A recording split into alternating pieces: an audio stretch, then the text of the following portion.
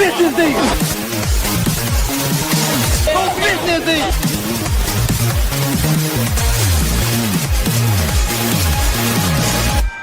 You know what you do, King Jae? You be a nigga ass, he get upset and come after me. I've been being push-ups taking 6, everybody. Damn. You ain't been beating me since 6. You ain't been beating me since 6.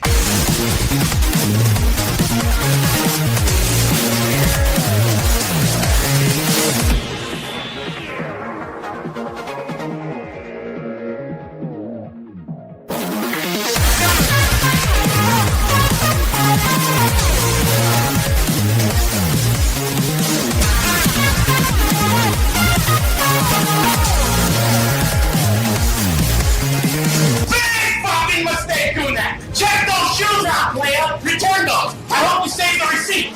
Save the receipt! It's so easy!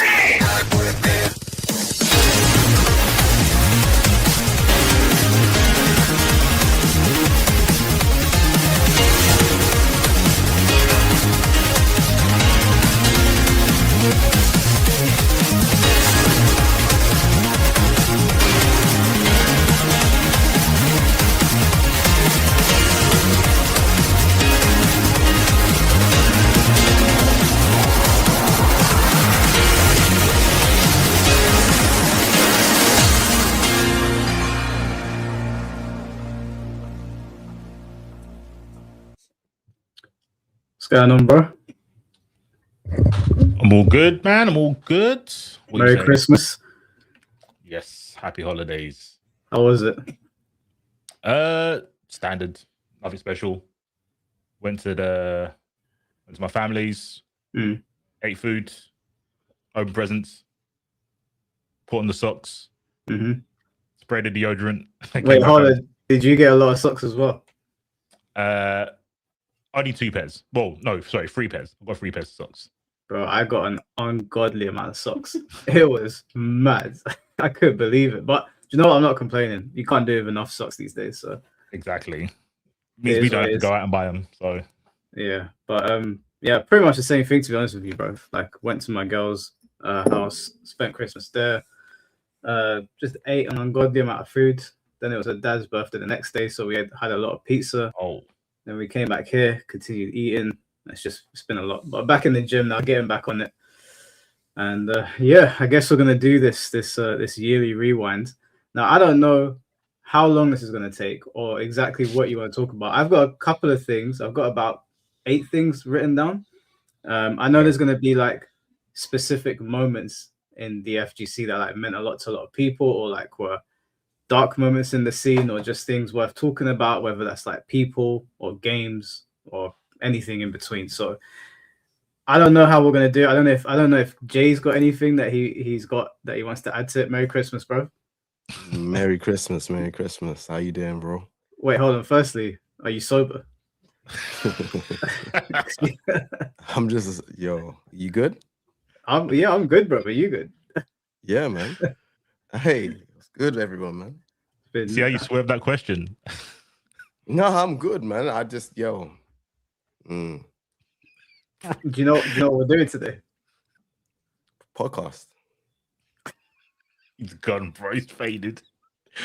He's either drunk or he's looking at Jacko pictures. One of the two.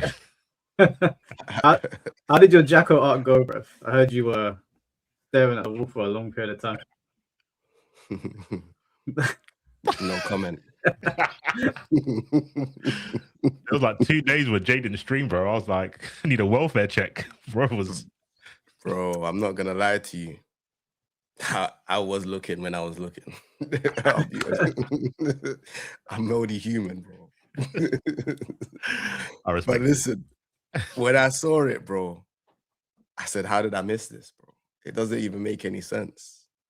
Like, obviously, when it comes to trends and stuff like that, yeah, it's always like, you know, it will be on Twitter, it will be on the timeline and that, but I didn't even know about that trend, you know what I'm trying to say? That trend is kind of crazy. So, yeah, man, it's just one of them ones, man. It's just like, it's a very good trend. I just missed it, bro. Everyone was getting involved. Everyone was getting involved. Fuck it, bro. It's crazy. Well, I guess we'll I guess we'll get started straight away. Since Jay's I'm playing there now. Guilty Gear, bro. I'm playing Guilty Gear, bro. I'm back.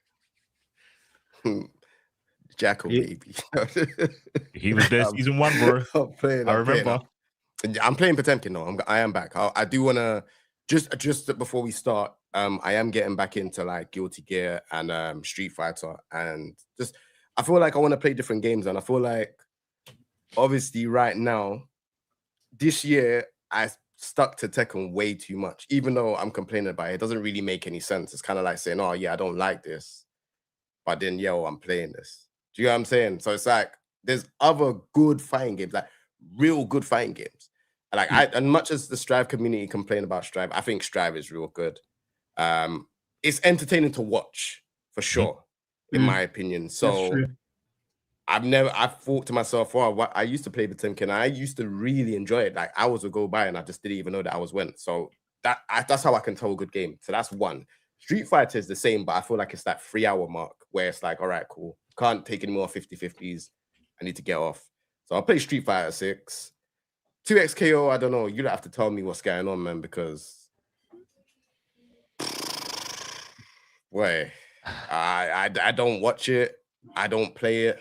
Is it worth me playing it? You lot are both fair. You lot play different fighting games. I don't know. I'm a bit worried. C4 is probably more experienced of it. I have not played it properly yet, but I don't like watching 2XKO, which is not a good sign. I have no fun. I like watching Strive.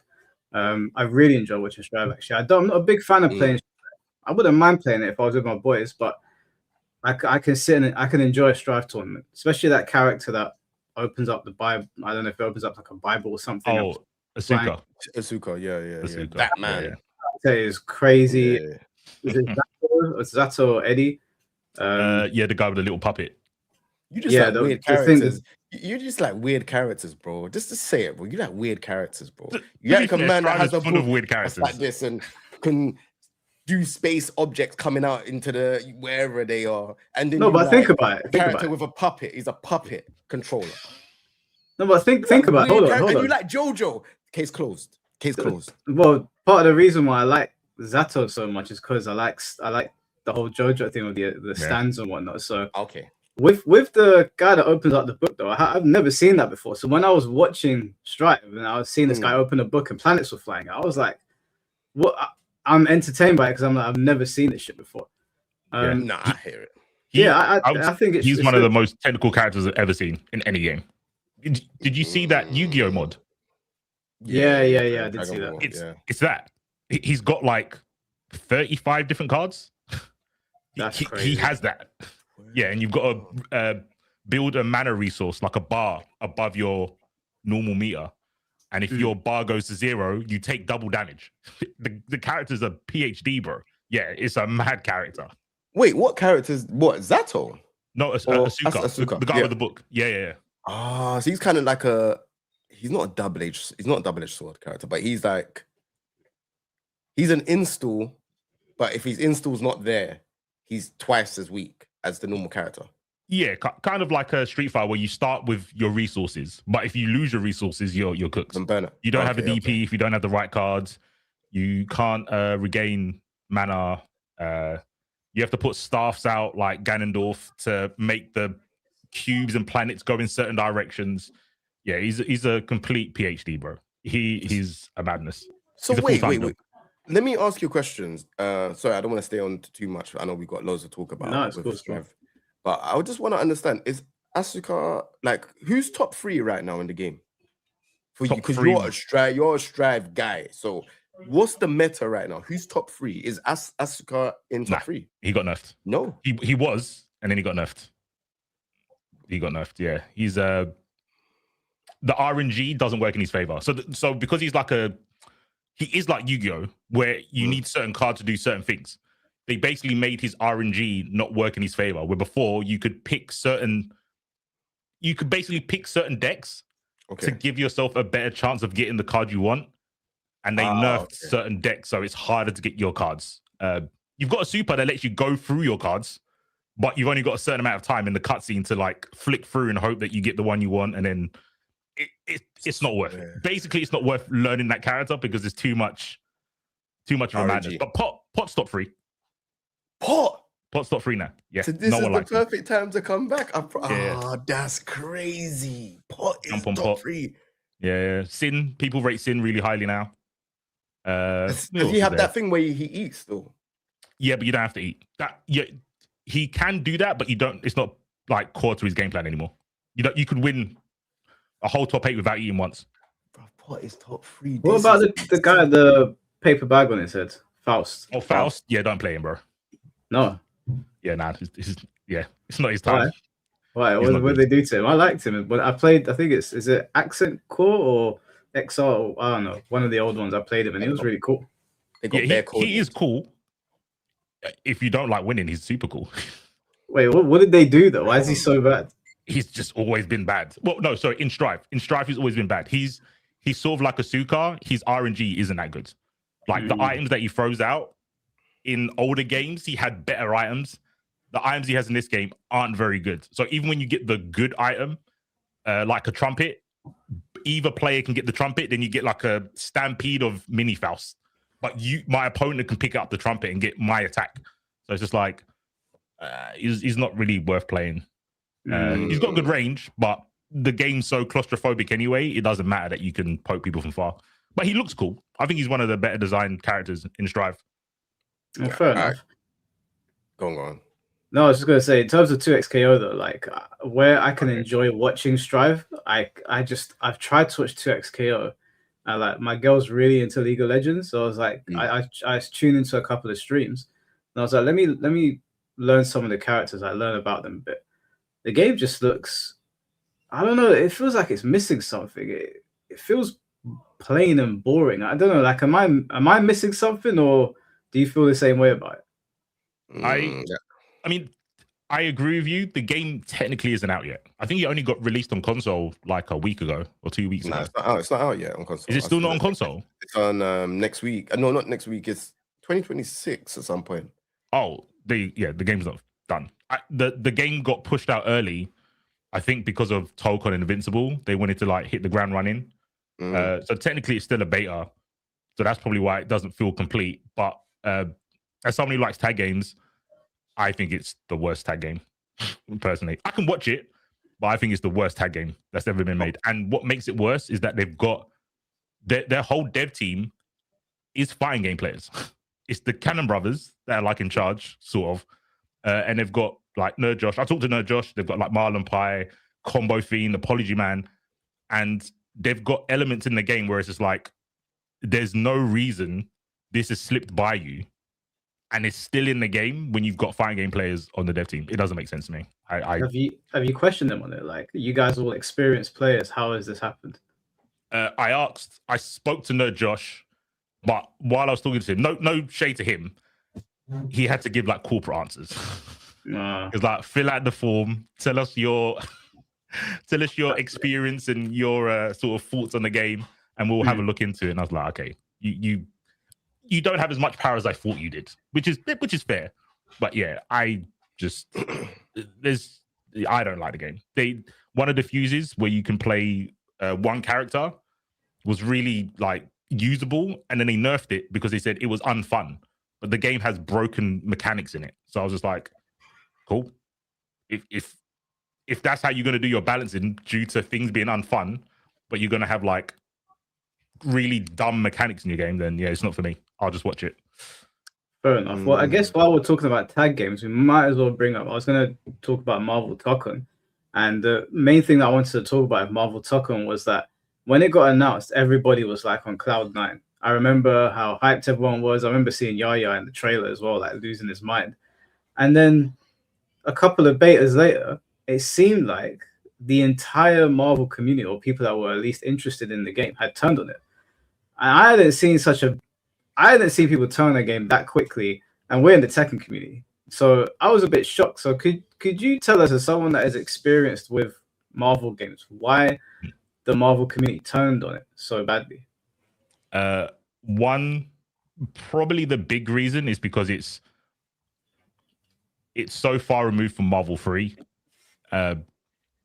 even though it's different companies making it, you got 3 companies. You got Sony, Arxis, and Disney. People are going to compare it to Marvel 3, which was made by Capcom. So there's certain elements like Tridashion's not very good. A lot of people say they don't like tag games, which is fine. They're all playing 2XKO now, but a lot of people don't like tag games. That's a real put off. The 1 health bar, they don't like that. I think a lot of people are saying reasons why it's not a good game, but it's all based on feelings. Mechanically, the game's good, and anyone who says it's bad doesn't know fighting games. So yeah, I really like it. They don't know tag games. I'll correct it. They don't know tag games. I really enjoyed it. I've not enjoyed a tag game that much, I think, ever. But then I'm not into tag games, so I wouldn't know really what to compare it to. The most I could do was like the most combo I could do in Marvel 3 was like I think it was Wesker, Nemesis, and Ghost Rider combo in it. It looked awful as well. Like I didn't really know what I was doing. So for me, it was great. But like I saw Chrome Alchemist not too long ago, and even he was telling me like everybody's they're just not feeling it. Like they're ripping it. I was reading, I read Bum's reply or his tweet about it. Like he was not feeling it. I haven't seen anything positive since the beta. So do you think going forward they're going to change the game a lot, or do you think they're going to usher in a new community?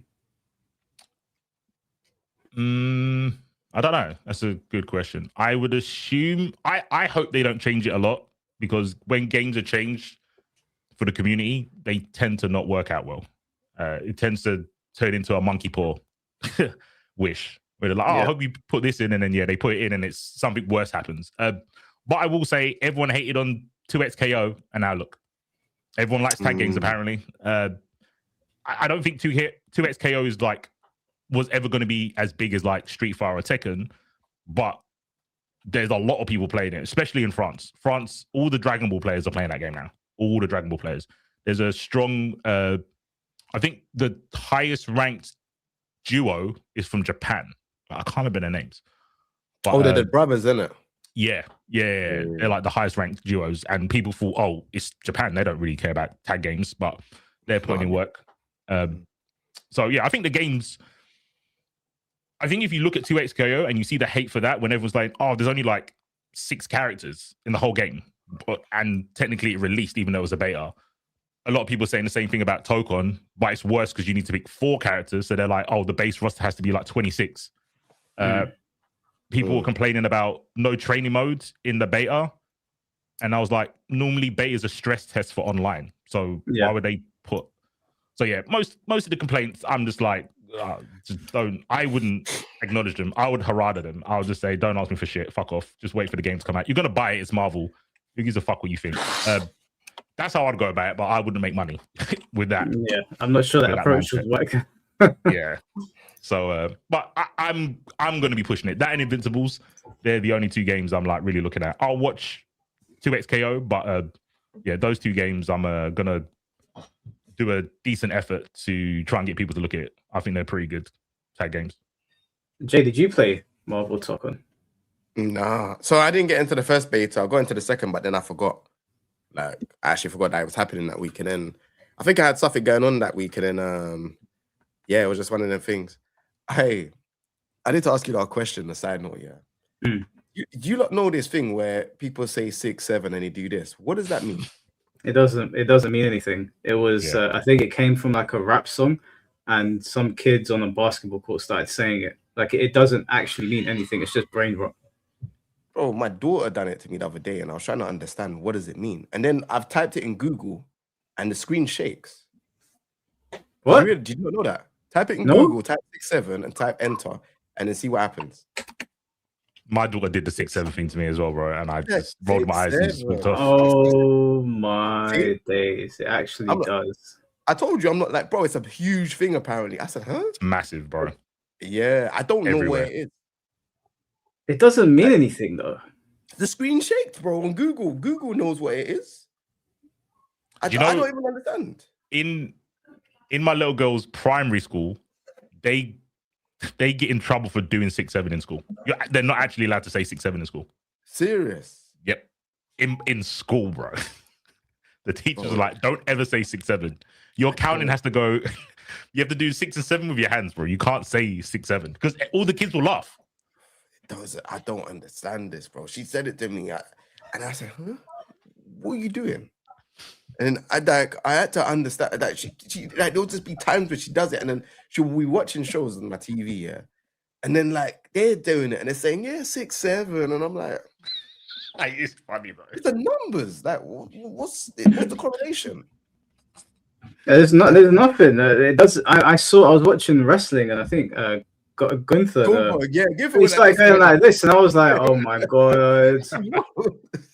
Like, bro, I tried to understand. I don't know what it is. And then I saw like something where someone said, "Oh, if you type 6, 7 in Google, it screen shakes." I was like, "Ah, shut up, man. I done it." I said, "Huh?" So Google knows what 6, 7 is, bro. This is anyway. Sorry, back on topic. Sorry, it was just I just did it. I needed to understand, and I just don't understand. It's brain rot. That's all it is. It's absolute brain rot. It's another. It's like a pivotal moment in the destruction of our society. That's how I see it. Bro, bro, trust me, it's mad. But yeah, no, 2XKO.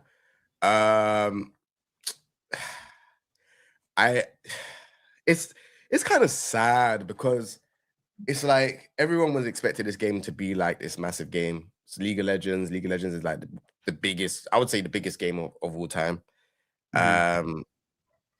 We look at it and it's been in fighting games. Now it's been into the fighting game world. We're expecting to get this huge growth now because League of Legends is the biggest game of all time, and now they're moving into fighting games. But what has happened is I feel like there was too much anticipation.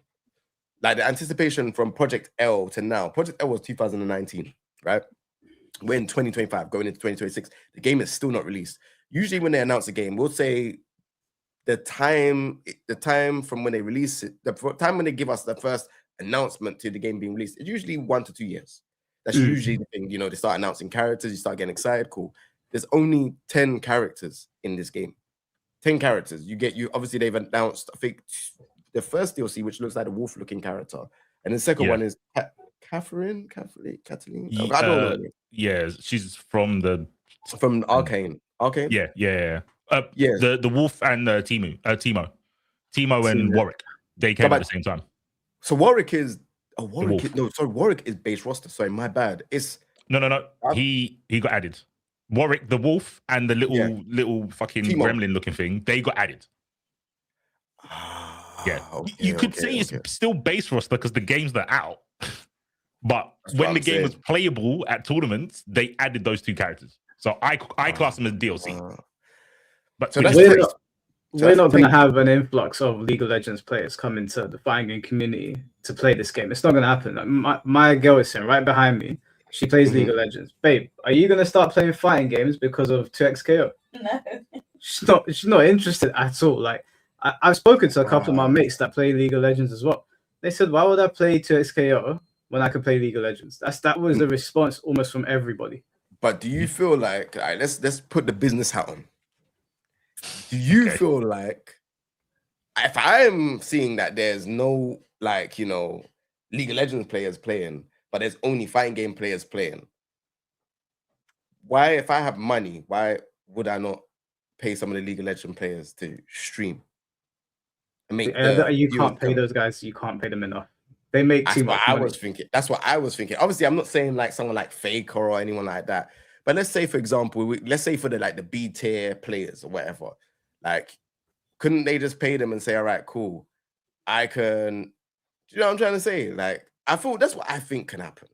Honestly, I could be wrong, but I just feel like right now, if I go, I'm gonna go on Twitch right now and see what 2XK was saying, because I've never really searched for it. I'm not saying the game is dead, but the game is not out. But it's not really giving me enough hype to be that. The numbers are low. Outside of tournaments, the numbers are low. Yeah, that's what I'm saying. 6-1-1. Obviously, Diaphone's like obviously trying to. He's not even trying. He is championing the streaming side of things. Yaya's championing it as well. Like I've seen Yaya talking about it quite a lot. Let me see if he's about. I can bring him in to talk about 2XKO briefly, because I know we don't like it very much, but he seems to like it. I don't really understand why. He's in chat. He said he wants to get in. But like my thing is that It's not that I don't like it. Like I feel like they've done good. I just feel like the period of time, and FGC. FGC is I hope I don't get in trouble for this, but FGC is a sensitive case. That's just what it is. It's just what I mean by that is say it. You call us a bag of bitches or so. I got a juice. Sorry, 1 second. I need to get crunk.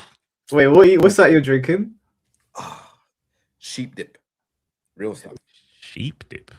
Sheep dip. Yeah, 40%. No, yeah, 40%. You don't play around here. We're grown man. You have to beat the chest. You know what I'm saying? Nah, this is real. This is real Irish. Yeah, they will know. But yeah, nah. My thing is that with FGC, they always want things and they want it now. Like how we've got Tekken 8 and we've got season. We haven't got season 3 yet. Do you know what I'm saying? People are kind of like, when is season 3? What's happening when Harada's getting? The game is cooked. We want to know information, and when information doesn't get sent to the FGC, they get mad. Yeah, you know what I'm saying? Twitter is just toxic, and this is not even just Tekken. Street Fighter, I've seen Japanese players are starting to get all mad. I'm like, bro, when did they ever have that type of inkling to be a bit mad on fighting games? But that's not just the FGC though. Like the more I've been paying attention to League and seeing it pop up on my timeline, they're just as bad. Like when I see something go sideways over, babe, what was that new character that came out that they've turned human, the Chinese one? Oh, I don't remember. Some guy, he was like he's been turned into like, yeah. I saw people getting mad. They were like, they want more monsters. They want more monsters. Why have you made this guy like into a Korean K-pop model or whatever? Like they were getting pissed and they were going at the developers. So it's not just us. So you're not wrong. But the reason why they're able to go mad and we can't? There's a lot of money circulating around there. In the FGC, the money's not really circulating like that. We get mad at developers and this, that, and the other for stuff not being in the game. I hear it. I'm like the stuff that they're doing for Tekken. It seems like, let me be honest, for a 30th anniversary for Tekken, I feel like they completely dropped the ball. It doesn't make any sense why we don't have no legacy stuff, like a legacy collection. It makes no sense why you can't go in the fight lounge and not play like even Tekken 1. You know what I mean? It seems like they want this whole new audience for Tekken. And it's kind of like they're eliminating their past. Like, why is Mokujin not in the game? Why is Julia and all these other characters not in the game? These are like, if you make a Tekken game, they're in there. Like, why are they not in these games? And they keep they're bringing all these mad Mary Zoo, Clive, loads of visual clutter on the screen. Well, I could say something about that because I was just got done talking to someone about the character thing with Tekken, and I think the big thing yeah. Before we go on to Tekken, I do want to try to stay on topic throughout because we're going to get Tekken's going to be quite a lengthy part. I want to stay on 2XKO just for the time being. Now you're a big advocate for 2XKO. I do not like League. Okay, you don't like. I don't like 2XKO, but I can only say I don't like watching it because I haven't played it yet. So, as someone that is an advocate of the game, how could you sell it to someone like me who has looked at it and thought that doesn't look very good? Well, let me hear this. Okay, first and foremost, I will say that, and I'm not the ultimate glazer as a lot of people like. There's problems with the game, obviously. However, one thing that makes 2XKO enjoyable for me is that it does the thing that I used to like about Smash Brothers. The fact that we can do duos and seeing how the dynamic of a fighting game changes when you have somebody on your team versus playing by yourself. That is a fun thing about 2XKO for me. I can hang by myself, but I can also play with a whole subgroup of other people. And the people that have tried it, that I've played through right now, most people I do duo with, they're not really the best at fighting games, but seeing them trying to understand certain things along the way, that's a thrill enough for me, right? I think what 2XKO is, my big hate for 2XKO, and y'all might think I'm crazy. A lot of people don't realize this, but my big problem when it first was coming out was that it took the elements of BB Tag and they stripped them down into fuses. That was my big frustration with the game. Like, why can't I just do everything, right? But I realized not everybody wants a type of game like that or crazy like that. A lot of people have been vocal about like Why can't you do X in this game and X in that game? And like, I think 2SKO as a game, I am in the weird boat when it comes to it. My excitement for the game comes from the hype of Arcane, which one, they already doing a wonderful job with that. I am not in the boat where I come from League of Legends fan wants a fighting game, or a League of Legends fan sees 2SKO, I want to play that.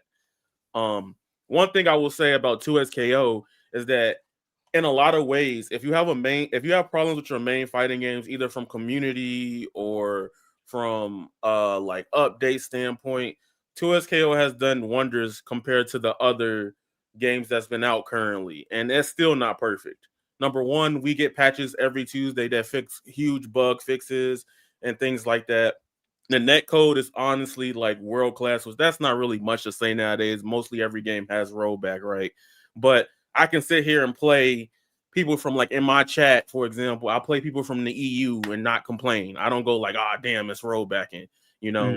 In terms of like customization and cosmetics, like, see how Street Fighter 6 community is like, oh my god, what are y'all doing? Where's the content? We want to give you money.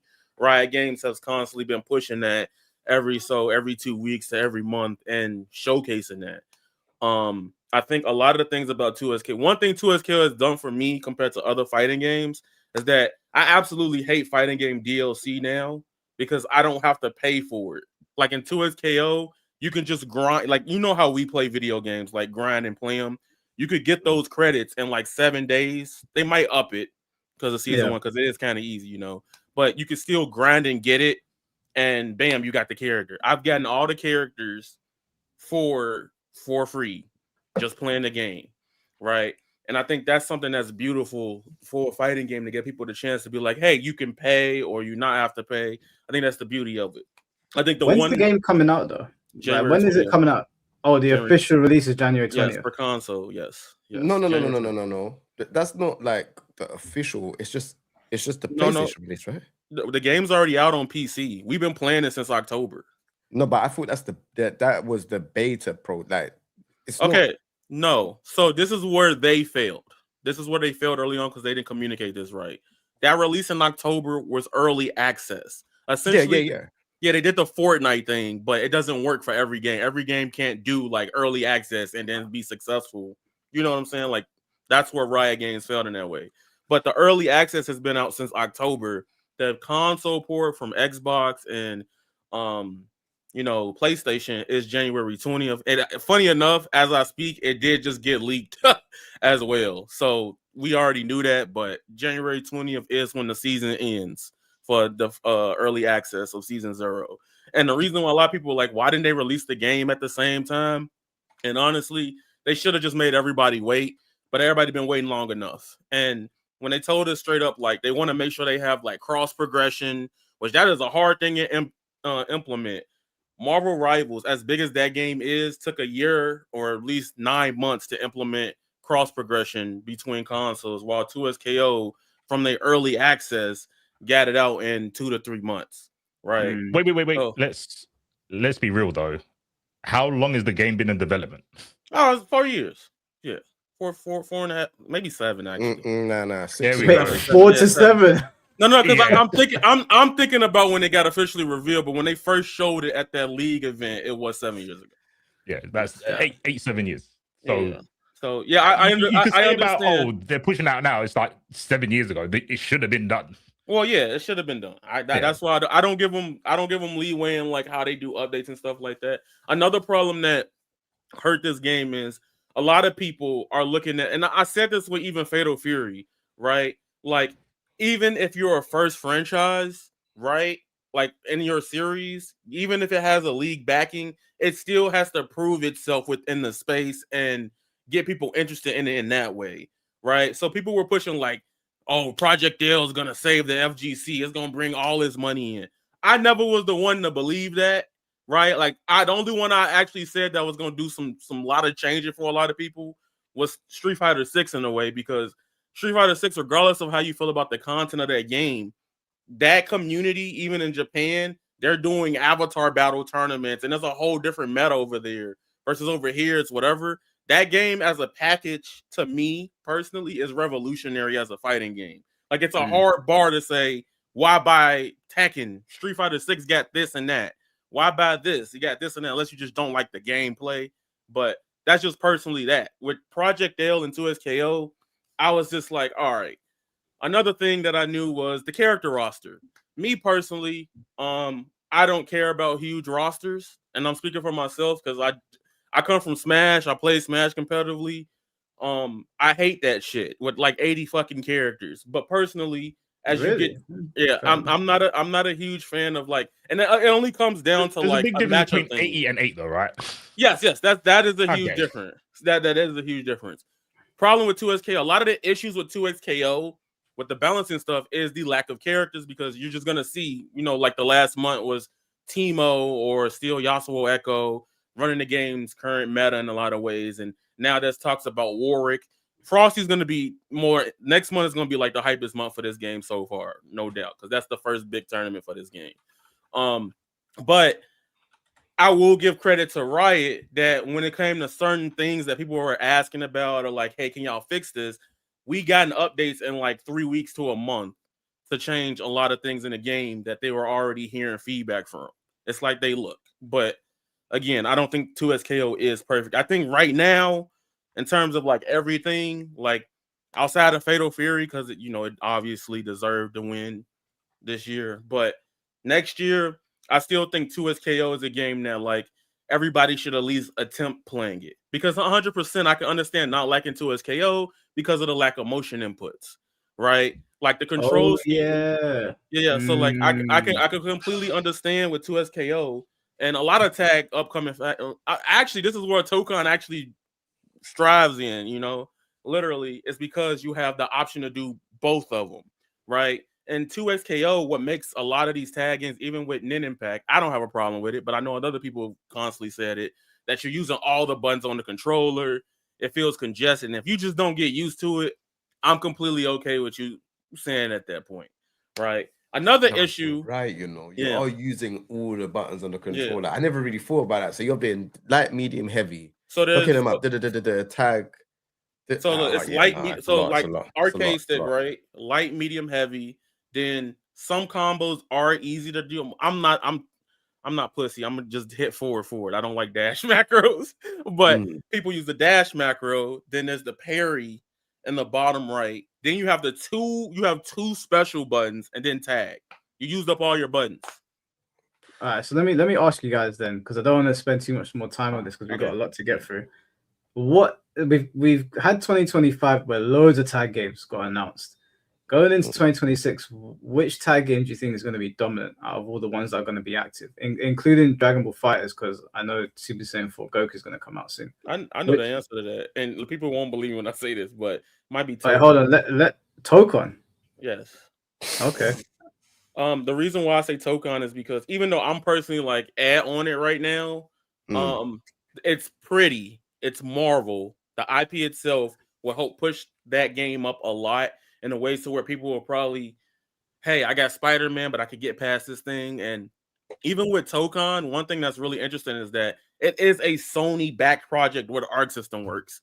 I don't think that game could fail. Like, regardless, as much as Twitter is just being Twitter about it, and I have my own gripes with it, I want it to do good because it's a Marvel fighting game. Why would you not want to play that? Especially in this era, and especially because of all the stuff that's coming out. If that game comes out the right way, it should be coming out around Doomsday and the new Spider-Man movie. It's no way that movie is gonna I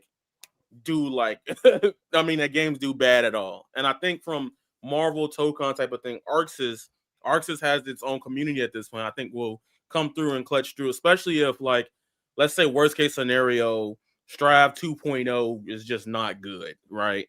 They still have something else to look forward to. And the people that do like the game, right, you can even look at the numbers. Like, I could tell about what games do good, especially about like a lot of metrics.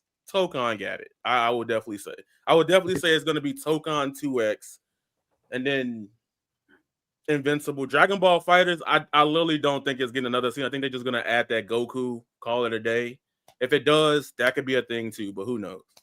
C4, which tag game do you think is going to dominate the year?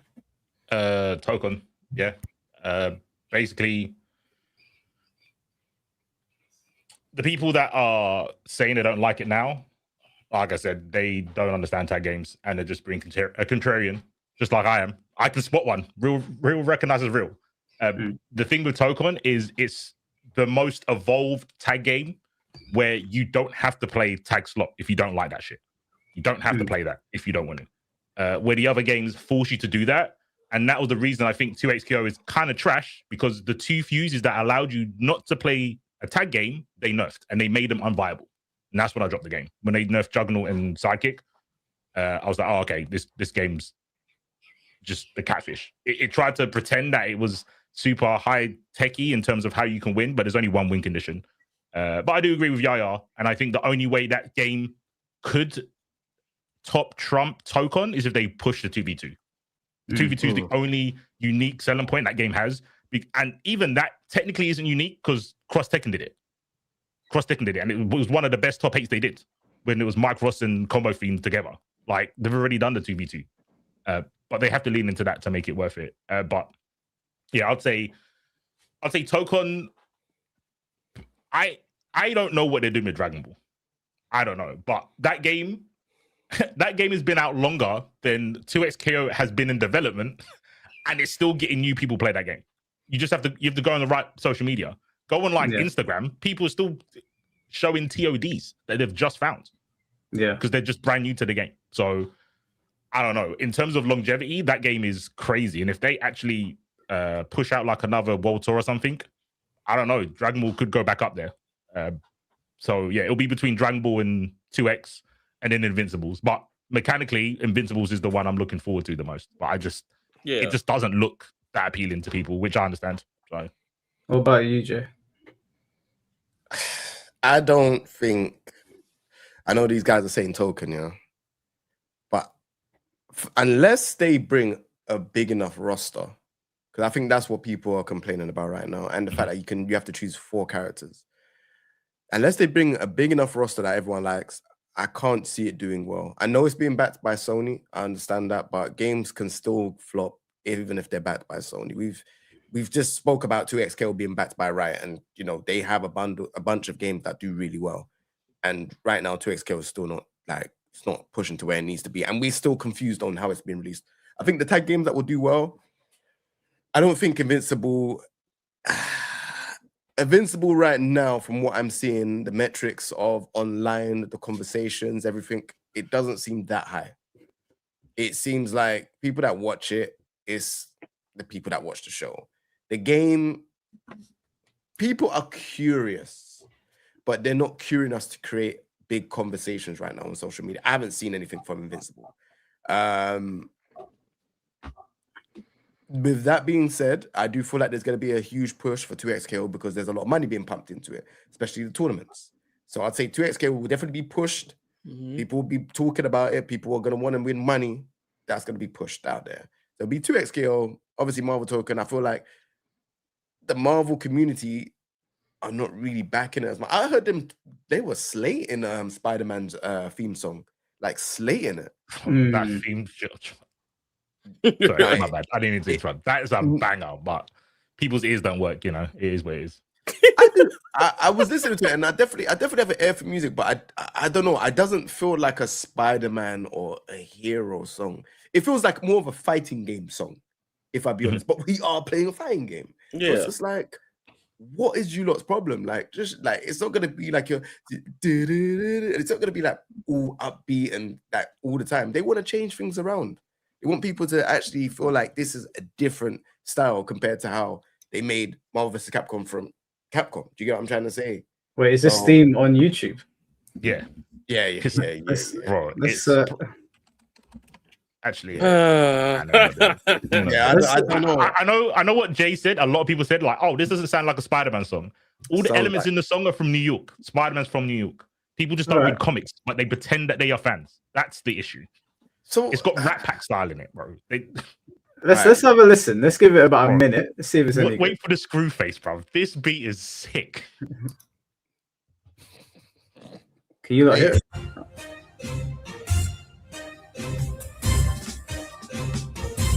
Wait for the drop. Wait for the drop.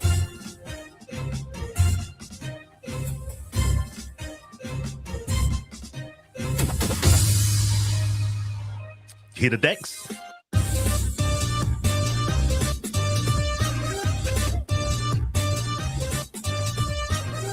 Ooh. This part's hard. I gotta give him credit to it.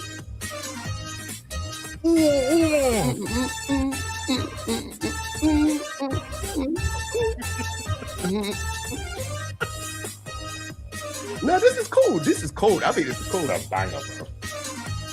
Banger. I think I'll say this. Well, I'll wait till you finish the song. I'll wait till you... This is good. Yeah, it is good. It is good. I thought you was gonna hate it, Mike. I ain't gonna lie. This is actually pretty good. This sounds like a Spider-Man song in a fight. Yeah. Mike, what did I tell you? People that say it doesn't sound like one haven't read comics, and that's okay. That's okay. Yeah, that if you played that song to me and I didn't know who it belonged to, I would immediately attribute it to Marvel.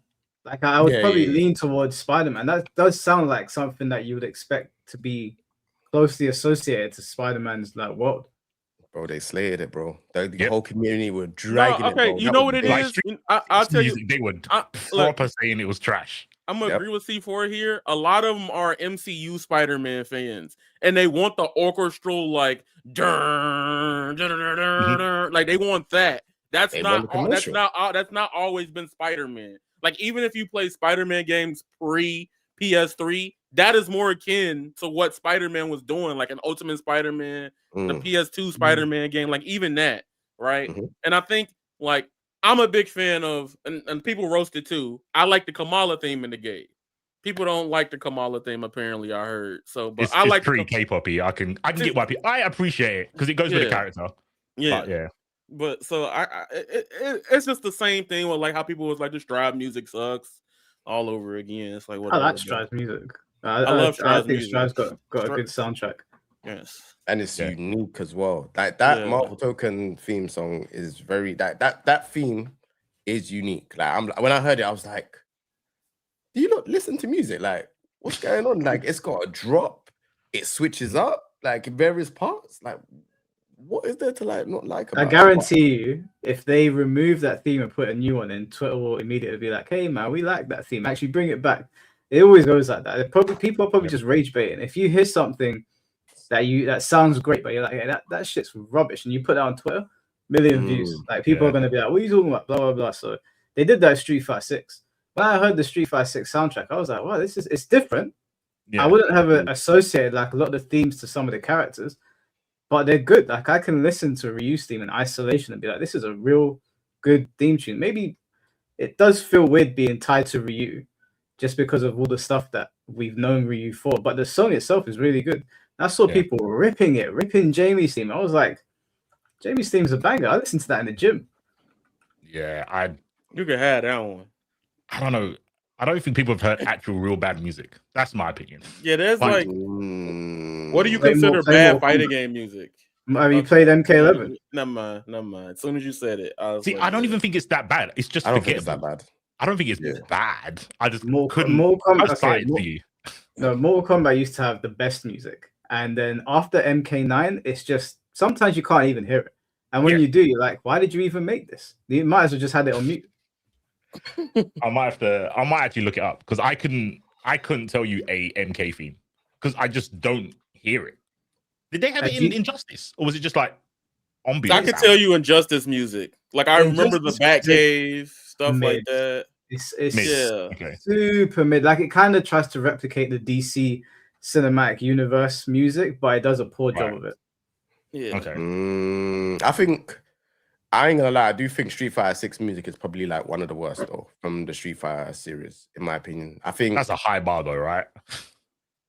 Street Fighter in general has got really good music. That's a mad high bar.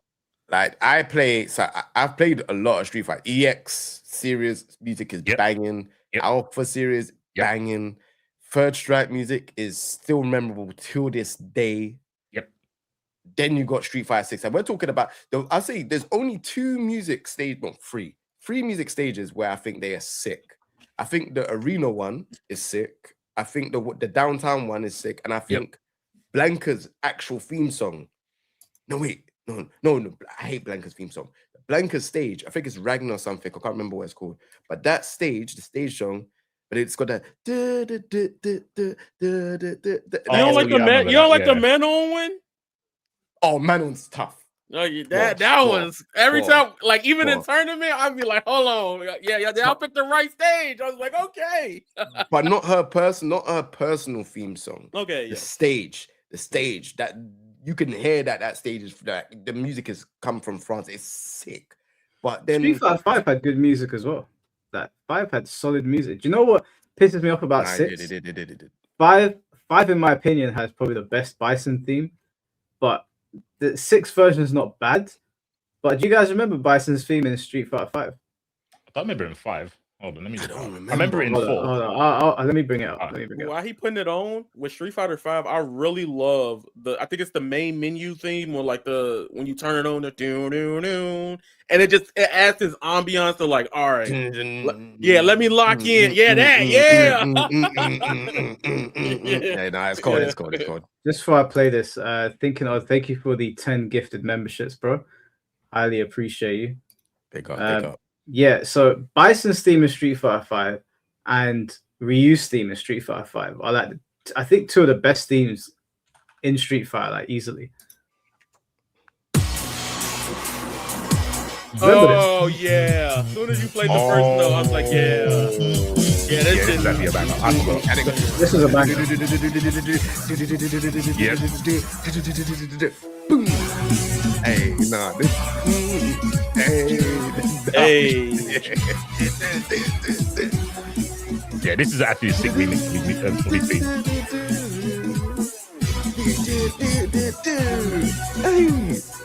Nah, this is wavy. This is wavy. Play that on the treadmill. I guarantee you're gonna run for a walk. I forgot about that theme song. Oh my god! Damn, I'm gonna put that in the playlist. that and Ryu's theme from Street Fighter 5. I think that's the best version of his song, easily. Do you know what? When I really think about it, now I understand why the Street Fighter community is actually mad. Because when I think about it, Street Fighter 5 had so much content. Like, over time though, it took a while. Like season 1 was rough. 100%, it was rough, but bro, you didn't have a story mode. Bro, the amount of stages, the amount of songs, the amount of cosmetics. Then you had DLC stuff that you can get as well. Every CPT thing you could buy. It was a bit pricey. I thought it was a bit pricey, but you didn't have to buy it. Like every year they changed the stage. And you know one thing that I thought was mad sick, and they flipping dropped the ball on it, is every time the CPT winner won, they could choose a costume for their character, and you can buy it. That was the most thing. Bro, that would be the most motivation you could give me. I can get something I want on my character in the game. Sick. Fuck the money, bro. Give me that. Bro, and the maddest thing is that everyone can see that, okay, say for example, if I won the tournament, like you have to buy my skin that I have created for my character. So I was playing Birdie at the time. So if I done a Birdie skin, when Man RD won, he made a Birdie skin. So everyone had to get that skin. And that skin was sick. But then in Street Fighter 6, they've just dropped the ball. They're like, oh yeah, CPT, you just win money. That's it. Like, what? We want content. That's why people are upset. Do you know what I'm saying? Like, they need to do that champion choice skin thing again. I think to be honest, every tournament should do it. I think every tournament should do it, because then it will make people want to win. I would happily want to win and have my stuff involved. And pray the Gooners don't win. Oh boy. No, okay. That's crazy. If it's a Jacko tournament, it'll be mad. High level tournament. I ain't gonna lie. If they start doing that at 2X, I'm like, fuck, bro. I'm gonna have to disappear for like 2 months. I'm gonna need them Ari skins, bro. That's gonna lock in, bro. I need the Ari skins. Like, I want to bring up the next topic because I saw a couple of your names. Drew, thank you for the $2. C Viper's theme in SF6 is god like it is. SF6 did a good job with the DLC characters, especially. But before we bring up this topic, I do want to talk about this very, very briefly. In 2025, unfortunately, we lost a Mortal Kombat player. Now, not a lot of people know about this yet, but it's kind of out there now for the people that were close to him. So, and I'm planning on doing a tournament like to honor his legacy. But for those of you in the UK, you might have known a Mortal Kombat player called Helter Skelter. His real name was Chris, and unfortunately, he lost his life not too long ago. Now, Chris was very close with me. We were very close. I met Chris in Game Station when Street Fighter 4 came out, and he kind of like, because I didn't start on the 3D Mortal Kombat games, but those are the ones that I played majority of the time. He's the one that taught me really how to play MK9. Like I used to play MK9 with him a lot. Jay, you remember C4 probably remembers as well. You remember was it SVB, the Super Battle Opera? Yeah. Super versus Battle, sorry. Yeah, Super versus Battle. We used to have it like somewhere in London or next to London. And I would go to those tournaments with him. We also had this group called Hard Though. It was me, Helter, Chrome Alchemist, Kiba, Miles, who's now in Japan, Kaisertron, Simon. Yeah, Simon was in it. And so we had this group. And so we were tight. And over the years, obviously, he appeared on the podcast once, but over the years, it was harder to keep in contact with him. And he was going through some struggles mentally. And then we heard that he had taken his life. So I just wanted to mention that quickly because not a lot of people know. And he was very, very like influential in the MK scene 100%. In the UK, like back in MK9, MKX. For those of you that don't know, like he also commentated the first ever Mortal Kombat tournament that I won in the UK. Is this guy here? So I remember him, bro. Fucking hell, that's crazy. Yeah, so I did, Jay, bro. When I found out, bro, how you just, bro, on stream, bro? Yeah, bro. Well, the thing is, we couldn't speak about it. I was told that I couldn't speak about it, but I spoke to his sister, and she said to me, "Yeah, talk about it because we're gonna do She knows someone that knows a couple of like, I guess, well-known rappers, and he was like, he wanted to do something in his honor, and so I said, "Yeah, I don't mind hosting it on my channel. I'll let people know." So, like, obviously, I wanted to speak about it before when he passed away because there's people that play Mortal Kombat in the UK that watch my channel, and people didn't know. But I couldn't until I spoke to his sister. So it was emotional. Like all the guys from like the old FGC scene were there, like and yeah, it was just a bit of a fucked situation. So I just wanted to mention that we're gonna do something on the channel at some point to honor his legacy because he was a big part of MK, and I didn't want to close off 2025 without people knowing how important he was to the MK scene here. Can I add on that he was important to the FGC, I'd say, because I didn't know him from MK. I knew him from Marvel Infinite. I knew him from Marvel. I didn't know him from MK. Yep. I knew Marvel Infinite. He used to come down to FedEx. He used to bring Clutch, one up Miles when he was playing.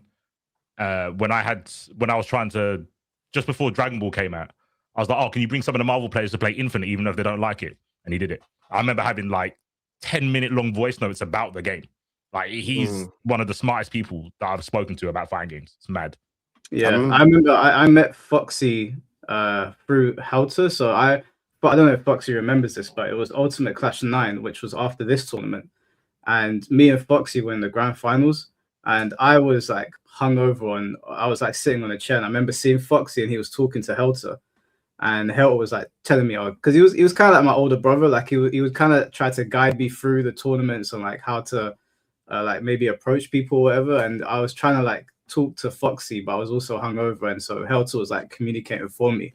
And I remember when I was going on stage, Helter messaged me, sorry, not messaged me, he whispered over to me, he was like, "Foxy's gonna fuck you up, but just do your best." And I was like, bro, because he was honest with me. He was like, in the first tournament, he was like, "You've got this, man. No one's gonna be able to beat you." And I went through the tournament, we got to grand finals, and we sat down. Like, that's also my boy next to him, Ricardo, who's in Australia now.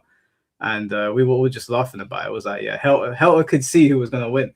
When we saw Foxy playing, and I was about to go up on stage, he was like, "Just do your best. You're gonna lose. Just try not to get perfected." I was like, bro.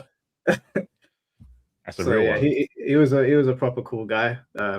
Big shame for the FGC to lose him. Huge.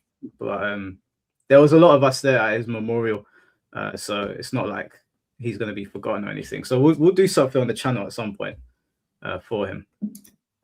So yeah, I just wanted to mention that before we move into Mortal Kombat.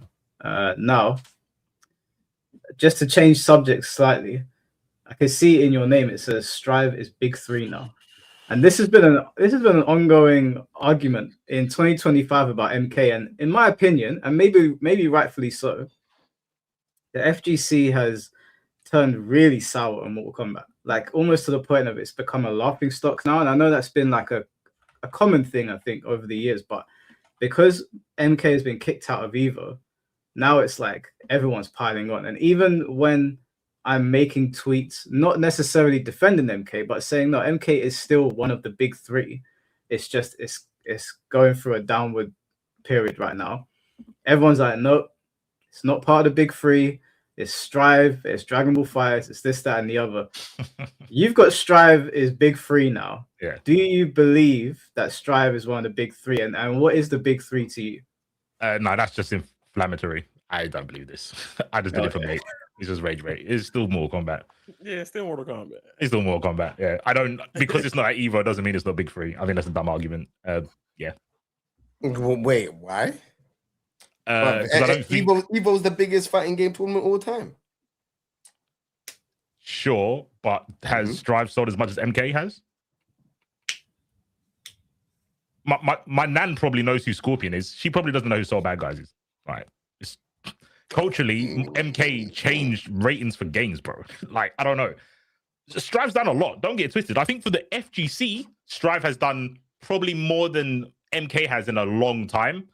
But if we're talking about the whole franchise, I don't know, bruv. I think MK is only second to Street Fighter. I think it's over Tekken for like cultural, like zeitgeist. I think MK's done way more than Tekken, personally. Okay, I'm gonna be honest there as a Tekken guy. I think MK has done a huge amount for fighting games. A huge amount. I don't know if I can be qualified to say it done more than Tekken. In the FGC or like I would say in general. Like okay. I'm not qualified to say that. Fair. I'm not qualified either. I just said it with a bit of base, but it's not I've got no stats for that. That's what I'm saying. So the reason why I'm saying I'm not qualified for it is because I don't 100% know MK's full history. But if we talk about like, you know, stuff that they've done, intros for their games, like they've had some of the best intros, the story modes, you know, Tekken's turned up. So they've definitely had a huge influence on story mode. Even like Street Fighter 6 now. Well, no, maybe not Street Fighter 6, but Street Fighter 5, you know, story modes have become a lot better. And I think MK is the reason behind that. In terms of sales, MK is still doing better on sales. As much as it's not at EVO, we can't ignore the fact that it sold more than Tekken. It doesn't matter if Tekken's at EVO and MK's not at EVO, it sold more than Tekken. So we can't just erase the fact that, okay, MK has a huge history there just because one game messed up. I feel like in life, everyone's able to mess up and, you know, be like, okay, right, you know what? We need to kind of change this around. And I feel like MK1 is that mess up for the Mortal Kombat like series overall. So I would say MK is still the top three. Like it's a huge influence to the fighting game community. Whether we like it or not, it's night and day. Story modes, intros, you know, the characters, like you said, people know who Sub-Zero and Scorpion are. You just need to put them in the game and you know exactly who they are. Even if you change them as a customization somewhere. A ninja with the yellow, you know, like, or the blue, you know that, okay, oh, that's reference to Sub-Zero or Scorpion straight away. Yep. So yeah, I think it's top. I think MK is definitely. I think MK will be top 3 for a very long time in terms of the fighting games. It's just MK1 wasn't a good game. Can I make a quick distinction, real quick distinction?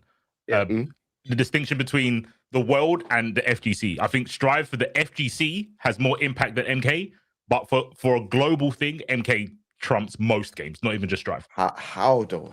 So when you say Strive over MK, like for FGC, all right, I was talking about FGC currently. Yeah, but what's Strive done though? Like it's obviously brought a whole new demographic of people.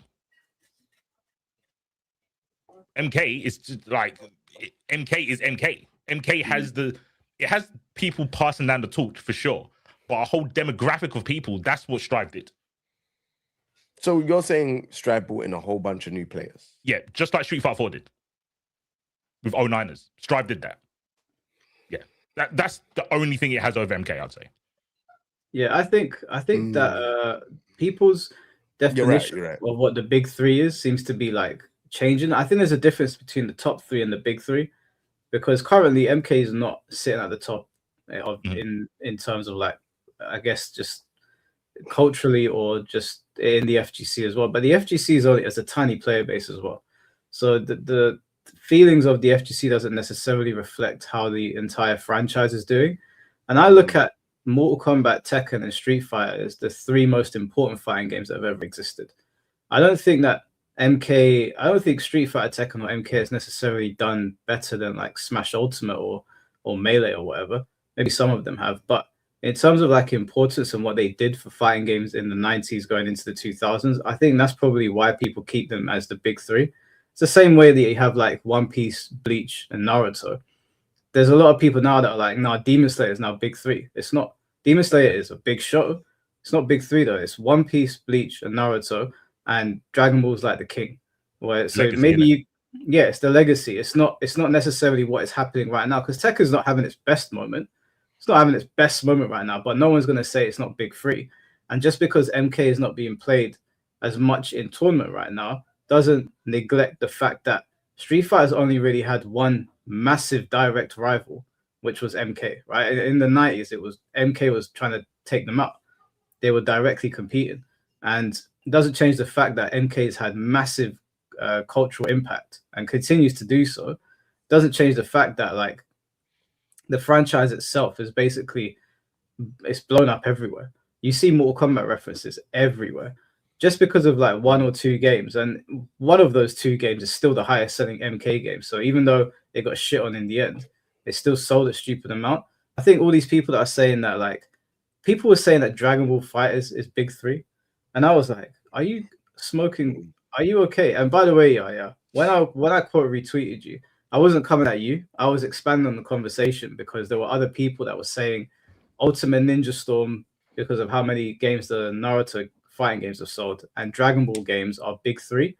And I know you wasn't saying that, but there were loads of people saying it. And I was like, Naruto and Dragon Ball don't count because they are coming off the back of massive animes and mangas. The fighting games are, they originated fighting games like Tekken, Street Fighter, Mortal Kombat. Those are all fighting game originals that spawned movies and animes and TV shows and whatever. So that is, for me, that is the big 3 because of their cultural significance and how big the franchise has been for a long time, not necessarily what is happening right now. The big 3 is interesting because we're looking at stats. You know, we're in this generation where everyone looks at numbers, right? This is where we're at. It's not what is the culture done. We're looking at what numbers can this game produce. When Street Fighter does a tournament on streams, the numbers are high. They're really high. So I would put Street Fighter number 1 at this point. Despite the cosmetics, despite everything that's going on, Street Fighter's number 1 at this point. Street Fighter 6, I would say, as in the top. If we're talking about like the games now and what's top, Street Fighter 6 is number 1. It would be silly for me to say Tekken 8 isn't number 2, despite I feel like the game is in a shambolic way at the minute. I feel like it would be number 2, even though the numbers are, they kind of a bit weird. If there was a Tekken World Tour Finals, the numbers will spike, right? But then I could say that for Capcom Pro Tour. If there was a Tour Pro CPT Finals, it would spike. I think the 3rd place is kind of a weird one because there's a lot of good fighting games.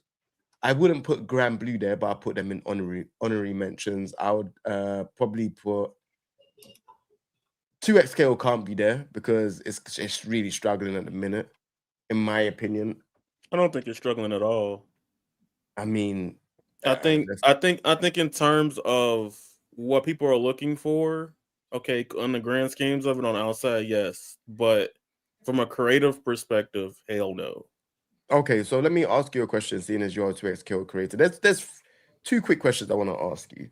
So number 1, as if I was to become a 2XKO creator, do you reckon like people will just like, not even me, sorry, if someone was to become a 2XKO creator now and they're doing guides, they're doing, you know, tier lists, you know, the usual quick and easy kind of like get engagement type of content, right?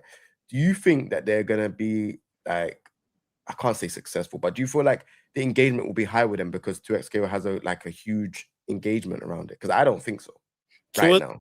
USKO as a game, right now, there's nothing that's happened for it. There we go.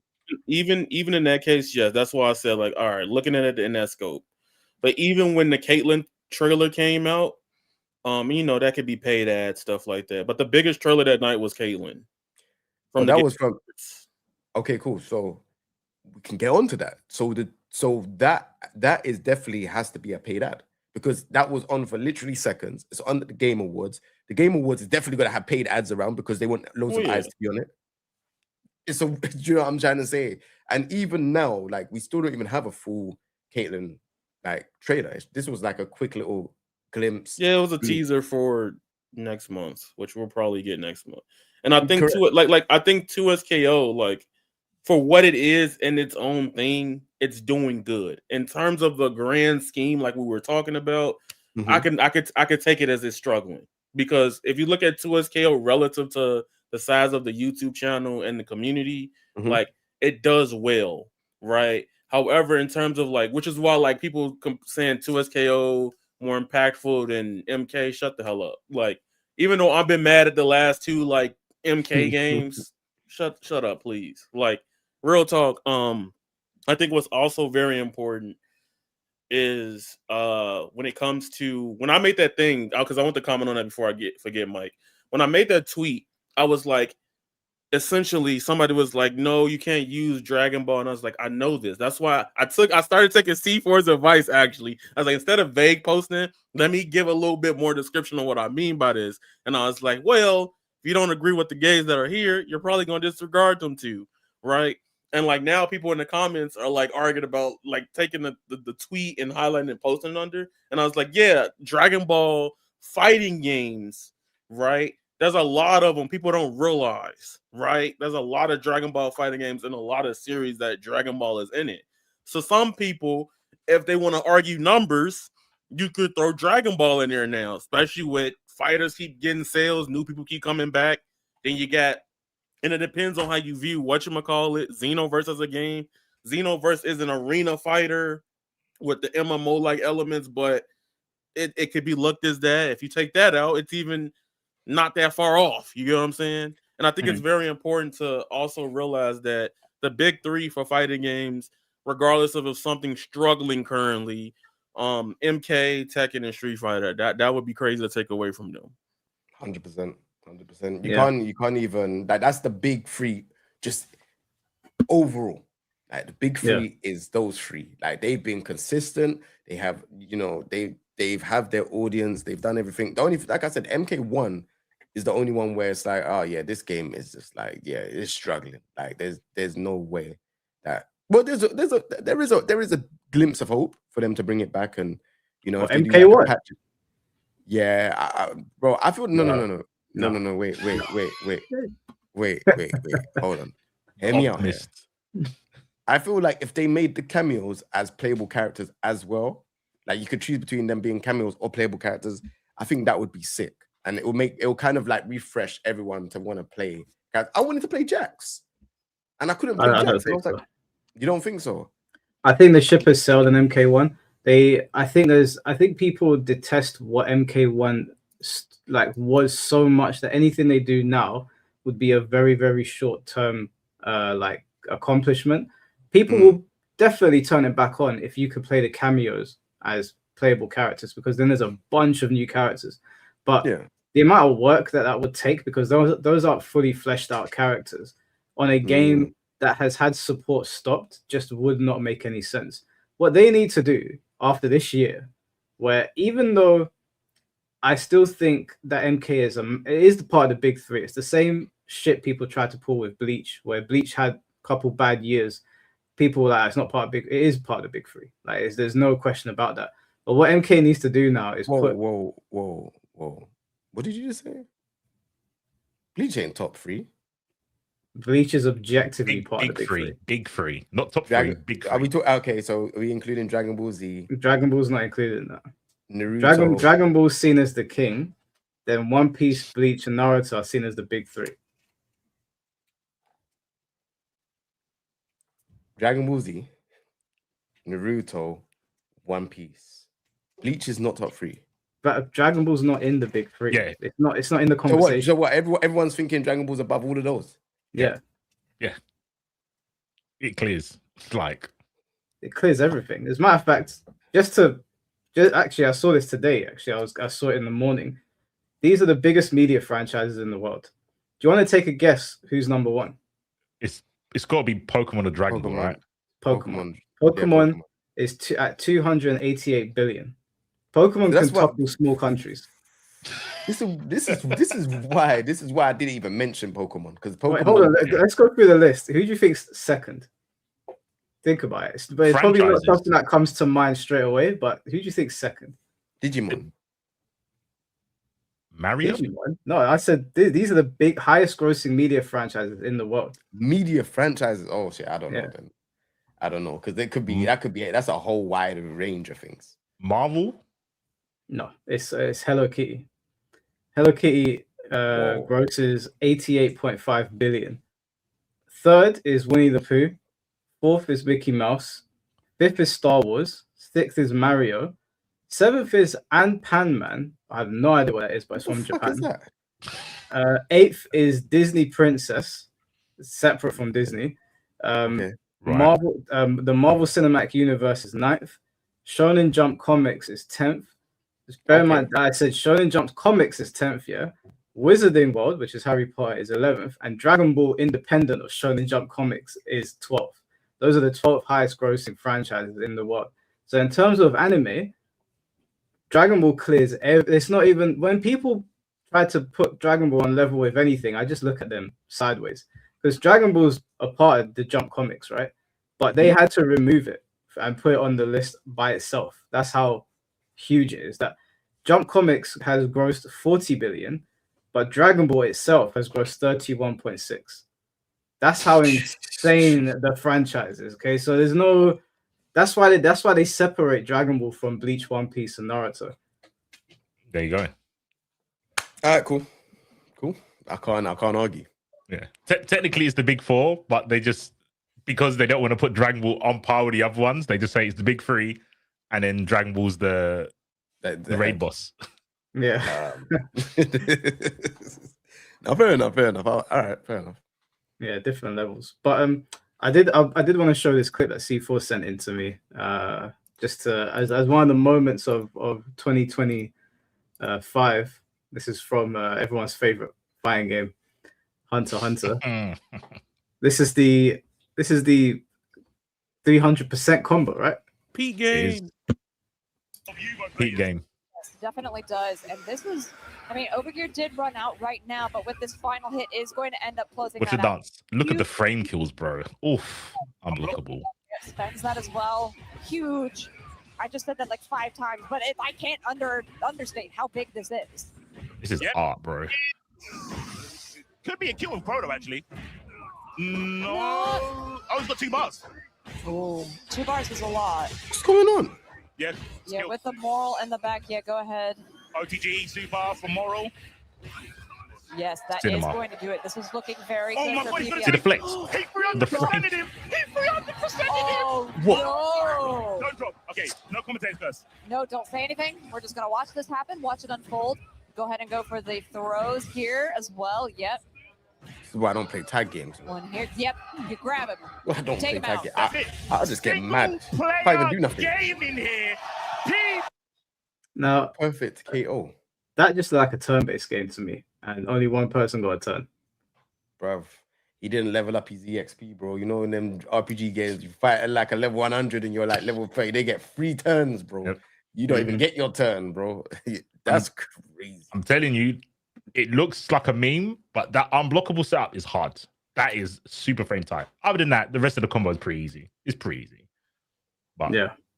it's, you know what? The thing I feel about that is when people look at Marvel 2 and they go, oh, it's such a good game. That game had unblockables in Incoming too. Not as bad as this game though, bro. I'd be seeing this shit, bro. That's be happening in Hunter x Hunter. This is misinformation, bro. It depends on the character. Bro, I've seen this, bro. The guy with hypervibrophy from full screen, just unblockables you. So I don't know nothing about Hunter x Hunter, but that big guy with the kind of the hair coming back, the gray hair coming back, He seems like a huge problem in every match that I see. He's always in that team, and he's a huge problem. He's a. I think he was in every. No, he was in 7 of the teams in the top 8. He's a huge problem. It's a team game, though. It's a team game. But there's other characters in the game. But he seems like the huge problem. Like, he is the huge problem. That guy with the kind of jagged back hair. Yeah, the Budget Broly. Budget Broly. Yeah. He seems like, bro. It's a tag game. You'll get used to it. No. He's a problem. When you come to Tokon, you're going to see the top tier character in everyone's team. That's just how it is. The difference is when you play single player games, sorry, not single player, 1v1 games, you don't get that dominance. I guess you had it with Leroy at one point. Nah, I got it with Lydia now. I'll be destroying loads of people with Lydia, bro. Lydia is the dominant character now. In top 8s and stuff. You'll see Lydia, Lydia's been winning. So there's a guy called Fazim from Pakistan. He's been like beating everyone. Lydia, bro. Lydia is like, bro. And the maddest thing is, I said at the start of season 2, I said, the frames that this character Lydia has and the damage output she has, she's busted. But I just thought she was boring character. But as soon as I went over and played her, I'm like, yo, this character she's a problem. She's like top 5 in my opinion. But that's you see in Hunter x Hunter, there's this guy that does the winding punch, the DLC guy. Think. Yeah. Bro. Combine him. I want to say something. When I first saw him, nah, he's not sick. When I first saw him, in the DLC thing, and the camera goes over to him, he's like, oh, and then he goes, and you see his eyes going like this, like his eyes are going like, it just looked mad, bro. I said, bro, what is this? Is this a mod? Like, I just saw it online, and I was like, if that is camera angle, it's getting close to him. Then it went out, zoomed out, and went close to him, and he's like, just like, nah, this game is crazy, bro. They should put him in Tekken, bro. He's a sick character. No, his power is he just punches. That's sick. He just needs to stay over in Hunter x Hunter, bro. That guy is crazy, bro. Wind up punch all the time. Wait till you see the next character, the chick with the Hoover, bro. With a Hoover. But what is this game, bro? It's anime, Jay. Before we move on to the next, I need to get some backstory on this clip from C4. But before we move on to that, let me just read out this super chat. Bushin Ryukat, thank you for the $5. Mike, I joined late and maybe missed it, but about 2025 best of. I want to thank Bandai Namco for Bleach Rebirth of Souls. It's a game for the fans, not the shareholders. Now, I want to thank Tamsoft, not Bandai Namco, because I'm pretty sure it's Bandai Namco's fault that the game launched without ranked and was probably rushed. It's Tamsoft's doing, though. And Tamsoft, do you know what? Of all the games that I've played this year, of all the fine games I've played, Bleach Rebirth of Souls started off really shaky, and Tamsoft actually listened. And it's very rare that we have. Tell y'all some exclusive shit, but just stay on the channel. Okay, to stay here. All right. Clipped. So I know it's gonna get clipped, so they're gonna clip it anyway. But Globco already said it, so fuck it. It's really Bandai's fault that we didn't get the shit that we wanted first and foremost, right? And essentially, what y'all don't know is I know the direct developer, like, of the game for Bleach Rebirth of Souls. He tells me a lot of stuff about like how patches and stuff work within Bandai Namco games, and I was like, "Whoa, that's insane to me," because there's a lot more rules and stuff they have to deal with to do those patches. Plus, they have to go through the different systems, like. A lot of people don't realize that a lot of games are hard as fuck when you have crossplay and all that stuff into it, and you got different rules of different publishers, systems as well. There's a lot more you got to go through just to approve to get something pushed out, which is why when you see what I'm annoyed with fighting games personally is Switch versions getting hold. I love my Nintendo Switch, and I know it's mean and shit on, but this system is like, I will turn this on before I turn my PS5 on, personally. And speaking of the Switch, by the way, just a quick side note, but fuck Mario Kart World. I can't stand that game. Yeah, I got my girl a Switch too, right? She was like, let's play Mario Kart. Let's play I was like, yeah, of course I'll play Mario Kart. It sounds like a good time. Bro, this game, what did they do to Mario Kart? I'm not even going to post anything on Twitter about it because I know people are going to say that I'm bitching, but I know that Mario Kart had a skill ceiling before. And if you were sick at Mario Kart, people knew about it because I was playing Mario Kart 8 religiously at the beginning. And when I was at her house, her cousin challenged me to a match and we were way ahead of everybody else. It was actually competitive. In Mario Kart World, you cannot build a lead, the game will not allow you to. The amount of items that are thrown at you is absolutely fucking ridiculous, bro. It's like everything is on frantic mode. I tried I'm good at Mario Kart, okay? My brother used to go to tournaments for it, and I'd play and beat him as well. I was good at that game. I know how to play Mario Kart. I cannot build a lead. I came 19th yesterday. She came 9th. How did that even happen? Sounds like a skill issue, bro. It's not a skill issue. I did not. Bro, I got hit by everyone's good at Mario Kart until they get hit by a blue shell. No. Play around it. No, bro. Listen, I will put Mario Kart. I'll put Mario Kart on the channel. I'll show you me playing Mario Kart 8. I'll whoop 99% of people on 99% of the tracks on that game. You put me on Yoshi's Island, I'll whoop everyone. You can throw as many blue shells as you want, you ain't winning.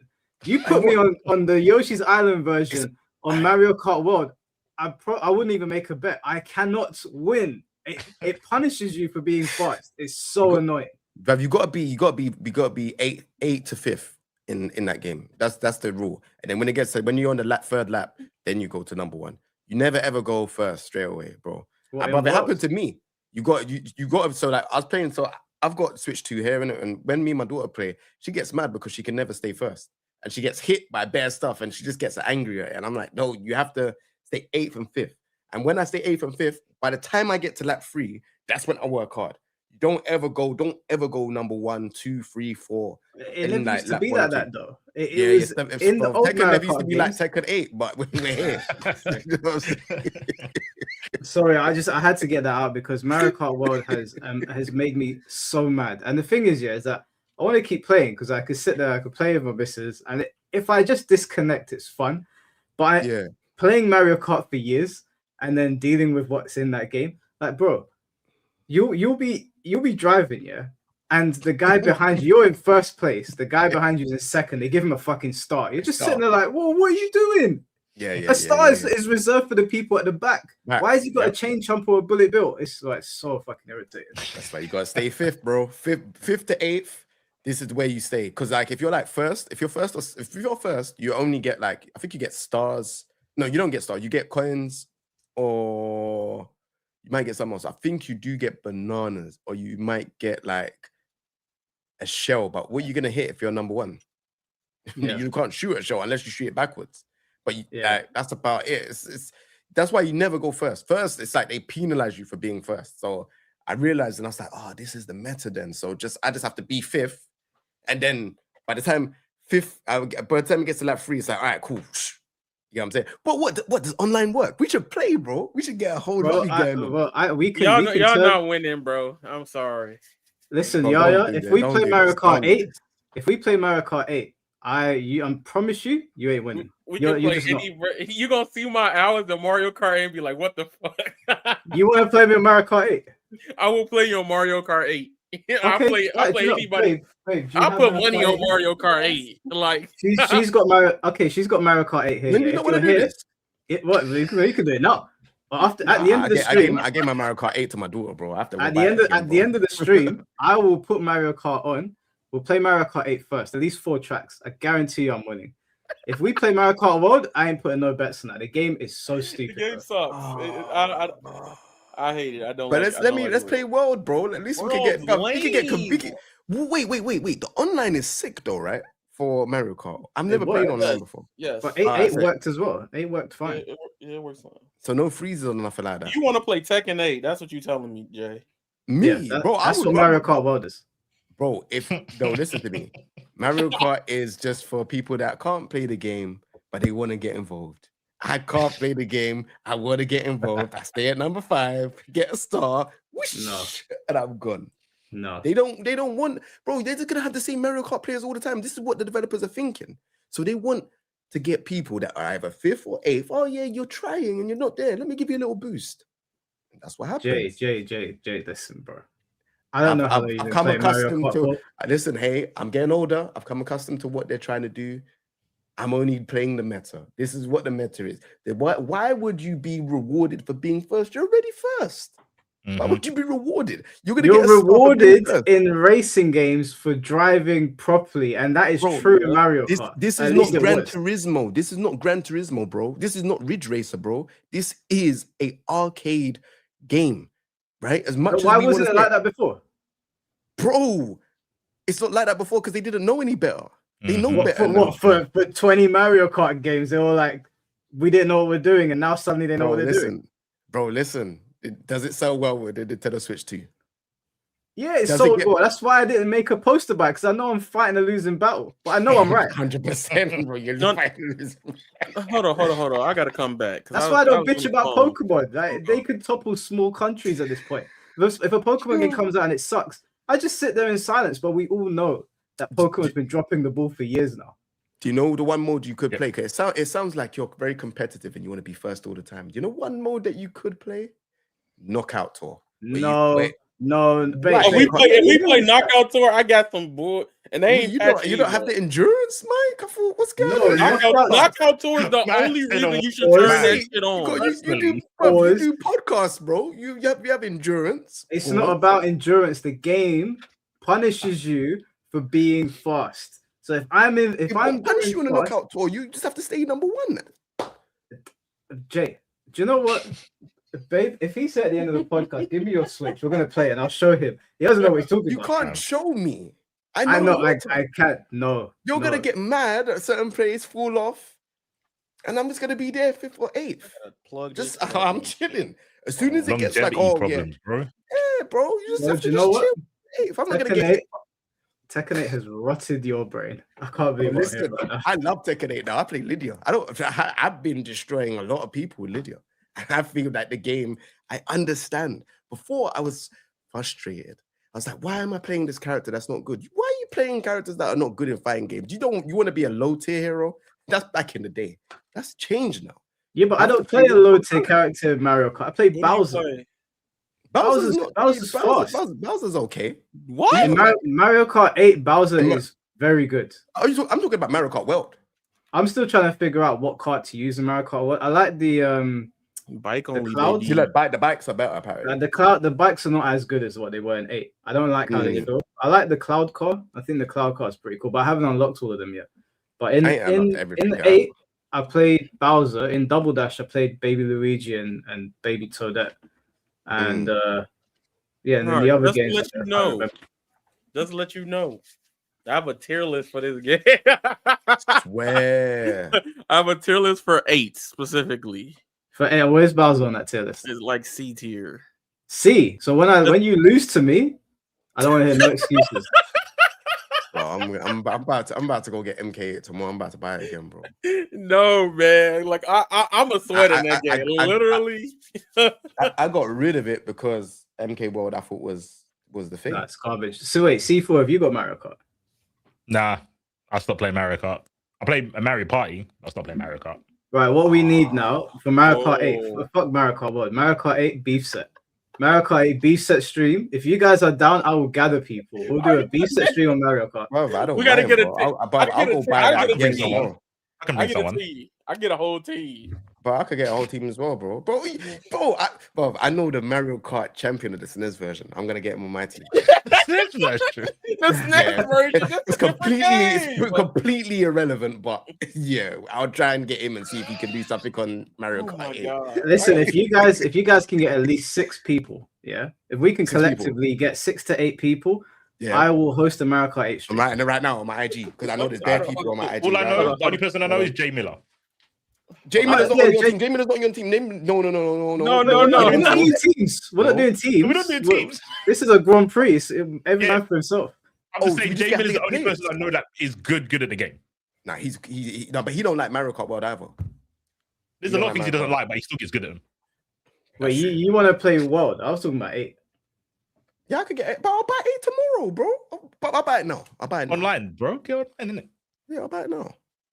But I ain't playing it now, though. But yeah. Can if people on Switch, can they play people on Switch too? Yes, they can. Yes. Yeah. All games are backwards compatible. So, but I got a Switch. I got a Switch. I got 2 Switches. I got the Switch OLED, Switch Lite, and the Switch 2. That's free. Sorry, my bad. But yeah, I can play. I can get it. It's just let me know what you're saying. Yeah, no, bro, I'm 100% serious about this. We will set this up. Let's see. Why can't you play Mario Kart World, bro? We could play World as well. You don't like endurance. You said as well. You're just not. I do ready, like bro. I do like. You don't like it. You're not an endurance person, bro. I 100% at, bro. Meet me at Tough Mudder. I'm at number 1 and I can't get nothing. You're at number 1, bro. You're not gonna get no items, bro. I don't want items. Is not cutting it. I don't need items. I need for the game to not constantly be on frantic mode. Do you know what? Don't be at number because 1. the items. Come hang with me at number 5 and 8, and then let 3. Then we can go. No, I'm a winner, bro. I gotta be at number 1. See, this is why you're gonna get hit by a shell, or you're gonna get hit by something. You're gonna have bad weather over your head at number 1, and then people just gonna go past you. This is what I'm trying to tell you, bad bro. weather. Do you know what we'll do? To show you the difference? We'll play Mario Kart 8, and I'll show you that you can go into first, and you can maintain first, and then you go play Mario Kart World. No chance. I'm balanced, bro. Bro, yes, you're not listening to what I am saying, bro. There's no point. You know that Mario Kart 8 is the technically better game. Mario Kart World, remember, they want to sell Switch 2s, bro. New kids are gonna be having this new Mario Kart game. If they had it like how it is for Mario Kart 8, but they're gonna stop playing the game, bro. There's not even much games on Mario Kart 8 sold like 40 million copies. Okay. They want more people to play. They don't want it to be technical. They want new kids to play, bro. The game is technically bullshit. That's what Mario Kart World is. You thought I was going to agree with you? No, point stands, right? World as a game still has that. It's just a lot of other, like the best way to play that game, if we going to do it, we got to do Knockout Tour.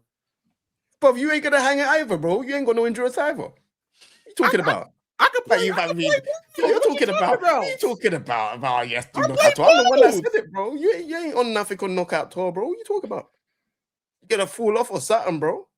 You know what I'm saying? Okay. We're gonna run this. Yeah, sorry, man. I don't like the stage. That's what we're gonna hear. My character's broke in World. I don't have a We'll play every stage. I want you to lose. That shit's gonna be Nin Impact when I play y'all. Oh yeah. I'm just telling you. I'm not even trolling. Like, bro, hey, listen. Hey, I got a new capture card as well 2 days ago. So, man said content. Listen, how many subs? How many subs to the winner? That's what I got a new capture card. I am ready. This one is good for Switch too. So listen, let me know what you lot are saying. All right. So are you guys free on Monday? Yeah. Bro, for you, I'll be free on Monday. I'll be free on Monday. Whatever is happening on Monday, bro, that is getting deleted from my calendar. For you, Mike Hollow, for you, Avatar Yaya, I am free. Bring whoever you lot want to bring.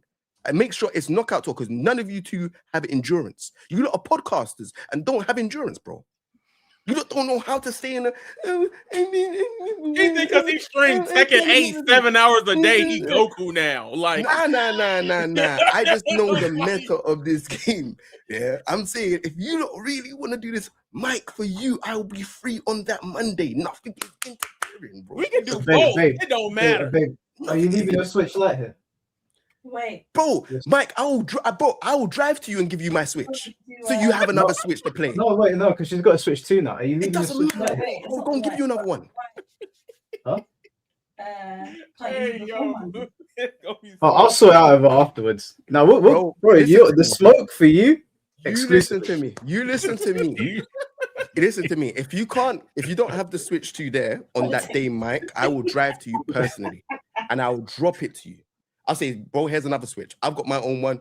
You could just use this one for the day. I'll collect it whenever. Yeah. You, any day, bro. I will clear the calendar. Wait, hold on. Wait, so you're saying, Monday. Bro, let's do it Thursday. Thursday. This Thursday then, because she's still gonna be here. Switch is gonna be here. I could just use a Switch too. Yeah. Marvelous. Okay. Shit, I don't care. Whatever's in the calendar's gone. Wait, that ain't. Is that calendar? I'm like, wait, what's happening that day? Beautiful. I was meant to do something. Damn, people getting their ass beat on the beginning of the new year. That's how y'all want to go out. So we're gonna do 8 and World, yeah. We're gonna do this guy. You see this guy here? No, because I've got smoke for you and I've got smoke for Yaya as well. He wants a little safety net. Oh, let's go to number 8. No, it's because of Yaya. Yaya said I can't beat him on that game. Okay, you do him an 8. Any of you look that want me on the next gen, which is I'm on the next gen. I got you on the next gen too. You don't have me on anything. Yeah? We need you on comments, bro. I am America. America. Fuck it. I might be for that. I might be back for that. Don't have me for But that. first, what's on the line? Yeah, what's on the line? How many subs? How many gift subs? I don't mind doing that. That's cool. Whatever. Okay, so so the winner.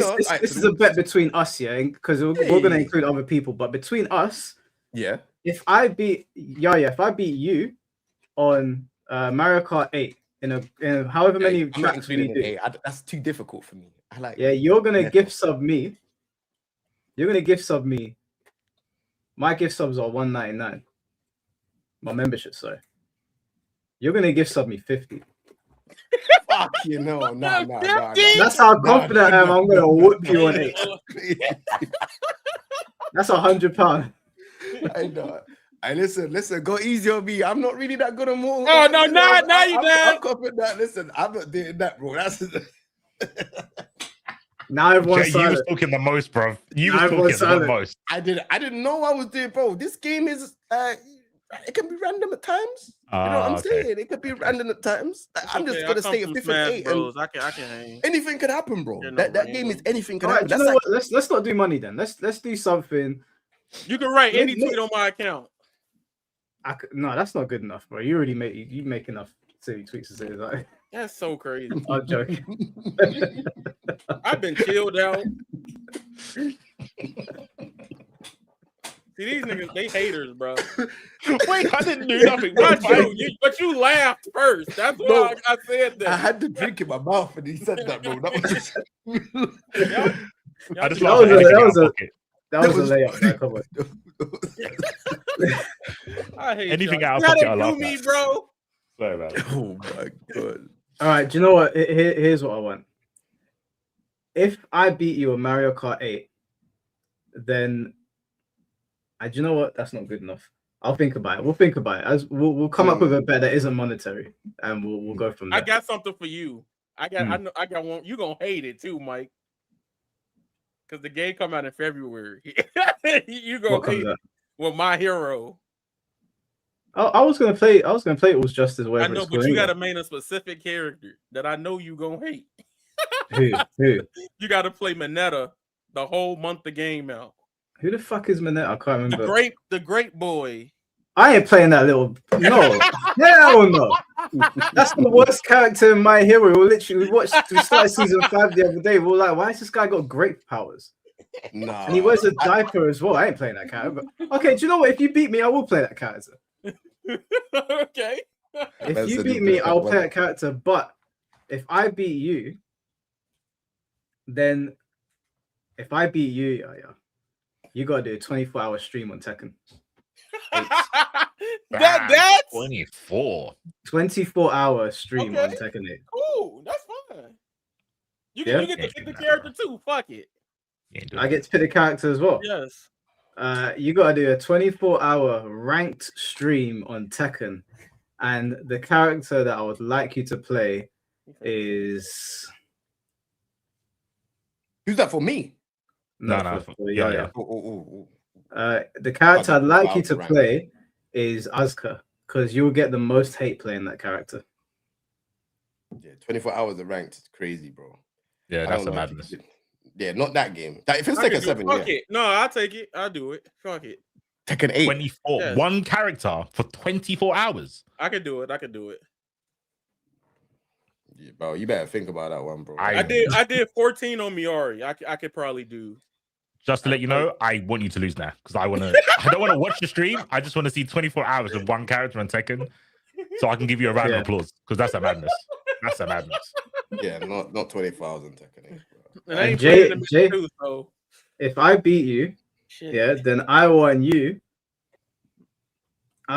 to stream MK1 for 24 hours. Jay, take it, please. I know the one thing that will. I got the best punishment for Mike. You should take this. Oh yeah, take it. MK, can't it be MK11? No, it's gotta be MK1. MK10. No, X, sorry, XX. MK1, and you also the character you have to play is who do I not like? You have to play Tanya, and your cameo, your cameo is Darius. Wait. Can Jay do 10, 11, and 1 in the 24-hour? Make him do all of them. No, because that would be cool. That'd be cool.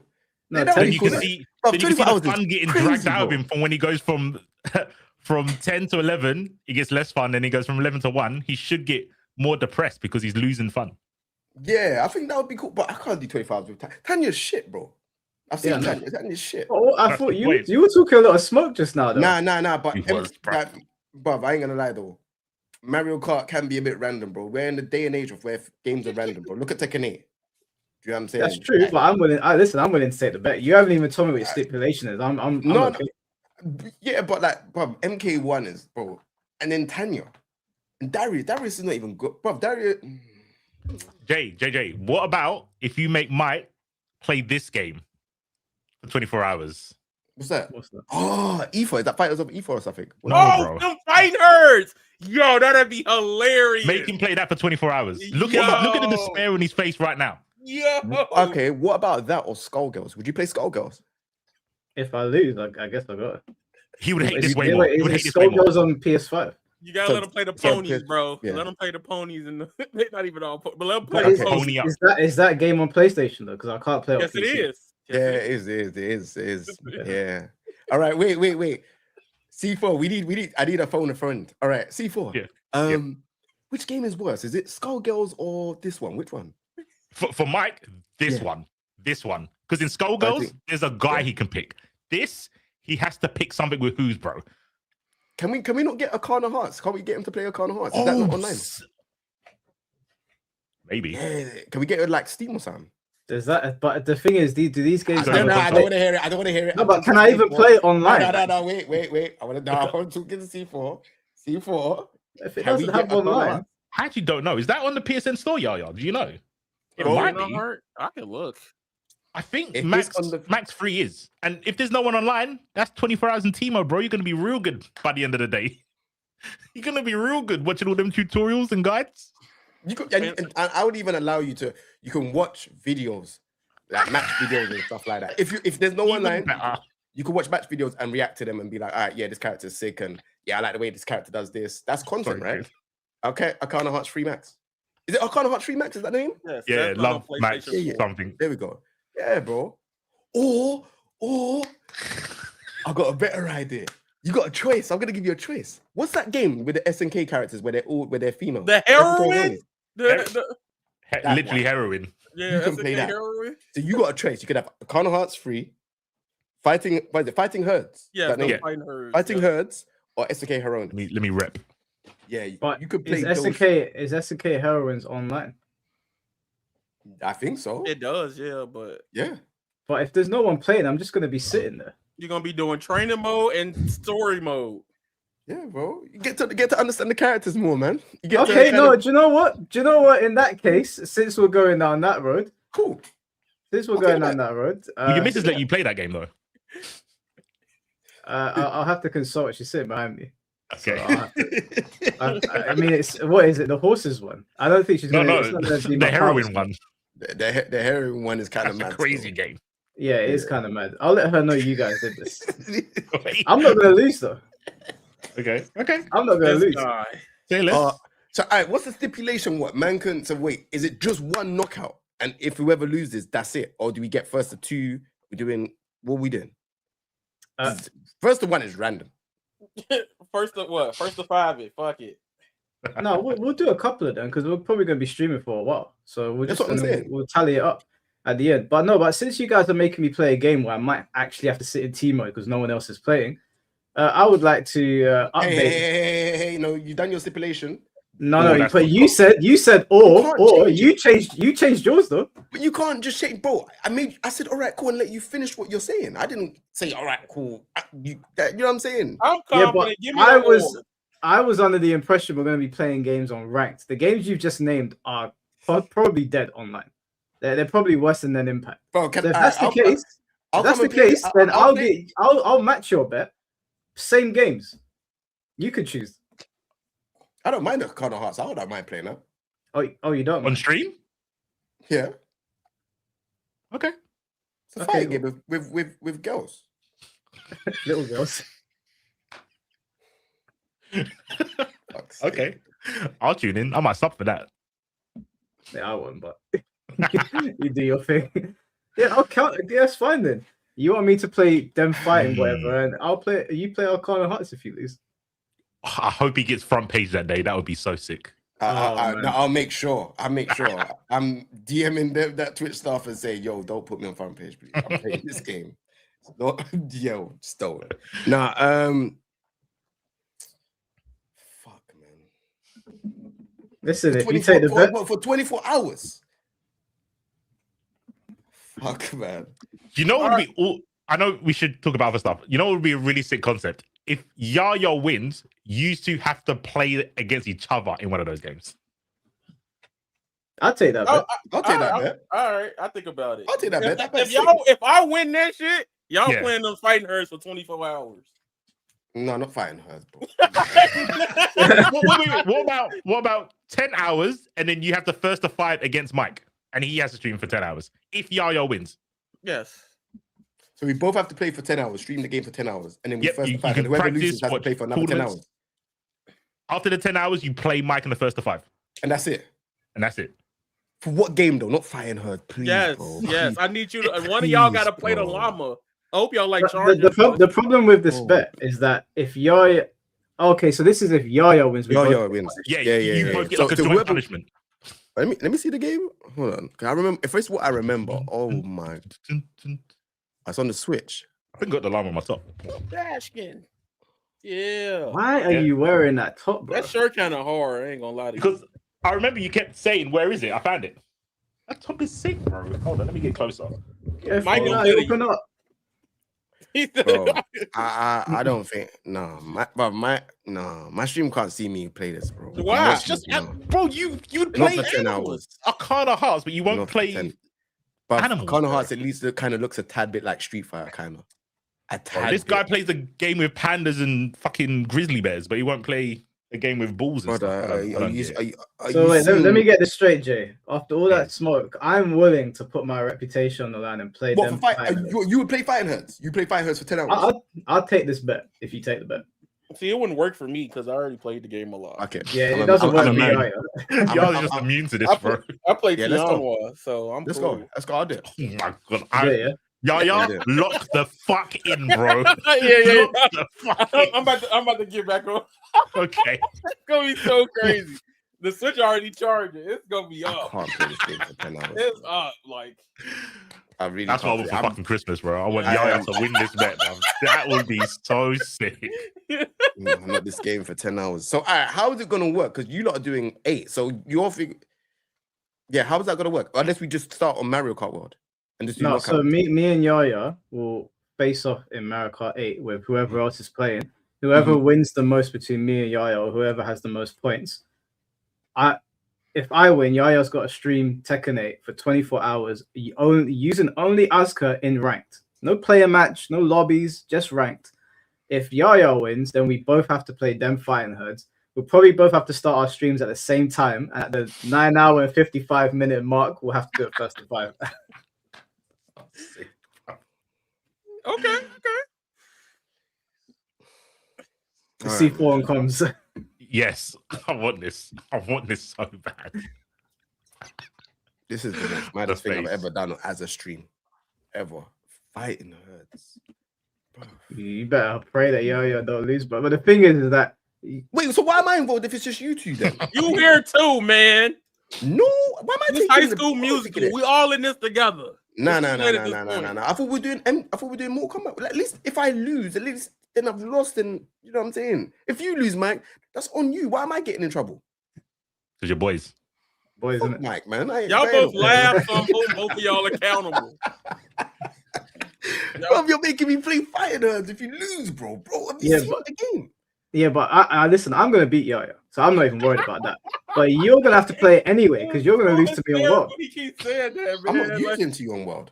I'm walking away from this with my head held high. You two are going to be in the doghouse. Bro, there's no way. Like, no disrespect to fighting her. Shout out to the developers and stuff like that, man. Obviously, you know, you have to do professional stuff. But personally, for me, it's not my game. And if my stream sees me play that for 10 hours, they probably think I've gone crazy, bro. You better get practicing, bro. You better get practicing, bro. Bro, I thought you was the influencer. Don't be influenced by your chat. You are the influencer. You will make your chat think, this game's all right, you know? No, but I have to influence stuff that I like. That's always been my thing. You ain't played it yet. You don't know if you like it. Bro, I'm looking at it, bro.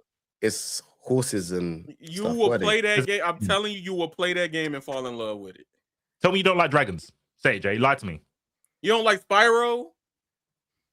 Bro, you see, we look at the same game.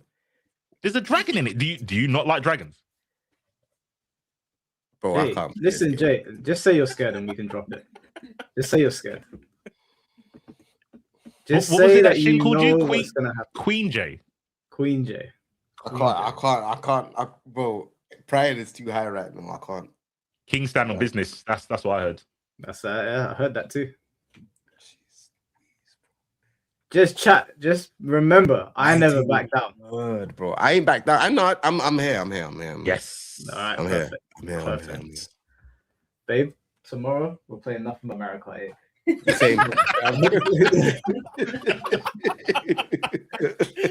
No bleach, nothing, just Mario Kart. You're gonna be so upset, man. This is gonna be a good 2026, bro. We started off with that. I just realized who you said I gotta play, so I'm like, now I'm finna grind this shit. Like, yeah, I'm playing Mario Kart World tomorrow, man. This gonna be like the week before Frosty. I'm locking the fuck in because I don't want to play that character.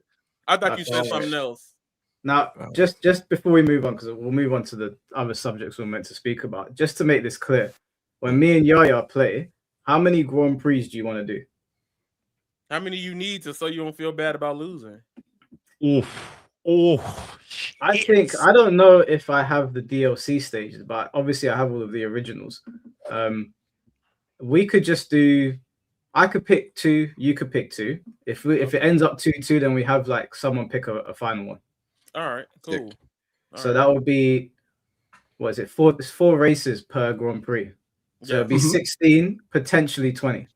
Mm-hmm.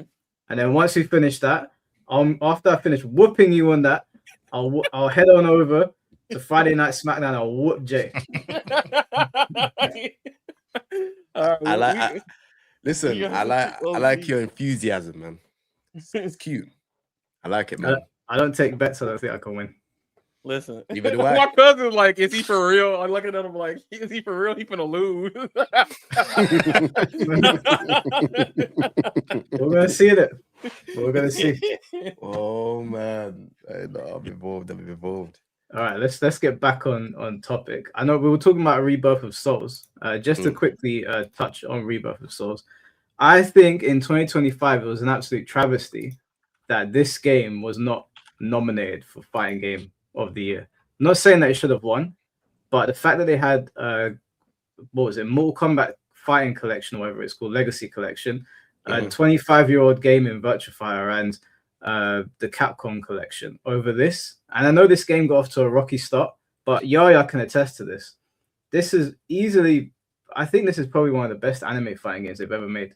Like, Tamsoft actually cooked at this game. I will say there's 2 in the category. They fucked up not including this and Demon Slayer. Demon Slayer 2 is a complete overhaul compared to the first game. The only thing that game is missing is obviously crossplay rollback.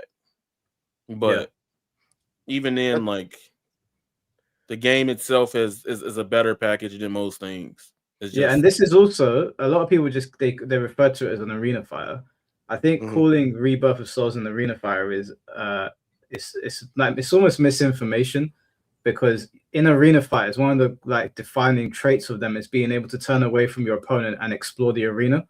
Like, literally, it's in the name. In Bleach, you can't do that. It's like a 2D or 3D fighting game where you have to face your opponent and fight them. There's no like turning around and walking away. It's just done with the same camera angle as an arena fighter, but I think it's an axis fighter. I think that's what they call them. Exactly. And the reason that I think that this game deserves way more praise than what it gets is that when it came out, it would launch so badly. Like, it couldn't have been a more disastrous launch. And Tamsoft actually listened to the community, even though the community is small. and we've had more balanced patches in this game since it's been out than Tekken 8 has had in its entirety. And we've had 2 balanced patches really quickly back to back. We've had 4 DLC characters all play completely differently. You can't play any character in this game the same as another one, which unlike other arena fighters like Sparky Zero, you can kind of mirror what you're doing per character. So Bleach, to me, stands above, far beyond anything that has come out in the anime space, including Demon Slayer, in terms of like gameplay. Even though Demon Slayer is really good, Bleach has just got so many unique mechanics in the game, and it's I've never played a game like that. Demon Slayer is really good, but I feel like I've played similar games to Demon Slayer. Demon Slayer feels like it's refined a lot of those things, where Bleach is original. I will say Demon Slayer takes the elements of the Storm series, but they round it out very more so in a competitive-ish like manner. Like it's more neutral based. It's not just I could get so deep into it, but I think Demon Slayer 2 also has made some of the more unique DLC characters. Like, yes, you do have like your pre-described or strings. But each character's kit and utility is different from each other. Whereas like Zenitsu has a DP that can be comboable, while the demons have like less like horizontal facing normals that you can deal with, but they have a lot of AoE attacks, right? So they all differentiate in different areas, very akin to like how fighting game characters can be designed. I think both these games should have been nominated, and Mortal Kombat shouldn't have been there. Yeah, I just, that pissed me off. But at the same time, with now that is true. Whoever donated that $2, he's fucking spitty. I agree with him on it. But yeah, I agree that Sonic Crossroads is pretty good. Yeah, like even if you watch the Game Awards side note, you can hear the crowd and everybody's like, "Oh my god, Sonic!" And then they show Mario Kart Whirlwind and everybody just shut up. Yeah, for the people know what was right. Just before we move on to the next topic I want to talk about is the Smash community. But just before we move, I heard everyone groan. Don't worry, we won't build it for too long. Just before I move on, I will say that even though I think Rebirth of Souls is one of the best anime fighting games, it easily has one of the worst online communities I have ever seen in my life. The Discord community is great. Like those guys are all great. You can get good games against good players. Everyone's cool, respectful. But the actual online community, and I'm not even joking when I say this, I've received more hate mail playing this game than my entire time playing MK11 and Tekken 8 combined. The online community for Rebirth of Souls is one of the most cancerous things I've ever seen in my life. They have some sort of like delusion. I don't know if this is like exclusive to anime fighting games, but they seem to think that if they play Aizen, then they should always be winning because they're using Aizen. Or if you're playing Yuhabar, because he's the boss character, there's just no way that Renji could beat this character. So why are you beating me? It doesn't make any sense. And they will literally send me hate mail. As a matter of fact, let me show you one of the hate mails I got yesterday. The guy was so pissed off that I wouldn't play him. It's a Chinese guy. And that's not the one you tweeted, right? Yeah, I tweeted this one. Right. Where is it? This clown got his ass whooped. And he sends me this message. And he's just spamming me. So obviously, I sent him an emoji laughing at him. But he's just spamming me. He calls me the M word. He just keeps on going. Just keeps ripping into me. And this is just normal on Bleach. If you play... So in anime fighting games, one thing I've realized that is different from conventional fighting games is that if you play a weak character in the canon in an anime fighting game, the player base does not believe that you should be winning. So, for example, I play Renji, who in Bleach, for anyone that doesn't watch it, is considered like a bit of a jobber. You know, when Renji's on screen, he's probably going to do something cool for 2 minutes and then get smacked up. He's like Vegeta, but much less cool. And so we used to, most of the time when you see Renji's getting smacked up. Now, in the game, Renji has been up and down. Right now, he's a pretty strong character, and I think I've got the best win to loss ratio in ranked easily with Renji. And I get hate mail continuously because the people that I'm playing are using like Yuhabar, Aizen, Byakuya, who in the canon are all stronger. So the player base has it in their head that they shouldn't be losing. And that's where the hate mail comes from. I don't know if it's like that on Demon Slayer, but the rage quitting situation on Demon Slayer is pretty bad. Yeah. So all right, I guess we'll move on to the Smash community. Now, I'm gonna need Yaya to turn his camera for this, because I know you're part of their community. Talk to you guys. Yaya, don't. I know why you turned your camera off. I'm gonna need you to come back. No more ducking. Whilst we're waiting for him to come back, Mike, I can stay to the end still. Oh, can you? That thing's cancelled now still. Oh, okay, no problem. So I can stay to the end. Well, since you're staying, just out of curiosity, how do you think? Do you think the Smash community had a what? 6'7", bro. He literally went like. No, I went like. You did. Yeah, but this was a thing before 6'7". 6'7" didn't make this. Don't let these fucking kids rot your brain. 6'7". Bro, it's so mad when bro. That shit peak. I'm telling you, it's crazy. 6'7". It's the way they say it. That's why it's supposed to be funny. Like that's why it's funny. It's kind of like I don't care. 6'7". Yeah, there you go. Yeah. It doesn't make any sense. My daughter done it to me, and I said, "What are you doing?" Because I said something, and I think she's like, "Oh, 6'7". And I said, "Huh? Mm-hmm. What is that? Like, what are you doing?" It's like being like, "Hey, shut the hell up," but you don't say shut the hell up. You go like 6'7". Yeah. She said six. She said 6'7". It's whatever. Yeah. Where are you learning this from? School, probably. Like, bro. That's that, bro. But yeah, that's like meant to be the new thing. Apparently, kids school. No idea. Just to comment on that thing before you go further, the arena fighter community doesn't agree with people playing like low tier characters. Like, for example, you don't know me. And how I even got started on a lot of this, my main character in Naruto is 10-10. Right? What? Yeah. I literally went to. I know why. Why? Now tell me why. Hey, now she's very young. That's weird. No. No. I like the shirt. And she's older, no? Okay, so the reason why I like 10-10. Yeah. Oh, swear. Yeah, but 10-10 as a character, she's a zoner. I know what he's meaning. He's trying to be stupid. Fucking, I'm tired of him, man, bro. I get what he's trying to go with it, but like 10-10 in the game is a zoner. She's always been a zoner. Even in the Class of Ninja games, she had like a lot of Oki options from the Kuna that just stunned in the corner. So I played 10-10 early on, and people would be like, "Why are you playing 10-10? You just abusing the broke shit." And I would get hate mail. Like my PSN even got reported for winning with 10-10. Swear. Yeah, I would report you just for using 10-10, to be honest. See, but I don't need to. If I get off of 10-10, it's gonna be worse for you because I'm picking Sasuke. So like, can you just play that Deidara or because these are zoners? I can play Deidara too, but Deidara's slower. Yeah, I played Obito in that game just because he's my favorite character. But what was I talking about? Oh yeah, no, we're gonna talk about Smash community. We'll talk about that later. What? In my head, fucking Obito. If you asked me a question, I kind of forgot what you asked me though. Wait, hold on. What's wrong? What's wrong with Obito? Just keep going. I'm gonna eat my food. I don't want to do it. Lame ass character. You're on My Hero fan anyway.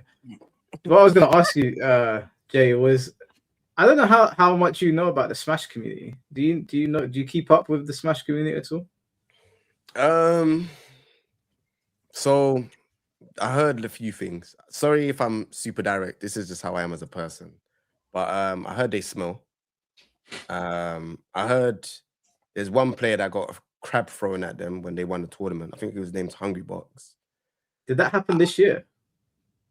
Nah. Almost a year or 2 years ago. Yeah.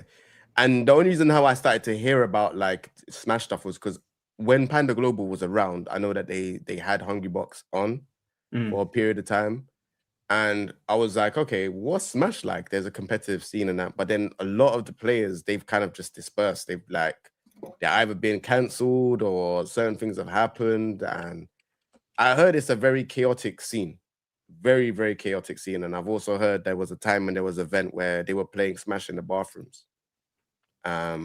I don't know how true that is. Smash in the bathrooms. Like not in the bathroom, like there's a toilet. Sorry, I say bathroom, but in the toilet.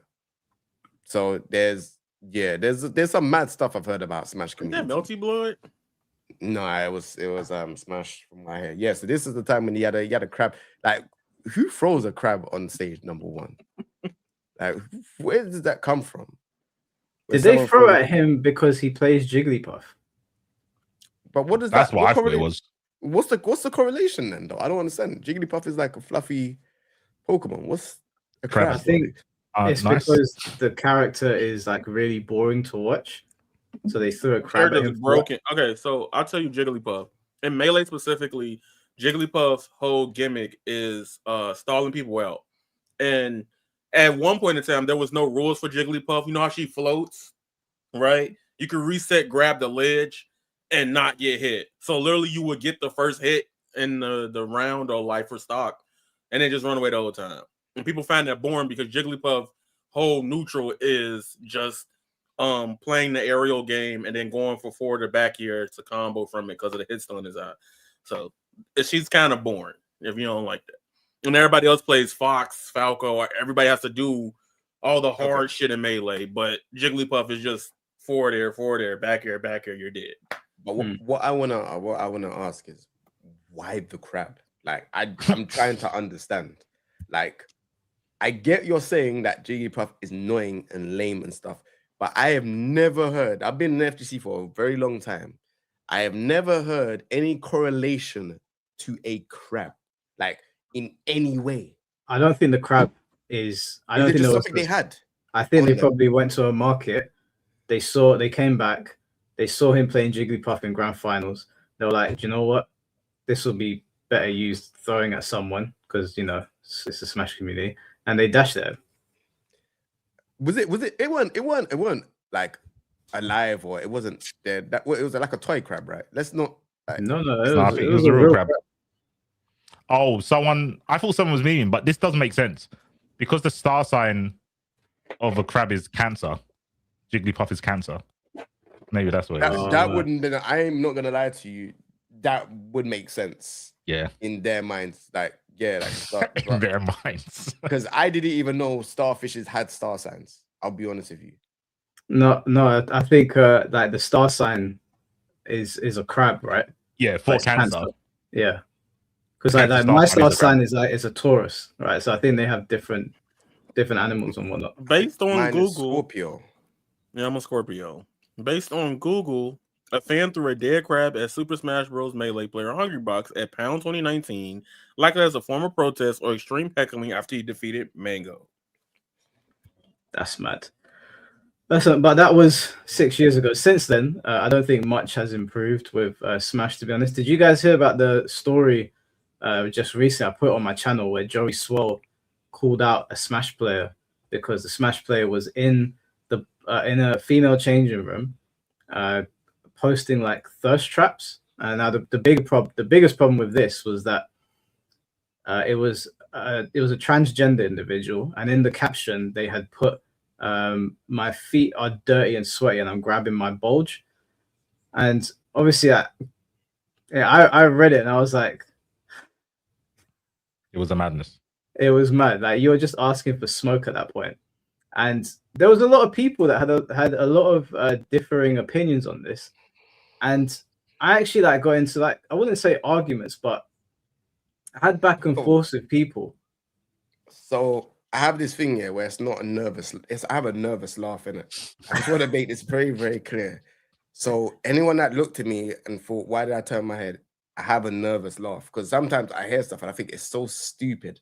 So I'll just laugh, but I'm not laughing at it. That's fucked up. But the whole thing of saying my feet are sweaty.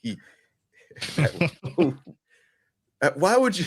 I just don't understand. It's the way Mike broke the shit. It's like the way you told the story was like it was like the news reporters and like fucking cartoons, and they just be saying like this shit happened, so therefore this happened. And like that's how you broke. I'll get the clip just so everyone knows what I'm talking about. Here we are. That is mental. Yeah. Now, I am of the opinion that Joey Swole is doing the Lord's work, right? He's been doing good things for the gym community for a long time. I know he's had controversies tied to his name, but I think that he is bro, what's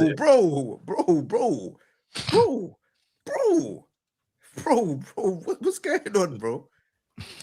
Well, I'm going to play the clip so you know what's going on. Just listen so that you know what's going on. Just a quick update to this video from the other day where this person is filming Korn with a P in the women's locker room, playing with themselves, grabbing their bulge, as well as filming OF content out on the gym floor. I followed up with this gym, Good Life Fitness in Canada. They, because of legal reasons, couldn't tell me exactly what they did with this member, which I understand, but they pretty much spelled it out that when you do something like this, you get banned from all gyms. I also talked to somebody that works there that I'll keep anonymous that confirmed with me that this person has been banned. So thank you, Good Life Fitness, for doing what's right to protect your members. This type of content has no place in gyms or any shared public space. So if you see this, report it, tell the staff or management, or just send it to me. I will happily call their ass out and get them banned from every gym. Have a great week, everybody. So that's the situation. Now, a lot of people got pissed off. I don't know what people are pissed about. I think Joey did the right thing. Yeah. Like, no one wants somebody doing OnlyFans content in the gym and going into the women's locker room and doing that. I personally think that's fucked up. Now, it turned out that this was a Smash player. I didn't know when I heard the story initially. I had not, because obviously Joey Swole's a gigantic personality on the internet, right? Everyone knows him, but he's got nothing to do with gaming. So when I saw this story, I was like, I scrolled past it. I was like, oh, it's Joey calling out some idiot again. Later, come to find out, this person was in Technical's video. Technicals was calling this person out. It turns out they were a Smash player. They deleted their Twitter now, I guess because everyone found out and got onto them for it. But I think the big story coming out of this is that Genesis, which is a Smash tournament, is still allowing this person to go to the tournament. So do you guys think that this should get you banned from going to a tournament, or do you think it's a separate issue? Can I ask a question, please? Yeah. Wait, hold on. Before you ask the question, let's answer this one before we go off on tangent. Okay. Do you think being caught filming OnlyFans content on the gym floor and then doing that in the locker room constitutes you getting banned from going to a Smash tournament? But yeah, I'm not gonna lie. I don't think so. I feel like it's misconduct, in my opinion. And what I mean by that is that, bro, you can't just go and do stuff like that and then it's okay for you to then like go tournaments. Because what happens if something happens at the tournament? Like, this is a public thing. If it was, I would say I wouldn't take chances personally. I think you'd have to be very, very careful to be like allowing someone like that to be in an environment where people want to be safe. So I wouldn't take any chances. That if it was a woman, it doesn't matter who does it. Like if someone did that, vice versa, I think you would have to be banned from it. If I had a tournament, I wouldn't want you with ankle straps in a toilet. Just to answer this, what's with the ankle strap? Oh, sorry. Just to answer this, this is not true. Joey spends most of his time calling out everyone, and if you go onto his page, there's loads of women on there, loads of women that he's calling out. So this is 100% not true. It's an assumption people make because this is a trans individual this time. But people 100% would care, and the proof is all over his page. I also put some of those videos in my YouTube video, so that's just verifiably false. But can I ask you a question, Mike? It's really like it's gonna slip out my head. Yeah. What's with the ankle straps? Because why did they say that they have ankle straps and they're doing that? I just want to understand, because I'm a grown-ass man and I've been getting busy, but I've never seen anyone have ankle straps like that. I don't know what the ankle straps are for, but I think they sweated on the ankle straps, so maybe they're gonna sell it with their sweat. Nah, Smash community is built different, bro. Okay. All right. So look, I have the honest answer to this. Okay. Of course you do. No, see, this is why I didn't want to say nothing. I knew you were gonna say that. I didn't even get to say it yet. God Sorry. All right. Sorry. Point is, okay. So, because he goons with a purpose. Shut the hell up, Alexander. All right. Point stands. I can only Gohaku say that. 2. All right. So, I don't even want to say it no more. No, say it, man. No, I wanna know, please. Okay. If you ever been hit by those Twitter bots on Twitter, a lot of the OnlyFans creators, do not ask me how I know. I've seen it. Let's get it out the way. I knew it was gonna look. Fuck it. I don't care anymore. A lot of the OnlyFans creators, look, y'all niggas cannot make a straight face. Except for C4. C4 is chilling. Okay? Yeah. Y'all two, y'all some evils. All right, y'all. Glasses on that long. Point stand. Just bear with me here, y'all. All right. A lot of the OnlyFans content before, especially when Twitter Elon got it, it was going rampant, right? A lot of the OnlyFans content, they do a lot of dumbass shit like that in public. They just don't get caught, and then they upload it later, and then don't tell people where it's at, right? That's the thing. You shouldn't be, if you're an OnlyFans creator, you should not be trying to do shit in public like that. But at the same time, a lot of the OnlyFans content are people doing it in public, selling it and getting away with it because people like that idea of fucking, oh, I'm doing some illegal, weird shit and then selling it off, right? That's a thing that's been going on for like, that ain't even an OnlyFans thing. That's a thing that's been going on for like a long period of time when it comes to the digital corn and stuff like that, right? So it's weird. Regardless. See, but that's how they are when they. I'm childish. I'm sorry. No. But no, that's real. That's how they act towards doing public shit like that. A Smash player doing it is crazy because if you've been in the Smash, I mean, as a person who quit because of that summer of everybody getting canceled, there's a lot of Smash people that have OnlyFans. Prominent people in that space, right? So for me, it's like, damn, you did it in public and you got caught. You know damn well you shouldn't have been doing it. And what your caption was already gonna make people feel uncomfortable in that way, seeing it and stuff like that. But at the same time, like I think you should just be like, hey man, if you do that shit here, you banned across the board, or like talk to the person about it, because the person know what they did, got caught, technicals made the video, delete the Twitter, think everything's gonna go back to normal in like 6 months when they reactivate. That's not cool. That's a Smash player thing that they do a lot. It's not cool. Do you think they should be banned from the tournaments? Sorry, actually, John, C4, go on. No. I was gonna say, do you think they should be banned from the tournaments? That's what I was getting at. Okay. Yeah, I already said yeah. I'd have to be careful. I'm being real stacked. If more people feel like it's making them uncomfortable, it's a huge lump sum, then yes. Yeah, I actually don't think they should be banned for that. Wow, why? Because I think it's a criteria that we can't really uphold. Because I would be like, well, are we gonna start banning someone if they've got like a criminal record? Are we gonna start banning someone who's shoplifted? Well, it depends. I think it depends on the situation. I think if you're in a public space like a gym, because Joey said that they were filming content on the gym floor, OF content. Now, I don't know how extreme it was. I've seen some of the people that Joey covers. It's pretty grotesque. I wouldn't want them around children. I'm not going to assume whatever Victoria did, but I'm assuming it was enough for Joey to be like, fuck this. I would not want... Smashes are played by kids. Like, there's a lot of children's characters in that game. I don't want you at a kids tournament. Just bro, I agree. I should have added. You should drag this person that they don't want to go to the event. That's what I'll do. Same with the people that do that OF content in schools.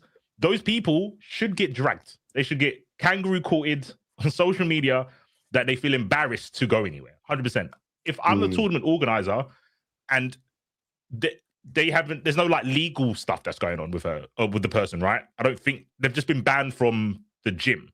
There's no like legal procedures going on. Yeah, as far as I'm aware, there's not. Right. So to me, it's like, well, if they've not broken the law, they've broken social fucking norms 100%. That's what I'm saying. Socially, we should just drag them. But if we're going for a legal aspect, we wouldn't ban people that have broken the law. I know you said it depends on what law, but I would say, well, any law. If like I said, with shoplifting, that means you can go to an event and you might steal a controller. Yeah. And that's the logic we're using with this person, that they're around kids and they're going to do this around kids. I'd say be careful with them, 100%. Eyes open all the time on them, or make it so they don't want to come offline for Smash, because I think that's weird, hella weird. Doing OF content and you play Smash. But the thing is, if we go down the route of dragging people online to solve our problems, then we could end up in a situation that backfires on the community. And as much as I don't like what this person did, I don't particularly like the idea of, because this has been viewed by 7 million people now on Joey's post. I'm not fond of the idea of 7 million people dragging one person, even though what Victoria did was wrong, just because that could probably have the worst possible outcome. So rather than dragging them online, which could be endless, I think maybe we just, in this instance, I know like you're saying, don't constitute a rule for that because it's a slippery slope. But I think when kids come into it, exceptions can be made. And because it's a game that is played by kids, and if I had a kid, knowing that OF creators were going to that tournament, I would kick up a fuss immediately. I think we're missing most tournaments? No. I think we're missing a very key point here. Like, obviously, C4, I think you said you got a daughter, right? Yeah. Yeah, so I have a daughter. Imagine our daughter, like, our kids have grown up, adults, they've gone gym, they've gone into a changing room, and you said it was transgender, right? So you see someone beating off their meat. Of course, like, it's the lady's gonna be like, wow. You know what I'm trying to say? No matter whatever, like, you lot say and I'm just thinking of it from my daughter's perspective. Like, it doesn't matter what gender's inside there. It just looks mad. And I agree. The rules. Not connected. No. Hold on. Because it's like, and you know the rules of the gym. Like, that's one thing. Before you go gym, like, you have to sign. You know you shouldn't be doing that, but you are breaking the rules on purpose. That's one. Number two, obviously there's lengths of things that you do. If someone's shoplift or someone's done stuff, or if someone, like, I don't know, jumps over the barriers for like the trains to not pay for the ticket and stuff like that, you're not gonna ban someone because they've had evidence that they've jumped a train ticket or something like that. Do you get what I'm trying to say? You're not gonna ban someone for that. So I feel like there's different levels to like what you would ban someone for, innit? Like shoplifting, if say for example, it's like, I don't know, one of us is shoplift when we're younger, what that means we can't, like, one of us can't go to a tournament when we're like, in our 20 plus, because we've shoplifted once or twice, probably a chocolate bar, like a Freddo bar or something like that when we was younger. It's like, bro, come on, man. Like, that stuff doesn't make sense. But if you're talking about stuff where it's like, anything sexual, racial, I would say, yeah, like, no, because ideally you'd want people to feel safe in the environment where people are competing. You wouldn't want them to feel like, okay, if I go to the toilet, someone might be just, bashing the bishop or jerking or doing something mad. You would want to think, okay, I could go to the toilet, it's cool. I can come out and go to do this, cool. So I think there's certain levels to it. I agree. It's a leap. It's a leap to go. Say this person didn't do that, and they were just a corn star. Would you ban corn stars from for Smash tournaments? I wouldn't. But there was a thing. So yeah, maybe I can't talk about that. But anyways, there was a tournament. I'm not gonna say what tournament it was, where they actually like showcased corn stars, and that tournament like had a big stick about it. And was that when they had the Brazzers actresses in a certain Asian country? Bro, they were gonna get sponsored. Long Island Joe's gonna get sponsored by Brazzers. I think that's another one. That's another one. Oh, okay. You're talking about DOA? Nah, this was a tournament in Asia. Basically, they had corn stars that were there, and they were playing Street Fighter and stuff like that. And then because I didn't know, imagine. Oh, you know what I'm talking about. Yeah. That was a bit mad. So if I call them gooners, y'all gonna get on them, right? Bro, I saw the smile on Mike's face when he realized, bro. He was like, no. Because imagine, I'll tell you the story, just quick one, because I don't want to go too much off our topic here. I'm in a tournament now, And I'm like, what's Viva model? Like Viva models. I'm seeing these ladies come on and they're in their dresses and that. And I'm like, what's that? Searching it up. But remember, my eyes are, you know what I'm saying? I don't see these things. Like, I then look and I'm like, oh, models in Asia. So I'm like, and it's corn. So I'm like, okay, they're playing this, that, and other. But people, bro, when you see how much people crowded around that, they love it down there, bro. Like all the games, you know, like when you're waiting for your match and that, they're all over there, bro, watching them play. Do you know what I'm saying? So I feel like, and after I've been to that tournament, I don't know if they've done that in the previous tournaments, but after that tournament, there's never been another one of that tournament again. So they're kids there. If it's an adult, if it's an adult setting, then if it's over 18, do what you want. But if you've got kids present, I'm not going to tell Japan what to do. Like, Asia's different; they got their own standards. But over in the West, we have our standards. If you want to host the over 18s Street Fighter tournament and you want to invite those kinds of people in, that's up to you. But if it's an event where my kid can go to it and you're inviting these models in, I'm going to look at you and be like, "Are you stupid?" This is the thing, though. With the thing with the Smash person, right, is in that gym there wasn't kids, so we're connecting Smash to their actions. Their actions were bad because it's in public. It's got nothing to do with people being underaged.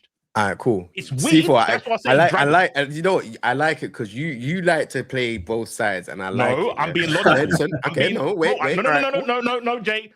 I will admit when I'm being a contrarian or when I'm doing devil's advocate. This is logical. The same way I said you wouldn't ban someone from shoplifting. When I said, well, you could say they're going to shoplift because they're a shoplifter. They might steal something from the event. You connected that, right? And I'm saying you can't. I don't feel comfortable connecting someone who does corn to they're going to do it to children. To me, that's a leap. The same way shoplifting and stealing things from an event is a leap for you. No, I'll tell you where the leap is. If I was to go in there now, imagine if it was me, yeah? If I was to go in the girls' toilets and I'm to do what they did and bash in my a gym. In the gym, and I get found out, I'm on Dexterio, whatever these other blog pages and this, that, and the other, should I get banned from going evil? Of course. No. I think I should. Not that C4 made that connection. Yeah, that's kind of not it to me personally. No, but you guys missed the other part in Joey's video where Joey said that this particular player was doing it in public, not just in the change rooms. They were in the gym publicly doing it where the weights are. So that tells me that you don't know how to behave decently in public. In public, the changing room is already. You shouldn't. I already said in the video, and I'll give Victoria grace in the sense that there's no one in that picture. So you can take a picture in the change room if no one's there, but the common rule of thumb is don't take your phone out in the change room when it's working hours because you're not supposed to be able to. You're not supposed to film in there. You're not supposed to take pictures. Joey calls out people all the time. So I could have left that alone because there's no one in the picture. But Joey said, and the gym confirmed, that Victoria was doing the OF content on the gym floor. So if you're doing that in public, that really tells me that you live in your own world. You obviously don't know how to behave decently. And now you're going to go to a tournament where there's kids. So that connection for me sticks. Okay, then the same thing with the shoplifter then. Then you should ban shoplifters with that logic. All right. It depends on what they've shoplifted though. Like if it's the Freddo, then I'm gonna be like, it's a Freddo. Like no one's losing sleep over Freddo. But if you steal something, if you go into the cash register and you take everyone's wages, then I'm gonna be like, well, that's a serious crime that you commit. Yeah, they go into they go into game and steal a controller. Yeah, if you're stealing controllers, then I'll be like, well, this is a gaming tournament. We got controllers here. You stole it. Yeah. Why? Did you steal it as a kid or as an adult? If I go into TK Maxx and I steal a tennis racket that was worth like 50 quid, should I be banned from events? No, you're out of control, bro. No, I'm a shoplifter. No, but he's making sense. He's making sense in a way. No, he's making sense. It's fair. I know but he's out of control. That's a tennis racket. That's a valuable thing, though. This sounds arbitrary. You're like, oh, if it's a Freddo, yeah, obviously no one cares about a Freddo. But I'm saying I'm here, me, big man now, goes to a shop, robs the shop, walks out. I am a threat to an event because I can still not just the event. Yeah. It's not safe. So I can steal your stuff. What do you mean? I'm a thief. I don't care about who owns it. I could steal your stuff. Would you want me at your event knowing that I'm a thief? No, I don't want you at mine. Nah, I mean, ban me. If you're gonna ban thieves as well as people that do OF content, fine. Yeah, I would ban. Okay. I mean, if you're stealing and I'm providing equipment to run this event, then the connection there is that you're going to cost me money. You can't be trusted. You want a 5-finger discount, so you can't be here. Okay, that's crazy. As long as you're consistent. The tennis racket was a good analogy though, like this guy's out of control. All C4 wants is consistency. That's what he wants. That's what exactly. Yaya gets it. When there's going to be a story and someone's had like a checkered past and they've done something shady or they've got a criminal record, and we're going to be like, nice, don't worry about it, just let them in. I'll be like, so a criminal record doesn't hold as much weight as Joe. It's kind of crazy. Do you know what's kind of crazy about this though? Is that I've always thought that like gamers, like, bro, you could be like, you could have got like, you know, armed robbery, this, that, and the other, and no one would know anything, but you're just at this tournament. Bro, I know someone who drinks and drives, bro, and it drives me mad that I can't say nothing. Because I can't say, oh, you shouldn't be allowed to this tournament because you drink and drive, because they might not be drinking and driving that time. So This is what man is saying. What did I say? They did it like a month ago. Like say I'll go to the event and they're there, and they're telling me a story like a month ago they drunk and drove. And they could just deny it. They could just deny it as well. So you can't even like, but that's risk to human life. So did they do it once or multiple times? Probably multiple times. They told me once, but they could have done it multiple times. But think about it. The logic that we've been using to ban people from events, someone drink driving is no threat to someone at an event. None. There's no correlation. Unless they drive the car don't reach, through bro. the door. Don't reach. Don't do it. You're smiling. I know you're gonna reach. Do not do it. This cat in the hat ass analogy, like it's not okay. I'll tell you why it's a problem. Okay. Just going to events myself, like when I've been going to big events, I've seen most of these guys walking there, right? Like walking through the car park. They don't take. I'm not saying this is a put down. A lot of people that I see at fighting game events don't have cars. They walk there, they get the train. So if this guy is drink driving to the event, there's a chance that this guy could pull into the car park or the venue or whatever and hit people. Not to the event. They didn't do it to the event. Okay. He's drink driving in general. They did. They had an episode where they drunk and drove. Has nothing to do with fighting games. They didn't go to an event. It was a night out or whatever. And they told me at the event, it was a month. Was it monthly? Yeah, it was a monthly at the time. They told me, and I was like, this guy's a dickhead, but I can't connect the bad thing he did with anything in terms of the monthly, because he didn't drink and drive to the monthly. But you would tell the tournament organizers this guy's a concern. Like you can't ban him, maybe. I don't know. But at least tell someone like this guy he can kill someone. Just gossip. Yeah, I'm snitching. No, but it's just hearsay at that point, bro. I'm sorry. Wait, is this your boy? No. I don't talk to him anymore. Nah, this was the FedEx days. This was the FedEx days. His boy. Dickhead. This is not my boy. Bro, I don't go offline no more, bro. This is not my boy. That's what I'm saying. It's his boy now. He don't go offline. It's his boy still. I'll give it to. I'll tell you like this year. If Jay came up to me and said to me, "I've been drinking, Mike," and he drove there, I won't tell the tournament organizer straight off the bat. I'll pull Jay aside and tell him that this is fucked. Like we're boys, but I'm gonna be real with you. This is fucked. Like you should. I did that. I did that. But yeah. Do you know it's mad because I know someone that died because of drink driving. So for me, it's a bit of a touchy subject where it's like, even if one of my boys did that, I'd want to slap them. Like that's in most times I'm gonna snitch on you if you do that shit because you can get someone killed. I'm talking about I thought about telling the police, but I was like, what? Like Jay said, what are they gonna do? You ain't got no evidence. You can just. I wouldn't tell. You can tell the police, but I would let people in the tournament know. I'd be like, this guy right here. Just make sure that you ain't got your headphones on when you're walking home because he might come up behind you. He might. Listen, if you think human life is so worthless that you would down a bottle of alcohol and drive to the event and then tell someone like it's a joke, no. This is the thing. Like I get what you're saying. I understand it, but I'm saying if they never drink and drive at the event to or from the event, there's no connection with the thing that they did that was bad. If they say, "Oh yeah, I drink and drive on Sundays." But Monday to Friday, when I go to offlines, I never drink and drive. What are you gonna say? It doesn't matter though, because if someone walked up to you and said, "On Wednesday, I stabbed someone, bro," but they never stabbed someone at the event and they haven't been caught. Technically, it's legally speaking, it's not a crime yet. Yeah, that's what I'm saying about the connection. That is fair enough. If someone assaults people, you don't want them at events because you don't want someone to get assaulted. If someone drives, not at an event.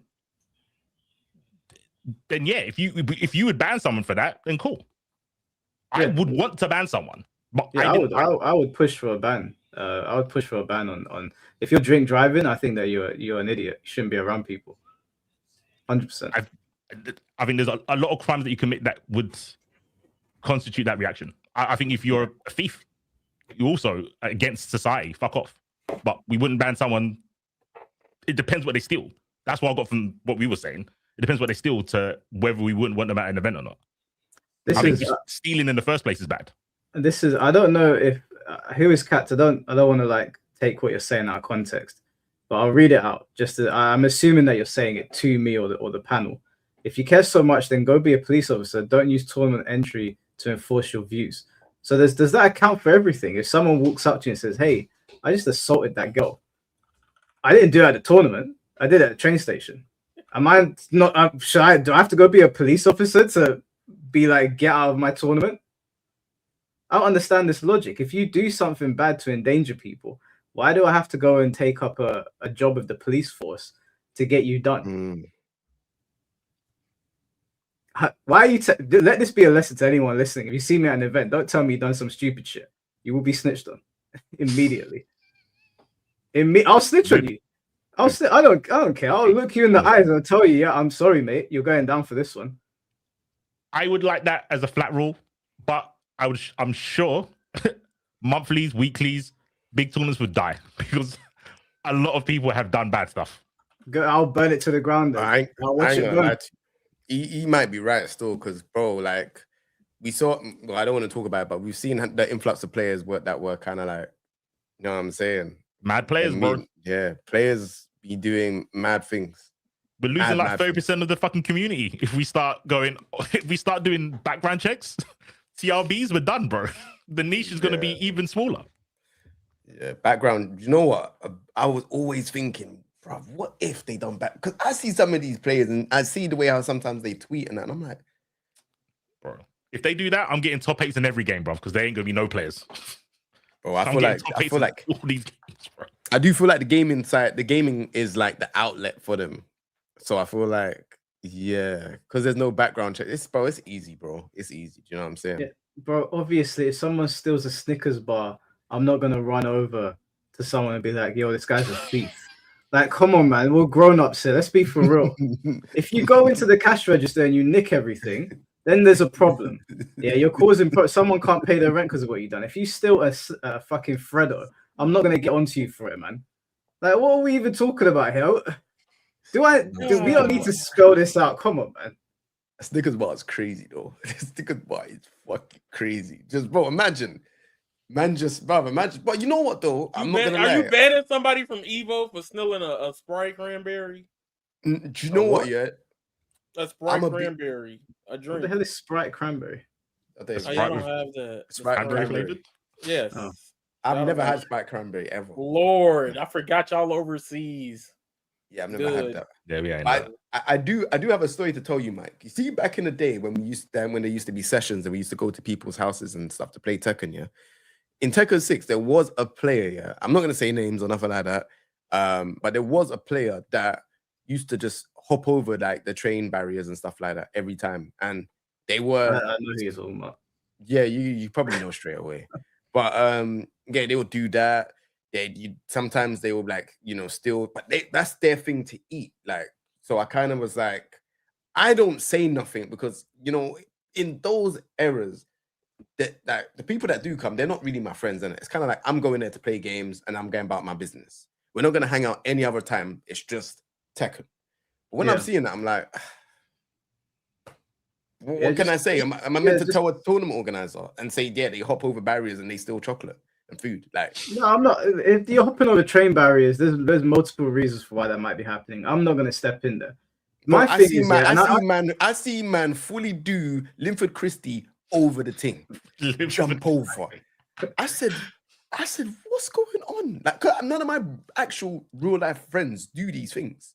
So I'm seeing man over the thing. I said, what? Avoiding entry. No way avoiding. I'll explain to everybody here, because Who Is Cats is saying, where's the line? The line is wherever you want it to be. I'm not in charge. I'm just one person. This is just how I see the world. I'm only going to operate how I see things. I'm not Nah, out here Mike. telling people how to behave. I'm not saying that. Mike. I'm not trying to enforce laws. Wait, hold on. Mike. Let me like, because I know it's when C4 was talking about it, he was talking about kind of like, is this how do we put this into writing for tournaments? But that's not how I'm thinking about it, because I've got no interest in being a tournament organizer. I'm simply a person there that you've walked up to and told some stupid shit to. Right, so Mike. my line of thinking is, I'm just going to operate on my own sense of justice. I'm not telling anybody else how to do it. And you guys might think I'm wrong. But if you walk up to me and you say some stupid shit, like I've just assaulted somebody and expect me to stay quiet while this person's coughing up blood in the alley, no. But if you walk up to me and you say, oh, I stole a Happy Meal, I don't care. Like, go steal more Happy Meal. That's up to you. Mike, let me explain, bro. I don't think you understand how mad it was. Like, bro, I have seen things. You think it's like all this like Twitter stuff is anything, bro? I seen things IRL. There weren't no 4K. It was 1080p at the time. I saw, man, bro, I remember man was just leaped over the barrier, bro. I said, huh? Bro, I'm just getting my thing. But that weren't even the worst part. Tesco, because you know they got the meal deal sandwiches and that. Big ups. Man, underneath. Bro, you know, I'm looking and I'm just saying, bro, like, what do you say to a guy? Oh, yeah, you shouldn't. I've said, man, you know, you shouldn't really. But he's like, yeah, I know. I think that's what he said. Yeah, I know. What am I meant to do? Fight him for that, bro? He's not my friend. We just play Tekken. We're going to someone's house where I'm a name, King Jae. The other person's name, whatever their name is. And there's various other people going to this person, that someone's house to play the game. That is it. Like, I can't. Yeah, I'm going home. If you do something that I don't like, I'll just I'll text you, Jay. You've invited Dicker to the house. I'm not coming. I'm going home, bro. I'm already in this area that's like an hour away from where I live, bro. I was going to North, bro. I'm in South London, going to North, right?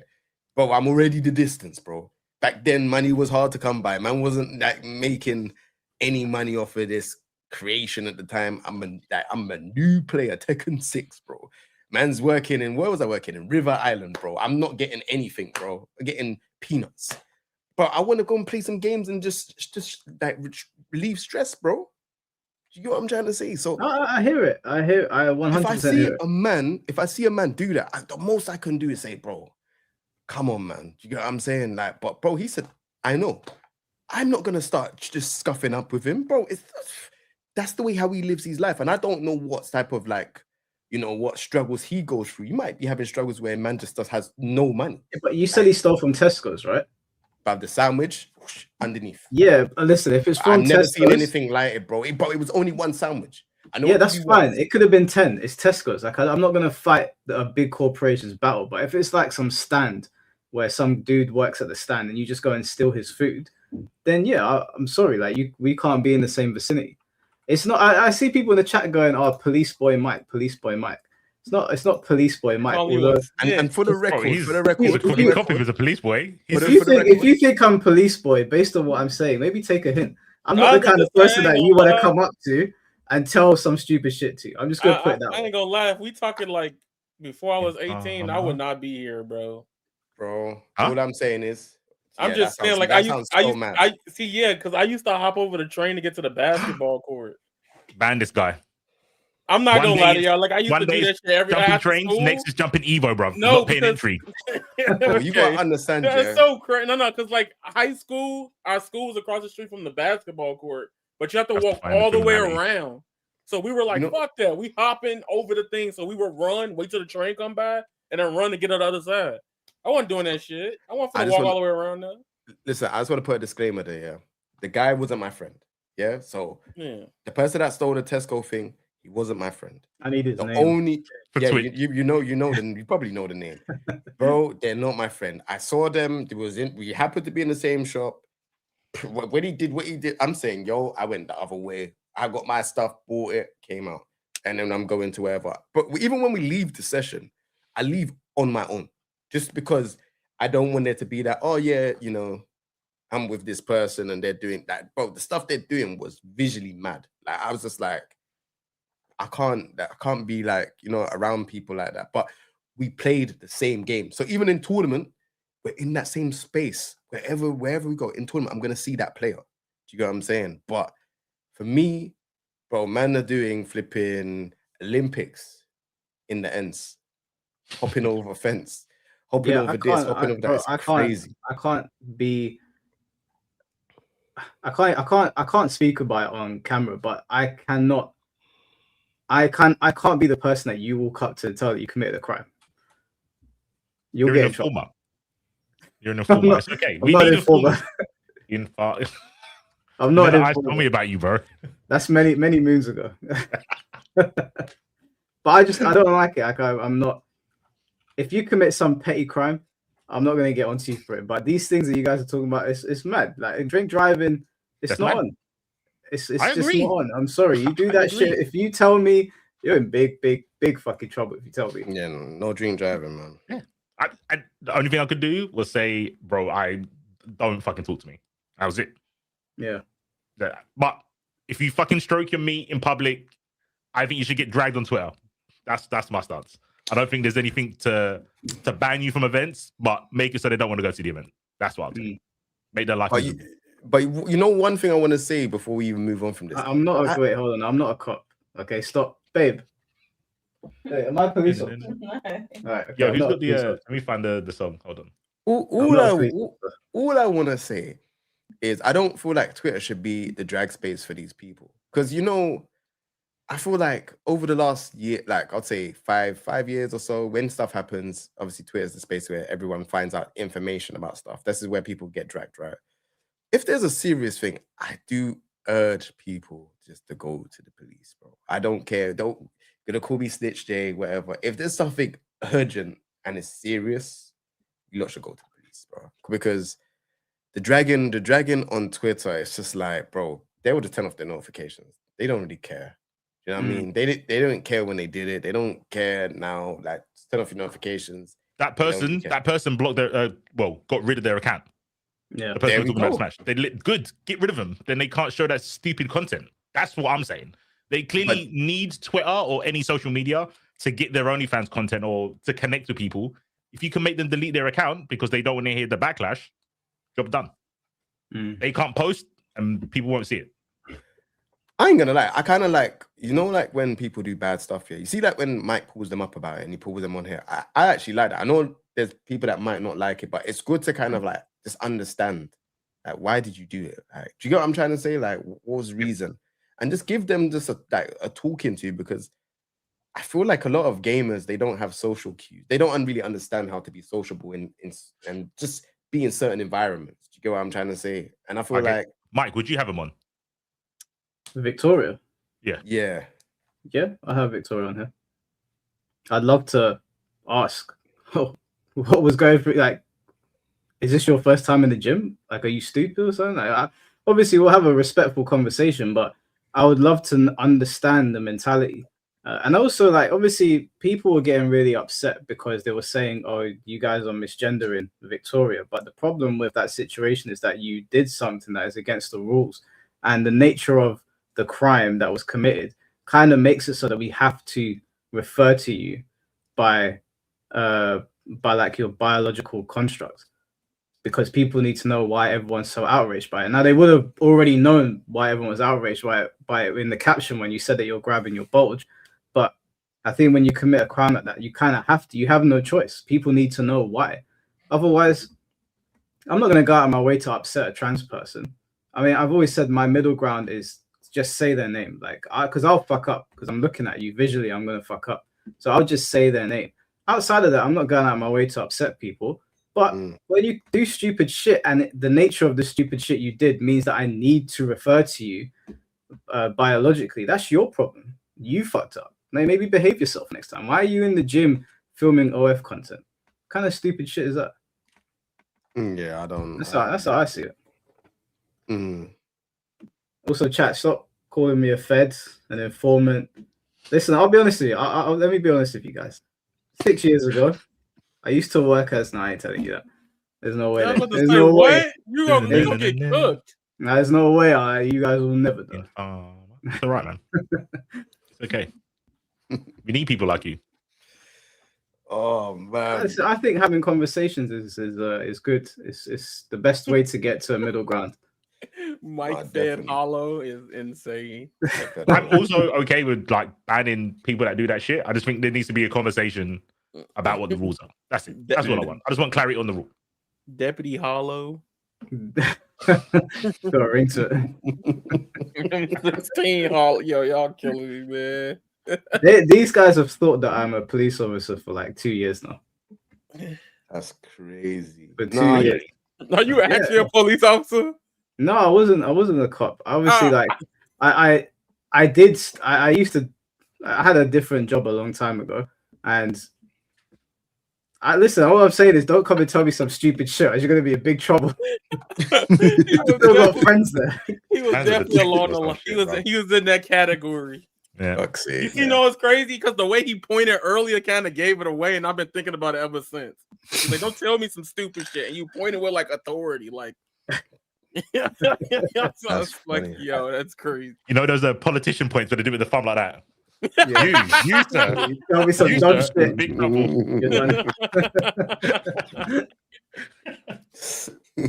Let me read out some of these super chats, and then we'll move on to the next topic, which is what would you guys rather speak of? I'm gonna save Tekken for last, and we'll bring Finn on.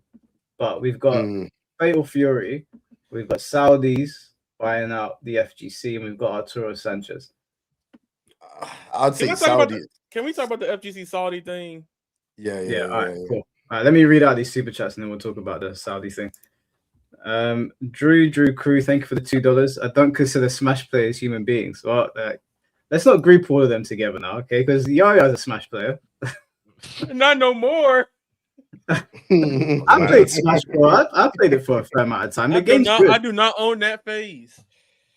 It's not all of them, because when this whole thing happened with Joey Swole, a lot of them were calling out what happened. It's like, it's wrong. This shouldn't have been a thing. They were saying Joey's in the right. So it's not all of them. Yes, obviously, like, it's undeniable at this point. There is a serious problem with the Smash community. I don't even know how you address it. I think the only thing that Nintendo can do to stop this is just tell people you are no longer allowed to host Smash tournaments. Smash can no longer be played offline. If you want to host tournaments, it has to be online. No more gatherings surrounding our games. Just axe it completely. Maybe that will because I'm sorry, but there's just so much shit that has happened in Smash at this point that I'm like, I can't even be charitable. Just end it. Well, so look, my thing is, all right, I was a Smash player when we went outside before COVID. So like, I don't think it's all of them, but every time it's the same type of situation or some vein of thing. I'm like, bro, did you not learn from the thing that happened like 30 days ago? Yesterday? Like every Yesterday, day. Yeah. It's like, it's annoying. Do you understand how the Smash community they put Minecraft in that shit, and that's when it went downhill. No, it went downhill long before that, bro. I'm fucking around, but like, yeah, literally. Do you understand how fucked up your community is when it's not the only thing that has fueled his channel, but one of the biggest contributing factors to Technicals being such a big YouTuber is Smash's continuous fuck ups. And you have to look at it as that they can call Tech a grifter all they want, even though we know he's not. But the fact of the matter is that off the back of you guys doing dumb shit, he's gained over 100,000 subscribers and millions of views. So at some point, you got to look in the mirror and be like, I think it's us. At some point, you got to look and be like, I think we're the problem.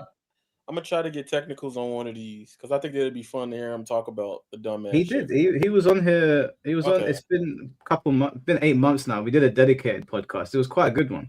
It did really well. He spoke to everyone, let everybody know what the deal is. So I called him.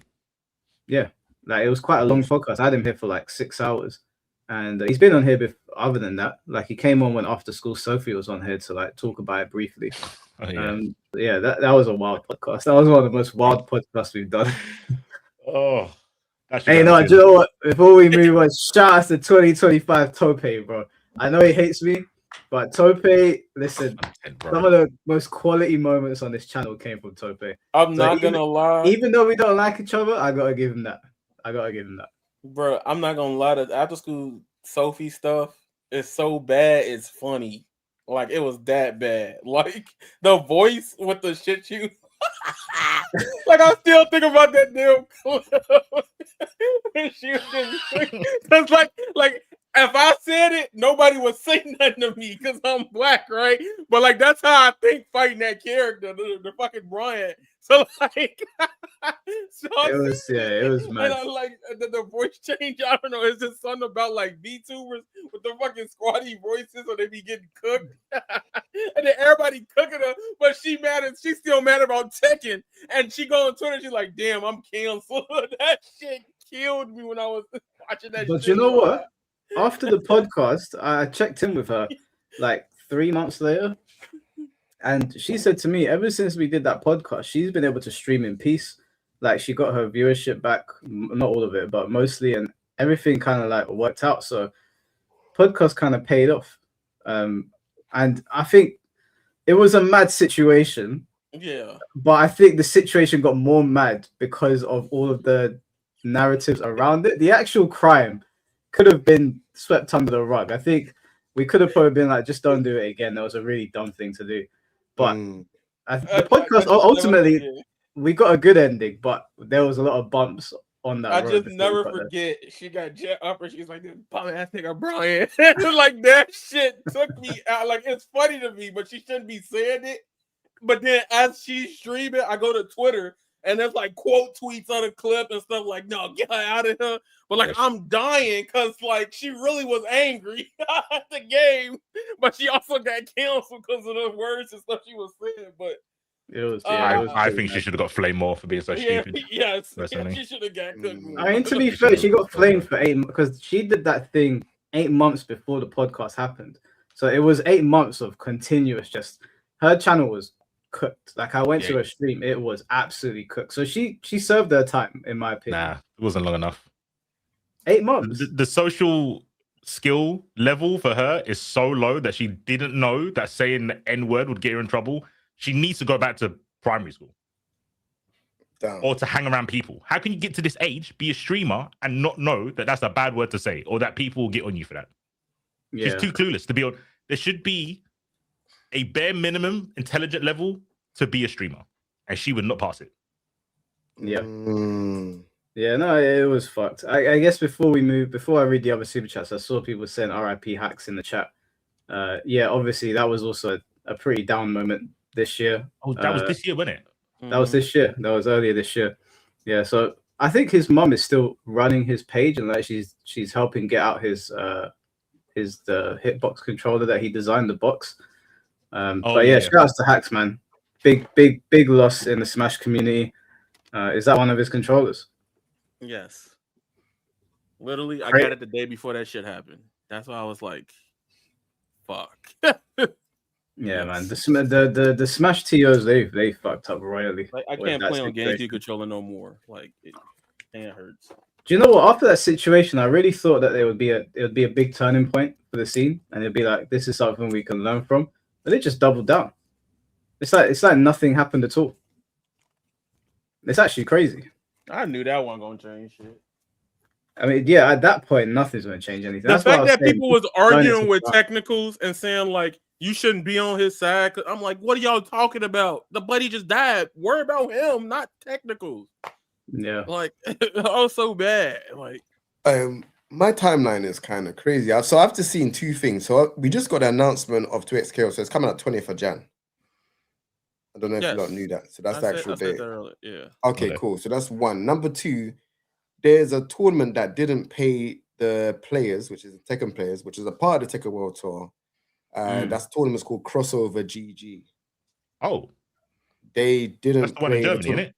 Right. They haven't played. So Sin is a Yoshimitsu player, and he hasn't been paid. None of the other competitors have been paid either. And it's almost been 5 months with very poor communication, is saying. He actually wrote out a note. This keeps happening, man, in fighting games, and I want to know why. Like this happened in the tournament I was talking about in Asia as well. I know the game sucks, but I appreciate one thing they did right with multiverses was that after you lose, you got paid out literally within 10 minutes. That shit is annoying seeing it in other fighting games. I don't know why these fighting game tournaments don't have funds ready to go. Like if you're gonna host a tournament and you know that you're gonna be paying top 8 out, why do you not have the money there and then? I don't understand the logic behind it. It's like C4, I know you commentate and you go to these tournaments. Have you ever spoken to the tournament organizer and asked them what is going, like, why don't you guys just pay people? Yeah, it's because sponsor money comes later.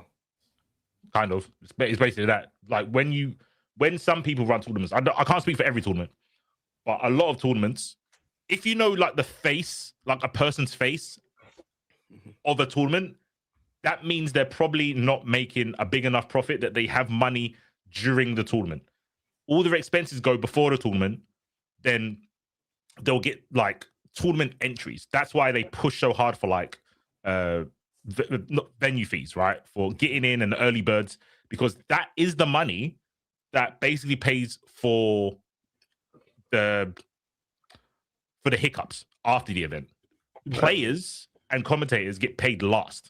And that means they have to wait for all the sponsors to give them their money first. Mm-hmm. So yeah, it's just the back of the line. We're just the back of the line.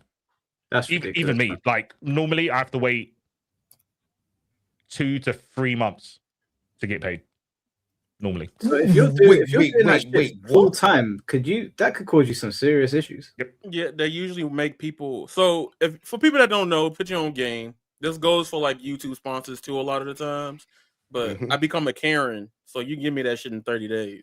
But if you chase it, you can get it earlier. 100%. Yeah, I don't chase it. But literally, once you do like commentary, because I do Bloody Roar, and they're like, oh well, you gotta wait till Combo Records in May. I might not see the money or whatever I get till July even. So, but it does depend. Like there's some online tournaments where they pay everyone at the end of the month. So if I do something on the 2nd of May. And someone did something on the 29th of May, we all get paid on the 30th. Some online people do it like that. But offline, like 5 months, that I think that's either they forgot or they're ducking. 5 months is a bit mad. That's a long time. 5 months is a long time. But I also, here's another thing to put you lot on game is if you are doing stuff like this, so you are taking like commentator gigs or anything in fighting games, you can set up a contract and trying and make sure that it's either net 30, which means you get paid in 30 days, or you could do net 15. Net 15 is like probably the earliest you can probably get it, unless like it's like a big amount of money. If it's a big amount of money, it's usually you can do net 15, but more time these companies will go to like net 30, depending. But they will put you on default to net 60, which is 2 months. Yep. And yeah, you don't, or 60 days. You don't want to do that. Make sure you say net 30. You can opt to say net 30. Yeah, Jay's right. I'm lazy. I don't you gotta do net 30, bro. I'm good in the situation where I don't need the money. So when it pops up, I'm happy. But if I was doing this for a living, I would do what Jay said, 100%. Yeah, you always push for the net 30. I'll be like, hey, we could do net 15. I know y'all ain't doing nothing. Y'all got the money. That's what I'm saying. Bro, trust me, that people forget. There was one time in the whole time I've been doing this, there's been one time I actually forgot. And the money came in like 3 months later. And I was like, oh, I forgot about this. And it was just like, oh. So my thing is I always put in my notes, either on my iPhone or on my emails, and I'll say, all right, this payment is it's meant to be scheduled for this time. And I always look at my notes and it's like a checklist. And anytime like I look at the checklist, I'll look at it by the end of every month just to check everything's been chased up. If it's not being chased up, then that's when I start doing chasing up. But yeah, other than that, like I wouldn't remember 60 days. I won't remember that. It's too long. Do you know what I mean? I might have done a campaign whenever at one time, and it's like you're gonna have to remember what if I done it in December, I have to remember in February to get paid. Yeah. I think maybe because I got a full-time job, I probably would take C4's approach and just be like, oh, it'd be a nice surprise when it comes in. But if you're doing it full-time, then yeah, I 100% would push for net 30 or whatever it is. Yeah. I was just thinking, does anyone, maybe chat remembers, I don't know if anyone here, Jay might, how long does it normally take for people to get like trophies and stuff? Because that's normally a couple of months, right? So when someone wins Evo, they normally take a picture saying, oh, I got my Evo trophy sent to me. And that always feels way past when they won the trophy. Yeah, it looks like a year, bro. It's months.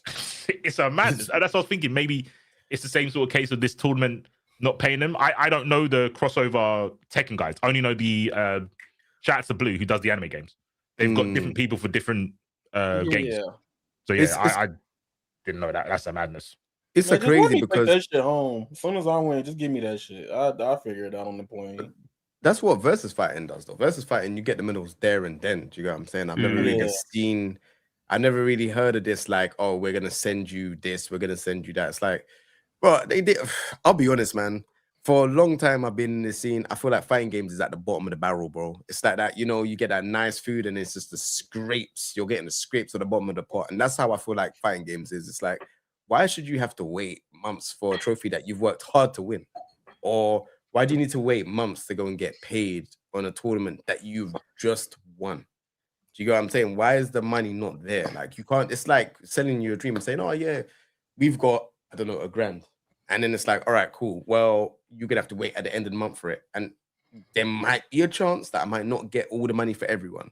And then I'd have to start playing ducking. This is what people seems to be doing. And it doesn't sit well with me, man, at all. We should all use Matcherino or something like Matcherino. 100%. Yeah, Matcherino is a very good resource. We'll come back to that because that's going to tie into the Saudi discussion. Terrence, thank you for the $9.99. Team Kazuya or Team Heihachi? And Mike, will you learn Leroy next year? I definitely won't learn Leroy next year, but I am Team Kazuya. Yeah, I like Leroy. I think he's a cool character, but I don't play Tekken 8 outside of like the 1 or 2 streams that I do a month now for it. I think I've gotten to a good level where I don't need to play it to maintain my skill, but when a character does come out that I want to play, I probably will give it some more time, but there's no one that I want to play. Like I'm not one of those content creators, and this is no shade on anyone because I know some people do it for a living, but I won't play a game that I don't like. It's just I do the Tekken streams because that's why I met a lot of you, and it's like a community stream. But I play Rebirth of Souls because Rebirth of Souls makes me happy. That's it. I think you should only play games that make you happy. Right now, I'm only playing Bleach and Yakuza.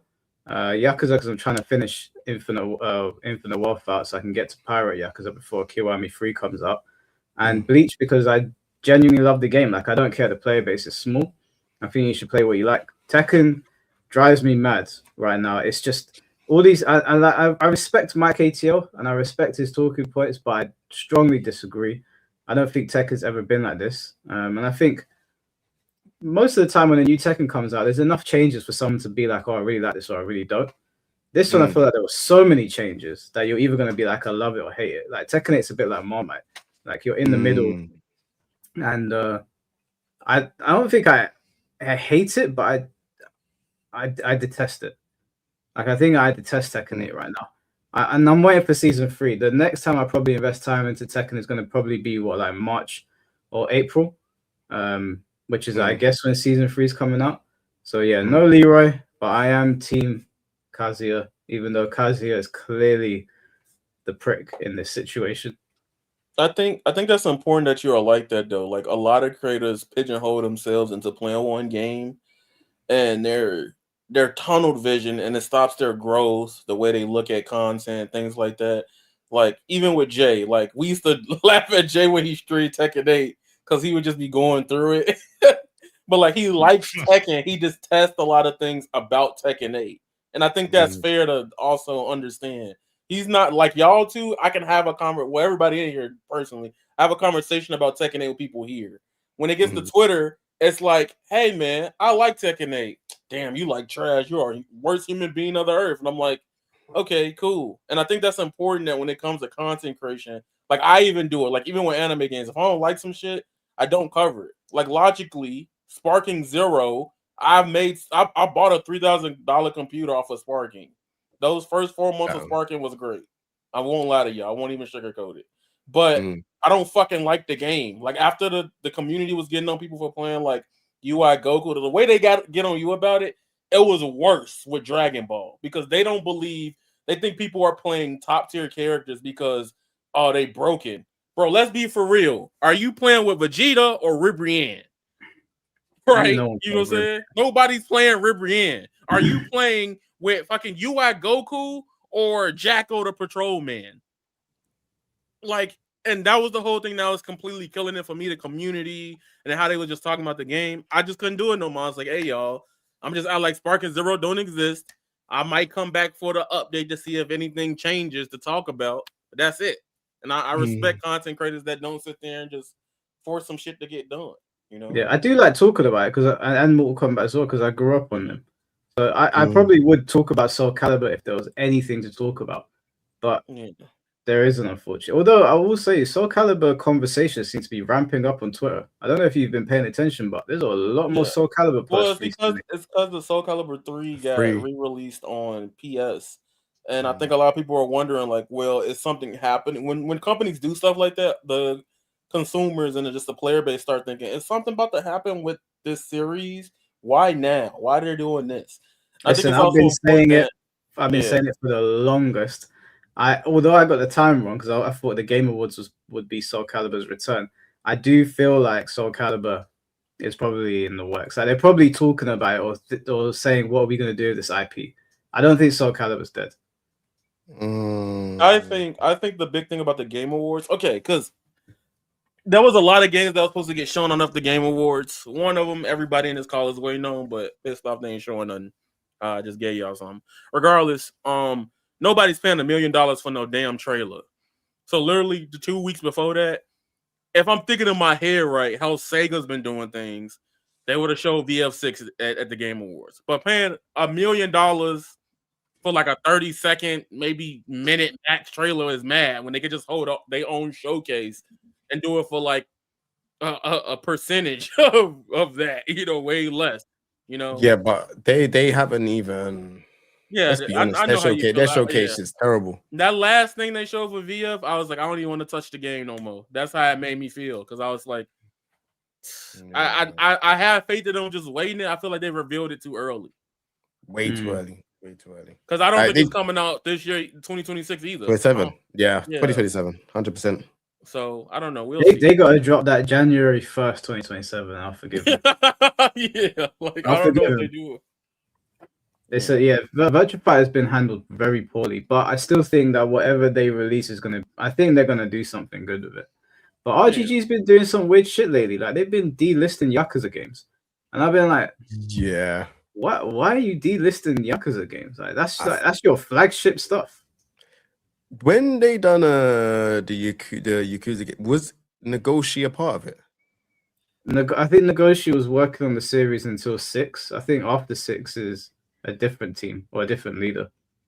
Yeah, he's got his game coming out in it, and that's when I've been seeing it happen. Then his game has been announced, and I was like, "Ooh, what's getting?" Do you know what I'll say? I'll say it because I'm a big Yakuza fan, right? I've noticed ever since 6, the series has taken the tone has changed. Like it was always jokey. Like there was always a lot of humor in Yakuza, but it was much more dark than what it is now. It definitely felt more like a gangster mafia type game with very dark themes with comedy on the side. Now it feels like comedy is at the forefront with the darker themes pushed to the side, and I don't like it as much. Which pains me because I love Yakuza, but I think 6 and Lost Judgment were the last ones where I was like, these felt like the last real Yakuza games. The new ones, I don't know, man. I haven't played Pirate Yakuza yet. It looks goofy. But I need that return to I need it to be gritty again, man. I love Ichiban. I think he's a cool character. Ichiban's like Luffy to me, but I don't know if I want that as the main focal point of Yakuza. You can't do that now, man. He's in Sonic Cross Worlds. He's the main guy now, man. I love Ichiban though. He's a great character.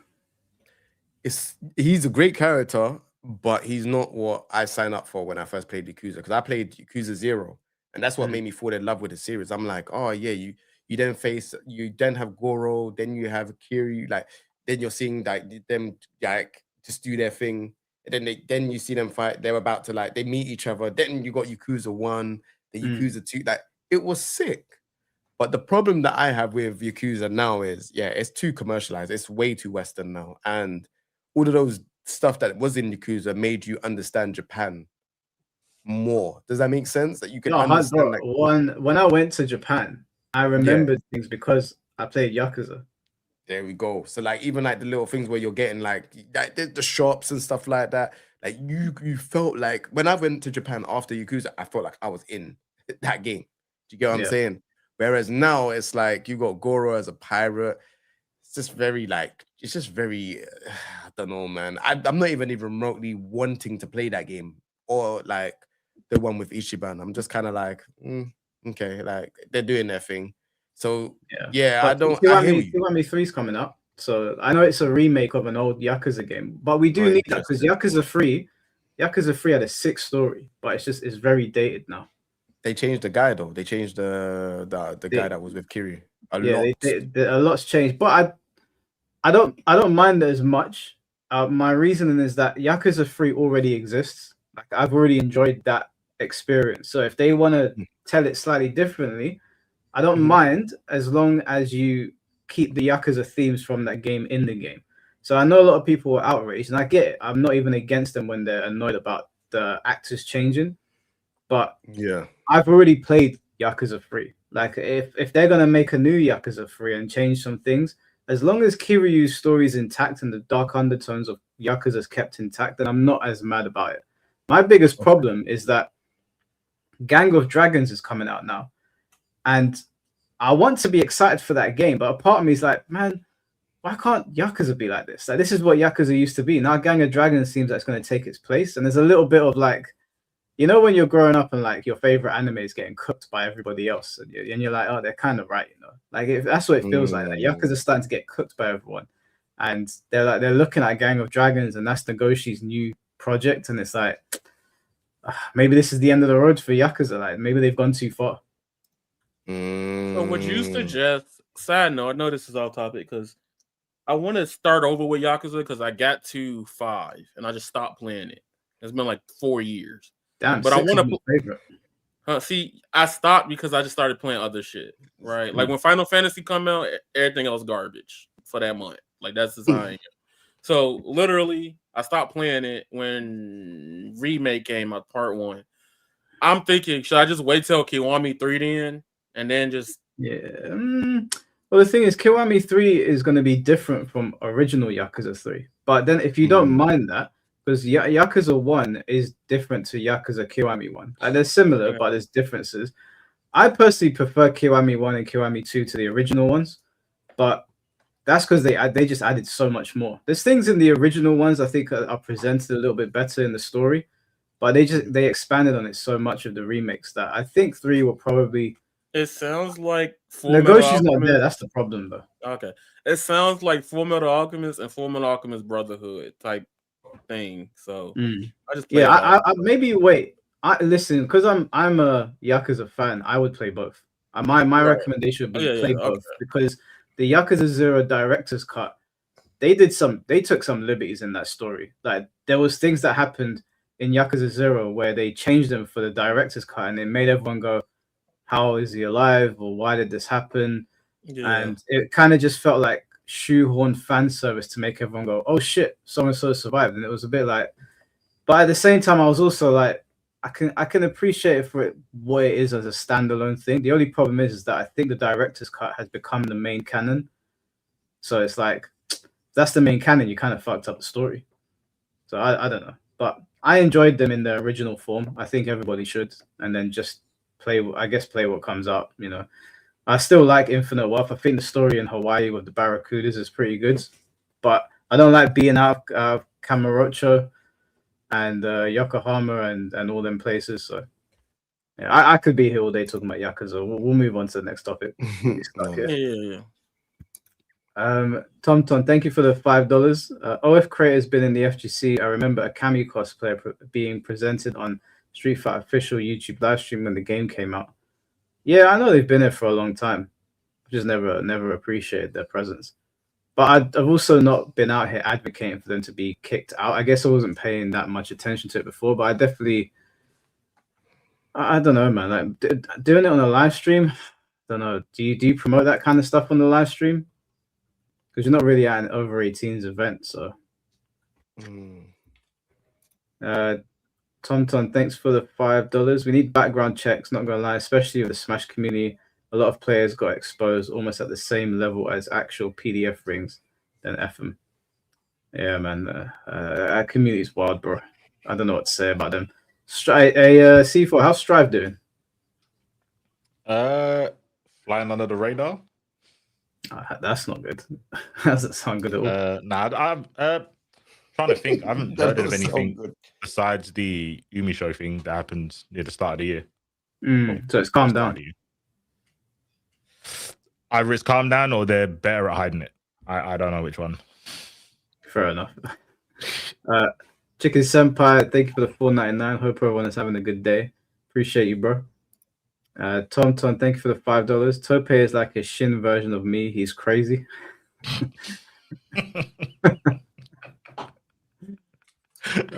And finally, Fate, thank you for the 10 Australian dollars. Best thing of 2025 was me and Mike squashing the beef. Shouts to my chocolate biscuit. I really wish you'd stop calling me that. But I appreciate the chat, the $10. Yeah, man, I forgot that was right at the beginning of the year. Me and Fate squashed the beef. That's video, good, man. Yeah, I took it down. It is unlisted on my channel though. Maybe when I go to Australia, me and Fate can do a reaction to us ripping into each other. I think that'd be pretty funny. Right. Let's move on to the next topic, which is you guys said you want to talk about the Saudis buying out the FGC. Yeah, I think Avatar. Do you wanna go? All right, I'm gonna just say it because I've been holding it in for about a month. All right, the whole I don't get the frustration, like, because after you watch if you watch the Evo Award showcase, right? Look, I see King Jae face. That's fucking hilarious. But if you watch the Evo Award showcase, right? Like, I get maybe I'm just missing something. And sorry if I do come off ignorant. I want to apologize before I say this. But when you watch the Evo Awards, I'm looking at it and I'm like, okay, this is the same people. It's just Saudi threw more money for the production, right? Like the same people that was at the Evo Awards would have told me if I wanted to still support Evo and stuff like that at this point, right?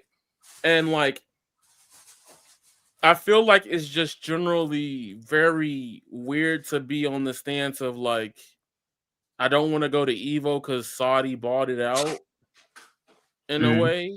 And I don't, maybe that's why I said I might be ignorant to it, and there could be some moral things around it that I just don't know. Because I asked somebody on Twitter, he's not from America, right? And he was like, well, I don't want to, and I don't want to get that political here, you know what I'm saying? But if we need to, fine. But I asked somebody on Twitter that's not from America. I was like, so you think I would get, he's like, would you think I would be upset if you said you don't want to come to whatchamacallit for, the president, our current president, Trump, right? He was like, well, that's dumb. It's not the same thing as not coming for Saudi. So I've been a little confused and conflicted about it because a lot of other people have been like, I'm not going to Evo because Saudi bought it out. But like from my eyes, I see the same people running it and putting it on the show floor and being a part of it. There's nothing changed, but just Saudi backing it with the money. So maybe I'm oblivious or just like lost behind it, but I don't get like in a lot of ways in my head, like it comes off like stand on your morals, yes, stand on what you believe in, but at the same time, it does come off a little performative from some people. I think most people are angry about it because they're saying the Saudi government are involved in it and they're trying to go through the whole sports washing thing, which is kind of alludes to the fact that it's blood money and they're accepting money from a place that has been committing atrocities. That's what people are saying. I personally I don't flame people for going and participate in these tournaments because the FGC has been the poverty leagues forever, and if they are paying that much money, then a lot of people are going to look at it, well, I've got a family, I've got bills to pay, I've got a future, sorry, but I need to get paid. That's how some people are going to look at it. And I understand that logic as well. So I guess it's just like, I think some people, you're right, that people are being performative. There's a lot of people that were saying that they're not going to do this, that, and the other because of the Saudis being involved. And some people are like, I saw, what's his name again? Sejam. Sejam, yes. Sejam was that he's not accepting any jobs from them. Like he's lost a lot of commentary gigs and it's a lot of money. And I can respect that because he's actually like just doubled down on it completely and he's just walked away from it.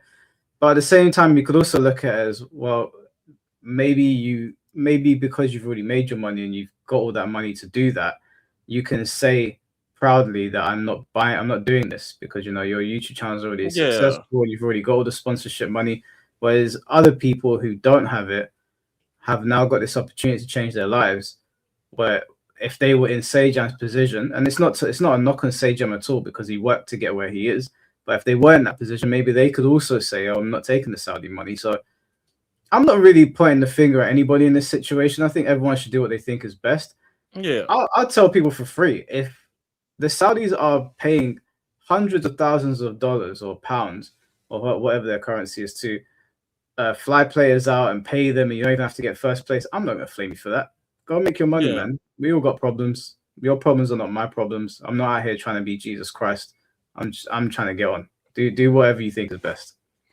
Yeah, because it was something I was dealing with the past couple of weeks. Because like I generally like if I go to one big trip a year, I go to Evo, right? Mm-hmm. And it's not that bad for me from my location to Vegas, but and a lot of people were telling me like, yo, I may not go because of the Saudi thing. And then there's one group of people that told me what I was thinking was like, well, Evo Vegas itself, it's mad fucking expensive. Like it's really expensive. Mm-hmm. Vegas as a state is like annoying. Like a bottle of water, it could be like $5.50. What? How much is it? Hold on, because in the UK it's pretty bad right now as well. That's more than £4. Oh, so well, how much of the bottles of water at the cinema are quite expensive. How much? How much do you pay at the cinema for a bottle of water? No. Is it like $3.50? Some shit. Yeah, I think it's like $3.50. Yeah, I know. No one to. But it's not as hot as Vegas. Yeah. In Vegas, you need that water. Like the cheapest thing from Vegas we found out was in the hotel vending machines because the vending machines had like Gatorade water bottles for like $3.54, and then if you go to like the actual stores there, it felt like it was kind of marked up. Me being from the Midwest, like I understand it, but our shit is kind of expensive too, so it doesn't really like affect me in the financial way where I'm like, damn, fucking cheeseburger $8. Like I'm like, yeah, here it's probably like $7.50, like a lot of times. And the whole Saudi thing was interesting because people were like, I can't believe the guy running it would do that for Evo. I'm like, okay, if you know who Rick is, right? He also runs Combo Breaker. So are you gonna boycott Combo Breaker too because of that? You know, and that's why I was like, I'm pretty sure Rick also purposefully said that he's not having EWC as a qualifier as a tournament because he was against it. Yeah. I feel like I heard something along them lines. Yeah. I don't quote me, but I'm sure that was Rick's position on Combo Breaker. That's why I don't think blaming Rick for Evo is fair, because I don't think it's just him. I think if it was in Rick's hand, he wouldn't do it. I'm going to be so real with you. This might be a very, very controversial take, so I'm going to be very careful with my words and what I say. People are always upset about, like, things that people wanted. For example, for a long time, we've always wanted more money. People talked about prize pools and prize pots being small for Evo for a very long time. Tekken have took it into their own hands. They have a Tekken World Tour Finals. Street Fighter have their own thing. They have, Capcom Pro Tour. The Arc System, they have they have one for Guilty Gear Strive as well. And they also had something for Dragon Ball FighterZ. I don't really understand when people are talking about this whole, Saudi stuff. I don't know the full ins and outs. People are saying it's about how they get their money or whatever. I don't know. But at the same time, everyone was going to Evo when Mr. Wizard was doing the madness that he was doing. Do you get what I'm saying? Yes. And no one batted an eyelid about the stuff he done, which was absolutely insane. People don't even talk about it anymore. But did they? I don't know if they knew at the time. Yeah. Nah. Trust me, it was a under wraps thing that people just never had no power to say. Okay, let me rephrase that. I didn't know. I was not aware. Okay, you wasn't aware. I always like behind the scenes. I always get that people will say certain things, and I'm like, wow, is that real? Is that? But people will just say, yeah, there's nothing really they can do. You could say it out in the open, but no one can really say it. There's no evidence unless people speak up. Obviously, people spoke up. That happened, but people still went evil. People still went evil the other day. The next time I went to evil the following time, no one said anything. But the moment now, the problem was the prize pot. That the problem was the money. The money is now being pumped into evil, right? Now the money's been pumped into evil. Oh, I don't like the money. So let me tell you something. When you're not going to tournaments and stuff like that, do you know where the money's from initially? Like, do you know what they're doing to get the money? No. Wait. With Arxis games, you do. But other games, you don't know. Other games get funded. But Arxis, yeah, from my research, unless someone in chat's done more than me, which is possible, Arxis is one of the only companies that doesn't have shares with Saudi. Okay, cool. So all I'm saying is, like, when you go to tournaments, not every time you know where the money's come from. Sometimes people just hear, oh, there's £1,000. All right, I'm in. Mm-hmm. You don't know if it's from sex workers. You don't know it's what it could be from. True. You're just hearing money and you're hearing, I'm in. But now it's because it's like a big amount now. You lot are all like, oh, no, no, this, that, and the other. Like, I just don't really understand it. I'll be honest with you. Maybe there's more education from my side that I need to understand. And I'm not opposing to that. Maybe there is. Maybe there's more stuff that, that other people are hearing. And that's the reason why, Sage Amdad said what he said and Maximilian said what he said. But from what I can see here, it's like, yeah, I don't really understand it. I'll be honest. I think for the LGBT community, because we have quite a lot of them in the FGC, they've taken a hard stance against it because the Saudis are not particularly favorable to their way of life, I guess, and so they don't want to be involved. But the biggest player in the world, Can they still go evil? Can they still go evil? They can go. They're saying they don't want to because of the people involved with it now. My thing with that is that there's no nice way to say this. This might get me in trouble. Oh, my camera's already off. Say less. No, turn it on. C4, turn it on. I need your reaction for this. Hey, Jay, come back. This guy tried to back out America, and now he's backing out of the conversation. Your name on the thing, just because your picture, your camera ain't on your name. And you're smiling as I'm about to say this in your display picture. I don't think that looks very good. All right. You're gonna get canceled. You got me. I'm smiling. All right, cool. Shit. So I'm gonna say something that might sound a bit fucked up, and this is not how I feel about this personally. It's not how I feel about it personally. Okay. Let me try and use an example. Actually, any of you watched the latest episode of Stranger Things? No, I've not seen it yet. I want to watch it. Are you going to say a spoiler? I don't see how you couldn't have possibly been spoiled at this point. It is all over social media. I'm good at hiding, as you can see. All right, I'm not going to spoil it. Use a different one, please. I'm not going to spoil it. I won't spoil it. I won't tell people what happened. I'll use something else. No, actually, do you know, if I do this, it's going to spoil the Stranger Things. Do you know what? Forget about it. I can't do it if I explain it through Stranger Things. It's going to sound really bad if I don't use an analogy, but if I do, I'm going to spoil the people. It's going to sound really people here because you speak the truth. I know what he was about to bring up, Lord. Mike. No, listen, it's sad. But I don't want to spoil it. The show's just come out. I don't want to spoil it for people. No. Let me try to say it in a roundabout way. Yeah. If you are someone in the LGBT community that is boycotting the tournament because you believe the people in charge don't like you, the sad reality is that even before these people came into power, there were a lot of people in these tournaments that didn't like you because of who you decide to sleep with or how you affiliate. And a lot of people that I've spoken to in private have said to me that I don't want to go to these things because these people don't like me. And I've said to all these people, which I have no problem with them showing DMs. They didn't like you anyway, bro, because you're gay. That's not how I feel, but that's just how it is. Oh, you have to fair like that, bro. But that's the truth of it. I get what you're saying. I get what you're saying, but that I think there's a distinction. But let me explain to you why I know this is true.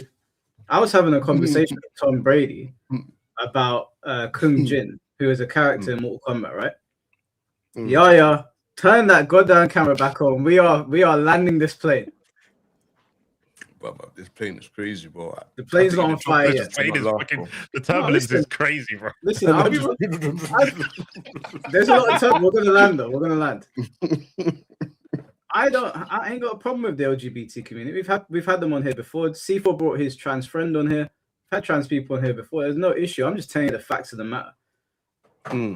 There is what was the example I was about to use? The Mortal Kombat character with Tom Brady. So I was talking to Tom Brady about Kung Jin, and Tom Brady said that Kung Jin's involvement in the game is a political one. It was done for political reasons, because in the game, Kung Jin has a conversation with Raiden where he says, "How can I be accepted once the monks know who I really am?" Or something to that effect, because Kung Jin is gay in the game, and he said that's done for political reasons. Now, in Mortal Kombat, there are hetero couples. They've explored heterosexual relationships in the game. But the moment that they explored a gay one, people got really pissed. And the reality is that the reason they got pissed is because they just don't like you. That's it. I didn't get pissed when I saw it. And I asked Tom Brady, why is everyone annoyed about this? Because when I saw Kung Jin talking about that, in the way they did it in Mortal Kombat at the very least, I didn't have a problem with it. I was like, well, how it is it's a fair thing to like say, oh, a monk will probably get in trouble with other monks if he comes out as gay, right? So he's having a discussion with a god about, yo, what do you think I should do?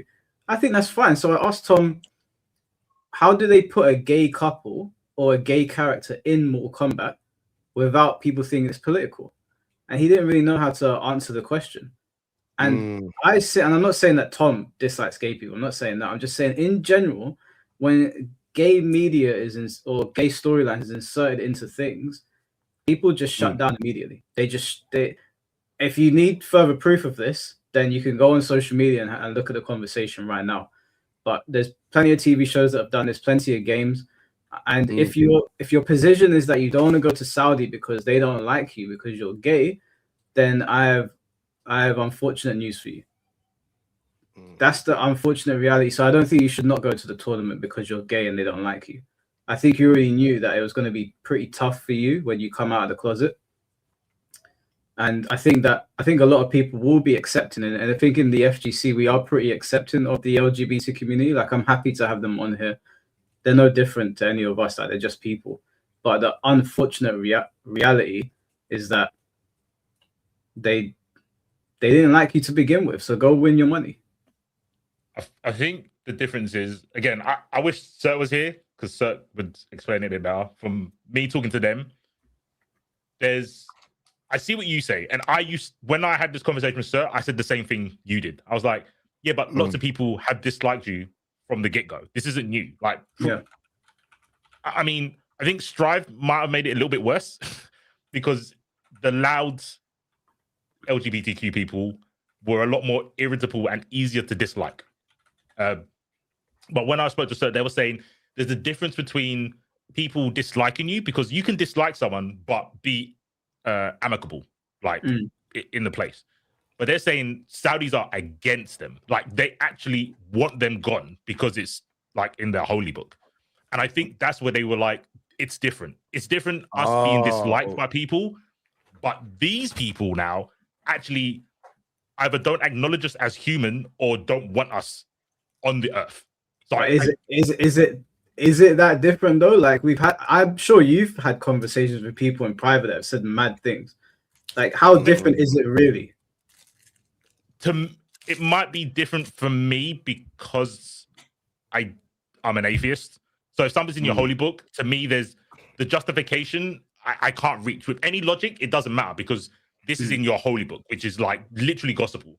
But with someone who doesn't like it because they think it's unnatural, you can you can logic them out of it. It's probably not going to happen, but I can understand why someone can dislike someone who's LGBT if they have a reason. But if it's from, like I said, there's scripture, there's nothing I can say. I can't.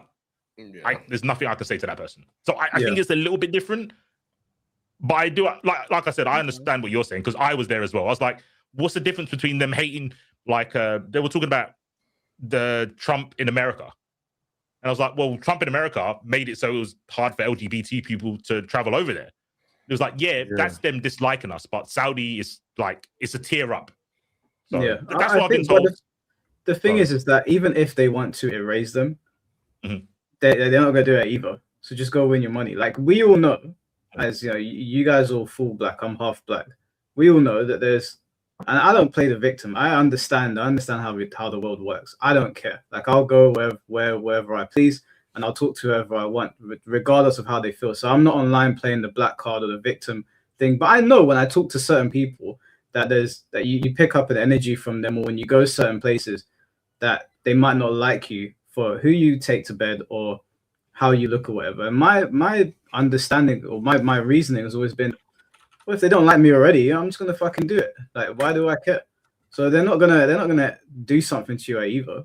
So just go and win your money. Like you doing this whole boycott, you can do it if you want. I mean, it's easy for Max's Sejam to do it now because they're giant. They make money. They make serious money, bro. So yeah, they make serious money. Like Max don't need to go anywhere a day in his life. Like fair enough. If he maybe Max could be on the same level as us and still do it.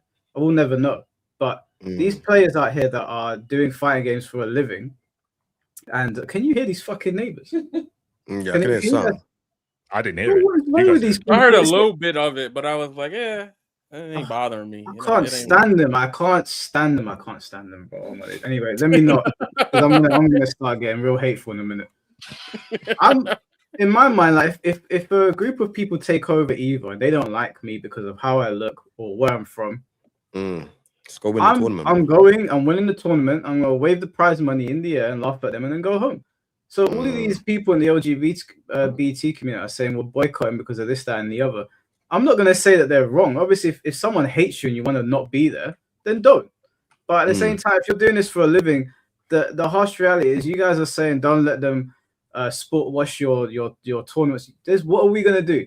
They got more money. They got enough money to topple entire governments. Like this is like what I was saying earlier when people like, why don't you make videos about Mario Kart or Pokemon and how it's fucked up?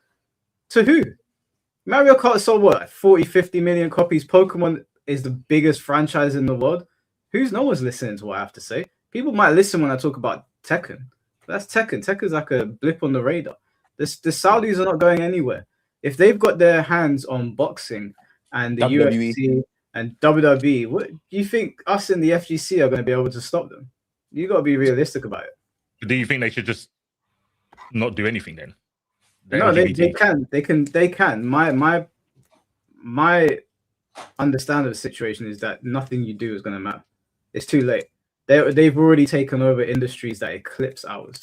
Like just one of those other industries that I named, WWE, for example, we are not even a blip on the radar compared to what the Saudi is dealing with over there. So us bitching and complaining over here is not going to do anything. The only way it would is that if WWE was like bitching and complaining, whatever, then maybe that might trickle down.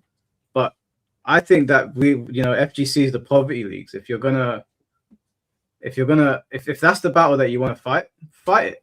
I'm not going to tell someone just give in and accept or whatever, but I personally think you're wasting your time.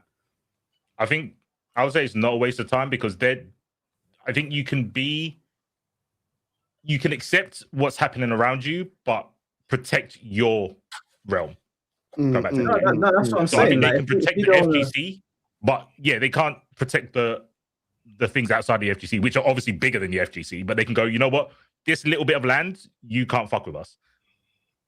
I think it's worth fighting for. No, I'm not saying that you might not think it's worth fighting for, but do you think realistically it's a battle worth fighting? Do you think it's a battle that they could make any grounds on?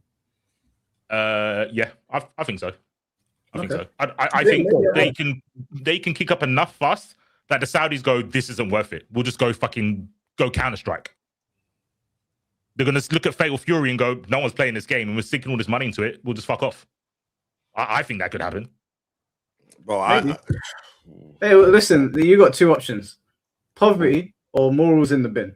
That it's up to you. That you have to choose. Yeah, they're not gonna. There's not gonna be a case of like you can't have your cake and eat it. I agree.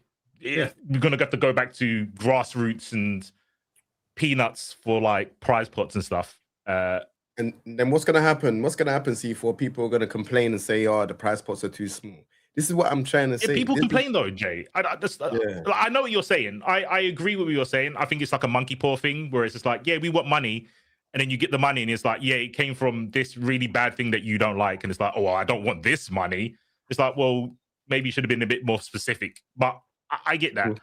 I just feel that it's difficult for, I'd say, like us to talk about because 100%. The people that are affected by it. Yeah, affected by it. Me personally can't say you shouldn't be afraid. Feel like that. Yeah. I know what Mike's saying. He's saying like, oh, yeah, at Evo, nothing's gonna happen to them. And I'm like, yeah, that's kind of true. What happens at the hotels? What happens at like, the after parties? All of these type of things. It's not even that the event. Like I can see it from both. I can see it from your side, C4, and I can see it from Mike's side as well. I can see it from both sides, and I just feel like it's hard for us to say how they actually should feel because I don't know how they feel in this situation. I don't know. You know what the closest thing is, Jay? Do you remember like when CEO was at Daytona? Yep. I got told not to go, bro. I got told not to apply. Yeah, exactly. Yeah. But I was thinking, I'm going to commentate. So what? I'm just gonna. I had the mic like mindset. I'm gonna go commentate. I'm gonna go to my room. I don't have to interact with all these people. Yep. The only example I can kind of give to the situation is like, yeah, maybe Evo to the LGBTQ is like Daytona, but Saudi is like the KKK buying into Evo. There's a difference, right? Daytona might be like dangerous, but you can work around it. But if the KKK is involved, you're like, bro, if the KKK was running Evo and their payouts were huge, and you were still allowed to enter the tournament. I don't know. Listen. Let me learn. We're not burning. Yeah. I think the best thing. I think that. Yeah. Turn that camera. I can't, man. Listen to me. This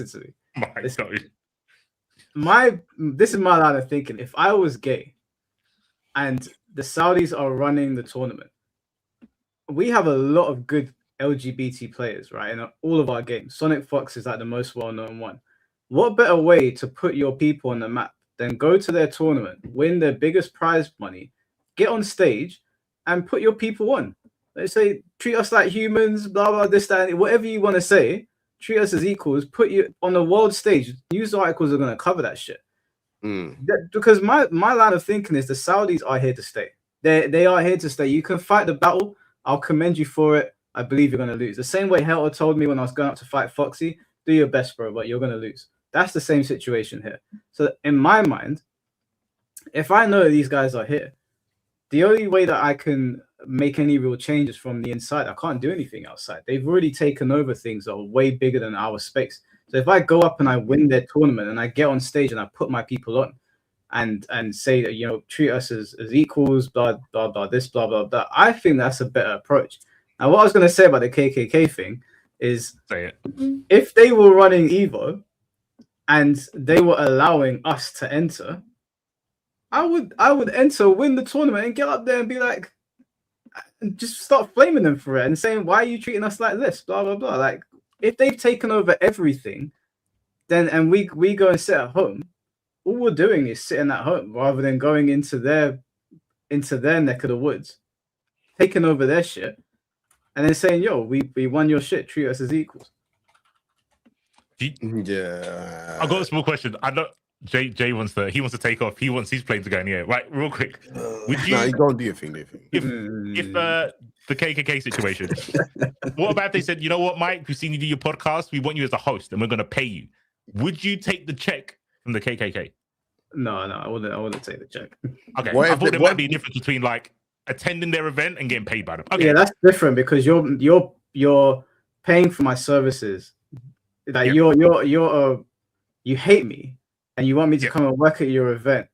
Yeah. And no, I'm not gonna take your money in that sense. I'll enter the competition, win your competition, and then put Nah, I don't know. I don't think that doesn't make sense. That's more work, bro. I'm taking no. I'll tell you why. So what Mike is saying is that he doesn't want to take the money from the KKK. Mm-hmm. His point is if he's going to attend, he can kind of show them up by saying, look, I'm not as, we're not what you say we are as black people or whatever, or gays. He's like, look, we can play games, we're just as good as you, blah, blah, blah. But that leans into the sports washing bit because they're going to use it like a token. They're going to be like, look, we're the KKK and we've got black people here. There's nothing wrong with us. Yeah. Well, Yaya just said he'd accept. I didn't say I accept their money like that. Yaya said he would. I'm just saying in terms Jay, of the look work. That way, bro. Wait. No, in terms of that work, I mean, like the what you doing is like, hey, fuck, they hate me. Should I take their bag? Yeah, I was memeing that first. I'm staying out of this topic, man. Yeah, I don't know, man. That'd be so crazy. There's a difference though, because if they've got you on a commentary thing, then you are their token black guy, right? This is the guy they can use to say, hey, we're okay over here. But if you enter the tournament and beat them and then get on stage and put your people on, that's different. At least in my opinion. Yeah, no, that's what the sports washing is. No, you know what? Yeah, I ain't taking that. That is the sports washing. If Sonic Fox wins, I don't know, Evo Saudi, they're gonna say, see, look, LGBTQ people can come over here and they won't get killed. Yeah, I think that's what true. That's true. That is true. So then, what do we do then? What is the alternative? Is the alternative because if we're to follow my line of thinking, where the Saudis are here to stay and that's it, then do we all just tuck tail and stay home? I think we're all adults. You have to decide whether it's okay for you or not, whether you feel like it's safe to do it, or whether you're not safe to do it. That's the best answer I can give. I can't speak for other people that have problems with it. I can't speak for people that don't have a problem with it. I just have to say we're all adults. If you want to go to the tournament, go to the tournament, enjoy yourself. If you feel like, their beliefs on, things don't align with yours and you feel strongly about it, don't turn up. And that's the best way to move about it. Like, I don't think you're going to start like a whole boycott, like with the whole FGC. That's never going to happen. People have got bills to pay. They got lives to, and there's money there. Everyone's priorities are completely different. So I don't feel like there's everyone's gonna boycott. I feel like you just have to make the right decision that suits you, and just take it from there. To be fair, me personally, if I get the opportunity to do Evo next year, and they're actually paying mad money, I've told this to the twins, the Dragons. I was like, I'm gonna use all of that money to run an EU event. I want to do something good with bad money. That's to me, that's like the best I can do. Yeah. Well, but that's what I'm saying. It's like this is the problem. I hear like, so people are saying it's bad money, and like if there is 100% like that this is bad money, cool. I can't see 100% that this is bad money so far in my research. Which again, like I said, I'm happy to take accountability and say, all right, I'm wrong. If there is some facts that someone could show me. But somehow, if it is bad, and like, you could go and win it, or you can go and get commissioned to do something, you could go and do it. But bring it back home and do it into something else. Put it into something. Like, it sounds mad, and I know people are going to look at me the wrong way, but it's just like, we can't keep complaining in the FGC, man. I've been in the FGC for a very, very long time. Like a very, very long time. And I see people complain about money all the time. All the time. I'd say like it's been at least from 2008 I joined. It might have been, 2008 I joined. We're in 2025. There's loads of things that's bad money. Loads of things.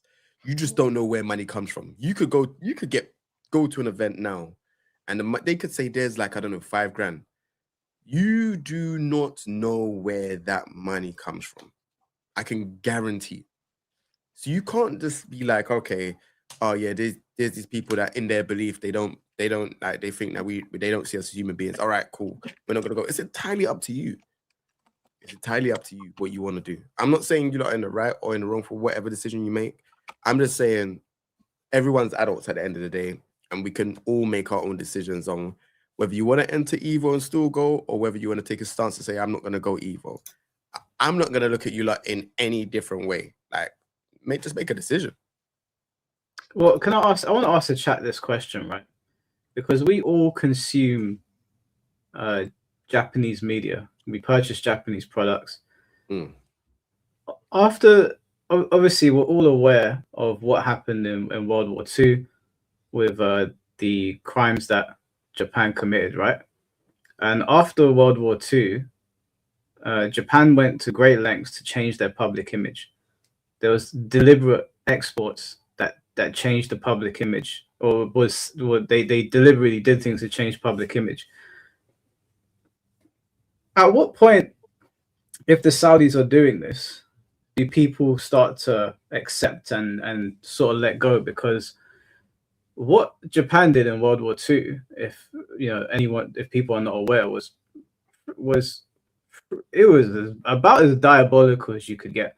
But we will accept them. We go to the country, we watch anime, we listen to their music. You know, Japan's kind of put on a pedestal. And World War II didn't happen that long ago. So if we've accepted Japan and we've let go what's happened in the past, maybe not people from China, because I watched that film recently about what they did in, was it Nanjing, I think? And I was like, yeah, I can understand why you'd hold a grudge now. Like, that was absolutely insane. But if we're accepting of them, when do we accept the Saudis if this is the road they go down? Let's say that there's no more reporters being killed, or they're accepting gay people into their country now. Is there like a timeline that we need to fit? Does it need to mirror Japan's? Well, I don't know, man. Because I'm sure that EWC had like Fortnite players, and I'm more than sure that not like all of the Fortnite players are straight. I'm more than sure like there must have been someone that went to EWC that might have been like either bisexual, trans, or gay. There had to have been. Not everyone was straight that went there. There had to have been, like, surely. And I'm more than sure that like what when did the Saudis take over Evo? Is it this one that's coming up? No, like the Evo Japan, or was it last year? I think it's the one coming up. It's the one Yeah, it's the one coming up. Yeah, so we're gonna see who sticks to their guns. But the numbers for the entrance, has that been submitted yet or not? You'll get them after like every like stage and pricing, like early bird, normal, late registration. Okay. They'll drop them. Yeah, I mean, I don't know, man. I don't know. It's definitely a tough one, because yeah, I feel like we would need to get someone that's trans to kind of come on here and talk about it, because I would love to know how they feel about the whole situation. Yeah. I don't know. Can I have a shot at answering Mike's question about I think the difference is the reason it's sports washing with the Saudi situation and not the situation you spoke about is because they are trying to reform, but they're not changing their belief, because their belief is baked into their religion. So they can say, oh, we're okay with LGBTQ coming to our event, but our Bible says we should get rid of you. That's the difference. So you can't really reform if your core belief is that person shouldn't exist. Where I don't think it was like that with the example you spoke about. They could reform by saying, you know what, we was wrong. Like, even, that's the difference. They can say that they've changed like their ways, but that means they'd have to throw away their religion. So let's say for example that there was like they probably shouldn't even say this, probably not realistic. I was gonna say there's like a different sector or like brand that they were under. And then they started to move away from the conventional line of thinking or the religion. Do you think at some point, I mean, this isn't even realistic, it's probably not even worth exploring, but I hear what people are saying, like Japan went under new leadership, but I think it was a little bit more complicated with Japan than that. But I don't want to get too bogged down in the topic. But yeah, I get what you're saying. And the thing is, I know what has happened. I know why people are angry at Saudi. The only reason I'm not speaking about it is that last time we did speak about it, I got in trouble with YouTube over it. I think maybe we went too in depth. Oh shit. Yeah. Okay. So that's the only reason for anyone in chat that thinks I don't know what people are outraged about. I'm fully aware, but it's much more difficult to talk about these things on YouTube. And I've been in trouble with YouTube 3 times now, so I do need to be careful with how I. They've been like, hey, you get too many people listen to you. Stop. Yeah. Yeah. I get it. Yeah. No, it's a bit of a. Yeah, I guess it's a sticky situation. Mm-hmm. Do you think that situation kind of ruined Fatal Fury as well?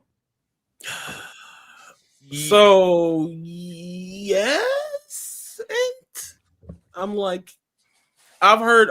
To be honest, I would argue the Ronaldo thing for a lot of people ruined it more than that.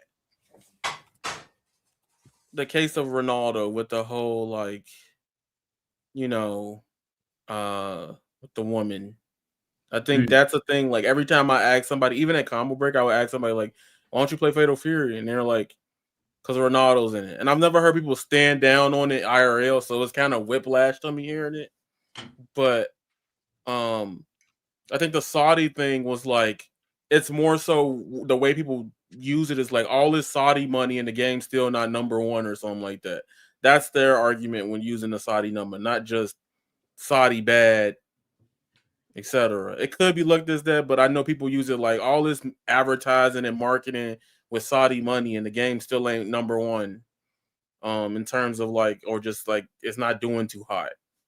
Quotations. So it's like that's what they use it for. Not in the same way as the Evo is like, this is ran by this entirely. Did Cristiano Ronaldo ever get like? Did they know for certain that he did it, or is it still allegations? So one of them, okay. So from what I researched, and again, I have to say if I'm wrong, I'm wrong. But what I researched is apparently, he paid one of the lady. He did it multiple times, but one lady he paid him like hush money so she can not talk about it, and then the other one seems to be like clear allegations up in the air, but I don't know if they strictly confirmed it or he paid to make sure like the articles and stuff like that didn't come out in a specific way. But based on research, it looks like he did it, but it's not written in stone. Yeah. I think that I do think Cristiano Ronaldo and the DJ definitely hurt Fatal Fury. But to be completely honest with you, given SNK's track record of their games, I don't think it would have made much difference. Just looking at their games and how well they do, like King of Fighters has more players, but by how much? Like how badly did it really hurt it?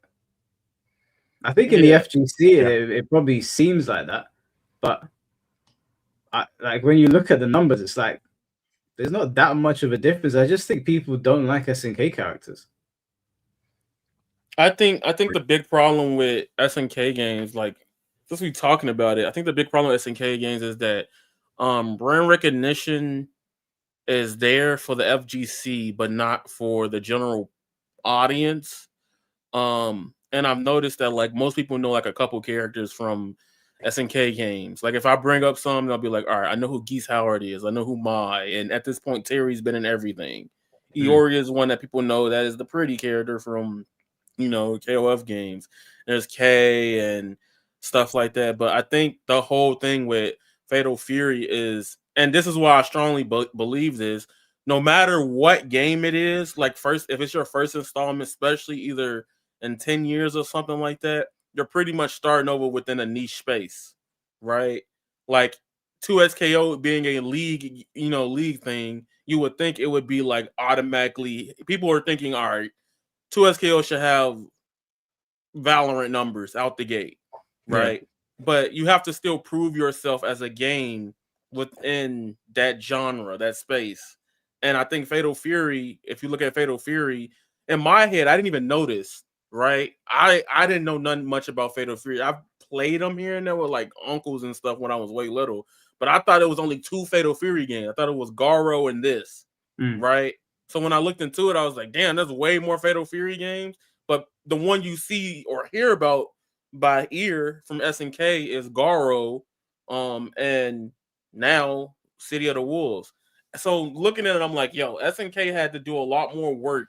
What SNK is missing outside of the general character populace that they have, they're missing the multimedia aspect of it, where like they don't have like, they do have it, but it's not as strong as like something like what Street Fighter has done, or heck, even Tekken, even regardless of the quality of the products and stuff like that, it kind of misses in like the animations, getting people interested into the animations, getting people into like the apparel and toys and stuff like that. Like I can't even think of like, there's only one Fatal Fury merch that I can think of, or just SNK merch that I think about. And it's this guy at this tournament. He sells like the CVS panels of characters, but in different styles. That's the only merch I can think of SNK off the top of my head. I can't think of nothing else. And might be some stuff I've seen and walked by. But Street Fighter, I can tell you, like, they were with Uniglow, Hypeland. They got a movie coming out, right? Like, you see a lot more stuff. Even with Tekken, you can even go, Tekken had a Netflix anime. That's big enough on its own, right? Even if you don't like the little blocky score line they put on it for the Netflix show. I feel like SNK has to focus on building up their IPs more, and their gameplay is already solid. I think they have some of the best fighting games, but I do think they just struggle in other areas getting it to appeal to everybody else. Yeah, no, 100%. I think Mai is personally carrying SNK right now. Like Mai has put them on the back. It kind of sucks because I think SNK characters are really cool, but I just think that I think we're at the point now that I truly mean this. I know it's not going to happen. I think SNK characters should be sold off to Capcom. I think Capcom should absorb them and just put them in that would hurt. So let me say this. So I am the part of the boat that since Smash is one of my favorite series, I just don't like the community. I've established that. But Terry, I've known of Terry. I've seen those movies as a kid. I just couldn't really put his face on it. Because as a kid, I used to tell my parents, like, is that just another Ash Ketchum? I used to say that all the time. And I used to get so mad, like my granddad. But then when he came to Smash, I feel like the most popular version of that character for a lot of people is the Terry inclusion into Smash Ultimate, right? And to me, that's when I saw like, all right, SNK can do this. SNK can be something bigger than they are because their character designs are so distinct and unique that they do stand out, right? Like, but bro, when Terry got into Smash, everybody was like, Ken's already in Smash. I mean, yeah, you're right. That's fair. But no one knew who he was, bro. I'm not even. Listen. I don't want people to get the wrong idea. They did that with most of the characters with Smash, though, like Dragon Quest, and who the fuck cares about Banjo in 2019? Like, people were doing that with everything. But they knew who Banjo was. That's the difference. Yeah, that's fair. When they saw Terry, people were like, why is Ken in the game twice? And that is a big problem. I think I really like SNK characters. I really do. I really, really like them. I just think most people don't know who the hell they are. Like, I've told this example a billion times. I was out with my boy in central London. We saw the Fatal Fury bus drive past, and he was like, I thought Street Fighter just came out. And I was like, it's not Street Fighter, bro. It's a different game. People just don't know who these characters are. We need another CVS. Nah, that's not what yet. we Not yet. We need another CVS. We need Capcom the helmet. Nah, we don't need that yet, because one thing I feel like is this Fatal Fury game, they are trying to see if that is needed. Right, so I feel like right now Street Fighter 6 is popping, striving, it's doing sick. But then you have Fatal Fury that's like, it's there and they've got the money pumped in, but I feel like the money, they're pumping in way too much money in the wrong areas, and it's in the wrong areas. I think they need to focus on marketing, getting people involved, getting people to do like little videos, TikToks, this and other, get people more involved in wanting to play. You know, I won a video contest. I didn't talk about it because it was just like, it felt so second-handed. They were like, here's the $500 gift card. I think have you got that link? Sorry, Mike. Oh yeah. What the one you sent me just now? Yeah. So to go on what Jay and Yaya was talking about, they're making moves, just not in plain sight. Jammers in Damascus. Was it last week? No, week before last. They went to I don't know if it was Riyadh. It was somewhere in Saudi Arabia, and they did MMA and Sea of the Wolves. And Jammers, I don't know. No, Damascus definitely did. I don't know if Jammers did, but they got Damascus to commentate the MMA match as well as the Sea of the Wolves. That's sick. But if no one's paying attention to it, does it even matter?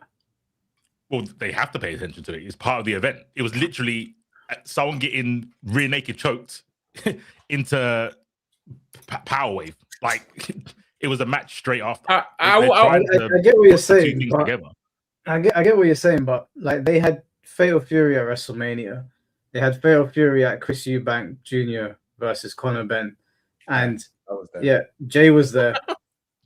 People still don't know what the fuck it was. Like they were still like, what is this? Like I went to the weigh-in. I was at the weigh-in and I remember I was standing and I was talking to guys and they were like, I don't even know what that game is. I thought Street Fighter. Do you know what happens though? Like this happens with Smash. I have never booted up Smash.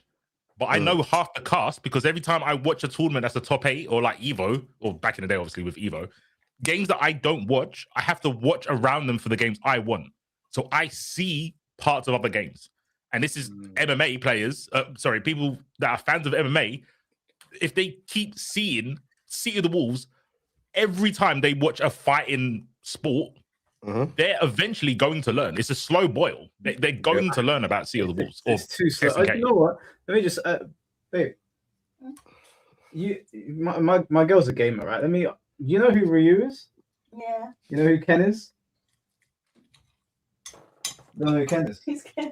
Okay. Do you know who Chun? Okay. Gone down the fucking toilet. No, we'll see. We're gonna do 3 for 3. Do you know who Chun Li is? Yes.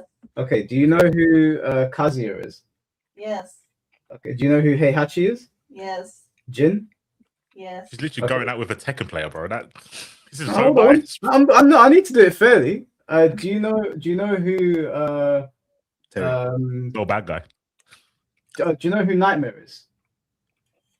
From Soul Calibur. From Soul Calibur. Okay. Do you know who Terry Bogard is? No. Do you know who Mai is? No. Do you know who Yamazaki is? No. Do you know who Rock is? No. Geese Howard? No. Okay. Do you know what Fatal Fury is? I've heard of it. You've heard of it? Okay. I couldn't point out a character. Do you know? Okay. Do you know King of Fighters? Do you know what the King of Fighters is? This is not a good test. Okay. Sure. Because your missus, if she knew Tekken, she would know Geese. Because Geese is in Tekken. No, but Tekken 7 though, isn't it? Yeah, exactly. So that's what I mean. It's unfair. Unfair. Your missus knows Tekken 8 because you play Tekken 8. But she didn't know who Geese was though. Yeah, and that's what I'm saying. If your missus knew about Tekken, she would know Tekken 7, which had Geese. But she knows Tekken 8 because you play Tekken 8. Let's ask her about the guest character. Do you know who Clive is, babe? Yeah, but for you. Why would you say that? It's compromise. Hey, she a real one. She said it straight up. You know, like right or die. Hey, I'm coming to bed soon, babe. You're in big trouble. People got you, man. Damn. Yeah, bro. You know what? To be fair, you don't have to make that point. I get it. I do understand what you're saying. I'm just saying, slowly, people are going to know who Terry is more. Maybe not SNK, but they'll know more that that character isn't from Street Fighter. That's what they're gonna learn. They're gonna go, these are non-Street Fighter characters, they're non-Tekken characters. That will definitely happen eventually, I think. It's the marketing, bro. They need to do like a Jacko cosplay type of for fuck's sake. He still remember that. No. They need to do it with Mai. If they did something like that, like a TikTok trend with Mai. No, bro. If they do that with Mai, people like Finn are gonna explode. Bro, I'm trying to tell you, people like, because obviously it's social media, isn't it? Like that's what they're lacking at right now. The social media is lacking because I think, like you said, not to cut you out, but I want to make this point. I think what would benefit them more, because I don't want them to fall in like the current, what people feel like the artist trap. but like Arxis is trying to popularize outside of just fighting games as a company. Because when you look at it, you got Strive 2.0 coming out, Marvel Tokon, and then Damon and Baby, right? Like, what the hell is Damon and Baby? You know what I'm saying? And then like I think what SNK is trying to do, right? SNK is trying to do like the Sam Show RPG. They need to start putting it like these characters into their other IPs that people know, like Metal Slug, have Rock pop up on a tank or something. You know, things like that. Starting there to get people more familiarized when they see these characters. Because I'll be honest, a lot of people may have seen Fatal Fury a lot in gacha games or, KOF even. They've been in a lot of collaborations in the past 2.5 years when it comes to various different mobile or gacha games. But in a widespread of general people, you don't see them in anything else but just the fighting game. And I think, like King Jae said, marketing also goes in that area too, where they have their own things they have to work on licensing and making them popular within not only the general public, but their own other IPs. That's what they struggle at. Collab. You know how many Marvel vs. Capcom characters I know from Marvel vs. Capcom? I never played fucking with Sun in it. Or that fucking cactus. I can't remember his name. Who the fuck is that? I don't know what game he's from. Jin as well from the Cyberbots. Yeah, from the fucking robot game. Yeah, Hayato. I got his game, but I never knew about him until I played Marvel vs. Capcom 2. Yeah, they but need crossovers, bro. Yeah, I think no. I don't think he's wrong with that. That's why Capcom vs SNK 3 would be a good thing. Yep. I think not yet. No, not yet. But I do think that should be Capcom's next project. Like maybe in 3 years' time, CVS3 should be the next thing, because even putting SNK characters back in Tekken would help them. I don't necessarily want them there because I don't want more 2D characters in Tekken, but it would help. Like outsourcing SNK characters is going to be a good thing for them. But if they make CVS3, for example, that game, it's not going to get played. People just don't like their gameplay style. It's like whenever I speak to people, it feels like a lesser version of a Capcom game. Again, that's not necessarily when SNK make the crossovers rather than Capcom. SVC Chaos is like a lesser Capcom versus SNK. That's the way people look at it. So even though I think SVC Chaos has its own charms, I think there was a few cool things in them. I can understand why people would go down the Capcom route. So I think outsourcing for SNK is definitely the best way to go. And no more stupid celebrity guest characters. We've had enough of that. There's only one game that did it right. Oh, sorry, go on, Jay. I was going to say that's what ruined City of the Wolves. Because everyone, including me, I had high anticipation for this game. I was looking at the characters, looking at stuff, sick. And when I saw Ronaldo, I was mad confused. Like, I was not that I didn't like. I'm not saying I didn't win him in the game, but it was just like, what's the point? Like, there's characters. Yeah, who are? No, I think okay. So from my perspective, like it can be dumb. However, seeing Ronaldo, I know I don't watch.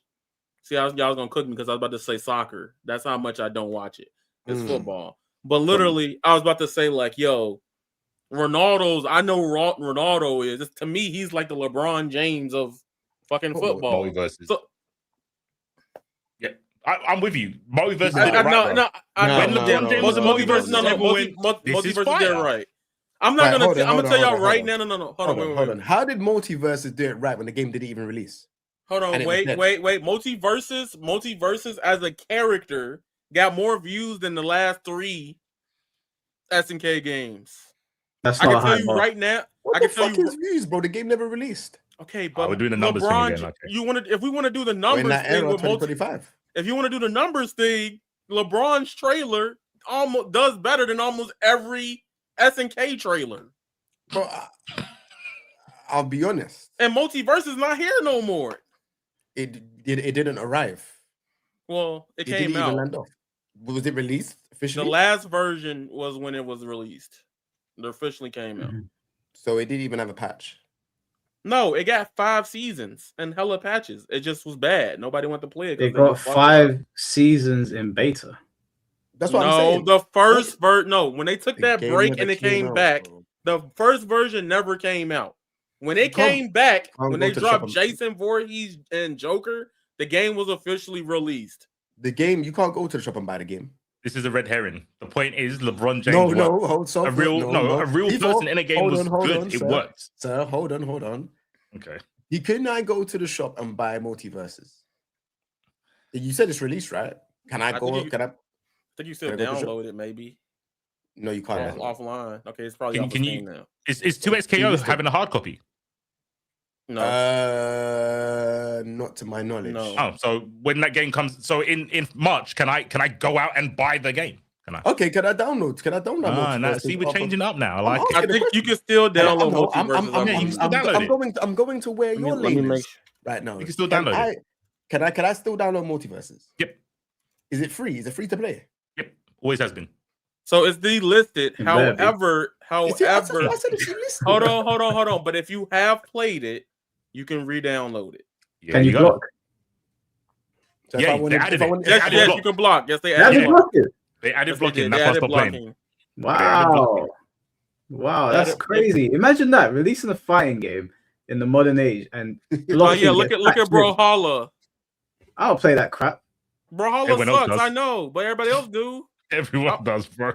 I slander Brawlhalla every day. I just want that's the game I want to rage bait. Like I absolutely am a hater. Like that's the game. Sick though. Brawlhalla is not sick. It looks ugly. It play like discount every other version of a play. Let me stop. I can't believe Yaya said it was ugly and he played Avatar. That's wild. Yeah, but Avatar looks like the show. So Avatar kind of does look like a Flash game from Newgrounds. Is it Battlegrounds or Newgrounds? I can't remember. I'm going to the bathroom. I'm not doing this. Hey, hold on. Hey, defend your game, Yaya. I'm not doing it. I see y'all in summer. You know what you just said on the computers? I remember at school when there's a website called I think it's Battlegrounds or Newgrounds, yeah. Newgrounds. The games that I remember was Alien Hominid and the other, I can't remember the other ones. But basically, they move like this. Games, they move like this, and then when you do the special moves, their face come up and then it goes back to the game. It looks exactly like Avatar. I promise. You know what Avatar looks like? Do you remember that scary website, where like you click on a random game and the game was like really glitchy, and then the X face would pop up out. That's what the game looks like to me. It looks like one of those stupid games from way back when that should have come out on the PS2. And if we look back on it now, we'd look on it fondly. But on the PS5, you gotta be fucking joking me, bro. I took one look at that and I was like, you have to be a fan of Avatar to like this game. You must be. And I never watched Avatar, so when I'm looking at that, I'm like, so it seems like it's an acquired taste. The people that actually watched it before and like it, it's their taste in it. Yeah, bro. It's that Brussels sprouts and Marmite and all of that stuff, bro. Because, I looked at that and I'm seeing, and it moves up there. It's like there's no animation. It's like it's just stiff. I'm thinking, what? Like, but it's not really. That's not for me. I'll be honest. But shout out to the people that are supporting the game, man. Support your FGC games, man. It's big up. Yeah, shout out to them, man. Shout out to them. Couldn't be me. Yeah, no. I play ugly games, bro. No. I have to draw a line. Your line is Avatar, but not them fighting hurts. Yeah, them fighting hurts looks good. Aesthetically, the art is good. It doesn't look like a Flash game. Fighting Herds does look like a Flash game. Nah. It's both of the same. Now you're playing up for the stream. Stop it. Levels. It definitely it looks like a Flash game. Mike, can you do the honors? Show the trailer. Yep. Please. Wait, not just some match footage because it don't look like Avatar. Let's. Man wants tournament graphics to make it look like a game. Nice. I'll show the trailer. If you show the trailer, I don't know what the trailer is. Hold on. Bro, I saw that, bro. It looks like a Flash game, bro. Okay, let me look at the trailer. Maybe the trailer does look like it. I just care about the game footage. Yeah, like tournament, you're gonna be seeing like mad combos and that. Fucking Langha, bro. I haven't seen this guy in years. Jay, this is what you're gonna be playing when you lose, by the way. I expect to see 16 hits. Bro, I don't even know what's going on, bro. Combos, bro. God. What is she doing? She's dancing. This is the game that man wants to play. Bro, I'm no Frozen playing Mortal Kombat tomorrow, bro. I mean, not Mortal Kombat, fucking Mario Kart, bro. I have to level up. Everyone pretending like they don't know who else there is, bro. Look at this. What? Arizona? This don't look like a Flash game. Nope. Of course it does. Open your eyes, Jay. I'm getting crazy, bro. Bro, I mean, it throw could up be my alien connection. hominid, please. Throw up alien hominid, please. Stop and it, bro. Throw up alien hominid and show them what that game is, bro. They might not know, but bro, this looks exactly like it, bro. Nope, Flash games don't run at 60 frames per second, bro. Alien hominid does. Show me then. Bro, it came out. I haven't played that game. When people were saying Flash games, I was thinking about, you know, when you'd go on like the Cartoon Network website and then play the games on notes. Yeah. So the Battlegrounds, like from what I remember, like the game's kind of upgraded because they used to had like the little shadow figures where they were doing like the animations and that. That was the early stages. But Alien Hominid, bro, that was exactly like this. Oh, that looks kind of clean. All right, fair play. That's what I'm saying. It looks a little bit like that. Bro, I was thinking of the fucking Cartoon Network ones where they're like 30 frames per second. Oh yeah, no. This was on the Battlegrounds website. This is like the console version, but are y'all still talking about it? Fair. Yeah, but the graphics are better in them fighting herds. No, bro. Yes. No, maybe because they're doing beams and the beams had a bit of color in them. Still had a bit of a bit of red, light red, dark red. It had a little different shades of red. Gradients, yeah. Had a bit of gradient going on in there. Gradients. I'll take that. It's pretty, bro. You're gonna like the look of it when you see it. It's all good. We're gonna move on to Tekken now. Another good game. Let's go. Yeah, we're gonna talk about Tekken entirety. Before I do, I'm just gonna read out the super chats. Fighters Exceed, thank you for the $2 Australian. Have enjoyed the streams all year, Mike. Keep up. Appreciate you, bro. Thank you very much. This is the last stream of the year, so thanks to everyone that has been up. Thanks to you guys for being a part of my streams the whole year. If it wasn't for a lot of you, especially you guys helped carry the stream, so I appreciate it, man. It's been fun. I wanted to ask you though. Do you have that Liu Kang statue? Yeah, it's over here. No, I was gonna give you my one, but yeah, you got one. It's cool. Yeah, I appreciate it, but I got the collector's edition like an idiot, so I've got the Liu Kang statue. Yeah, no, my one's still in the box. You should do it as a giveaway. I might need to, bro. I've got an Ari statue as well. Give me that. Statue. Fuck you, man. Wow, that's so crazy. No, I got a proper the Ari statue. No, if you don't see this statue's cold, bro. It's actually you know when he gets the statue, Mike, can you put up a giant? Can I say that? Giant dino. Oh, clearly. Can you put up their message? Wait. What's their name? Giant Dino. Giant Dino boy. Mad name. I'm looking for their message. 8264. It's like 3 lines long. Oh. Is it a recent message? It's come up. Yeah, for me, it's kind of recent. I got this. There it is. I got this from Evo. I got it signed by Justin Wong. Jeez. Yeah, so this is the one that moves. I know he was mad as hell. Like, come on, for real. He's cool with me though, isn't it? So yeah, but this is the Ari stuff. I don't even really want to open it. Like, it's never been opened. I mean, is Ari the League of Legends character? Yeah. Oh, babe, you like that character, don't you? Ari. Yeah. Is that the one you play? Yeah. Can I have it? I'll give it to my girl. No, bro. I was thinking of doing a 2x kill tournament, bro. Nigga, no, fuck that. I need to sweat. I need to do that shit, bro. No, because I was thinking I've had it there for like a whole year, bro. I won. So my team won a tournament in 2x kill, innit? And they were giving out stuff in it, and I got this. But then I'm like, I don't want to take this up because I'm not an RE person. But then I was like, I might as well either do a tournament and that. But bro, I've been waiting for this game to release for however long. Let me look up an Ari statue. I need to see. Do you know what I'm saying? Do you know what? I got a better idea. No. I know what you're gonna say. No. He's not gonna do that. No. I know what you're gonna say. No. I'll still stick to the fighting herds, bro. I still stick to fighting. He would rather play fighting herds than give away a statue that he's never gonna fucking look at. Bro, I was gonna use it. You won't give me the statue. Bro, no. Don't do that. Don't do that. When you meet it, you're gonna have to explain it. Explain yourself. Scrooge McDuck over here, bro. Oh my gosh.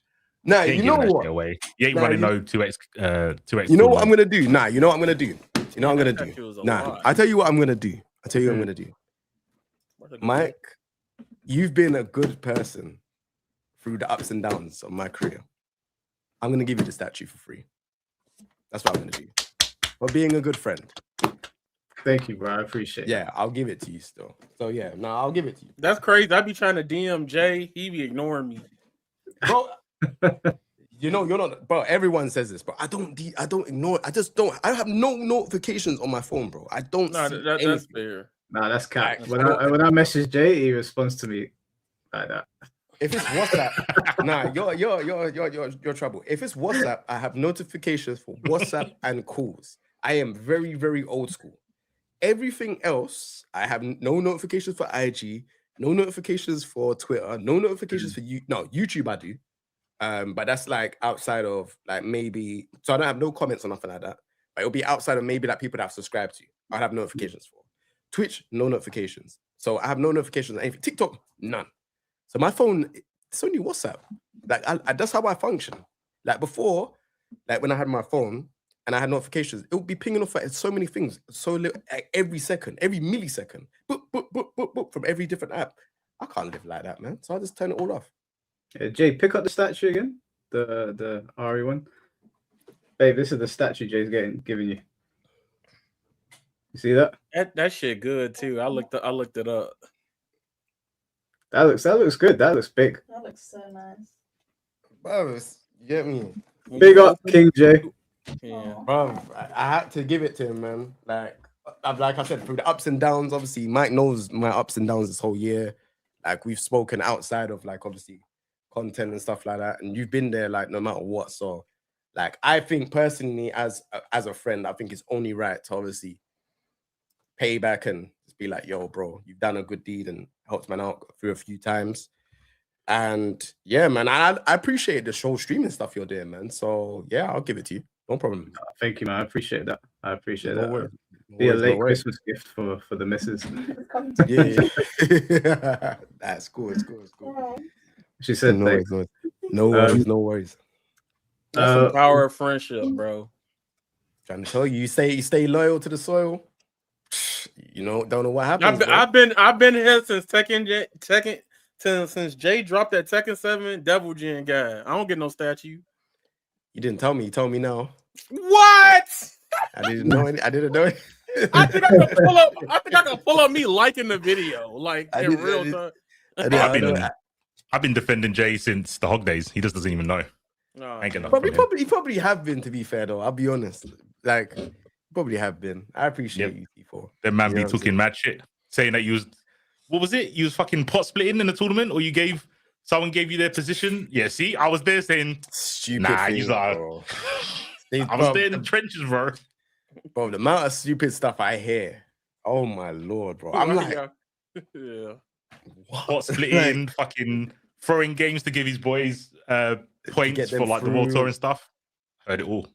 But it's the most stupidest thing. These times I ain't done none of that stuff. But it's just like I feel like when you're growing as a creator, player, whatever, it's kind of like you hear people would make up whatever narrative and just run with it. That's just fighting games. I've realized that over time. It's just there's nothing you can do. Yeah. It is what it is. People are always gonna, but you know, as long as you stick by your friends. Like this year, I think like out of all the content creator friends that I have, Jay's definitely had the most shit. And we've been speaking in private, but like there's been bare situations, man. Like the whole situation with the Medusa and Big Nose, and then the studio situation. That was a whole saga. Even though we cleared things, we've cleared things out. There's no beef anymore. But that should be top 3 in the tier list, by the way. Bro, that was a madness. That was a mad war.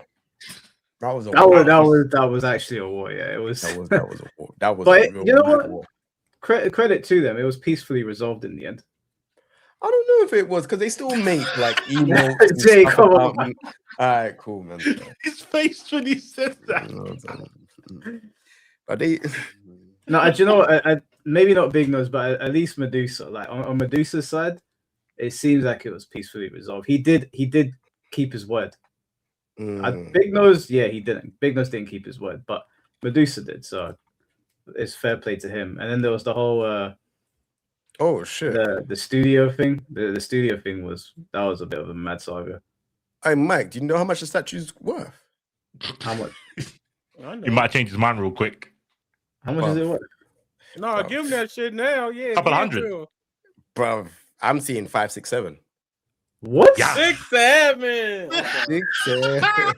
He said that shit. He did. I think he did that shit already. There's no way it's 567. Ain't no way. Bro, I'm looking at it now, bro. Someone told my chat, said, bro, they looked at the price. They said, fuck. I said, huh? Wait, let me see. Wait, what's the statue called? It's called Ari Unlocked. Mm-hmm. Ari Unlocked statue. Yeah, there's one. So the EX figure is the official one, isn't it? EX. And Yeah, the it's EX, about $75 though. But well, there's only one there that says that it's 567. The rest say 135. I think I've got this one, bro. Hold on. Yeah, I got the one where she's blowing and she's got the bare wing. Oh shit! On the Riot Game Store, it is $75. Kiss. Oh, it's $75 on the Riot Store. Yes. Swear. Yeah, you're looking at this one. I think you're looking at. Here you go. You're looking at this one, right? Yeah. That's not the same statue. Yeah, that's not what's in your box, bro. Oh, I don't care anyway. You're still having it. I don't mind. It's whatever. What am I gonna do with it? If it's for that much money, I'd sell it. Nah, bro. He's done a lot for me, man. I don't care about the money. Sorry, no. I thought you meant like what would you have done with it? But yeah, you already said give it to Mike. C4, try to throw me under the bus. Crazy. My bad. I speak my mind, bro. I speak my mind. Nah, it's yours, bro. It's yours. It don't matter. No, I appreciate it, man. That's very kind. That's cool. All right, I'm gonna bring Finn in just a sec. I'm just gonna read out the remainder of these super chats. Duke of Nylon, thank you for the $5. Incorrect. The minute the public knew of Mr. Wizard, they were mad and wanted to boycott Evo, but he got quickly fired, so people still went. Do you know? So Duke, you know what's interesting about what you're saying? That topic got spoken about when I was at Evo prior. So I remember there was a time when there was a situation. I remember I was in the finals and it was for Tekken. And I think Porkchop was asking like, "Oh, who wants money matches? Who want money matches?" And he was like being rude to Porkchop. And then like there was several other people around that were like saying like, "Oh, like he's always been like that to people and this and other." He's been known to be like rude to like a lot of like the community and stuff like that in general. So and then like obviously when like his name was brought up later on that evening, yeah, like stuff was said, and I didn't even know anything about. I don't really even know him. I just knew he owned Evo.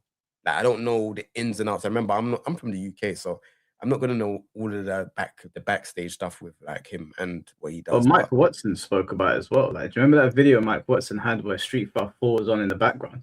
And Mike was like, people that were going to the tournament people knew what was going on, and then Mike came on the podcast. He spoke about it. That podcast got demonetized immediately because of what Mike was speaking about. Like he exposed a lot of stuff on there. Like people knew, like maybe obviously not as many people knew. When it got to the internet, it blew up. But people that were going to the tournament, they knew. They knew. They knew what was going on. It's just that they can't say anything publicly. Like it's like me saying, "Oh yeah, he's done this." But what can how am I gonna get proof if the people that he done it to won't come out?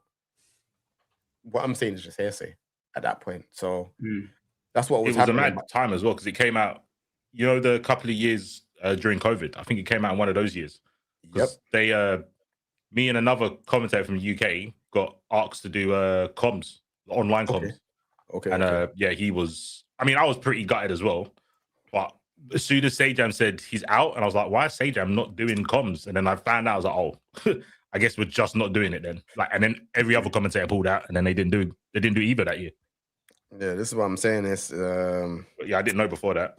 Yeah, it's mad. Lemon Tea, thank you for the $1.99. Mike wants to be FGC Jackie Robinson. That's the baseball player, right? Nope. No. He runs a force of individuals that have the same skin color. Hold on, I thought Jackie Robinson. Tony? Jackie Robinson is a baseball player. Yeah, Jackie Robinson is a baseball Tony. Player. Damn, Isaiah Whitlock Jr. has sadly passed away. What? Who? I don't know. I think he's a actor. I don't know. Josiah what? Isaiah, sorry, what did I say? Isaiah Whitlock. WIT Lock. JR. He died. This guy. Yeah, I know who he is. Isn't he the one that went yeah, him. He died. But what's going on, bro? People are just passing away. Yeah, man. people have been dropping like flies recently. It's crazy, man. But yeah, no, yeah. Sorry. Duke of Nylon, thank you for the $5. Why aren't the pros playing Fatal Fury? More money, less competition, and respected gameplay. Pros complain about money, but stick to Capcom boots. I guess people don't like the gameplay. I guess it's not that. You think it's the Saudis? Mm-hmm. Because as soon as they heard Saudis were involved, as soon as they saw what type of prize money it was, not involved. It makes no sense because if you wanted to win money, you just play that game. I see there's two brothers from Greece that are doing their thing. I think their name's K-Top and H-Top. Yeah. They're doing their thing. They're MK players. Exactly. They moved over to but I spoke to them at Versus Find, and they said that was the best thing they've done is move over to a Fatal Fury. But they're winning. Like I think one of them won. They both qualified. It was fucked because they both qualified for the World Tour and they had to play each other first round. Yeah, I think that's crazy. And I'm surprised they didn't change it. People tried to get them to change their bracket, and I don't think they did. Yeah, that's crazy. They should have eased. Do you know how much money they made just to qualify, bro? How much? I can't do the maths, but a lot. Remember when Chris G was on here? He said just qualify and made mad money. Yeah, he got paid like 33K or something like that just for qualifying. Just to qualify. You could go 0-2 and still get like 30K. So man, I'm not realizing what man is saying here. That's why I'm saying there's a season 2. I'm trying to play the game, bro. I'll be able to lie to you, bro.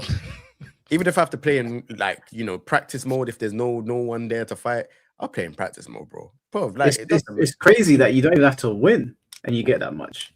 Yeah, regardless of how it turned out, multiverses for the top 2, everybody get paid. This is what I'm talking about, man. This is exactly what I'm talking about. You can only bring up multiverses once per stream. I found that rule out. Okay, fair. Otherwise, Mike just switches off, bro. I'm sorry, but that game, I played it. I will 100% say I get why people hate the new version they came back out with because it was mad slower, way slower than the not out version. Oh, let me ask last you, season was gas. Black Adam, is he in the old version or the new one when he got released? He got released in the old version. Yeah, so that sucked. That's the one that I played. And Black Adam's my favorite DC character. So I was like, okay, one of my favorite characters in the game now. I'll play it. I'm gonna enjoy it because I think if you would have played the new version, you would have hated it more because it's a way slower game. I don't mind slow fighting games. I play Rebirth of Souls. It's not the fastest fighting game in the world. Now you be melting people until you get them to 5. Like you play Renji, you playing faster than everybody in the fucking community is. Yeah, but I'm playing Kenpachi now as well. He broke now. he hit you twice, you die. As it should be. As it should be. As Shinblade said, off with your head. Lemon Tea, thanks for the 199. We need SFEX4. That's the way forward. You know, I wouldn't be mad at that. As long as they have the same team that does the music. No more fucking 3D slot, bro. Huh? No more 3D slot. We need more 3D fighters. The same thing everyone says it about 2D characters. Fuck it. I'm gonna reverse the slur, bro. But these 2D characters. Fuck these 3D games, bro. No, but we only have one 3D traditional fighting game. That's more than enough. And the other ones, the 3D players don't even play. Y'all don't even like Tekken 8. 3D people don't like their 3D games, bro. Why do we need more 3D games? I hope y'all show up for VM6. The way y'all been talking about Tekken 8. I want to. If they make a good listen, I showed up for Bleach. Bleach is a 3D fighting game. If they make a good game, I'll play it. If it's not good, I ain't gonna play it. Arena Fighters and Tekken, same difference, bro. No more 3D nonsense. See, I'm not gonna say that. I ain't gonna say that. But I'm gonna let him get the agenda off. Is it Mads? How much you like Tekken 8? I like my Arena Fighter, so y'all could go. You can hate. Right. I play a cheap character now, so I like it. I'm sure you do. Your face says it. Your face is full of enjoyment, bro. Bro, I play a cheap character. I play Lydia now, and she's hella cheap. You ain't got no problem. And Mike's staying silent because he knows. Yeah, but I still like my 3D fighting games. It's just this Tekken game is not the one. But I would rather play Tekken 8 than most of the 2D fighters that are available right now. I'm putting Ronaldo in them. I was gonna play Ronaldo until I learned why people hate him. When the Saudi prince says put Ronaldo in the game, are you gonna say no? But to be honest, that's what caused the problem though, because they're thinking you've made this serious game. That Fatal Fury's come back after 25 years, and now you put a footballer in. Doesn't matter. I feel like he could have picked somebody else though. Like if you wanted to pick 100%. A celebrity, put Rihanna in the game or something. Like what? That's crazy. Who? Rihanna. No, that's crazy. You see what I'm saying, bro? This is where look. Somebody heard me say Rihanna. There's somebody in your chat right now. Like, damn, what if Drake was in here? I guarantee you. Somebody think, what if Drake was gonna fight again? I don't understand the Ronaldo thing. It's because isn't Saudi bad enough? Well, surely you're not playing it because of the Saudi involvement. The Ronaldo thing is like inconsequential. Besides that, right? No? Yeah, but that's where it started from, though. Like the Ronaldo thing. It is where it started. Like I didn't hear much of a fuss when Fatal Fury got announced and we knew the Saudis were involved. I only heard the fuss when we saw Ronaldo gameplay. That's when it really, because obviously Ronaldo was accused of certain bad action, and that's where it really kicked off. Yep, and then now it's been this whole narrative that, like, you know, they haven't said anything about Ronaldo, and they're now saying, oh, it's to do with them being involved in Fatal Fury. And it's okay, I see what you're saying. Okay, maybe that's how it happens. I wasn't paying that much attention to it. I was reacting to the stuff in real time. So like when stuff happened, like if there was trailers, I'd be reacting to it, and I was seeing comments and stuff, and everyone was happy, everyone was gassed about it. But as soon as Ronaldo came, and then obviously Salvatore Ganashi, as soon as them two got announced, it was like, there was a complete shift in the mood in the air with like this game. And it hasn't got back since. I know Ken and Chan-Li's been in the game, and that's cool and that, but that's not going to bring over the Street Fighter players. I think, again, like I said, it's the way how they're doing the game. No one has played Fatal Fury for 25 years. Or people have played it, but they haven't made a new one since 25 years, right? You need people to be involved and understand the lore and understand where the games come from, mindsets to why they're making characters. There needs to be more content. You can't just drop characters. You lot ain't been around. You lot have been doing Fatal Fury. You lot been in King of Fighters. Okay, King of Fighters is a completely different game. You know even Marvel Versus, that's like every 10 years. Marvel 2 to Marvel 3 was 10 years. 20 years is that madness, bro. That's a new generation. But the thing with Marvel games, though, is that Marvel has comics and movies in between that carry those characters. So like when people see Marvel 2 and how old it is, it's like, but Marvel's been in the social like zeitgeist for ages. So, but SNK is not that. SNK, Fatal Fury was out. It was people even know what the hell that was. With Marvel games, it's like, we didn't get one in 10 years, but we've had Marvel movies for 10 years and Marvel comics for however many years. So it wasn't like, oh shit, Marvel's back. What is that? When Marvel 3 came out, it was like, oh, it's a Marvel game. Even though everyone was excited. I ain't got nothing really to say about it. I just think this season, obviously they'll have a bunch of new characters that people probably won't understand or know about. But I think it's up to them to either communicate, because if they can't do the marketing type of content themselves, it's up to them to either communicate with the content creators and people that have a background. Obviously, there's like Neo Geo now and a few others that are pretty good at like having information about Fatal Fury. Communicate with them, get them to do content and showcase what Fatal Fury is like back in the day while releasing stuff for this new Fatal Fury. But throwing like 41 million or whatever it is over across the the SNK championship, to me, it kind of doesn't really make sense. It's kind of like you could use at least half of that or even 3/4 of that for marketing. I feel like my take on it is, and so with Fatal Fury, I think I like the gameplay. I think the package around the game is the weakest part about the game. And I think, yeah, and I feel like the money could go to making like, hey, let's take the time to develop a better story mode or make sure like a lot of the lobby stuff works way better. Because big problem with Fatal Fury was that when you join the lobby, fucking cursor took 20 years to get to the damn top part of the screen. Like small things like that could be used to fix the overall quality of life of Fatal Fury.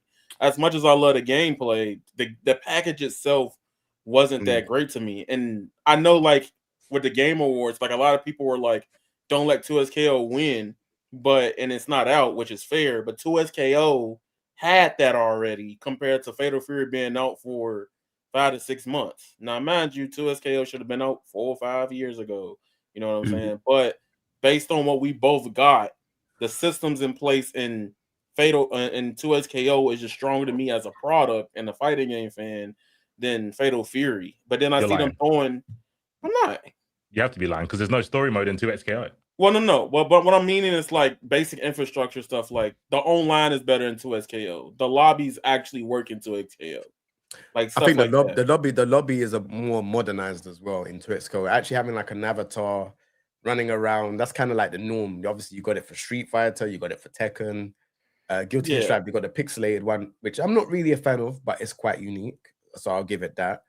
But this whole thing of like, you know, going in this kind of like new universe and having your character around is the norm. What they've done with Fatal Fury, that user interface is very complex and not even complex. It's basic, but stuff is just like it's just weird to function. Yeah, it's just Fatal Fury is very like it's like let's take our modern concepts and put it in this 2025 game, and I think that's fine. Yeah. I think in terms of just like the things I personally care about when come to buying a fighting game, like Fatal Fury was weak at it when it came out for a little bit. Like I was even one of the people like, hey, don't drop this game right now because like the netcode was real, the rollback in some areas. Like even people in my like region, it was rollback in. A lot of the PC port, like alt tabbing wasn't that perfect. And mind you, I'm on a whole like new PC now. So I'm like, okay, I think it's just a game. And with 2XKO, the only issue I've had with 2XKO as a game is that I got to deal with fucking Vanguard. That's the only thing, because I didn't know what Vanguard did when it first came out. And that's the thing that runs the game on. But other than that, like, the game works, at least. If anything I give it to is like, all right, I can turn this shit on right now, play it, and not complain about nothing in the game outside of, like, in-game specific balance or some shit like that. But Mr. Moss, thank you for the $4.99. The players of this pony game be like, I can't let the homies know that I fuck with this. Yeah, no, if I played that game, it would be me, myself, and I situation. No, I lied. So, all right. So when that game came out, I was with a girl at the time, and she was like, "What are you playing?" And I literally told her, I was like, "The llamas from Cusco's, you know, the Disney show, because she likes Disney." So I got past it with the llama and them fighting her. So I was like, "Look, don't you like the llama?" No, like that's crazy. That's crazy. Wait, see, does your girl know you play it? I mean, she's seen the top. What did she think of it? It's like gaming's for nerds anyway. There's no difference. It's all nerd. But if I played a My Little Pony fighting game, how would you feel about it? Why are you playing that? That's the correct question. Did you hear that? I heard that you play a game of what's it? That fucking chick that's on a pole that's half ogre. Nah, that's Jay. That's Jay. I'll play that game. I can catch your VODs. Don't lie to me now. Catch the VODs. There's characters in Bleach that's just as bad as Hold on a minute. Wait. Actually, let's not even do that. You probably got rid of the VODs, but I know the games you used to play. What game? Oh, yeah. On stream. Yeah, they're in the playlist. Are they still there? And you're talking about this? Mad. Those are real people, though. Say less. Bro, man's playing simulators. They ain't simulators. It's kind of but they're funny. They were funny, though. So is this game. That's not You know what? funny. I would rather go out on the street and say I played this than a dating simulator. How about you? No, I would not. There See, we go. it no, no, because I'll do dating simulator. I'd rather play You're the pony mad. game. Okay. No, because No, wait, you don't on. count. Y'all Hold two on. don't count. If mine are in a playlist and they're still up, then that obviously means that I would rather say I played those than played that. So you'd rather be known as the date simulator streamer than the My Fine Herds. Yes, I would rather be associated. I'd rather be Shame has associated. left our culture. I don't know what to say, bro. I'd rather be associated to those than My Little Pony. After the documentaries that people have put me on about that series and its people surrounding it, yes, I would rather. But it's not My Little Pony anymore. Okay. If you're going to the extreme, whilst I hesitating to say this, I would rather be a brony than an incel. Hey, what's that game you were playing? Hold on, Mike? I want to download it. Dating simulator means you can't get in real life.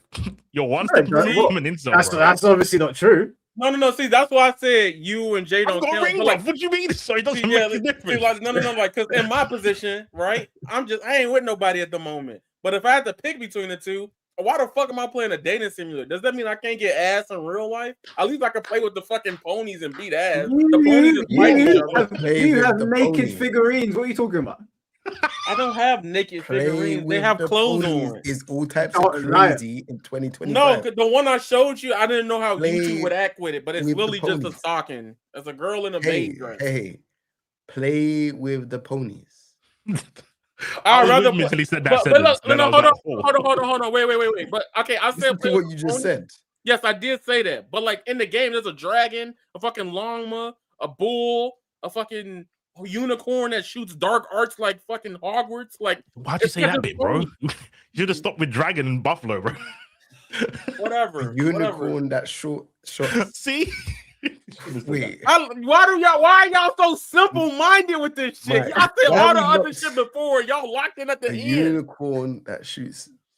What? Yeah. This is why I only say the dragon one. Like the dragon is the only. There's Spyro in the game. Cool. Why would you go with Spyro with jump cancels? That shoots dark arts. You don't need to play the damn unicorn.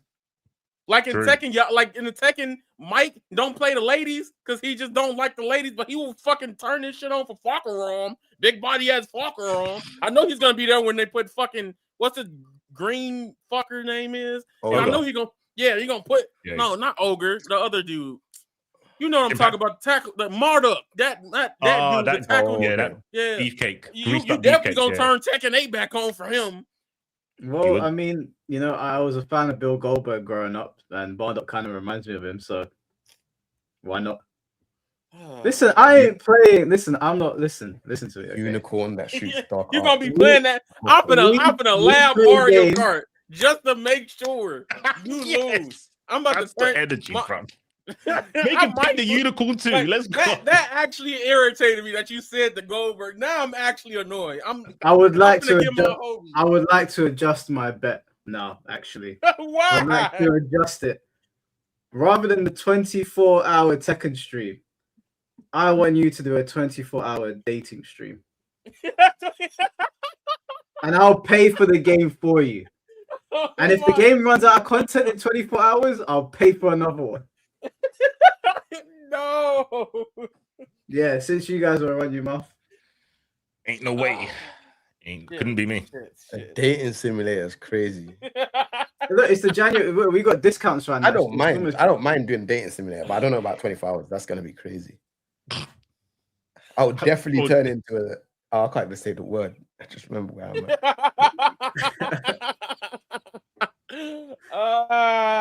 That one hurt.